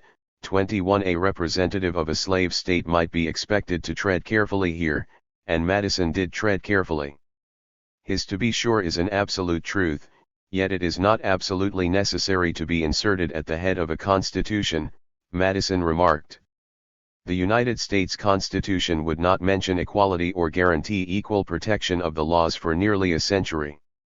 Trial by jury was not a natural right, observed Madison, it arose from the social contract but is as essential to secure the liberty of the people as any one of the pre-existent rights of nature. For a while, Madison waxed philosophical. In guarding against abuses of power, it was important to recognize where the greatest power resided. The legislature was the most powerful branch of government, but in a government such as the United States the greatest danger flowed not from the legislature but in the body of the people, operating by the majority against the minority. Would a paper barrier be sufficient to restrain abuses by the majority? A Bill of Rights, argued Madison, might help protect rights by forming public opinion in their favor. Are rights adequately protected by state constitutions? No, suggested Madison, because some states have no bills of rights and others have very defective ones. 22 Madison said he wanted an amendment prohibiting states from passing bills of attainder or ex post facto laws. And Madison argued that it was important that the federal constitution provide that no state shall violate equal right of conscience, freedom of the press, or trial by jury in criminal cases. 23 Even though some state constitutions protected these particular rights, I cannot see any reason against obtaining even a double security on these points, he said. Madison also included in his speech two structural amendments he was proposing. 24 He wanted to provide both a floor and a ceiling for the total number of representatives, so that as the nation's population increased, the House of Representatives would not grow to an unwieldy size, and he wanted to prohibit any salary increase for members of Congress from taking effect before the next congressional election. He also wanted to establish that no appeal could be taken from a federal court to the United States Supreme Court unless a certain sum were in dispute, so that litigants were not unfairly required to travel great distances. 25 And he wanted to provide that powers not granted by the Constitution were reserved to the states. Madison made no mention of a right to bear arms in his speech. We should not make too much of that omission. After all, Madison did not mention many other rights he included in his proposal, including freedom of speech and assembly, and the right of not being deprived of life, liberty, and property without due process of all, to mention just a few. Madison also distributed his proposals in writing at the same time, so members could see everything he proposed. Still, one assumes Madison included in his speech the provisions he thought would draw the greatest attention and support from his colleagues, the headliners, so to speak. There is little doubt that freedom of conscience, freedom of the press, and the right to jury trials in criminal cases were headliners. They were also the rights Madison personally considered important. Madison must have also thought that the two structural amendments he proposed, setting a ceiling and floor on the number of representatives, and prohibiting Congress from giving itself a raise during the current term, would be popular with his colleagues. Representatives might have liked the first because it would provide some stability in their congressional districts. The provision about salary increases would be politically useful to members of Congress. Even the dullest politicians know that political opponents will bludgeon them for voting to raise their own salaries. This amendment would provide some political cover. They would not be voting to raise their own salaries, they would be voting to raise the salaries of a future Congress. Why was not the right to bear arms a headliner? If my thesis is correct, the answer is obvious. Representatives would have understood Madison's right to bear arms provision as a supplement to the slavery compromise in the Constitution, the tacit compact that included the provisions that counted a slave as 3/5 of a person for purposes of congressional apportionment and taxation, the fugitive slave provision, and the provision prohibiting Congress from ending the slave trade until 1808. About such a provision, the less said the better. Here is the right to bear arms proposal as it appeared in Madison's original proposal on June 8, 1789. The right of the people to keep and bear arms shall not be infringed, a well-armed, and well-regulated militia being the best security of a free country, but no person religiously scrupulous of bearing arms, shall be compelled to render military service in person. Point 26. There is, at this point, probably nothing that seems earth-shaking about Madison's original proposal. If anything, one may be struck by how closely it resembles Congress's final product. Still, a few observations are in order. Madison did not copy verbatim the right to bear arms provision from any prior document, not from the English Declaration of Rights of 1689, not from any of the 4 state constitutions that had right to bear arms provisions, and not from proposed amendments submitted by any of the state ratifying conventions, including Virginia's. Madison's provision more closely resembles the proposal submitted by the Richmond ratifying convention than any other right to bear arms provision, as one might expect. It makes sense, therefore, to focus on how Madison's proposal differs from Virginia's, because we can assume that Madison had reasons for making changes. First, Madison eliminated the section stating that standing armies in time of peace are dangerous to liberty, and therefore ought to be avoided, as far as circumstances and the protection of the community will admit. 27. As you will recall from Chapter 2, the question of whether the Constitution should prohibit standing armies, or limit Congress's discretion to create them, was debated at the Philadelphia Convention. The issue was settled when a delegate proposed limiting standing armies to 3,000 men, and George Washington whispered that the Constitution ought to limit invading armies to 3,000, too. The Philadelphia Convention decided that Congress should decide, as a policy matter, to what extent to rely on a standing army or militia for national defense. Madison, obviously, was not in favor of reversing that decision. Second, Madison changed defense of a free state to security of a free country. Probably Madison, the careful technician, preferred country because this provision would apply to the national government only, not the states. What is most significant for our purposes is Madison's choice of the word security rather than defense. That makes sense when one considers that Madison is focusing not on defending the nation from external threats but providing security from internal disturbances, especially slave revolts. Madison also did not include the separate provision in the Virginia recommendations that stated, that each state respectively shall have the power to provide for organizing, arming, and disciplining its own militia, whensoever Congress shall omit or neglect to provide for the same. 28 Madison did not want to solve his problem that way because he had vowed not to propose an amendment that would change anything in the original Constitution. 29 Virginia's provision would have effectively changed the Constitution. Besides, if adopted, it could have led to future disputes over whether Congress was neglecting the militia. Madison proposed solving the problem raised at Richmond, that is, ensuring that states could have armed militia to provide for their own security, not by giving the states a concurrent power to arm the militia, but by giving it to the people. Legal historian Noah Feldman makes the point slightly differently. He says Madison's language left little doubt that the right to bear arms meant neither more nor less than the right to serve in a well-regulated militia. The protection afforded to conscientious objectors at the end of the sentence further underscored the purpose of the amendment. 30 While our formulations are slightly different, as a practical matter they would have led to the same result in 18th century America. Congress could not have prohibited militiamen from supplying their own muskets. Yet I believe my interpretation fits Madison's intention more closely. Here's why. Feldman interprets the language as guaranteeing a right to serve in the militia. But if, for example, Congress enacted a statute enrolling men between the ages of 18 and 45 in the militia, and Virginia had previously enrolled men starting at age 16, I doubt Madison would have thought the amendment gave a 17-year-old a basis for complaining about being excluded from the militia. By contrast, Madison surely intended his amendment to allow a state to complain if Congress decided militia were not to be armed. Can one argue that Madison intended the clause "he right of the people to keep and bear arms shall not be infringed" to give the people a right to keep and bear arms outside of and unrelated to service in the militia?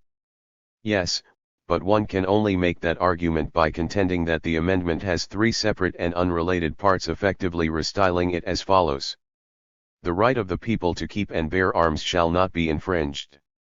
A well-armed and well-regulated militia is the best security of a free country. No person religiously scrupulous of bearing arms shall be compelled to render military service in person. That restyled provision, however, is not what Madison wrote. He placed all three clauses in one sentence. Why did do that? The most obvious answer is that he was writing a single provision with three interrelated parts, not three separate provisions. As we shall shortly see, Congress reworked Madison's language to make that even more obvious. The House continued to argue over whether and how to consider Madison's proposal. When his motion to consider a Bill of Rights in a committee of the whole ran into trouble, Madison withdrew it and moved instead to refer the matter to a select committee. 31 But that, too, turned out to be controversial. By day's end, Madison had withdrawn that motion as well, and simply moved that the House approve his proposed amendments. 32 The procedure to be followed was left up in the air. Only July 21, the House returned to this matter and spent the entire day debating procedure. A frustrated James Madison began the day by once again asking the House to consider his amendments in a committee of the whole. At the end of the day, however, the House decided by a vote of 34 to 15 to refer Madison's proposal to a select committee composed of one member from each state. 33. The select committee was, therefore, composed of 11 members. Madison was appointed to represent Virginia. The most prominent other member was Roger Sherman of Connecticut. Sherman was a man of contrasts. He was universally considered strikingly ugly, and he moved awkwardly. He came from a modest family, dressed plainly, and lacked both a formal education and eloquence. He was, nevertheless, a figure of stature, both physically, standing 6 feet tall, and in terms of intellect, judgment, and industriousness. He started out as a shoemaker, yet studied law and gained admission to the bar at 33. 34 He served in the First and Second Continental Congresses, was a member of the Committee of Five charged with drafting the Declaration of Independence, was later appointed to the drafting committee for the Articles of Confederation, and became a member of the Confederation Congress. He was also one of the most influential delegates to the Constitutional Convention. He addressed the Philadelphia Convention more than any other member, save only James Madison and Gouverneur Morris of Pennsylvania, but Sherman's remarks were generally succinct and to the point. Sherman had a reputation for common sense, and he was first and foremost a pragmatist. In Philadelphia, he originally favored a unicameral legislature, but he became a prime mover behind the compromise between large and small states that produced a Senate with equal representation among the states and a House with proportional representation.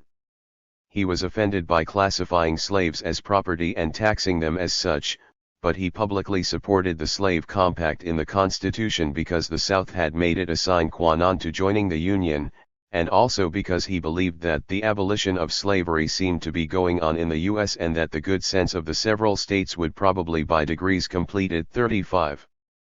Moreover, and this is particularly relevant for our purposes in Philadelphia, Sherman wanted to supplement the Slave Compact by providing that no state shall without its consent be affected in its internal police. 36. Sherman said that twice during debate, and he expressly related his proposal to the slavery system. 37. In other words, Sherman wanted the Constitution to guarantee that states had the authority to police their slaves as they deemed necessary, without interference from the national government.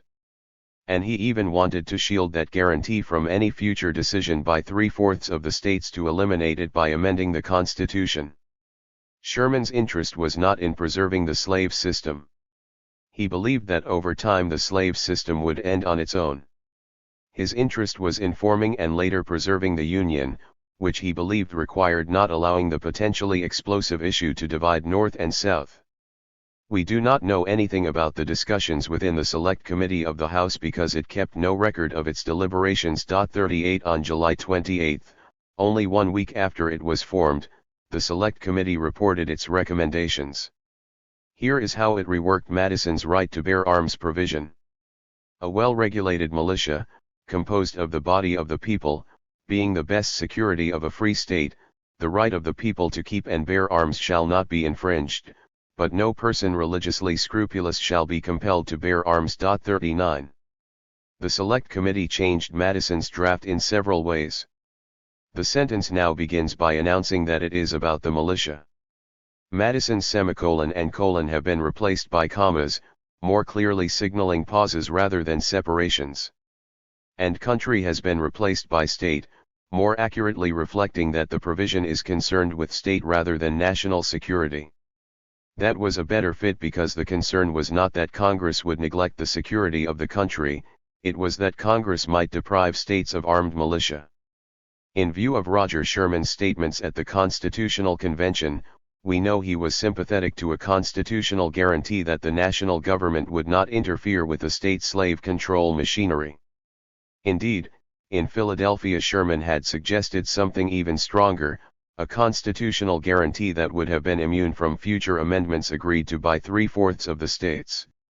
We can, therefore, be confident that had Madison told Sherman about the Richmond debate and said he needed an amendment to assure his constituents that Congress could not undermine the slave system by disarming the militia, Sherman would have been supportive. And other members of the House would have been supportive, too, had Madison privately confided in them. As historian William W. Freeling says, almost all of the Founding Fathers believed that nothing done about slavery should jeopardize the Union. 40. We shall never know whether such conversations took place. But in all likelihood, neither Roger Sherman nor other members of Congress would have needed James Madison to personally explain his political difficulty or objectives. They were, after all, politicians. Like politicians of any age, they paid a great deal of attention to grapevine news of political drama and intrigue. They were well versed in the political arts and skilled at inferring the motives of other political actors. And in their sphere, all eyes were constantly on Virginia, the largest state, and home to so many prominent politicians. 4 of the first 5 presidents of the United States were Virginians, which reflects how central that state's politics was to national politics. Did members of Congress know about key events at the Richmond ratifying convention and Patrick Henry's efforts to end Madison's political career? Of course they did. In fact, we know they did. One member of the First Congress, Senator Robert Morris of Pennsylvania, said at the time, "Poor Madison got so cursedly frightened in Virginia that I believe he has dreamed of amendments ever since." 41 Another, Congressman Theodore Sedgwick of Massachusetts, said Madison was constantly haunted by the ghost of Patrick Henry. 42. On August 13, 1789, the House began 11 days of debate over the amendments proposed by the Select Committee. 43 One might think that at this stage the House had decided to consider constitutional amendments, but that was, in fact, still a matter of energetic controversy. The debates began with the question of whether the House ought to discuss amendments at all, and the question continued to arise again and again, throughout most of the 11 days of debate. Another topic that consumed a great deal of time was the issue of whether the amendments should be placed into the main body of the Constitution next to the existing provisions to which they were germane, or whether they should all be added as a supplement at the end. James Madison and Roger Sherman were on opposite sides of this issue. Madison favored incorporating amendments into the original text. "It appears to me that there is a neatness and propriety in incorporating the amendments into the Constitution itself," he argued. 44 It will certainly be more simple when the amendments are interwoven into those parts to which they naturally belong. We shall then be able to determine its meaning without references or comparison. Sherman argued that the amendments should be added to the Constitution by way of supplement. 45 We ought not to interweave our propositions into the work itself because it will be destructive of the whole fabric, he argued. 46 Besides this, sir, Sherman continued, it is questionable whether we have the right to propose amendments in this way. The Constitution is the act of the people, and ought to remain entire. Representative James Jackson of Georgia also argued that the original Constitution ought to remain inviolate, and not be patched up from time to time, with various stuffs resembling Joseph's coat of many colors. 47 Several times it appeared that Madison had won this debate, but obviously he did not, as the issue repeatedly came back up. Finally, Roger Sherman made a motion to add the amendments at the end, which passed with a 2/3 majority. 48 By that time, the matter must have been resolved through private discussions as the vote was taken without discussion or debate. Ironically, James Madison is known to history as the father of the Bill of the Rights, and appropriately so, since he was its prime architect and advocate. Yet that would not have come to pass if Madison had prevailed, because the amendments would not have comprised a unified Bill of Rights. One of the substantive provisions debated at greatest length ultimately became the First Amendment proposed by Congress, a provision never ratified by the states. It related to the size of the House of Representatives. Some members argued that a representative could not effectively represent too many people. Others believed that to be an effective deliberative body, the House had to fall within certain parameters of size. The House finally adopted an amendment that would have required that the House of Representatives never have less than one representative for every 50,000 persons. 49 Under that formulation, the House of Representatives today would have about 6,600 members. The House also spent considerable time debating whether the people should be given a right to instruct their representatives. 50 That provision was not proposed by the Select Committee, but offered by Representative St. George Tucker of Virginia. There was considerable discussion about how the people might instruct their representatives and whether representatives would be bound to vote in accordance with those instructions. It appears to me that the words are calculated to mislead the people by conveying the idea that they have a right to control the debates of the legislature, argued Roger Sherman. 51 This would destroy the object of their meeting. I think, when the people have chosen a representative, it is his duty to meet others from different parts of the Union, and consult, and agree with them to such acts as are for the general benefit of the whole community. If they were guided by instructions, there would be no use in deliberations. On this, Sherman and Madison were on the same side. I do not believe the inhabitants of any district can speak the voice of the people. So far from it, their ideas may contradict the sense of the whole people. 52. The debates had otherwise been civil, but during debate on the right to instruct issue, tempers boiled over. The proposal had a small number of vociferous advocates, who were mostly anti-federalists. 53 One was Elbridge Gerry of Massachusetts, one of the 3 delegates to the Constitutional Convention in Philadelphia who had refused to sign the Constitution. After the 5th time Gerry had risen to speak on this subject twice at considerable length on a single day, John Vining, a Federalist from Delaware, could not contain himself any longer. Is it not inconsistent in that honorable member to complain of hurry when he comes day after day reiterating the same train of arguments, and demanding the attention of this body by rising 6 or 7 times on a question, demanded Vining. 54 That emptied the benches. Gerry rose again, sarcastically stating that he intended to follow the example of moderation and laconic and consistent debate set by Vining. 55 Thomas Sumter of South Carolina said members who opposed the motion on the floor were not treating it fairly. 56 Then Agnes Burke went after the Anti-Federalists' principal nemesis, James Madison. And he did so in a way that, in relation to the manners and etiquette of the time, amounted to hitting below the belt. As Madison was surely aware, many of his colleagues, both Federalists and Anti-Federalists, had been whispering that Madison was pushing a Bill of Rights as a tub to the whale. 57 The phrase, made famous by Tale of the Tub by Jonathan Swift, referred to the supposed practice of diverting a whale that was threatening to ram a sailing ship by flinging onto the ocean an empty tub by way of amusement. This was a snide way of saying that Madison was proposing a Bill of Rights consisting of uncontroversial, even banal, provisions to distract anti-federalists from their goal of weakening the national government through structural amendments. Such comments out of doors was one thing, stating it on the floor of the House was quite another. It brought an irate James Madison to his feet, complaining that Burke had insinuated that he, as well as the Select Committee, was not acting with candor. 58. For people of this class in 18th century America, accusing someone of lacking candor was a serious matter. It could even provoke a duel. While there was no such danger in this case, James Madison was a far different person than, say, Aaron Burr. The chamber must have fallen deathly still. Burke quickly de-escalated by saying he had not intended to accuse Madison of a lack of candor. Still, he stood his ground. He said the Select Committee omitted all the important amendments required by a number of states, and he proceeded to list states that had right to instruct provisions. 59 When Burke sat down, William Lawton Smith of South Carolina, a Federalist, rose to say that Burke was wrong in stating that South Carolina had a right to instruct provision in its constitution. It did not. With that, the House voted down the motion to include such a provision in its proposed amendments by a vote of 41 to 10.60. The House also spent some time debating whether to amend the preamble to the Constitution by inserting at the beginning of the Constitution, before the phrase "we the people," this language, "government being intended for the benefit of the people, and the rightful establishment thereof being derived from their authority alone."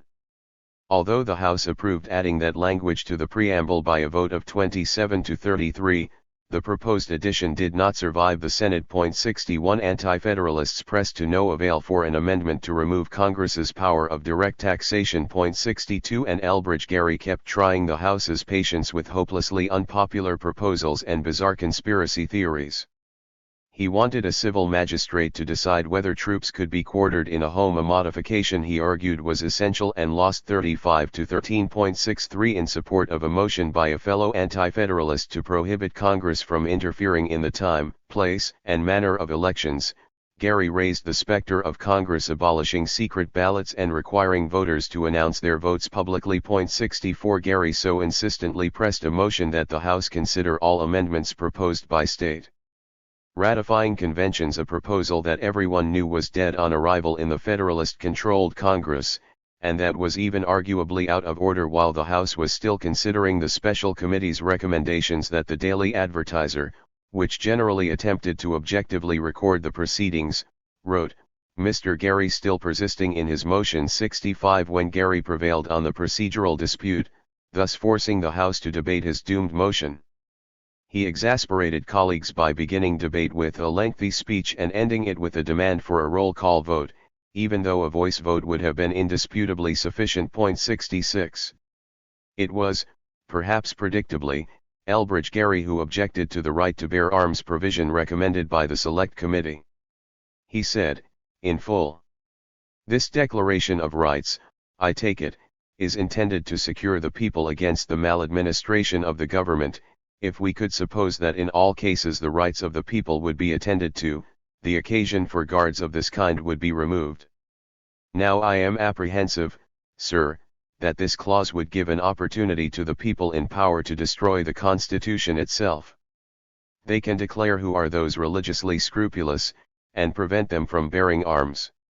What, sir, is the use of the militia?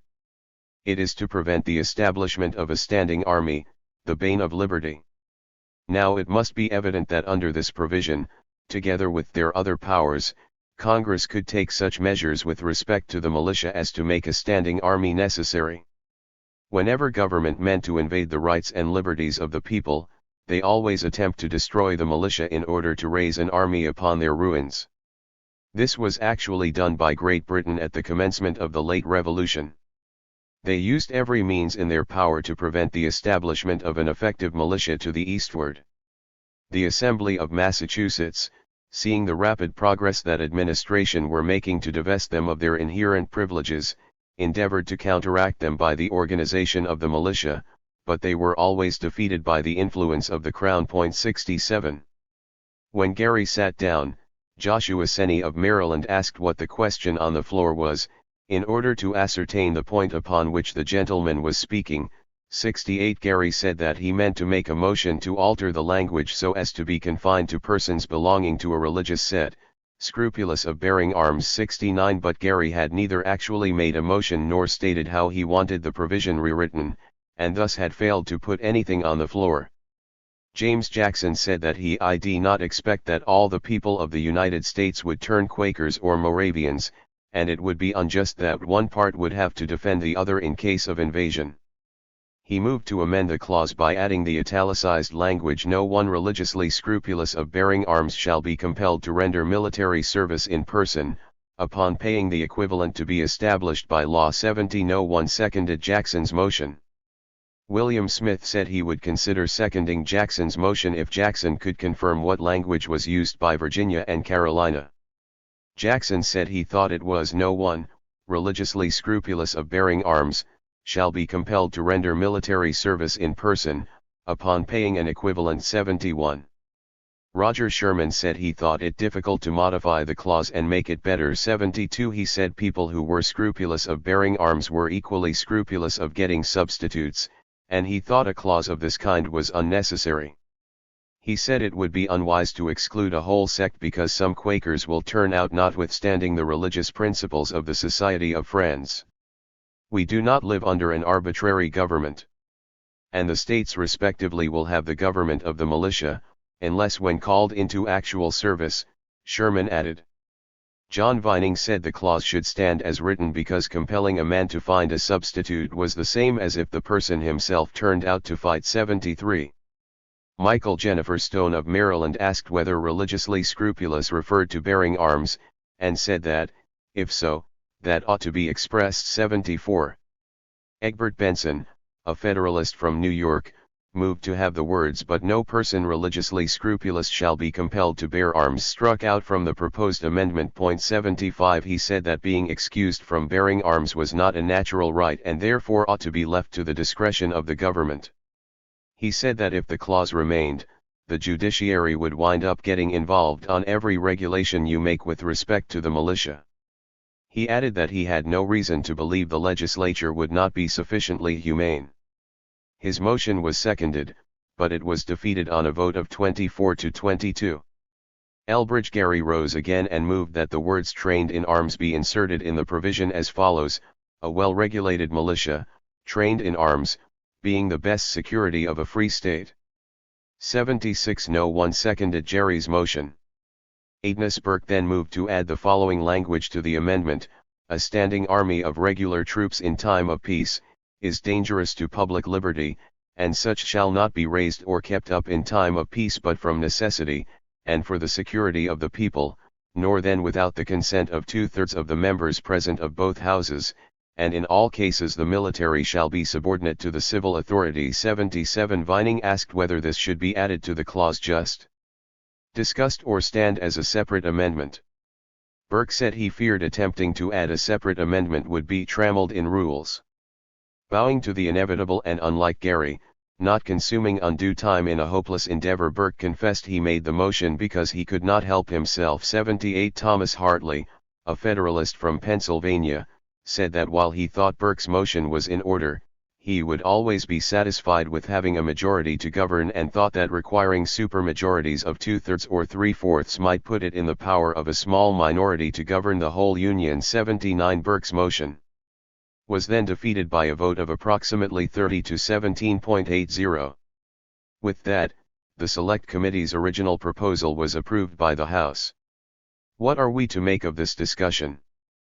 First and foremost, the discussion reflects that the House, or at a minimum, everyone who spoke, considered the amendment to be about military matters. The entire discussion was about whether people we today would call conscientious objectors should be exempt from a draft, and about whether congressional supermajorities should be required to raise a standing army. It is difficult to believe these men thought the amendment was about giving individuals a right to own weapons for their own purposes, unrelated to militia service. Second, the House devoted very little time to this provision.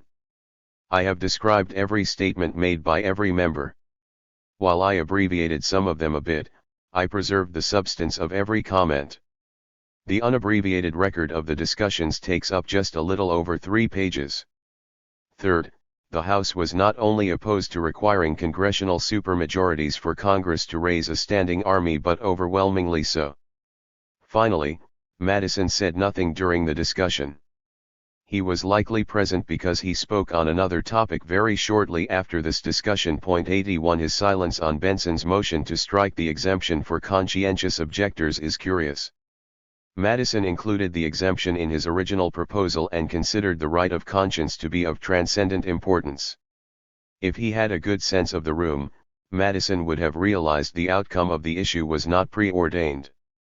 As it turned out, the vote on Benson's motion was very close. The best guess is that Madison feared that his speaking on the issue might be counterproductive. It appears that sometime during the day Madison read an article in the New York Daily Advertiser styled as an open letter to James Madison. 82. The author, identified in print as Pacificus, was Noah Webster. The piece blisteringly accused Madison of hypocrisy in espousing the cause of amendments with so much earnestness. 83. Webster noted that Madison said he proposed amendments because he pledged to his constituents that he would do so. But, sir, who are your constituents? Are they electors of a small district in Virginia? Webster asked. And yet, Webster said, Madison had also declared himself an enemy to local attachments and said he considered himself not merely the representative of Virginia, but of the United States. 84. The people of your district gave you a place in the federal legislature, but when you took your seat you became a representative of millions of Americans, Webster argued. We see, in the debates, it is frequently asserted that some amendments will satisfy the opposition and give stability to the government. The people, sir, in the northern and middle states do not believe a word of this, Webster wrote. 85. Rather, they believe that you have thrown out an empty tub to catch people, either fractious or uninformed, causing Congress to waste time on amendments that would little affect the Constitution but may sow the seeds of discord from New Hampshire to Georgia. 86. With this piece circulating throughout the halls of Congress that very day, Madison may have thought it imprudent to rise in defense of a provision he wrote to reassure his constituents that Congress would not interfere with slave control. The House passed its resolution proposing constitutional amendments on August 24.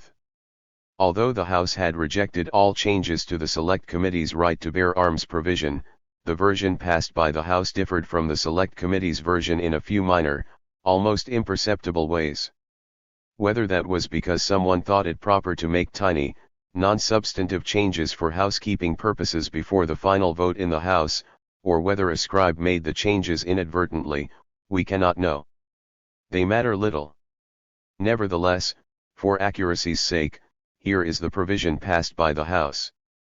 A well-regulated militia, composed of the body of the people, being the best security of a free state, the right of the people to keep and bear arms, shall not be infringed, but no one religiously scrupulous of bearing arms, shall be compelled to render military service in person. 87.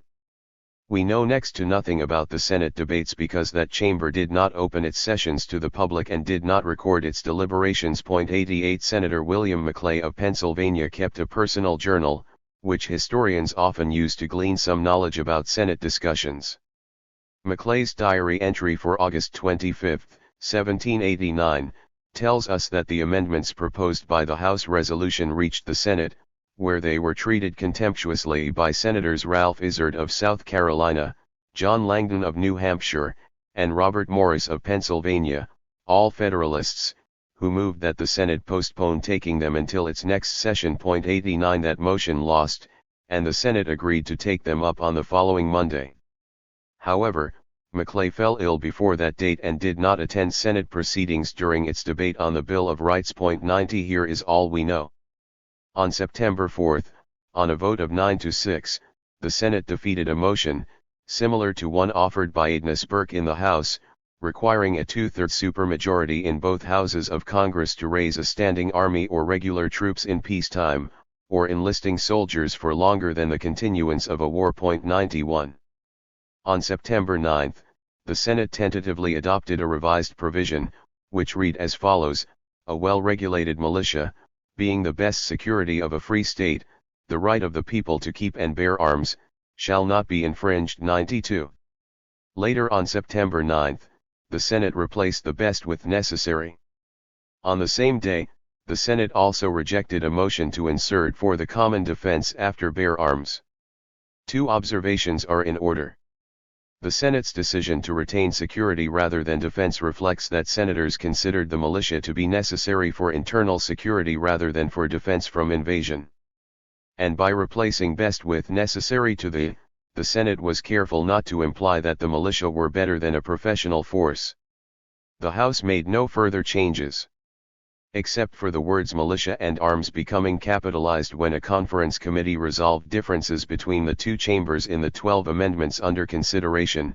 The Senate's language became the right to bear arms provision that Congress officially adopted and proposed to the states on September 25, 1789. During the time that states were considering the proposed amendments, North Carolina, Rhode Island, and Vermont joined the Union. With 14 states, 10 were required to ratify. Maryland, North Carolina, South Carolina, Rhode Island, New York, and Vermont approved all 12 proposed amendments. Delaware approved all except the first proposed amendment, while New Hampshire, New Jersey, and Pennsylvania approved all except the second. Both houses of the Massachusetts legislature approved amendments 3 through 11, but the state failed to so formally notify the President, and Secretary of State Thomas Jefferson therefore did not count Massachusetts as having ratified any of the amendments. 93. Georgia refused to ratify because it considered a Bill of Rights unnecessary. Connecticut failed to ratify because its House and Senate split over whether to ratify the first two amendments, creating a logjam that blocked ratification of even the amendments on which they did agree. And so, once again, it eventually would all seem to come down to Virginia. Patrick Henry was still a member of the Virginia House of Delegates when, on October 19, 1789, debate on the amendments began. Henry was determined to have the legislature reject ratification. His first move was to submit a resolution commending Virginia's 2 United States senators for trying to have Congress approve all of the constitutional amendments recommended by Virginia. His tactic was to begin with easy vote.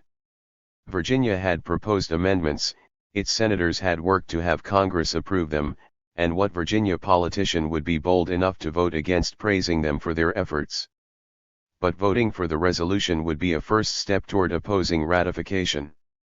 Senators Richard Henry Lee and William Grayson had sent letters to the governor and the Speaker of the House stating that the amendments adopted by Congress fell far short of Virginia's recommendations and would not stop a tendency to consolidated empire. 94. So voting to praise them might make it more difficult to later disagree with them. It was a clever ploy, yet it failed.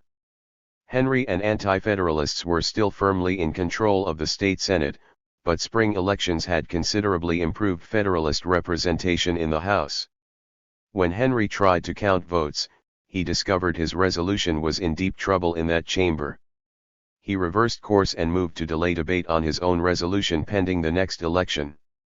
Henry now argued that members had been elected before Congress proposed amendments, and the voters should have the chance to select members based on how they stood on the amendments. But Henry's sudden reversal smelled like desperation, and his motion to postpone lost by an overwhelming margin. 95 Henry's next move stunned everyone. He packed up, left Richmond, and went home. 96 3 weeks later, the House deadlocked 62-62 on a motion to demand that Congress consider all of the amendments the state had proposed. The Speaker of the House broke the tie by voting no. The House then voted 64-58 to approve all 12 amendments, but the Senate objected to 4 of the amendments, and progress stalled.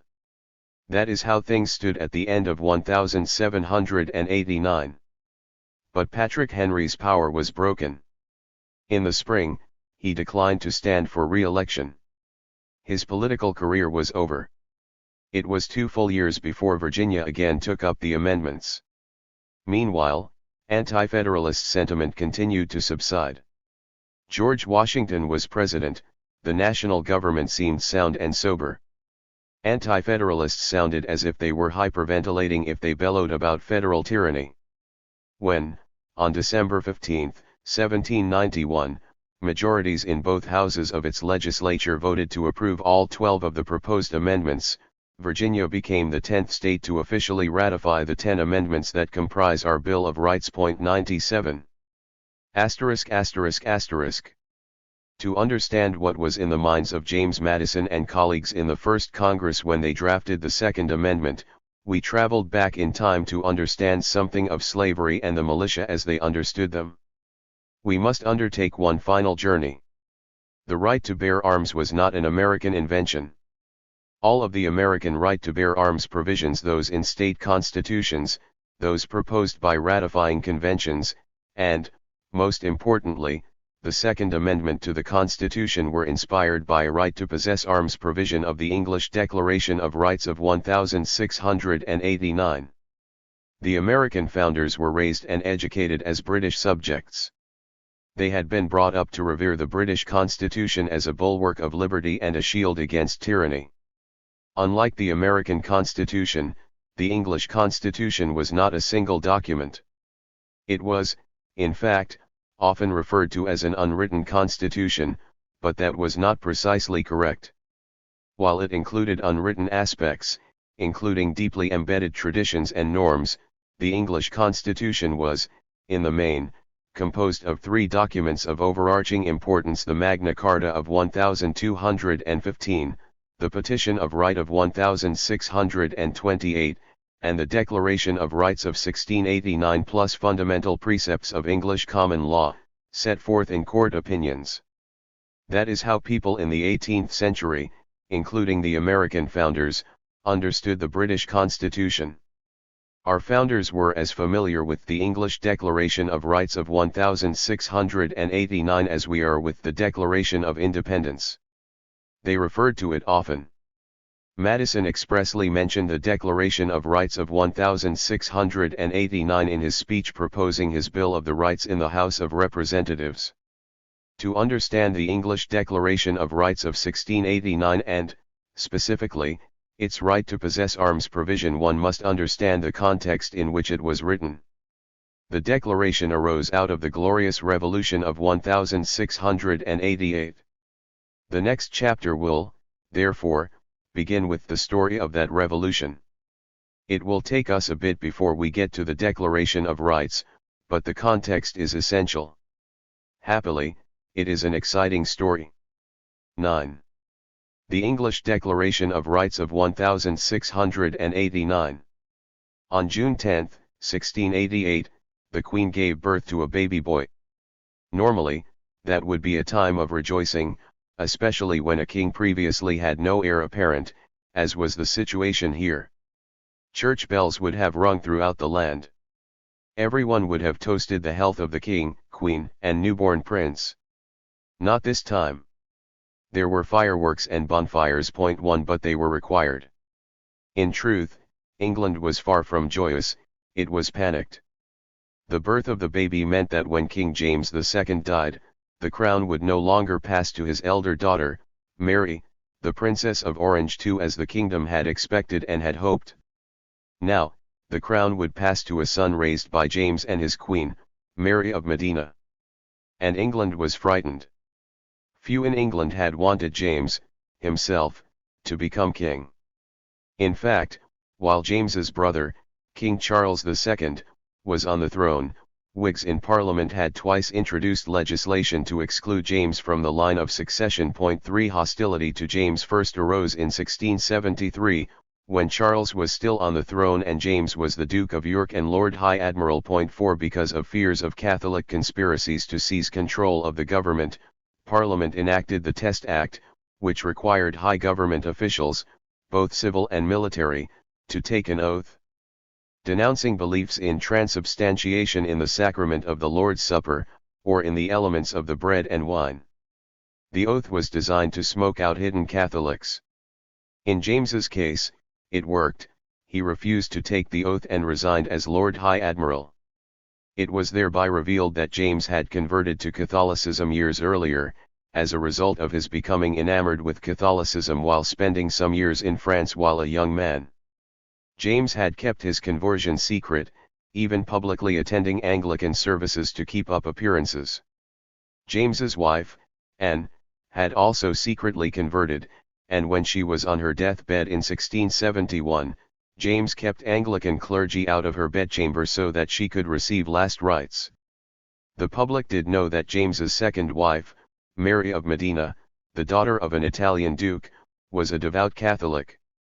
King Charles permitted James and Mary to marry and do so in a Catholic ceremony, but he stipulated that James's and Anne's two daughters, Mary and Anne, be raised in the Church of England. In 1678, 5 years after James's Catholicism became public, hysteria over a popish plot swept London. Supposedly, the Pope had sent Jesuit agents to assassinate King Charles II, upon which a Catholic army would appear and seize the kingdom. According to different versions of the theory, Charles was supposed to be stabbed, shot, or poisoned by the Queen's physician. Point 5 Today, most historians agree this was all poppycock. Point 6 But at the time it was taken seriously enough that 3 alleged conspirators were hanged. The king banished all Catholics within 20 miles of London, and legislation was introduced to bar Catholics from serving in Parliament. When the rumors of the plot first reached his ears, the king was skeptical, but James urged his brother to take the matter before the Privy Council for investigation. The king followed James's advice. In an ironic twist of fate, a purported witness implicated James's secretary, Edward Coleman. History had decided that this witness knew nothing about Coleman or a plot or much else. He was simply making up stories, possibly to divert attention from a homosexual relationship he had with another witness who mysteriously turned up dead. Point 7 But even a blindfolded darts player sometimes hits the bullseye. His story led to a search of Coleman's correspondence, and that search unearthed a letter that Coleman had written to a cleric within the court of Louis XIV, the Catholic king of France, whom many in England considered an adversary. Coleman had written, "We have here a mighty work upon our hands. No less than the conversion of 3 kingdoms." Coleman went on to say that James had been converted to such a degree of zeal and piety as not to regard anything in the world in comparison to God Almighty's glory, the salvation of his own soul and the conversion of our poor kingdom mate. That cast a dark shadow over James's loyalty to king and country. Members of the House of Commons introduced legislation to exclude Catholics including James from the King's Court or from Parliament unless they swore allegiance to the Church of England. As a result of pressure from the King and the House of Lords, the bill was amended to exempt James from the requirements. In that emasculated version, it passed the House of Commons with only a 2-vote margin. Other legislation was then introduced to drastically curtail the powers and prerogatives of any Catholic king. That also passed, but James vetoed it. Meanwhile, on Charles's instructions, James exiled himself to Brussels and then Scotland.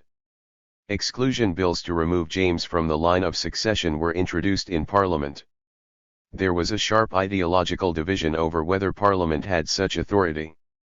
While both Whigs and Tories believed in a constitutional monarchy, that is, that the sovereign ruled under and pursuant to law, and Parliament made the law, they differed over whether the line of succession could be determined by law. Whigs believed that Parliament and the King, acting together, could alter the line of succession. 9 Tories believed that monarchs ruled by divine right, a right conferred by heredity, not popular will. On this, Charles sided unequivocally with the Tories. He sent a message to the House of Commons stating that he would not permit legislation altering the line of succession. 10 And when the Commons tested his resolve, Charles repeatedly prevented such bills from becoming law by suspending Parliament. 11 Meanwhile, belief in the Popish plot was fading.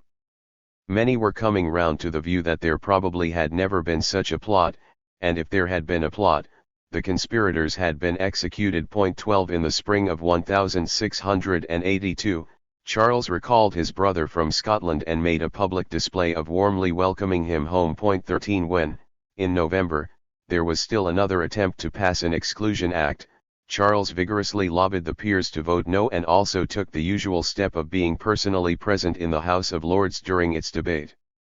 And vote. 14 The bill failed in that chamber by a more than 2-to-1 margin. Still, not everyone had become comfortable with the idea of James inheriting the throne.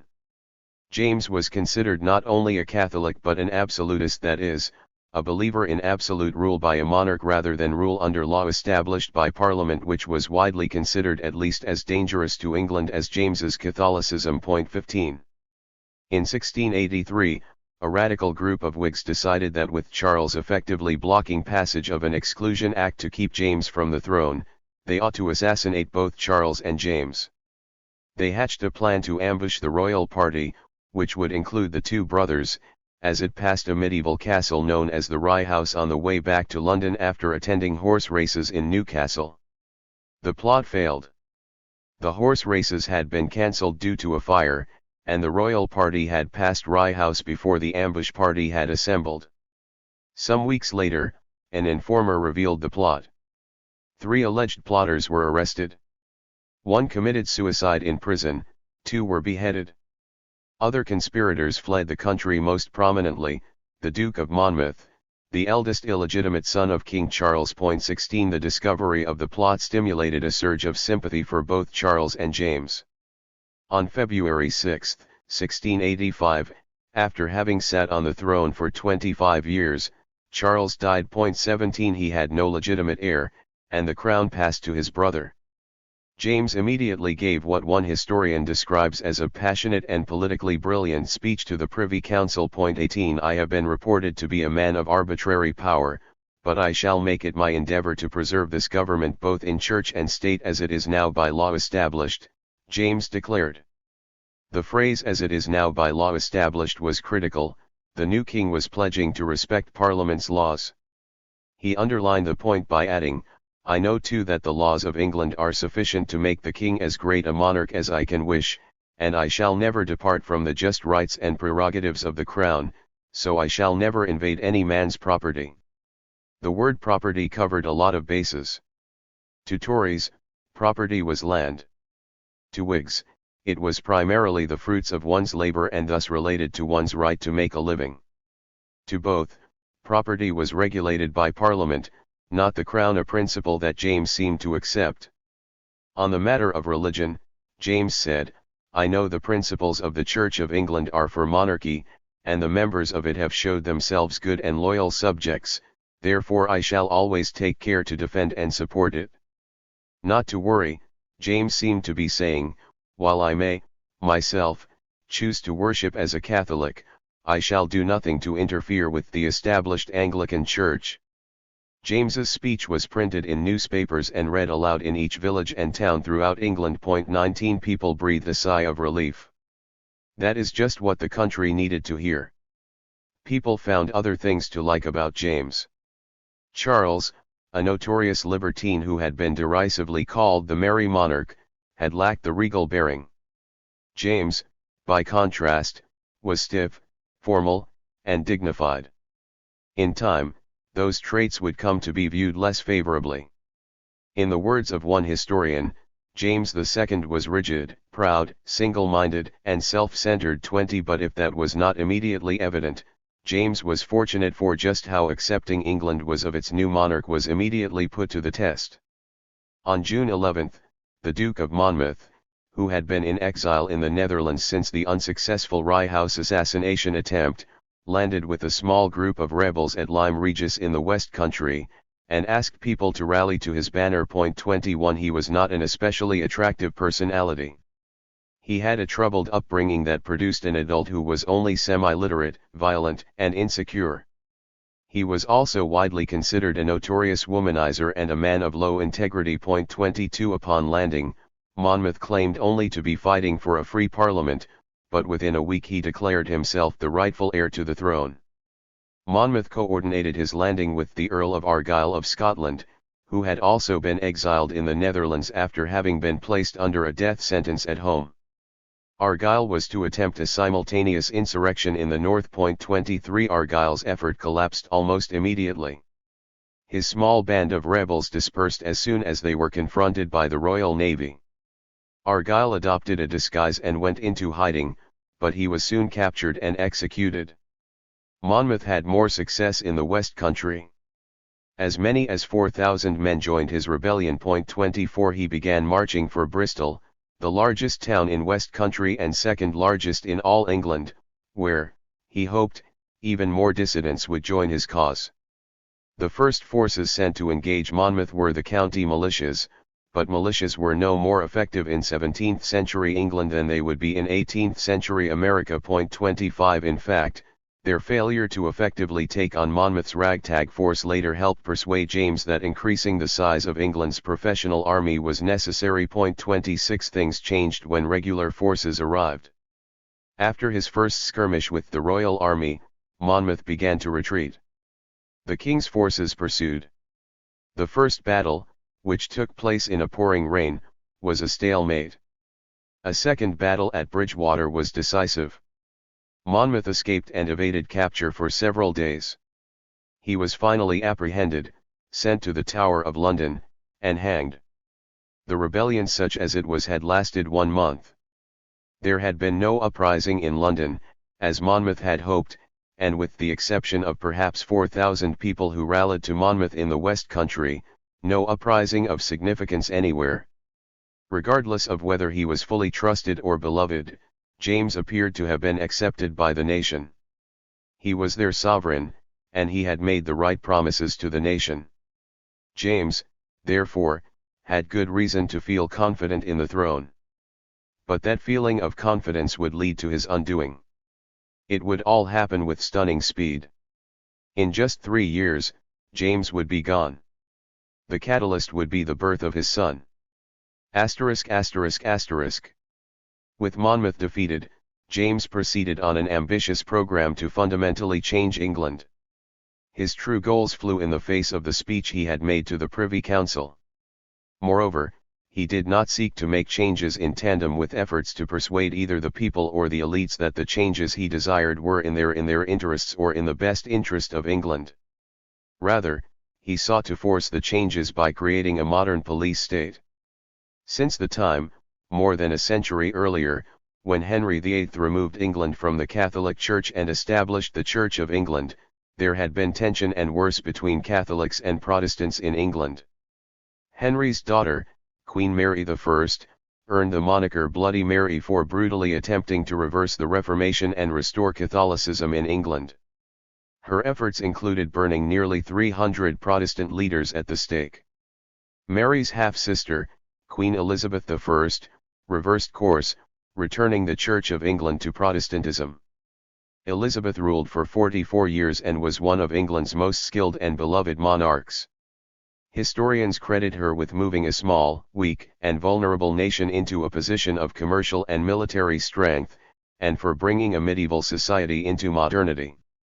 Although she unequivocally restored Protestantism, she nevertheless attempted to follow a moderate course by allowing the Church of England to lean toward Catholic-style worship. This earned her no credit with Catholics, however.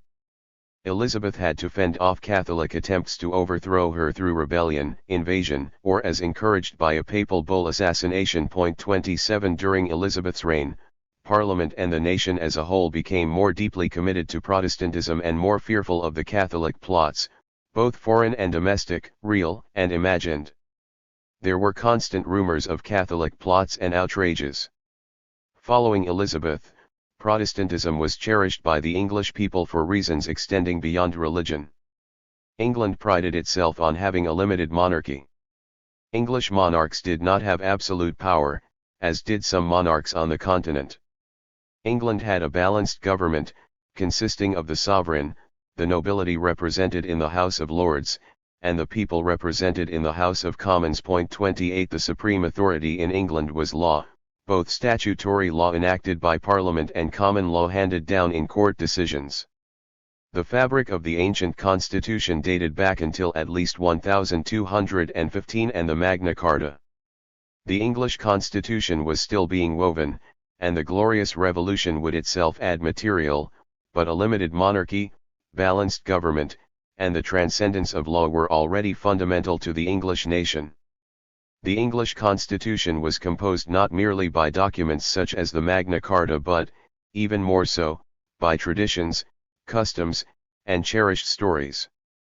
The people of England knew, for example, how in 1607 James I summoned before him the eminent jurist Sir Edward Coke for the purpose of having the Archbishop of Canterbury publicly inform Coke that the king was the supreme magistrate of the land and, as such, had the right to personally decide a case then pending in the common law court over which Coke presided as Chief Justice. Coke replied that he greatly marveled that the Archbishop would advise the king that such authority belonged to the king by the word of God. The king was endowed with many excellent things, said Coke, but knowledge of the law was not among them. When the king remarked that he would ever protect the common law, Coke replied that things were properly the other way around, the common law protecteth the king.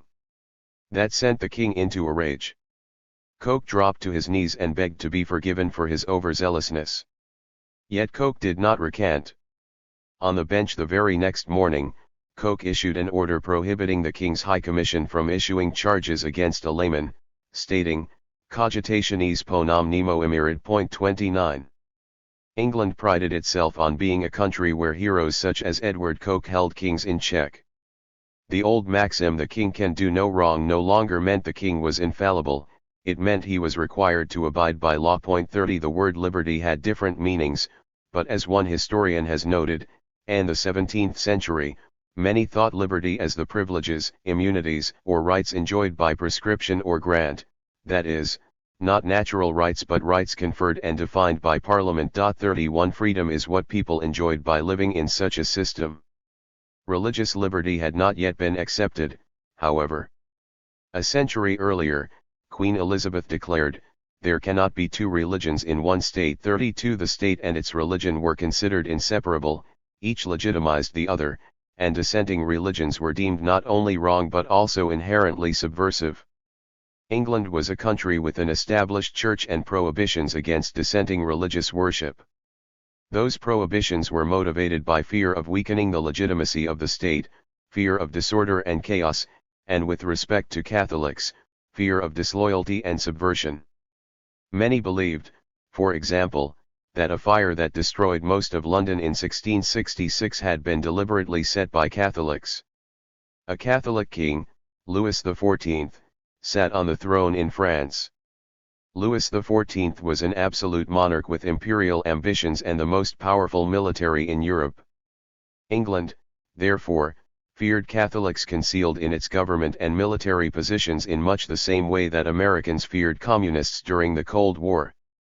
Historians studying 17th century England put anti-Catholicism in the center, not the periphery, of events because it had become intertwined with England's vision of itself. 33. James portrayed himself as a promoter of religious tolerance. Even though that was, at best, a highly controversial view, it was, in James's case, understandable. James's brother Charles II had also favored religious toleration. His mother had been Catholic, and he understood what it meant for a Catholic to live in a nation hostile to Catholics. Charles surprised his advisers when, against their advice, he granted a royal charter to the colony of Rhode Island to hold forth a lively experiment, that a civil state may stand and best be maintained with full liberty in religious concernments, and create a place where no person shall be any wise molested, punished, disquieted, or called into question, for any differences in opinion in matters of religion. 34 Charles, however, had not pushed his personal belief in religious tolerations beyond all bounds. Allowing religious tolerance in colonies across the ocean was one thing. Allowing it on home soil was another matter. And that is what James wanted to do. James began lobbying Parliament to repeal the Test Acts and penal laws. The Test Acts prohibited anyone who did not declare fidelity to the Church of England from holding government positions, including civil positions, military commissions, even faculty appointments at Oxford and Cambridge universities. The penal laws subjected those who failed to attend Anglican services to fines and other punishments. 35 When Parliament failed to do his bidding by repealing these laws, James dissolved it, vowing to seek the election of a new Parliament with more compliant members. 36 Meanwhile, James began issuing warrants to free individuals who were imprisoned for violating the Test Acts and penal laws, as well as issuing declarations of indulgence to exempt individuals from having to obey those laws. 37 James hoped to win political support from dissenting Protestant groups, including Baptists, Presbyterians, and Quakers. 38 For a while, his efforts were modestly successful. William Penn, for example, was grateful enough for dispensations granted to him and fellow Quakers to assist James in his efforts to pack Parliament with members who would do James's bidding. 39 But support from dissenters turned out to be neither broad nor durable. They recognized that the king was simply trying to buy them off, and most turned against him. 40 It also became increasingly obvious that James's support of broad religious tolerance was a smokescreen for Catholicizing England. 41 James surrounded himself with Catholic advisers. 42 He opened a Catholic chapel in Whitehall where members of his court could celebrate Mass with a Catholic prelate every morning. 43 With James's encouragement, an elaborate Catholic chapel also opened on Lime Street in London, and James personally celebrated conversions of prominent English subjects there. 44 While everybody understood that Catholic worship had always occurred in England, it was unlawful and previously had been private and discreet. Now Catholicism came out of the shadows across England. Other Catholic chapels sprung up, Catholic schools opened, Catholic books were published and distributed, and Catholic priests and monks began wearing their robes in public. 45 James appointed Catholics to the professions. He appointed Catholics to the Inns of Court, the inner sanctum of barristers. 46 He had Catholics appointed to faculty and administrative positions at Oxford and Cambridge. That was especially offensive because those universities educated future theologians and clerics for the Church of England, serving, as a fellow in one of the colleges put it at the time, as a nursery to the Church of England. 47 When faculty at Oxford's Magdalen College balked at James's Catholic appointments, the king told them, "You have dealt with his sacred majesty as if he reigned only by courtesy, and you were resolved to have a king under you, but none over you." 48 Unable to resist but unwilling to participate with James's program of Catholicizing the college, 25 of its fellows resigned. James appointed Catholics as officers in the army. By the end of James's reign, about 11% of the officer corps and between 12 and 15% of rank-and-file soldiers were Catholic. 49 Many of these had come from Ireland. Consider what this meant in England at the time. First, less than 2% of England's population was Catholic. 52, it was unlawful for Catholics to serve as officers in the Royal Army or Navy. Third, James was increasing the number of Catholics in the army at the same time he was dramatically expanding the size of the army itself. Indeed, when James ascended to the throne, England's army numbered 9,000 men. 51 Within 3 years he more than quadrupled to the size of the army to 40,000, with appropriations for the army more than tripling over the same span of time.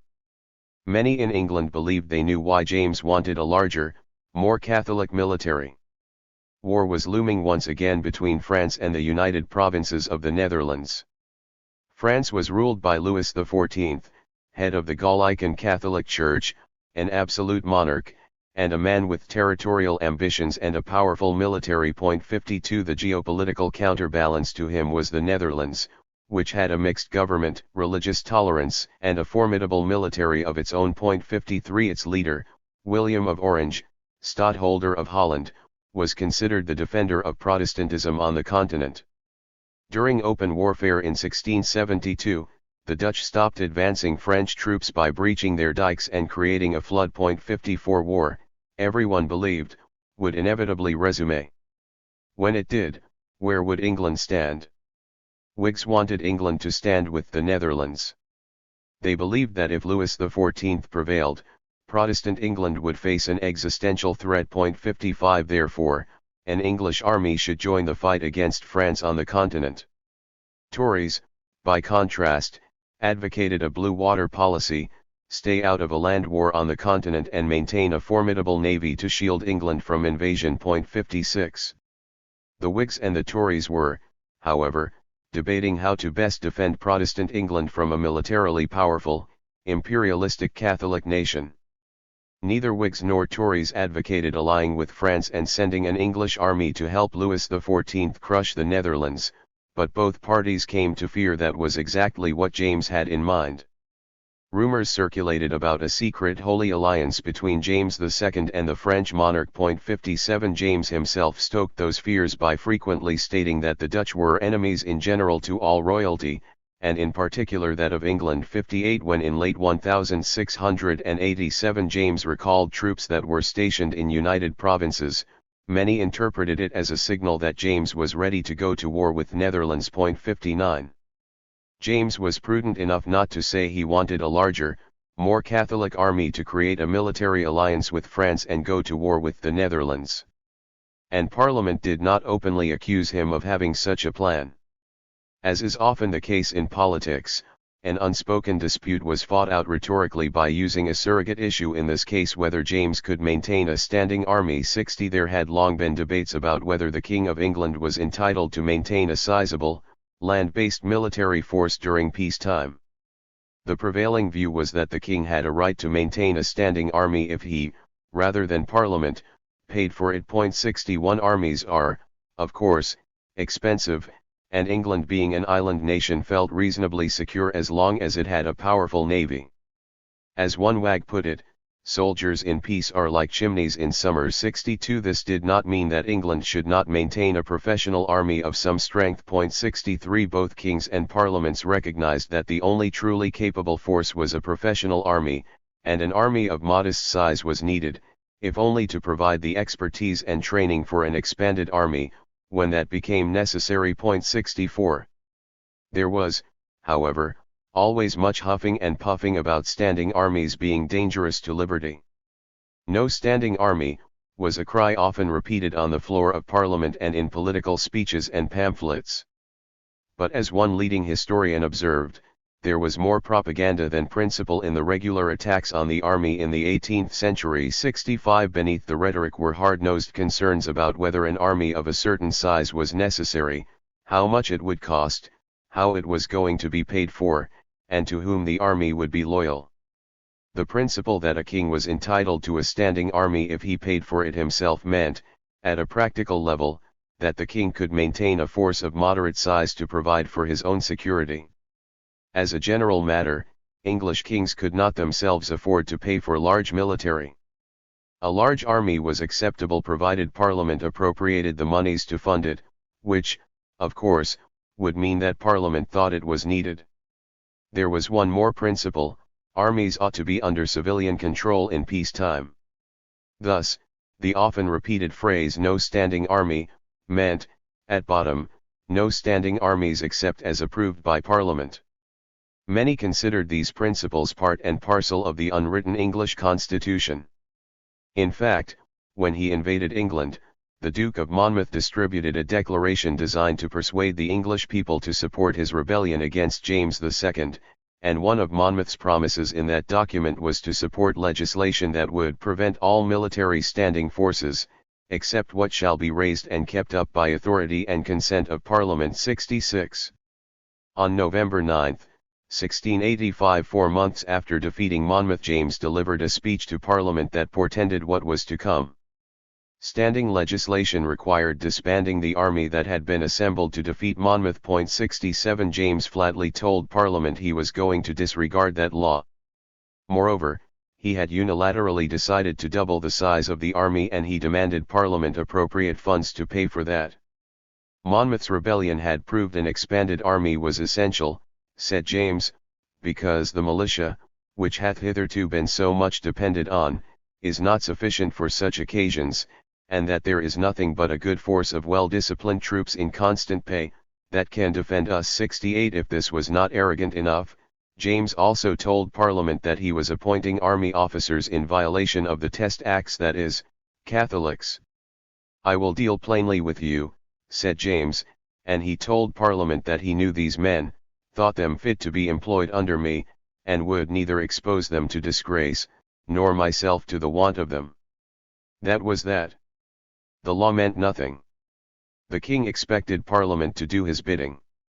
For good measure, James said members had better not be so wicked as to take exception to his demands.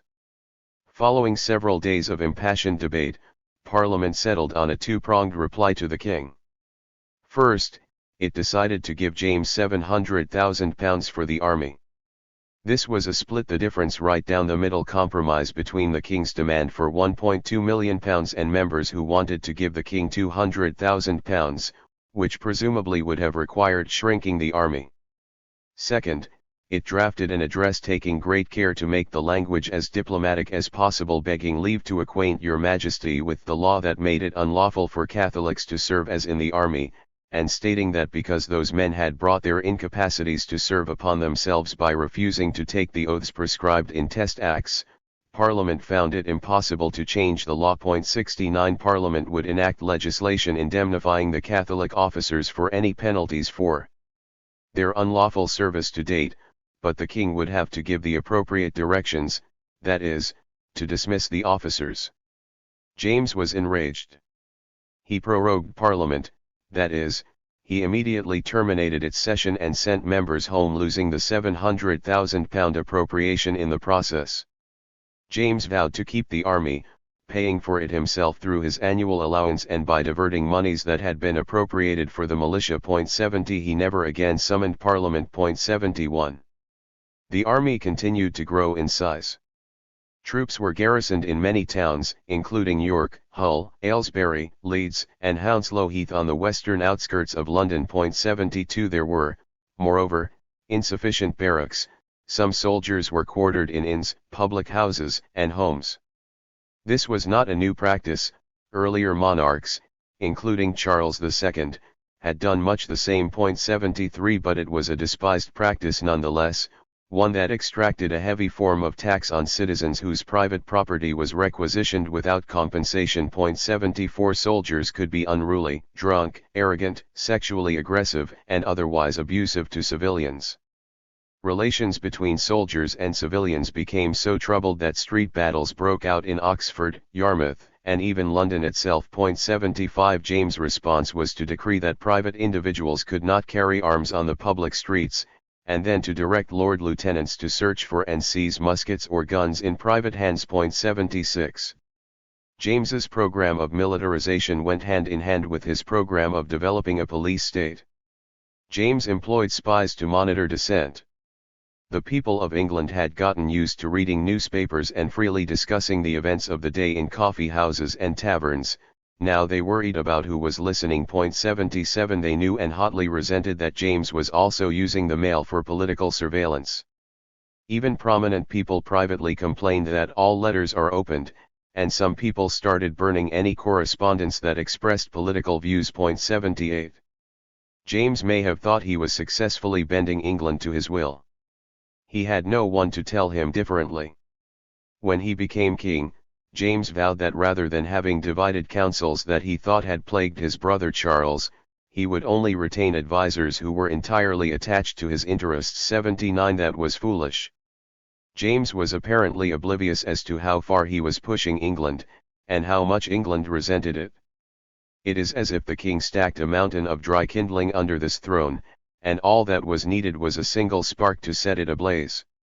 There would soon be not merely one spark, but two. Asterisk asterisk asterisk. On April 27, 1688, James issued a second declaration of indulgence, by which he purported to eliminate the requirements of the Test Acts, thereby allowing Catholics and other dissenters to hold office, and to grant liberty of conscience and free exercise of religion worship throughout the realm. 80 He had issued a declaration of indulgence a year earlier, but this time to ensure that the benefits of his indulgence were not frustrated by the malice of crafty, wicked man, James ordered the clergy of the Church of England to read the declaration aloud in every parish of the kingdom. The Archbishop of Canterbury convened a meeting of bishops at his home to decide how to respond to the king's direction, and 7 of the 8 bishops who attended that meeting decided to submit a petition, in the most submissive and respectful manner, to the king, to be excused from reading the Declaration of Indulgence. Most significantly, the bishops did not ground their petition on religion but on law. They were not petitioning, they said, out of any want of due tenderness to the dissenters, yet were compelled to ask to be excused because the king's claimed power to dispense with the law hath been often declared illegal in Parliaments 81. Simply put, the issue as framed by the bishops was, who makes the law, the king or Parliament? The bishops said Parliament makes the law, and the king has no dispensing power to overrule the law of the land. James promptly had the bishops arrested and imprisoned in the Tower of London. But the bishops did not stand alone.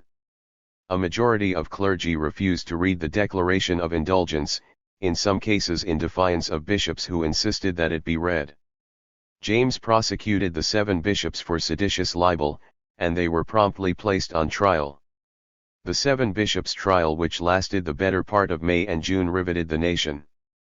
The first spark dropped into the dry kindling on June 10, when the Queen gave birth to a son. As stated at the outset of this chapter, the kingdom did not celebrate that news. Quite the opposite. Previously, England hoped it was possible to wait James out. He was 55 years of age.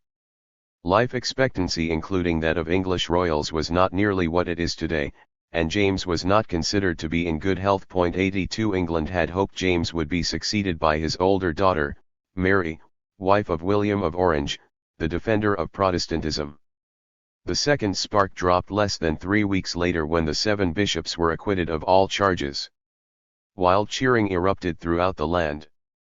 If there had been any doubt about the sentiment of the English people, their reaction to the 7 bishops' verdict settled it. And so, on that same day, 7 prominent members of the House of Lords dispatched an invitation to William of Orange, requesting that he invade England. They pledged to support him if he did, and predicted that 19 out of every 20 English subjects would support him, too. William did not send regrets. For him, this was not about saving England, it was about ensuring that England would be an ally, rather than an enemy, of the Netherlands in an imminent war with France. William set at work assembling 2 forces, an invasion force, plus a second force to defend the United Provinces should Louis XIV attack while Dutch troops were engaged in England.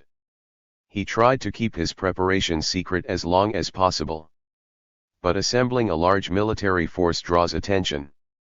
French intelligence learned something was up, and by August it had warned James about a possible invasion. On August 31, James sent his son-in-law a chatty letter that innocently inquired, "What news from your side of the water?" 83 prevaricating correspondence crossed the channel between James and either his daughter Mary or son-in-law for weeks. By the end of September, pretenses were dropped. On September 28, James issued a proclamation ordering all subjects to arm themselves in preparation for invasion. Arm themselves many did, but often to support the expected invaders. 84 James also ordered English troops in Ireland and Scotland to return home. Attempts to assemble militia proved a dismal failure. 85 On November 2, 1688, flying under the banner of English colours emblazoned with the motto "The Protestant Religion and the Liberties of England," William set sail for England with more than 15,000 troops and 64 warships. James hoped the Royal Navy would intercept the invasion force in the English Channel, and Louis promised to send French warships to assist, but winds prevented the English fleet from leaving port and the French force never materialized. 86 On November 15, William landed at Torbay and began marching toward London. James set forth with his army to meet him. James had significant military experience. Forced into exile during the English Civil War, James had joined the French army, fought gallantly in battle, and rose to the rank of lieutenant general. He also later served as a captain general with the Spanish army, commanding 6 regiments of English volunteers in battle. In addition to experience and courage, James also had 40,000 men under arms in England, at least a 2-to-1 advantage over William. As he rode forth to meet William in battle, James was, at first, confident. But, as we already know, James had no feel whatever for the sentiment of his own people. William of Orange, who, many months earlier, had secretly sent aides to England to gauge public opinion, had a far better grasp on England's political situation than did England's own king. As James marched westward to engage the invader, he quickly learned that he was in deep trouble. Spies sent ahead to learn about the strength and whereabouts of the enemy failed to return. They had not been captured, they had defected. 87 As a battle commander, James found himself blind. County militia either sat on their hands or joined in spontaneous uprisings. 88 Worst of all, some of the commanders in his main force on whom James counted most began deserting, taking entire regiments with them. 89 It was not the raw numbers of desertions that did him in. Rather, James realized he did not know whom he could trust. Even his own nephew deserted. All of this came as a shock to James. He was, he himself said, stunned to see so general defection in the officers from a prince that paid them well and cherished them so much. 90 His situation was untenable, and he knew it. On November 22, James assembled a war council, and following its advice, he retreated back to London. Once there, he learned that even Anne, his youngest daughter, had deserted him. 91 London was in chaos. It was not the invading army that most Londoners feared, it was the Catholics in their midst. The mayor of London ordered that all Catholics be searched and disarmed.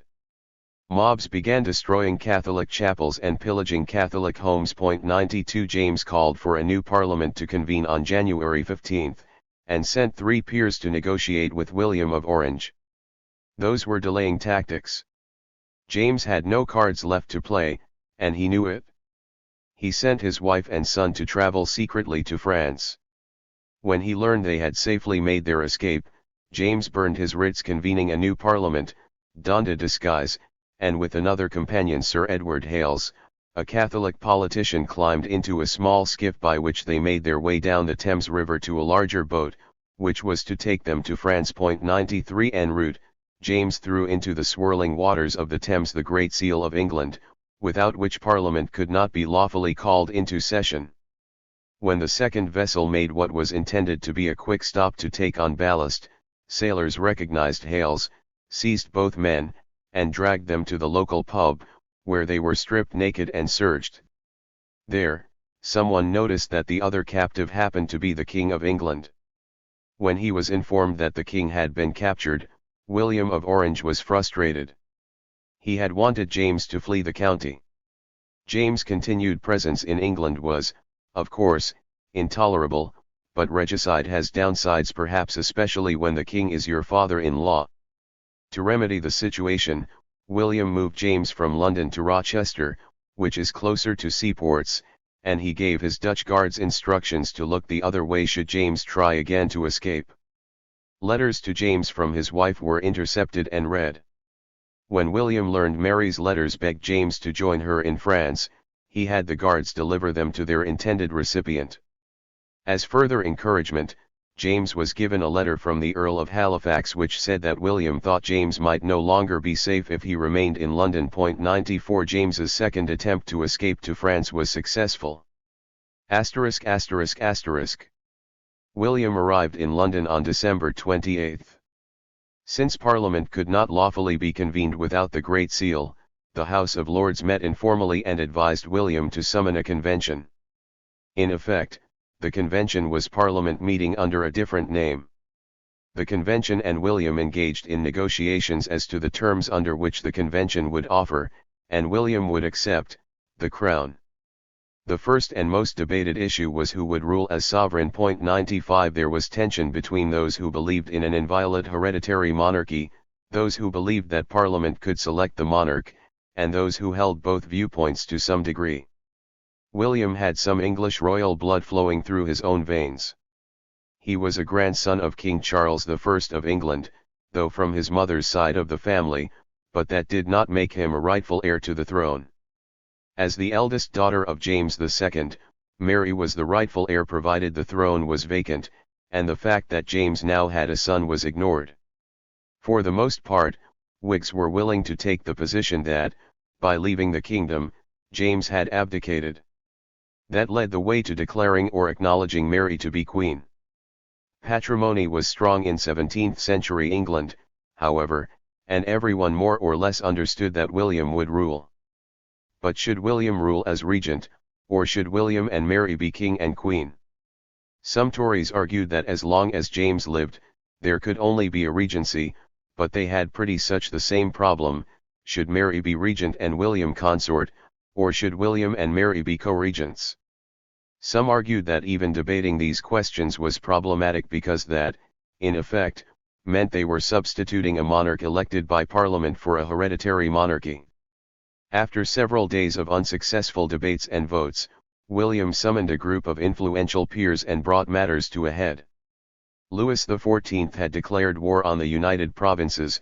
William's attention was needed elsewhere, and therefore the matter had to be settled immediately.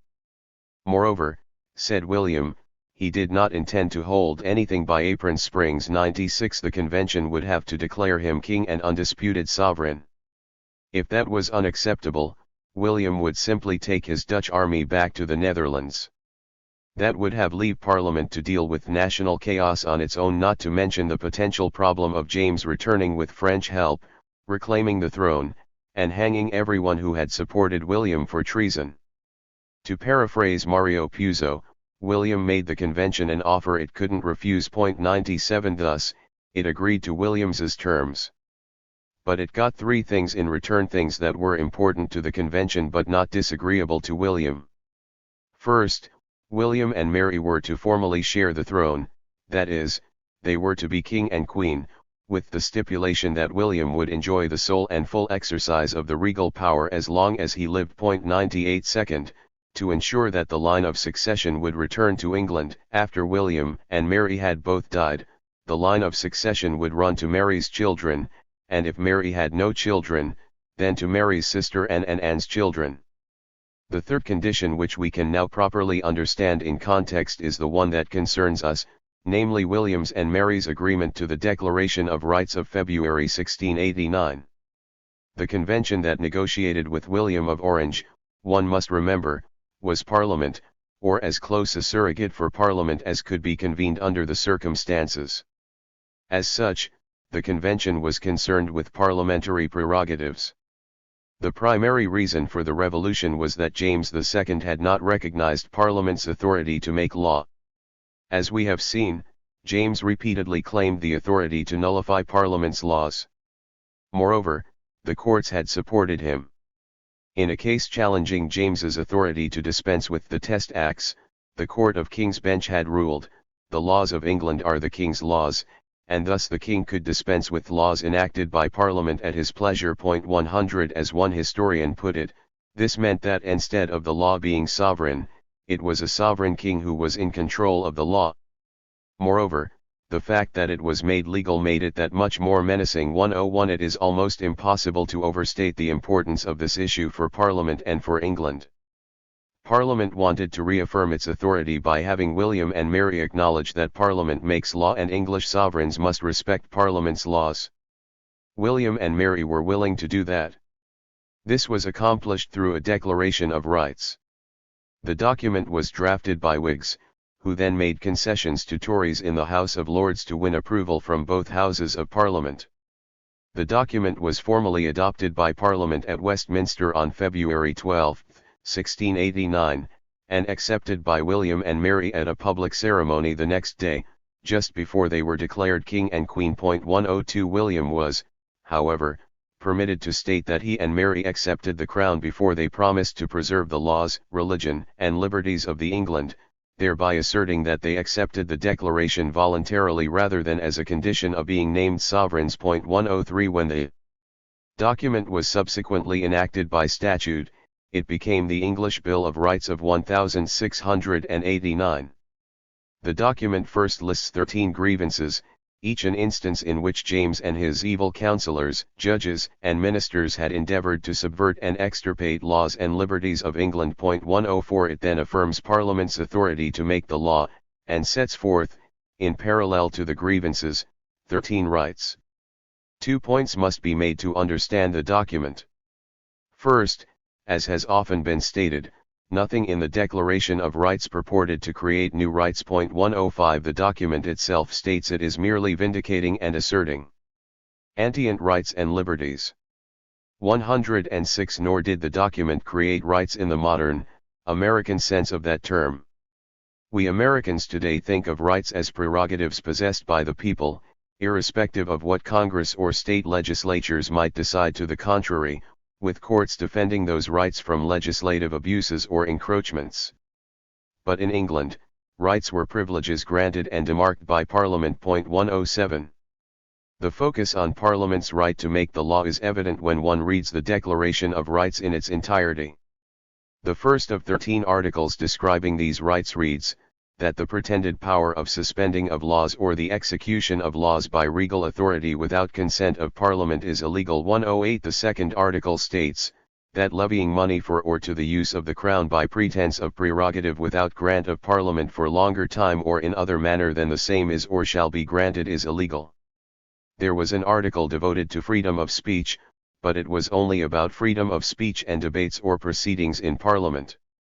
In fact, only 4 of the 13 articles are not expressly about parliamentary prerogatives: those protecting the right to petition the king, prohibiting excessive bail, fines, and cruel and unusual punishments, protecting jury trials, and prohibiting fines and forfeitures prior to conviction. 109 Even with these, Parliament's concern was probably not as much about denying subjects ancient rights but about who could make those judgments, king or Parliament. As one scholar said, the Bill of Rights is frankly nothing but a limitation upon the power of the Crown. 110. Here are the articles which are directly relevant to our investigation. 6. That the raising or keeping a standing army within the kingdom in time of peace unless it be with consent of Parliament is against law. 7. That the subjects which are Protestants may have armes for their defence suitable to their condition and as allowed by law. 111. These 2 provisions are, of course, expressly about Parliament. Article 6 does not say that standing armies are prohibited, it says they are prohibited unless it be with the consent of Parliament. In other words, Parliament, and only Parliament, has the authority to determine whether an army shall be maintained during peacetime. The parallel grievance in the Declaration made very much the same point. It accused James of abusing the law by raising and keeping a standing army within this kingdom in time of peace without consent of Parliament and quartering soldiers contrary to law. 112. Article 7 does not say that subjects may have arms for their defence. Nor does it even say that Protestants have such a right. Rather, it provides that Protestants may have weapons as allowed by law. The point, quite simply, was that Parliament makes the laws which prescribe what weapons Protestants may possess, and the king must acknowledge and respect Parliament's authority to do so. Once again, the parallel grievance makes the same point. It accused James of subverting the law by causing several good subjects being Protestants to be disarmed at the same time when Papists were both armed and employed contrary to law. 113. The term arms meant the kinds of weapons that were suitable for war, and it included guns and crossbows. 114. What prompted the provision was that James had been disarming Protestants without Parliament's consent. This provision, therefore, was intended to resolve a dispute between Parliament and the king, not about whether subjects had a right to own weapons but about who regulated gun ownership. Parliament was, in essence, saying, we don't care about Catholics. If you want to disarm them, be our guest.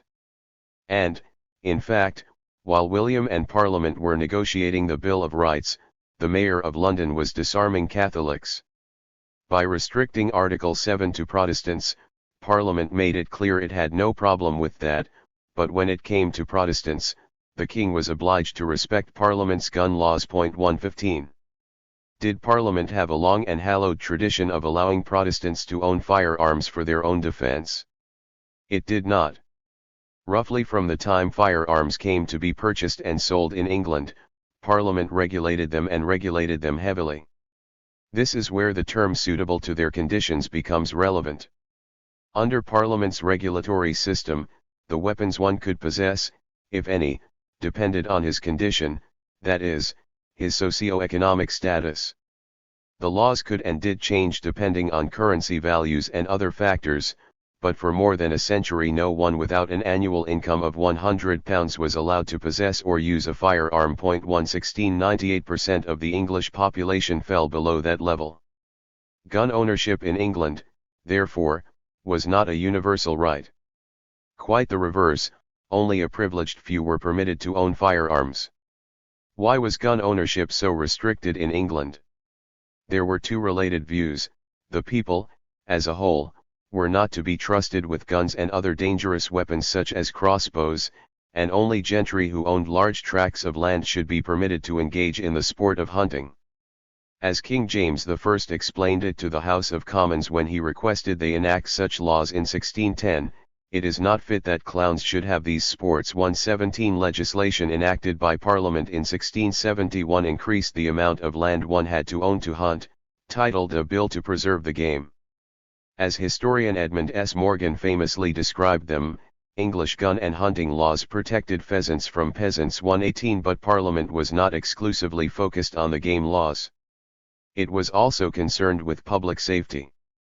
As early as 1541, Parliament enacted legislation restricting handguns, which, because of their small size and concealability were, said Parliament, used in murders, robberies, and riots to the great peril and continual fear and danger of the King's most loving subjects. 119 Parliament required that guns be at least 3/4 of a yard in length, or in some cases a full yard, to make concealability impossible. 120 Pistols with barrels of 6 inches or less, often called dags, were considered a particular threat to public safety, and Parliament repeatedly enacted legislation banning them, although it failed to entirely eliminate them. 121. Did the Declaration of Rights in any way restrict Parliament's ability to regulate gun laws? It did not.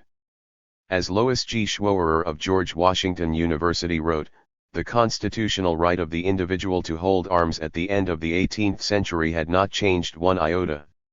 It remained a right restricted by religion, socio-economic standing, and law. 122 After the English Bill of Rights, Parliament's statutes, which premised lawful gun ownership with socio-economic status, continued to allow gun possession by only about 2% of the population. 123. It is no accident that 2 of the 10 amendments in the American Bill of Rights, namely, the Second and Third Amendments to the United States Constitution, resemble Articles 6 and 7 in the English Declaration of Rights. The American founders were, after all, educated as British subjects. The Glorious Revolution and the English Bill of Rights were as familiar to them as the American Revolution and our Bill of Rights are to us. They understood that the English Declaration of Rights was about allocating authority between Parliament and the King.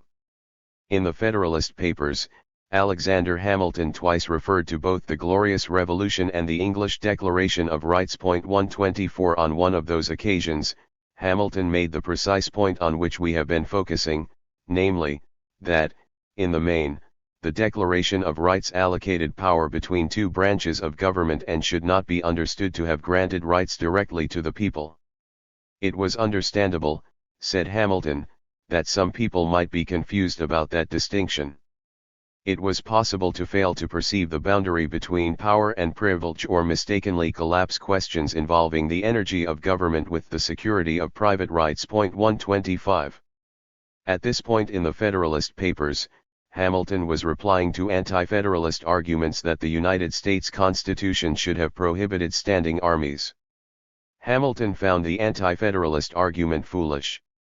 The idea of restraining the legislative authority in the means of providing for the national defense is one of those refinements which owe their origin to a zeal for liberty more ardent than enlightened, he said. Moreover, the Constitution did not need the same kind of restriction on standing armies contained in the English Bill of Rights. The two situations were not the same.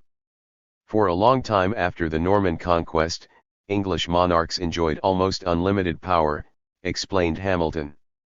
Gradually some limitations were placed on royal power. But, he continued, it was not till the Revolution in 1688, which elevated the Prince of Orange to the throne of Great Britain, that English liberty was completely triumphant. Hamilton then stressed that English liberty meant living under laws enacted by Parliament.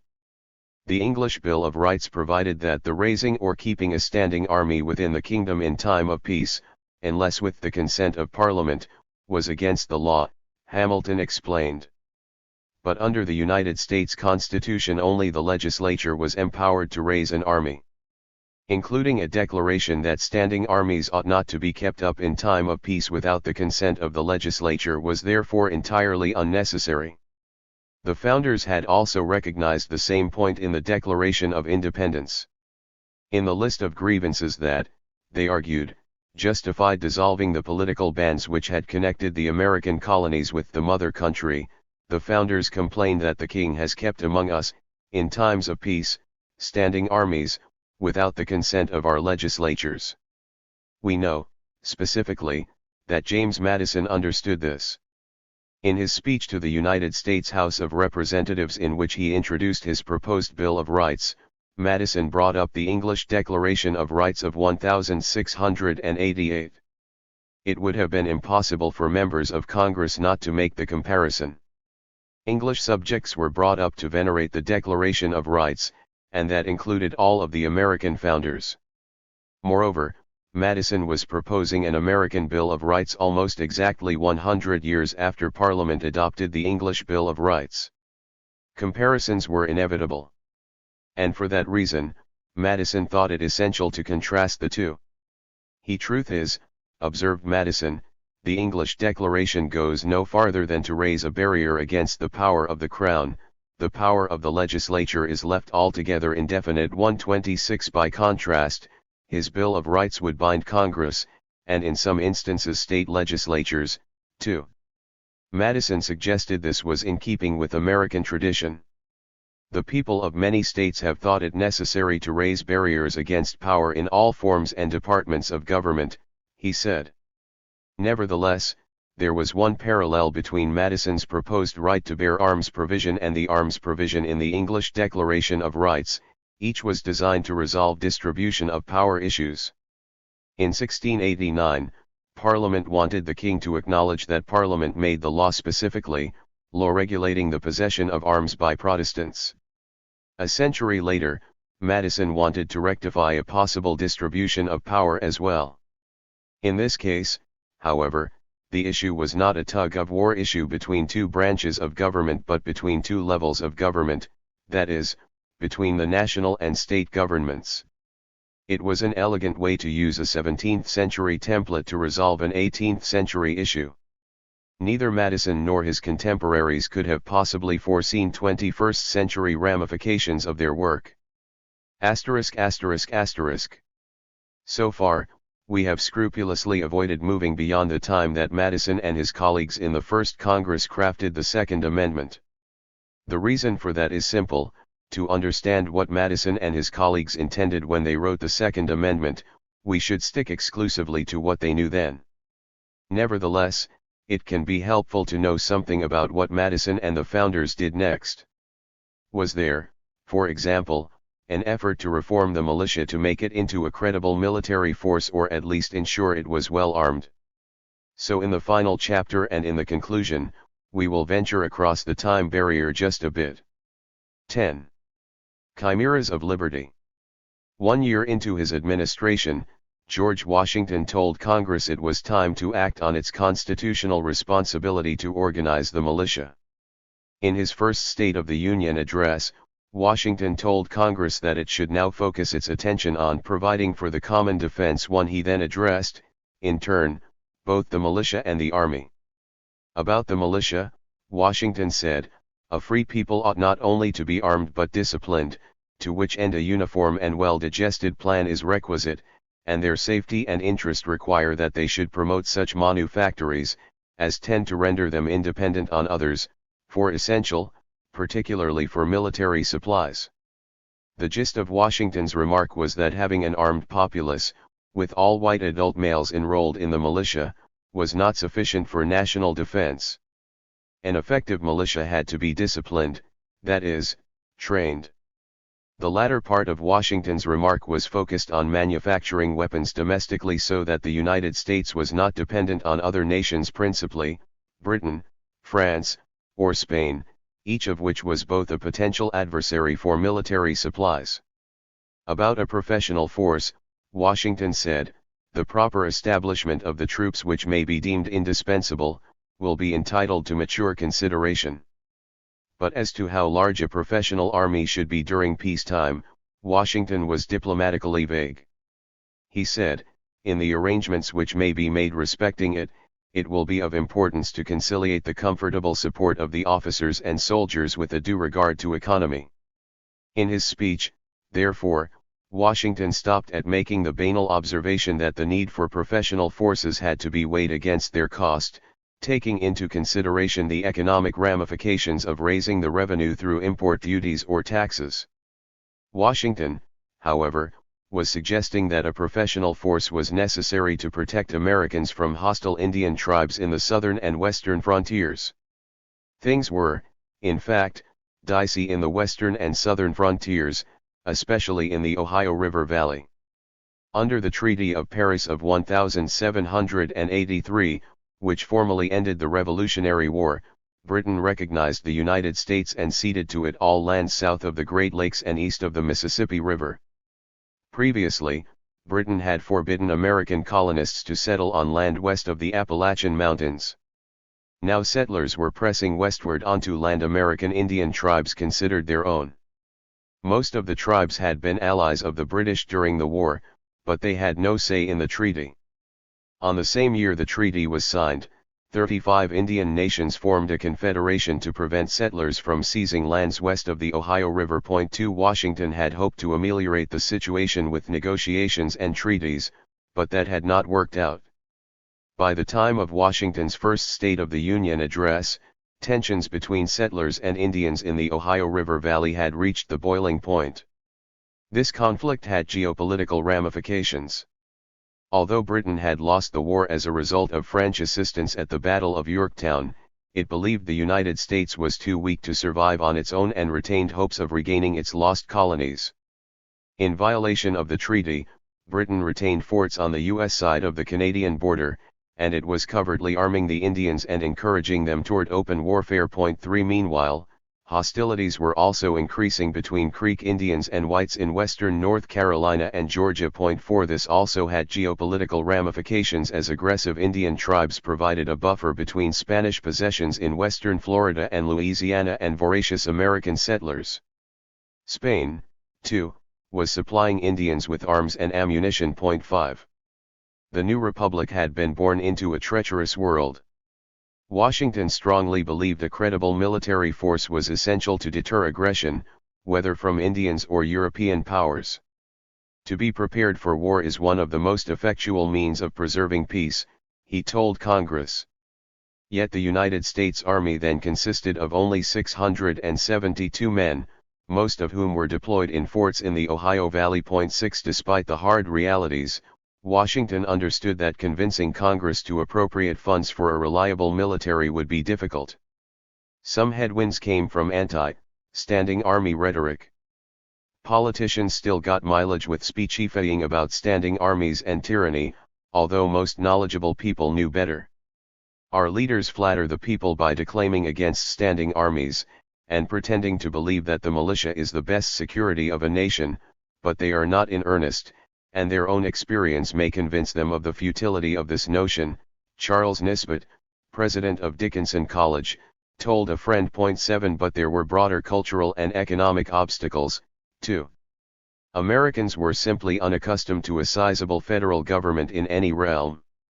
There were then no more than 5 civilian employees in the War Department and 6 in the State Department. 8 In fact, even a decade later, civilian employees of the federal government would total just 153, including President Thomas Jefferson. 9 The greatest obstacle, however, was economic. For nearly 2 decades, the United States economy had been spiraling downward.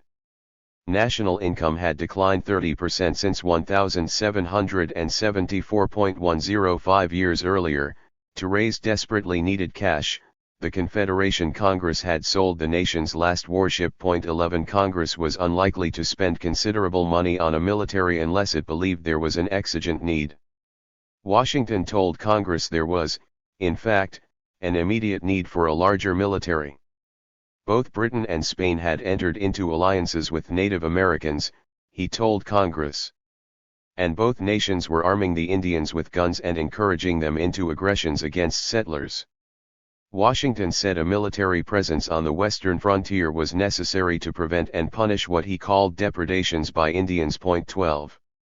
Soon after Washington's State of the Union address, Secretary of War Henry Knox submitted to Congress the administration's plan for organizing the militia. 13 Knox, like Washington, put little stock in militia. Early in the Revolutionary War, Knox had supported Washington's pleas to Congress to raise a professional army, calling militia a receptacle for ragamuffins. 14 As we have previously seen, militia shortcomings stemmed, in significant part, from their lack of training.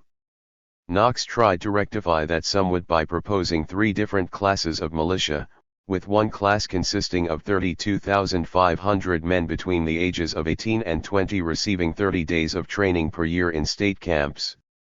This advanced corps, as it was labeled, would also be armed, clothed, and fed by the federal government.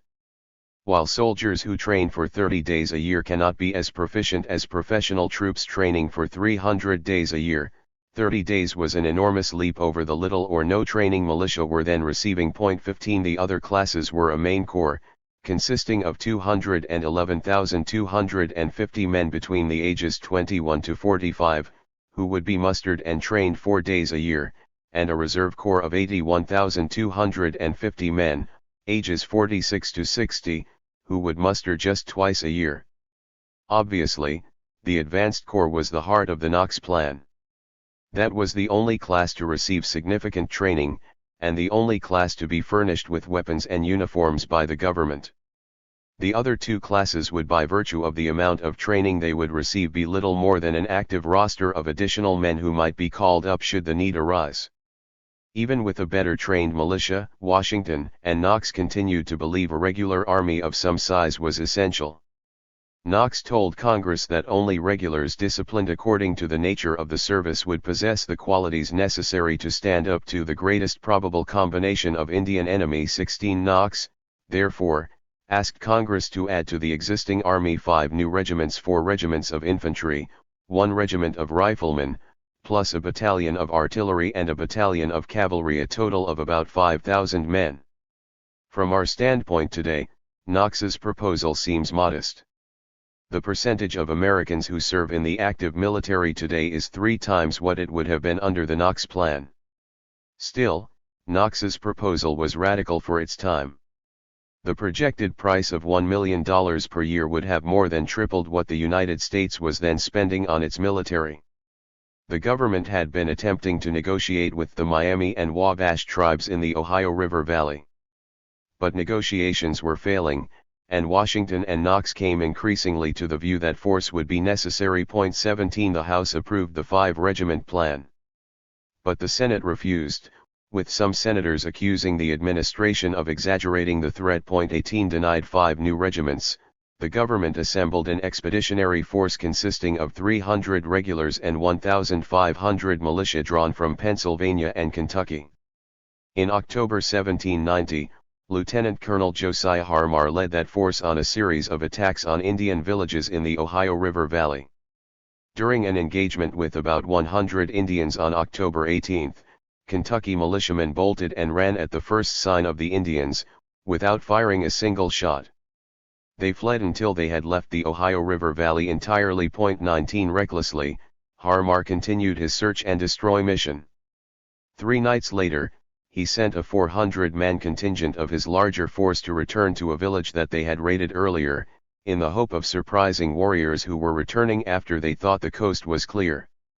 During that operation, some units split off to pursue what appeared to be fleeing warriors. But this was a ploy. With their enemy divided, the Indians attacked. 20 Once again, militia bolted, and most of the regulars, including their commanding officer, Major John P. Willis, were killed. Indians then attacked Harmar repeatedly. Over the course of the next 2 weeks, Harmar retreated from the Ohio River Valley. So hasty and panicked was his retreat that he abandoned soldiers who had become separated from his main force, and violating military tradition, he left behind his dead. Harmar sent word to Henry Knox that he had been victorious, but Lieutenant Ebenezer Denny, who carried the official dispatches to Knox, told a different story. An analysis by Knox and the War Department confirmed Denny's version. The battles had been lost, and each battle was lost because militia fled, leaving the relatively small number of regulars exposed and overwhelmed. Moreover, when in camp or on marches, militia had been grossly disobedient, even mutinous, and after the crucial battle during the night of October 21 to 22, militia refused to fight again. 21. While Knox was conducting his analysis, Congress was turning to its constitutional duty to organize the militia. On December 16, the House began several days of debate about the administration's militia proposal. 22 There was little enthusiasm for the Knox plan, but there was no agreement about what to do instead. Nicholas Gilman of New Hampshire and John Lawrence of New York did not want to require anyone to serve in the militia past age 45. Gilman and Elias Boudinot of New Jersey believed the active militia should be a smaller, more select force. James Jackson of Georgia disagreed. In Georgia, he said, the militia has been as strict as is contemplated by the bill, but they have never complained. In a republic every man ought to be a soldier, and prepared to resist tyranny and usurpation, as well as invasion, and to prevent the greatest of evils a standing army.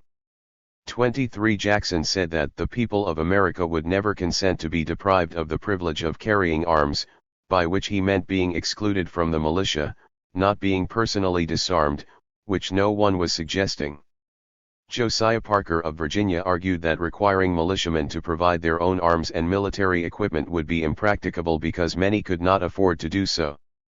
Jeremiah Wadsworth of Connecticut countered that providing arms to those who could not afford them would empower the officers to create an enormous charge against the United States. 24 Thomas Fitzsimmons of Pennsylvania moved to add language providing had every citizen so enrolled, and providing himself with the arms and accoutrements as aforesaid, shall hold the same exempt from all executions, or suits for debt, or for the payment of taxes. 25 6 Congressmen, including James Madison, immediately rose in opposition.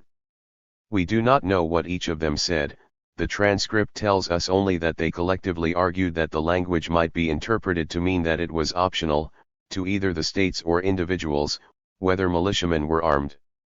It is easy to understand Madison's concern, however.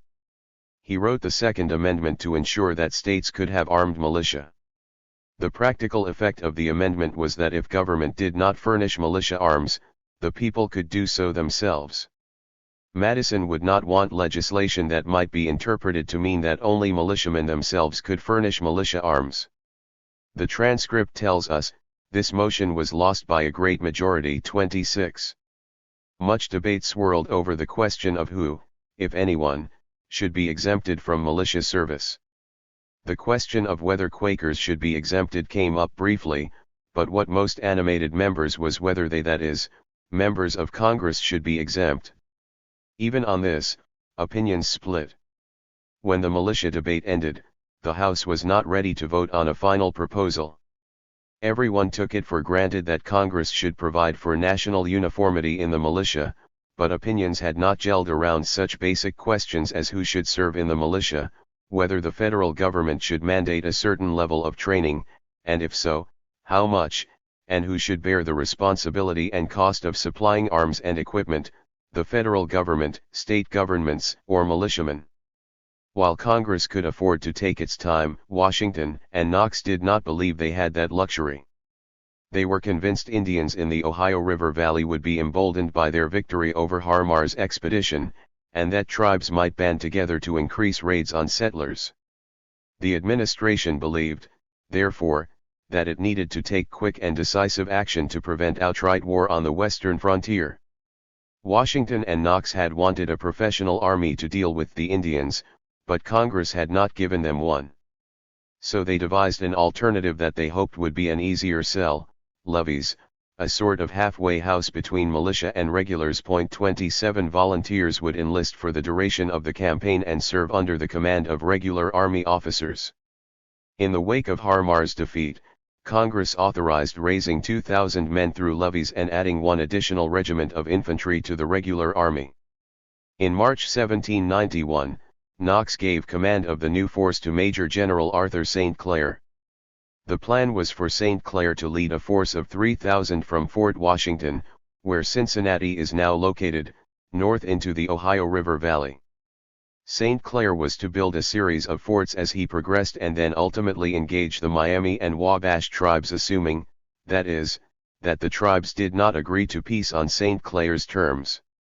Knox sent a message to the tribes offering peace and warning that war would mean the absolute destruction to you, your women, and children. If you do not embrace this last opportunity, Knox said, your doom must be sealed forever. 28 It was precisely the wrong kind of message to encourage the tribes to seek peace through negotiations. Notwithstanding his arrogant bombast, Knox was far from confident. He was encountering considerable difficulty raising troops through levies. But backing down was not an option, which left no choice but to make up the shortfall with militia. Moreover, the men who volunteered to join the levies were not of the quality that Knox expected, and because recruitment had been slow, they did not receive as much training as had originally been planned. These problems were, in turn, exacerbated by logistical difficulties. As late as June, there were not enough weapons at Ft. Washington to train troops, and when St. Clair's army began their march northward, it lacked adequate rations and quality powder. Instead of the planned force of 3,000, St. Clair's actual force totaled 1,400, which he, himself, described as the worst and most dissatisfied troops I ever served with. 29 St. Clair was, himself, in less than optimum shape. He was suffering so painful an episode of gout that for periods of time troops were carrying him on a stretcher. 30. St. Clair's orders were as follows: seek the enemy and endeavor by all possible means to strike them with great severity. 31 He realized that he was leading a force of about the same size and composition as had Harmar, so he could not have helped being on edge. On the night of November 3, camped just south of the Wabash River, not far from where Harmar had been attacked, St. Clair kept his entire force on alert for half the night. After becoming satisfied the enemy would not attack, he sent his exhausted soldiers to bed.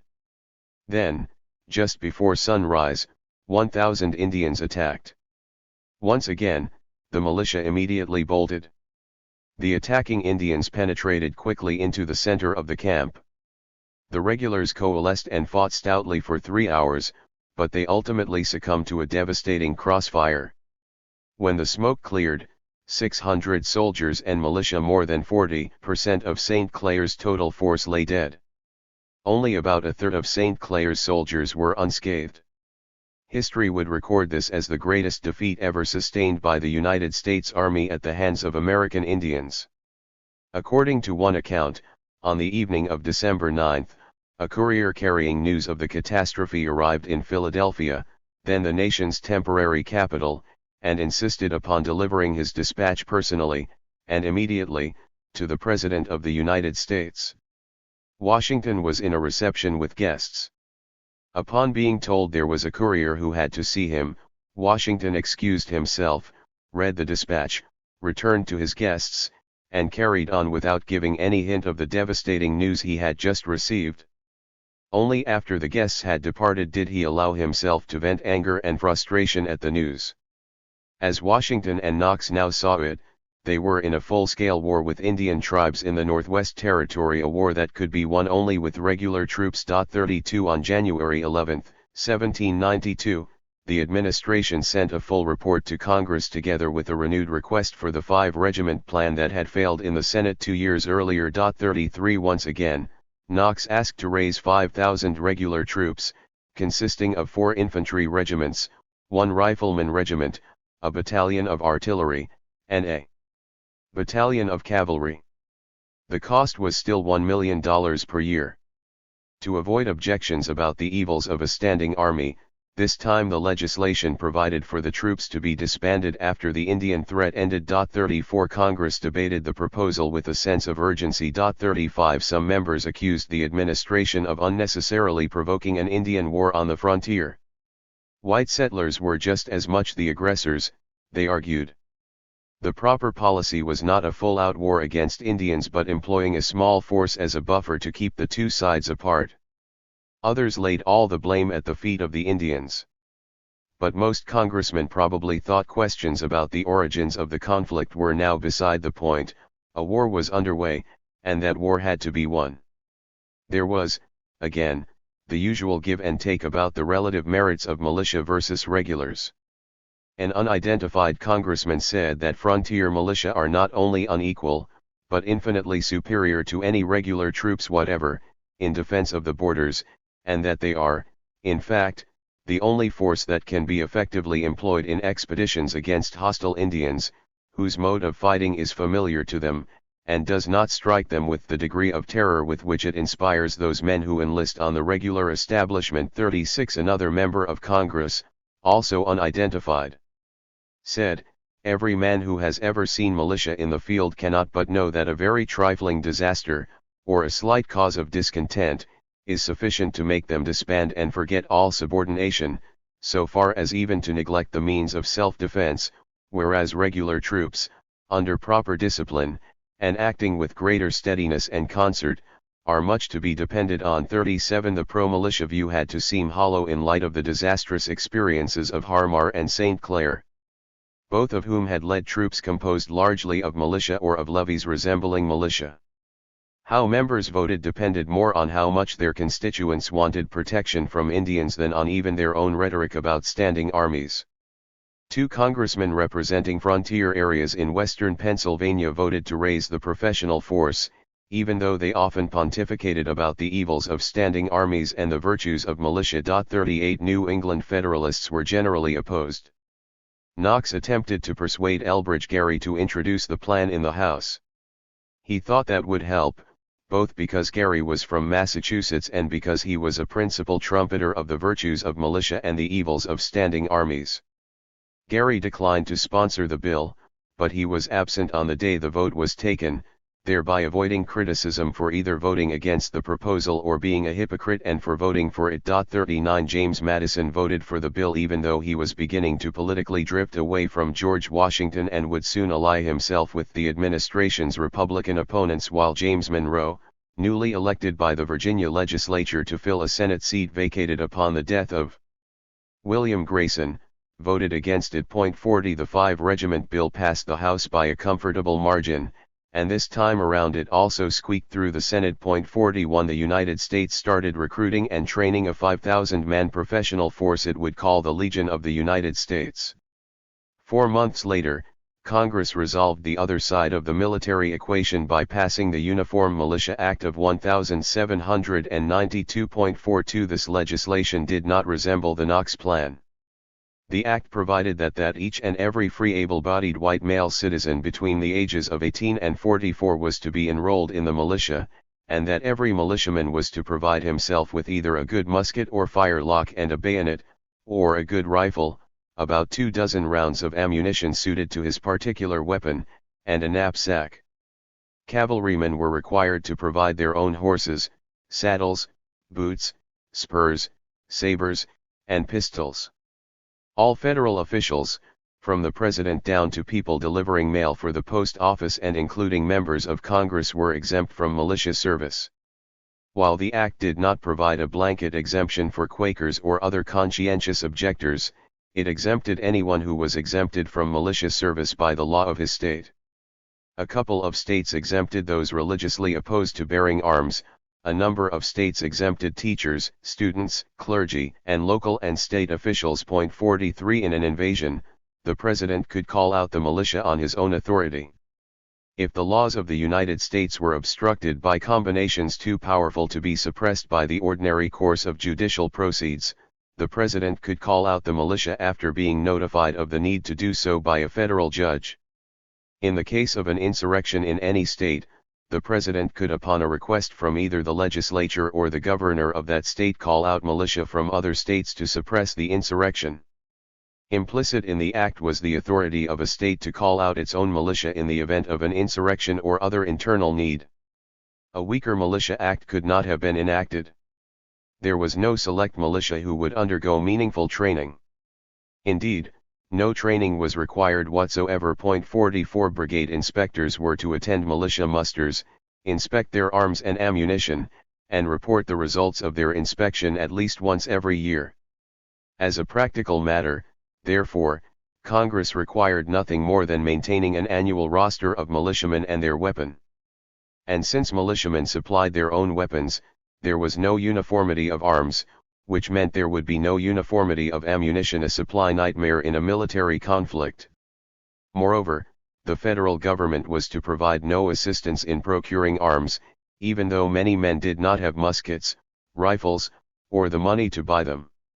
2 years later, when President Washington called up 15,000 militiamen to suppress the Whiskey Rebellion, only a little more than one-third of them had weapons. 45 And according to a War Department estimate at the time, less than 1/4 of all militiamen in the United States possessed arms required by the Act. 46. Some believe that George Washington expressed his displeasure at so feeble an act by not signing it until the very last day permitted under the Constitution. 47 Washington had little regard for militia. But as we know from his sentiments on a peace establishment prepared in 1783, and from the Knox Plan, he believed that a relatively small, select militia could be chosen, armed, and given at least some degree of meaningful training. While such a force would never be the equal of more highly trained regulars, Washington believed it could nonetheless contribute to national defense. However, a universal militia comprised of everyone, without meaningful training, was worse than worthless because it lulled the nation into a false sense of security. Washington had originally come to his views about the militia while himself serving as a Virginia militia officer during the French and Indian War. His views had been painfully confirmed during the Revolutionary War. Now they reconfirmed yet again on the western frontier. Washington was not the only person who found the Uniform Militia Act of 1792 wanting. One commentator said its provisions were unworkable when they were adopted, they were soon obsolete.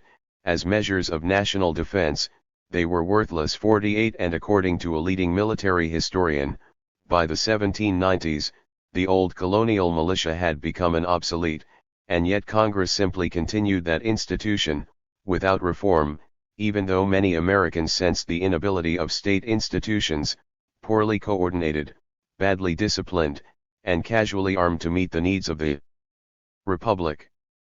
49. What was Congress thinking when it passed the Militia Act of 1792? Congress, of course, was not a single mind. Its members did not all think alike. But to the extent there was a collective view, it had to be this: the militia, as we know it, is not and cannot become an effective military force. To the extent that we need a military force, we must raise, equip, and train a professional force. And because of the geographic advantages we enjoy, should war loom on the horizon, we are likely to have time to raise and train a professional force. Nor would Congress's thinking quickly change.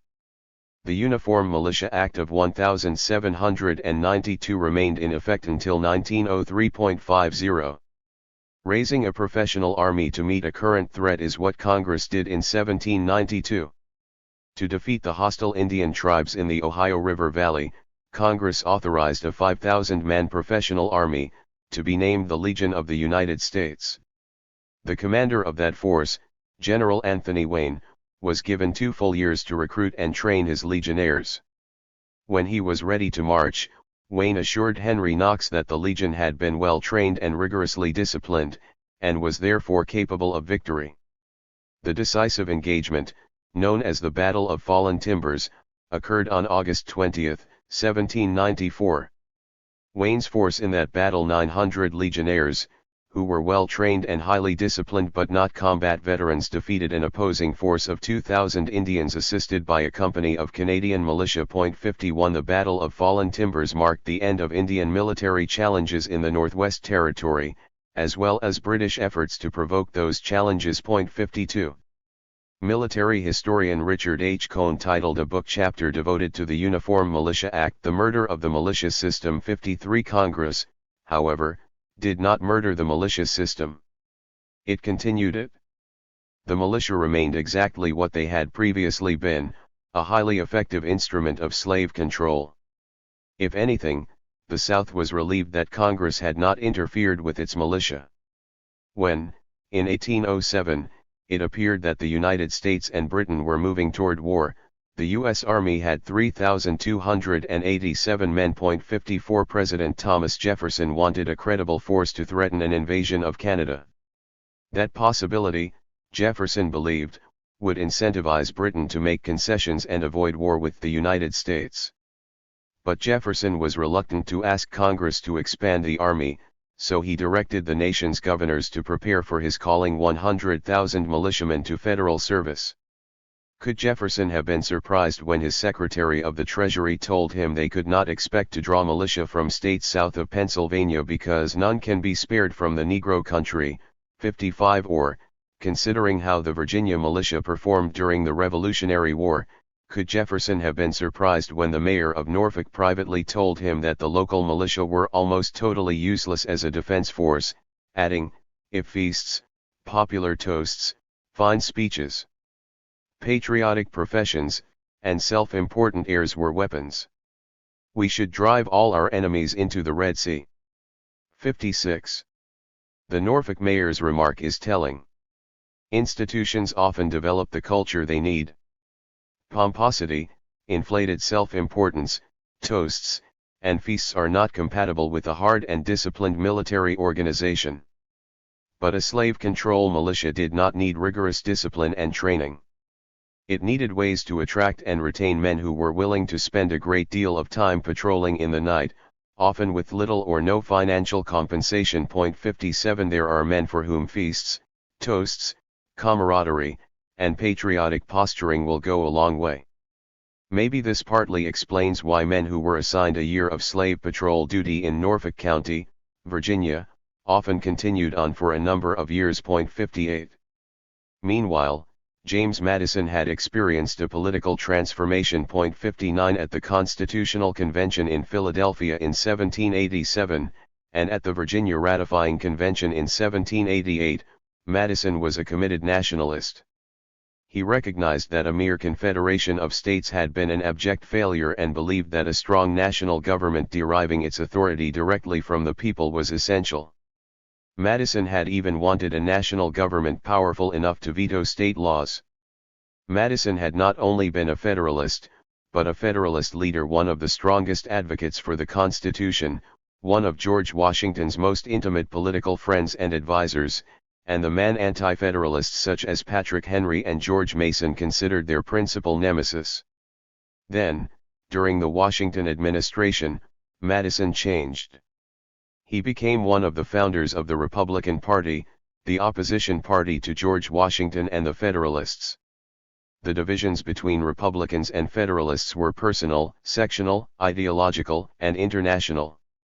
They were personal because they arose, in part, from competing personal ambitions between Thomas Jefferson, Washington's Secretary of State, and Alexander Hamilton, Washington's Secretary of the Treasury. Both men were ambitious, both men wanted to be Washington's primary protege and eventual successor, and both men developed personal antipathies for the other. The divisions were sectional because, in the main, the Republicans represented the interests of the agricultural South and the Federalists those of the manufacturing and commercial North. The sectional affiliations bled into the ideological divisions. The Republicans believed that an agriculturally based society would produce a more virtuous and humble people. The Federalists believed a mercantile-based nation would be stronger, more vibrant, and more cosmopolitan. This, in turn, affected political philosophies. The North was growing more quickly in population than the South, which meant that as time marched on, the North was more likely to control both the House of Representatives and the presidency. The Republicans, therefore, became champions of state rights. They argued that the national government had no powers beyond those specifically enumerated in the Constitution. Federalists, by contrast, remained proponents of a strong national government. They stressed that the Constitution gave Congress the power to enact whatever legislation was necessary and proper to execute the broad powers that the Constitution granted it, including the power to provide for the general welfare. This division came to the fore when Alexander Hamilton proposed creating a national bank to put capital to use financing projects in support of government and commerce. The Federalists agreed with Hamilton. The Republicans thought that debt and borrowing led to decadence and corruption. They also feared that a national bank would increase national power at the expense of the states. Views about domestic policy intertwined with views about foreign relations. Britain and France were superpowers and almost constant enemies. Toward which would America lean?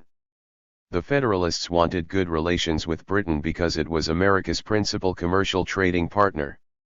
As Republicans saw it, America fought a war against British oppression, and France had been America's ally in that war. They also saw the French Revolution as following in the anti-monarchical spirit of the American Revolution. Jefferson had become such a Francophile that he even argued that the rise of Napoleon Bonaparte would be good for republics like the United States. 60 Republicans promoted conspiracy-minded theories that Federalists wanted to either reunite America with Britain or create a British-styled monarchy in America. A peril of dabbling in paranoid propaganda is coming to believe it yourself. This occurred surprisingly quickly. On May 5, 1792, Madison privately told George Washington that Secretary of the Treasury Alexander Hamilton, Vice President John Adams, and Chief Justice John Jay were all closet monarchists. In his personal notes, Madison observed that Washington seemed not to be in any wise satisfied with what I had urged. 61. On the question of where to strike the balance between national and state power in the federal system, Madison's transformation took him across the spectrum from the position he advocated at the Constitutional Convention of wanting to give the national government a veto over state laws to the position he advocated in 1789 that the states had the right to interpose themselves between federal laws they considered to be unconstitutional and their citizens. 62 To be fair, Madison advocated for interposition as a way of tempering Jefferson's contention that states could nullify federal laws that they considered to be unconstitutional. Madison did not want to support Jefferson's radical theory, but he did not want to undercut his friend and ally, either. Still, the Madison of 1787 would not have argued such a thing under any circumstances. ******* Standing armies were too expensive for both Republicans and Federalists, but Republicans, especially, made speeches praising militia and condemning standing armies. 63 That turned out to be a double-edged sword. In June 1812, President James Madison asked Congress to declare war against Great Britain.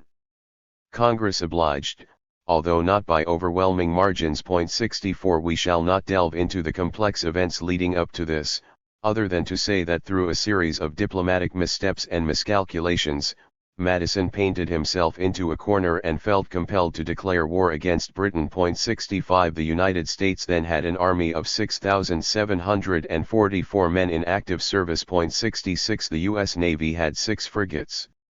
Britain had more than 300 frigates plus dozens of even more formidable ships of the line. Congress authorized expanding the army to 35,603, but it would take time to recruit, equip, and train that force, and there was no surge of men seeking to enlist. Congress also authorized Madison to call up 100,000 militia for 6 months of service. As one military historian observed, the militia figure was impressive but deceiving, for most of the militia was poorly trained and equipped. 67 The Secretary of War found that in the Pennsylvania militia only 1 man in 5 had a musket. 68. Madison's strategy was to use large militia forces to invade Canada and seize Montreal before Britain could send an army to defend them, and then negotiate peace from a position of strength. It did not work. The United States launched 2 separate attacks, one near Detroit in August, the other near Niagara Falls in October. In the Battle of Detroit, 300 U.S. regulars and 1,200 Ohio militiamen were immediately outmaneuvered by a combined British-Shawnee force. The entire American force surrendered without firing a shot. 69 The plan for the Battle of Niagara was for 3,500 New York militiamen and a single detachment of regulars to cross the Niagara River and attack Queenston, Canada. The British commander was killed at the very outset of the battle, throwing his force into temporary disarray. Notwithstanding that advantage, 2/3 of the militia balked and refused to cross the river, leaving the advance force unsupported. More than 1,000 Americans were killed or captured by the British and Chippewa defenders. 70 Although there would be later engagements in which the United States took pride, including Oliver Hazard Perry's naval victory on Lake Erie, they did not have sufficient strategic value to revive Madison's hopes of conquering Canada. In attempting to rally the nation, Madison, more than once, found himself hung on his own Republican petards. Massachusetts and Connecticut refused to send militia for the Canadian campaign. 71 They argued that the Constitution only empowered the national government to call forth the militia to suppress insurrections and repel invasions. There was no power to use the militia to invade another country. Madison must have found it galling to have Federalist states thumb their noses at him with Republican arguments about limited, enumerated powers. Madison called their strict construction of the constitutional language novel and unfortunate. 72 He argued that if the federal government could not use the militia for national defense, its only alternative would be those large and permanent military establishments which are forbidden by the principles of our free government, and against the necessity of which, the militia were meant to be a constitutional bulwark. This was not the James Madison of the Constitutional Convention or the Virginia Ratifying Convention. That James Madison understood that the Constitution gave Congress the authority to raise armies and maintain a navy, and the discretion to decide on which kinds of forces to rely. Madison was surely also frustrated by Congressman John Randolph of Virginia, a cousin of Thomas Jefferson, who was gaining a great deal of attention by claiming to be a better Republican than the president. Randolph used his considerable oratorical skills on the House floor to argue that invading Canada was inconsistent with Republican principles because Canada could not be conquered without a standing army, and that raising a standing army violated Republican principles. 73 It must have been especially vexing that on the first point, Randolph was proved right. During the early stages of the war, Britain was distracted by its war against Napoleonic France. A main feature of its war with the United States was harassing Chesapeake coastal areas with raiding parties from British warships. This fit hand in glove with keeping the United States guessing about whether, and where, it might land a sizable ground force. It also brought slavery to the forefront of the war. When the federal government ordered new recruits to the Northern Front, Virginia's governor complained this exposed his state to great dangers to be apprehended from our black population, whether from their violence or by their desertion. 74 The militia were needed for slave control, but no one felt they would provide an effective defense if they had to tangle with British regulars. A Virginia congressman described the militia as badly equipped, badly disciplined, and not at all as portrayed by the patriotic puffs of the newspapers and orators. 75 The commander of the York County militia reported that only 1 man in 5 or 6 had a musket. Many of those men had been given muskets during a potential crisis 5 years earlier, but they had sold them, lost them, and allowed them to corrode. 76. In April 1813, British warships sailed into the Chesapeake Bay, effectively closing it to American maritime traffic. The ships bombarded Havre de Grace with cannon fire, and raiding parties burned and looted several towns on both sides of the bay. 77 Virginia wanted the national government to do something to protect it from the British warships menacing its coastline, but to leave its militia alone to attend to its slave control duties. Some slaves were running away, trying to make their way to British raiding parties or ships and pleading to be taken in. And, of course, Virginians became increasingly fearful slaves might revolt. Slave patrolling went into hyperdrive. Prior to the war in Lancaster County, Virginia, 4 men had spent 30 hours per month patrolling. In July 1813, 37 men spent 1,544 hours on slave patrol duty. 78 In April 1814, the commander of the British fleet in the Chesapeake publicly offered freedom to slaves, and their families, if they ran away, reached British forces, and agreed to either enter the British Army or Navy or accept relocation to British possessions in Canada or the West Indies. 79 He expected only a small number of slaves to take him up on the offer. After all, how many slaves would even learn of the offer? And how many would risk getting past slave patrols and somehow make their way to British warships offshore? But during the course of the war, 3,400 slaves did just that. 80. We are ready for a few concluding thoughts. But we shall begin that with one short, final story. Conclusion. On August 17, 1814, the enemy landed about 4,000 soldiers where the Patuxent River flows into the Chesapeake Bay and began slowly marching north. 1 Not knowing where the British were headed, the Americans decided to place their forces on commanding heights at Bladensburg, Maryland, 9 miles northeast of Washington. They were positioned there to defend either the nation's capital or Baltimore. The Americans destroyed bridges crossing the Potomac south of Washington so that, if the federal capital were their goal, the British would have to cross the Anacostia River at Bladensburg, where both the river was fordable and the Eastern Branch Bridge remained. When fully assembled, the American forces consisted of about 400 regular Army soldiers, 500 U.S. Navy sailors, and between 6,000 and 7,000 militia from Virginia, Maryland, and Pennsylvania. In light of his numerical advantage, General William H. Winder, the American commander, thought that the British would retreat back to their ships. But at midnight on August 24, a rider arrived with a note from James Monroe, the Secretary of State who was personally serving as an Army scout. Monroe reported that the British were heading for Washington, D.C. Around 10 a.m., President James Madison met with his cabinet secretaries at General Winder's camp in southeast Washington. The President asked Secretary of War John Armstrong whether he had any final advice in the face of the current emergency. As Madison himself recorded it, Armstrong answered no. Then Armstrong added that as the battle would be between militia and regular forces, the former would be beaten too. Madison was upset by the remark, but for many good reasons he had long since lost faith in his Secretary of War. He ordered Armstrong to proceed to Bladensburg and assist General Winder in any way possible. Shortly afterward, the President himself bravely rode on horseback to Bladensburg. He wanted to be on hand to resolve disputes of authority among American commanders, who had been feuding. Among other things, state militia had been refusing to take orders from General Winder of the Federal Army. 3 When he arrived, Madison misunderstood where the opposing forces were and rode straight through the American lines and toward British vanguards. An alert sentry called out to him, and the President, dangerously close to being captured, wheeled around and rode quickly back to American lines. Madison then rode to a hilltop where he and American commanders could view the impending battle.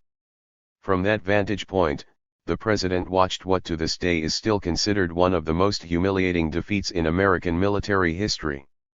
As Ralph Ketchum put it, the British regulars pushed ahead, driving first one detachment of militia and then another before them 4. Even though they outnumbered their enemy, The relatively untrained, undisciplined, and inexperienced militia were simply no match for professional soldiers who had been battle-tested in the Napoleonic Wars. Entire companies of militia threw down their weapons and fled in panic. 5 According to one witness, the militia ran like sheep chased by dogs. 6 By contrast, the small contingent of U.S. Navy commanded by Captain Joshua Barney held its ground. They fought on determinedly as militia disappeared, leaving them to face the British nearly alone. The sailors quit the field only after running out of ammunition. For some reason, their ammunition train had departed without notice. 7 British casualties totaled 100 dead and 300 to 400 wounded.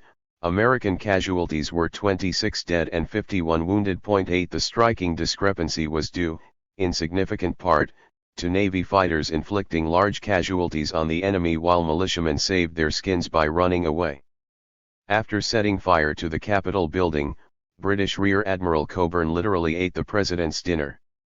Upon entering the White House, he found a well-set table and meat roasting on spits, awaiting Madison. 9 To Jemmy's health, toasted Cockburn as he raised a glass of the president's favorite Madeira wine, which was sitting on a side table.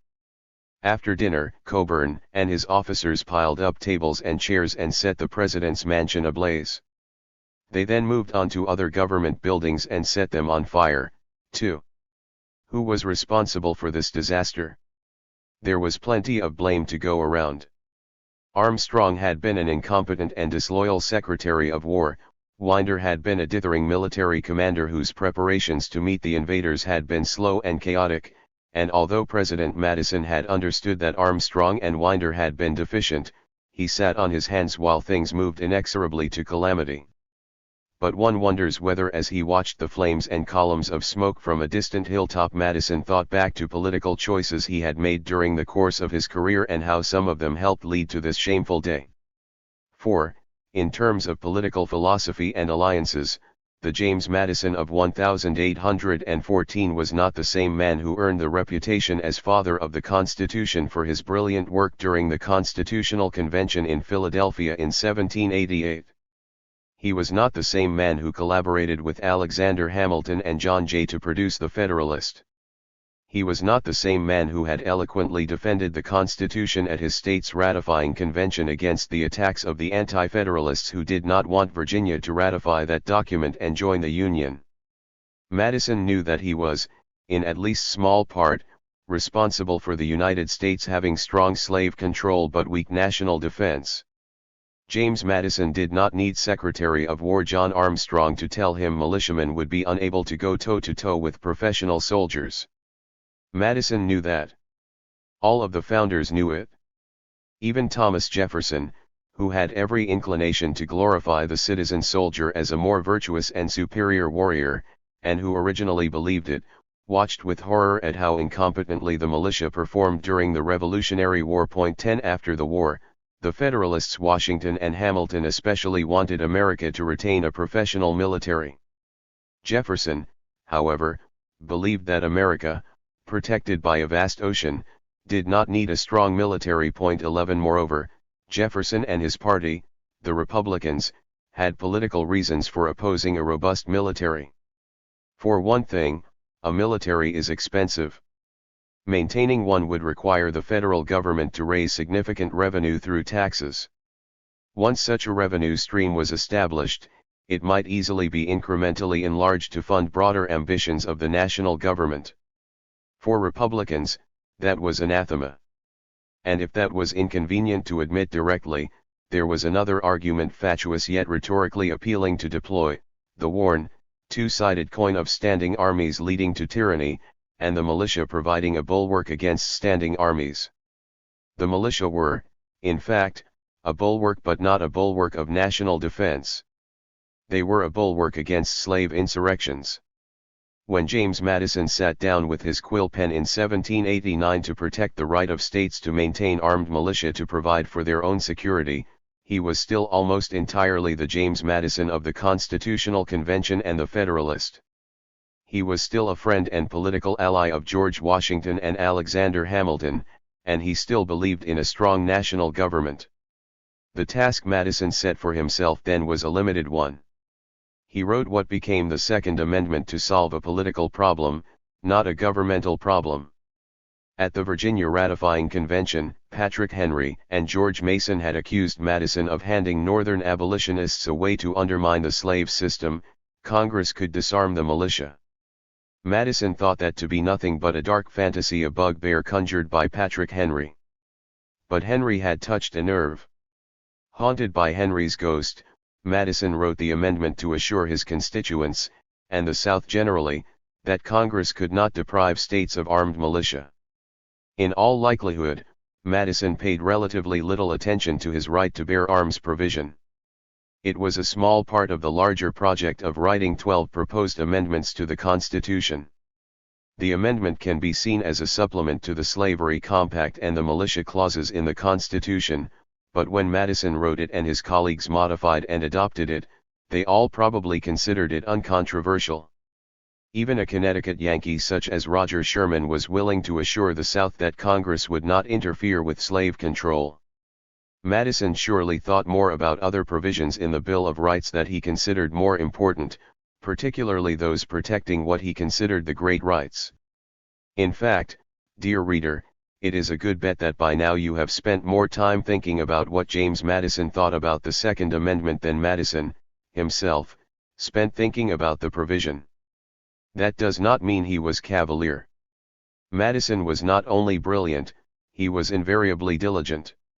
He was mindful about what he was doing. He wanted to accomplish something, and he did not want to accomplish more than that. He gave thought to every word and phrase. So, too, did some of his colleagues. The House and the Senate changed Madison's draft slightly to create what ultimately became the Second Amendment.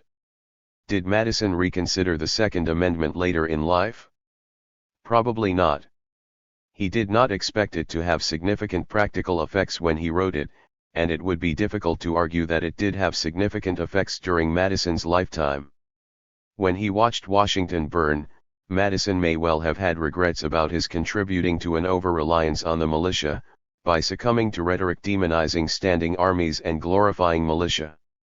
Consider the subtle difference in the language that James Madison used when, in the message he sent Congress announcing that the War of 1812 had ended, he praised the public spirit of the militia but the valor of the military and naval forces of the country. 13 Experience had been a hard teacher, Madison conceded. Now he recommended that Congress maintain an adequate regular force in peacetime, gradually expand the Navy, and discipline the militia. Cries of "no standing armies" would disappear. Henceforth, America would maintain an army and navy at all times. But there were still reasons for not maintaining sizable military forces in peacetime. Bordered by two great oceans, America still believed it had time to expand its military when that became necessary. Its strategy, now, was to maintain a well-trained military that could be quickly expanded should the need arise. That did not change until the Cold War, when nuclear weapons, long-range bombers, aircraft carriers, and missiles changed the calculus. In his farewell address to the nation, delivered in January 1961, President Dwight David Eisenhower expressed a modern concern about the political power of large, permanent armed forces and the corporations that supply them when he warned the nation about unwarranted influence, whether sought or unsought, by the military-industrial complex. 14 As President Eisenhower observed, the size of the United States Armed Forces and the money spent on defense in peacetime were unprecedented. The United States was then spending about 9% of its gross domestic product on defense, and 2,472,166 Americans were serving on active duty in the four branches of the nation's armed forces. 15. On one occasion, Congress did disarm the Southern militia. In 1867, in the wake of the Civil War, Confederate Army regiments began reorganizing as militia to intimidate and control emancipated slaves. Congress responded by adding a provision to an appropriations bill to prohibit the 9 states that had rebelled from further organization, arming, or calling into service the militia. 16 During debate over this provision in the Senate, some members argued this violated the Second Amendment, but most members felt the restriction was reasonable because it was necessary and essential. President Andrew Johnson could not block the provision without vetoing the entire appropriations bill, so he signed the legislation under protest, complaining that it denied the southern states their constitutional right to protect themselves, in any emergency, by means of their own militia. 17. After serving 2 terms as president, James Madison retired to Montpelier, where 100 slaves worked his plantation. He was sufficiently embarrassed about being a slaveholder to build showcase slave cabins in a prominent spot 50 yards from the main house. These were to impress visitors. 18 Most of his slaves continued to live in worse cabins near the fields. The South remained in perpetual fear of slave revolts throughout his life. In 1822, for example, an elaborately planned insurrection led by a free black named Denmark Vesey in Charleston, South Carolina, was discovered and foiled before it was launched. The plotters, who it was rumored may have numbered in the hundreds, or even thousands, had collected 250 pikes and bayonets and 300 daggers for the revolt. 19 At least 139 blacks were arrested. Following trials, 35 were hanged. Slave patrols in Charleston were permanently increased to 150 men, and the state legislature appropriated funds for a fortified patrol headquarters, named the Citadel. It is impossible to know what Madison would have made of the Civil War, Abraham Lincoln, and the Emancipation Proclamation. And what would James Madison and his colleagues in the First Congress who, in their discussions about the Second Amendment, focused exclusively on military concerns related to the militia have made of the United States Supreme Court declaring, for the first time in the year 2008, that the Second Amendment grants individuals a right to have guns for their own purposes, entirely divorced from the militia? Surely, they would have been astounded. Author's note: to make this book as readable as possible, I have modernized spelling, punctuation, capitalization, and other elements of style in transcribed oral statements, letters, and diaries from the 17th century, 18th century, and early 19th century. I have indicated where I have made such changes by including the notation spelling and style modernized in an endnote. I have made no such changes in constitutions, statutes, resolutions, or other documents formally adopted or promulgated by an official body, or in proposed drafts of such documents. My thanks to Hannah Pfeiffer, Zoe Sperber, and Edward Gencarelli, all of whom are now alumni of the Roger Williams University School of Law, for their diligent research assistance, valuable feedback, and perpetual good cheer on this project.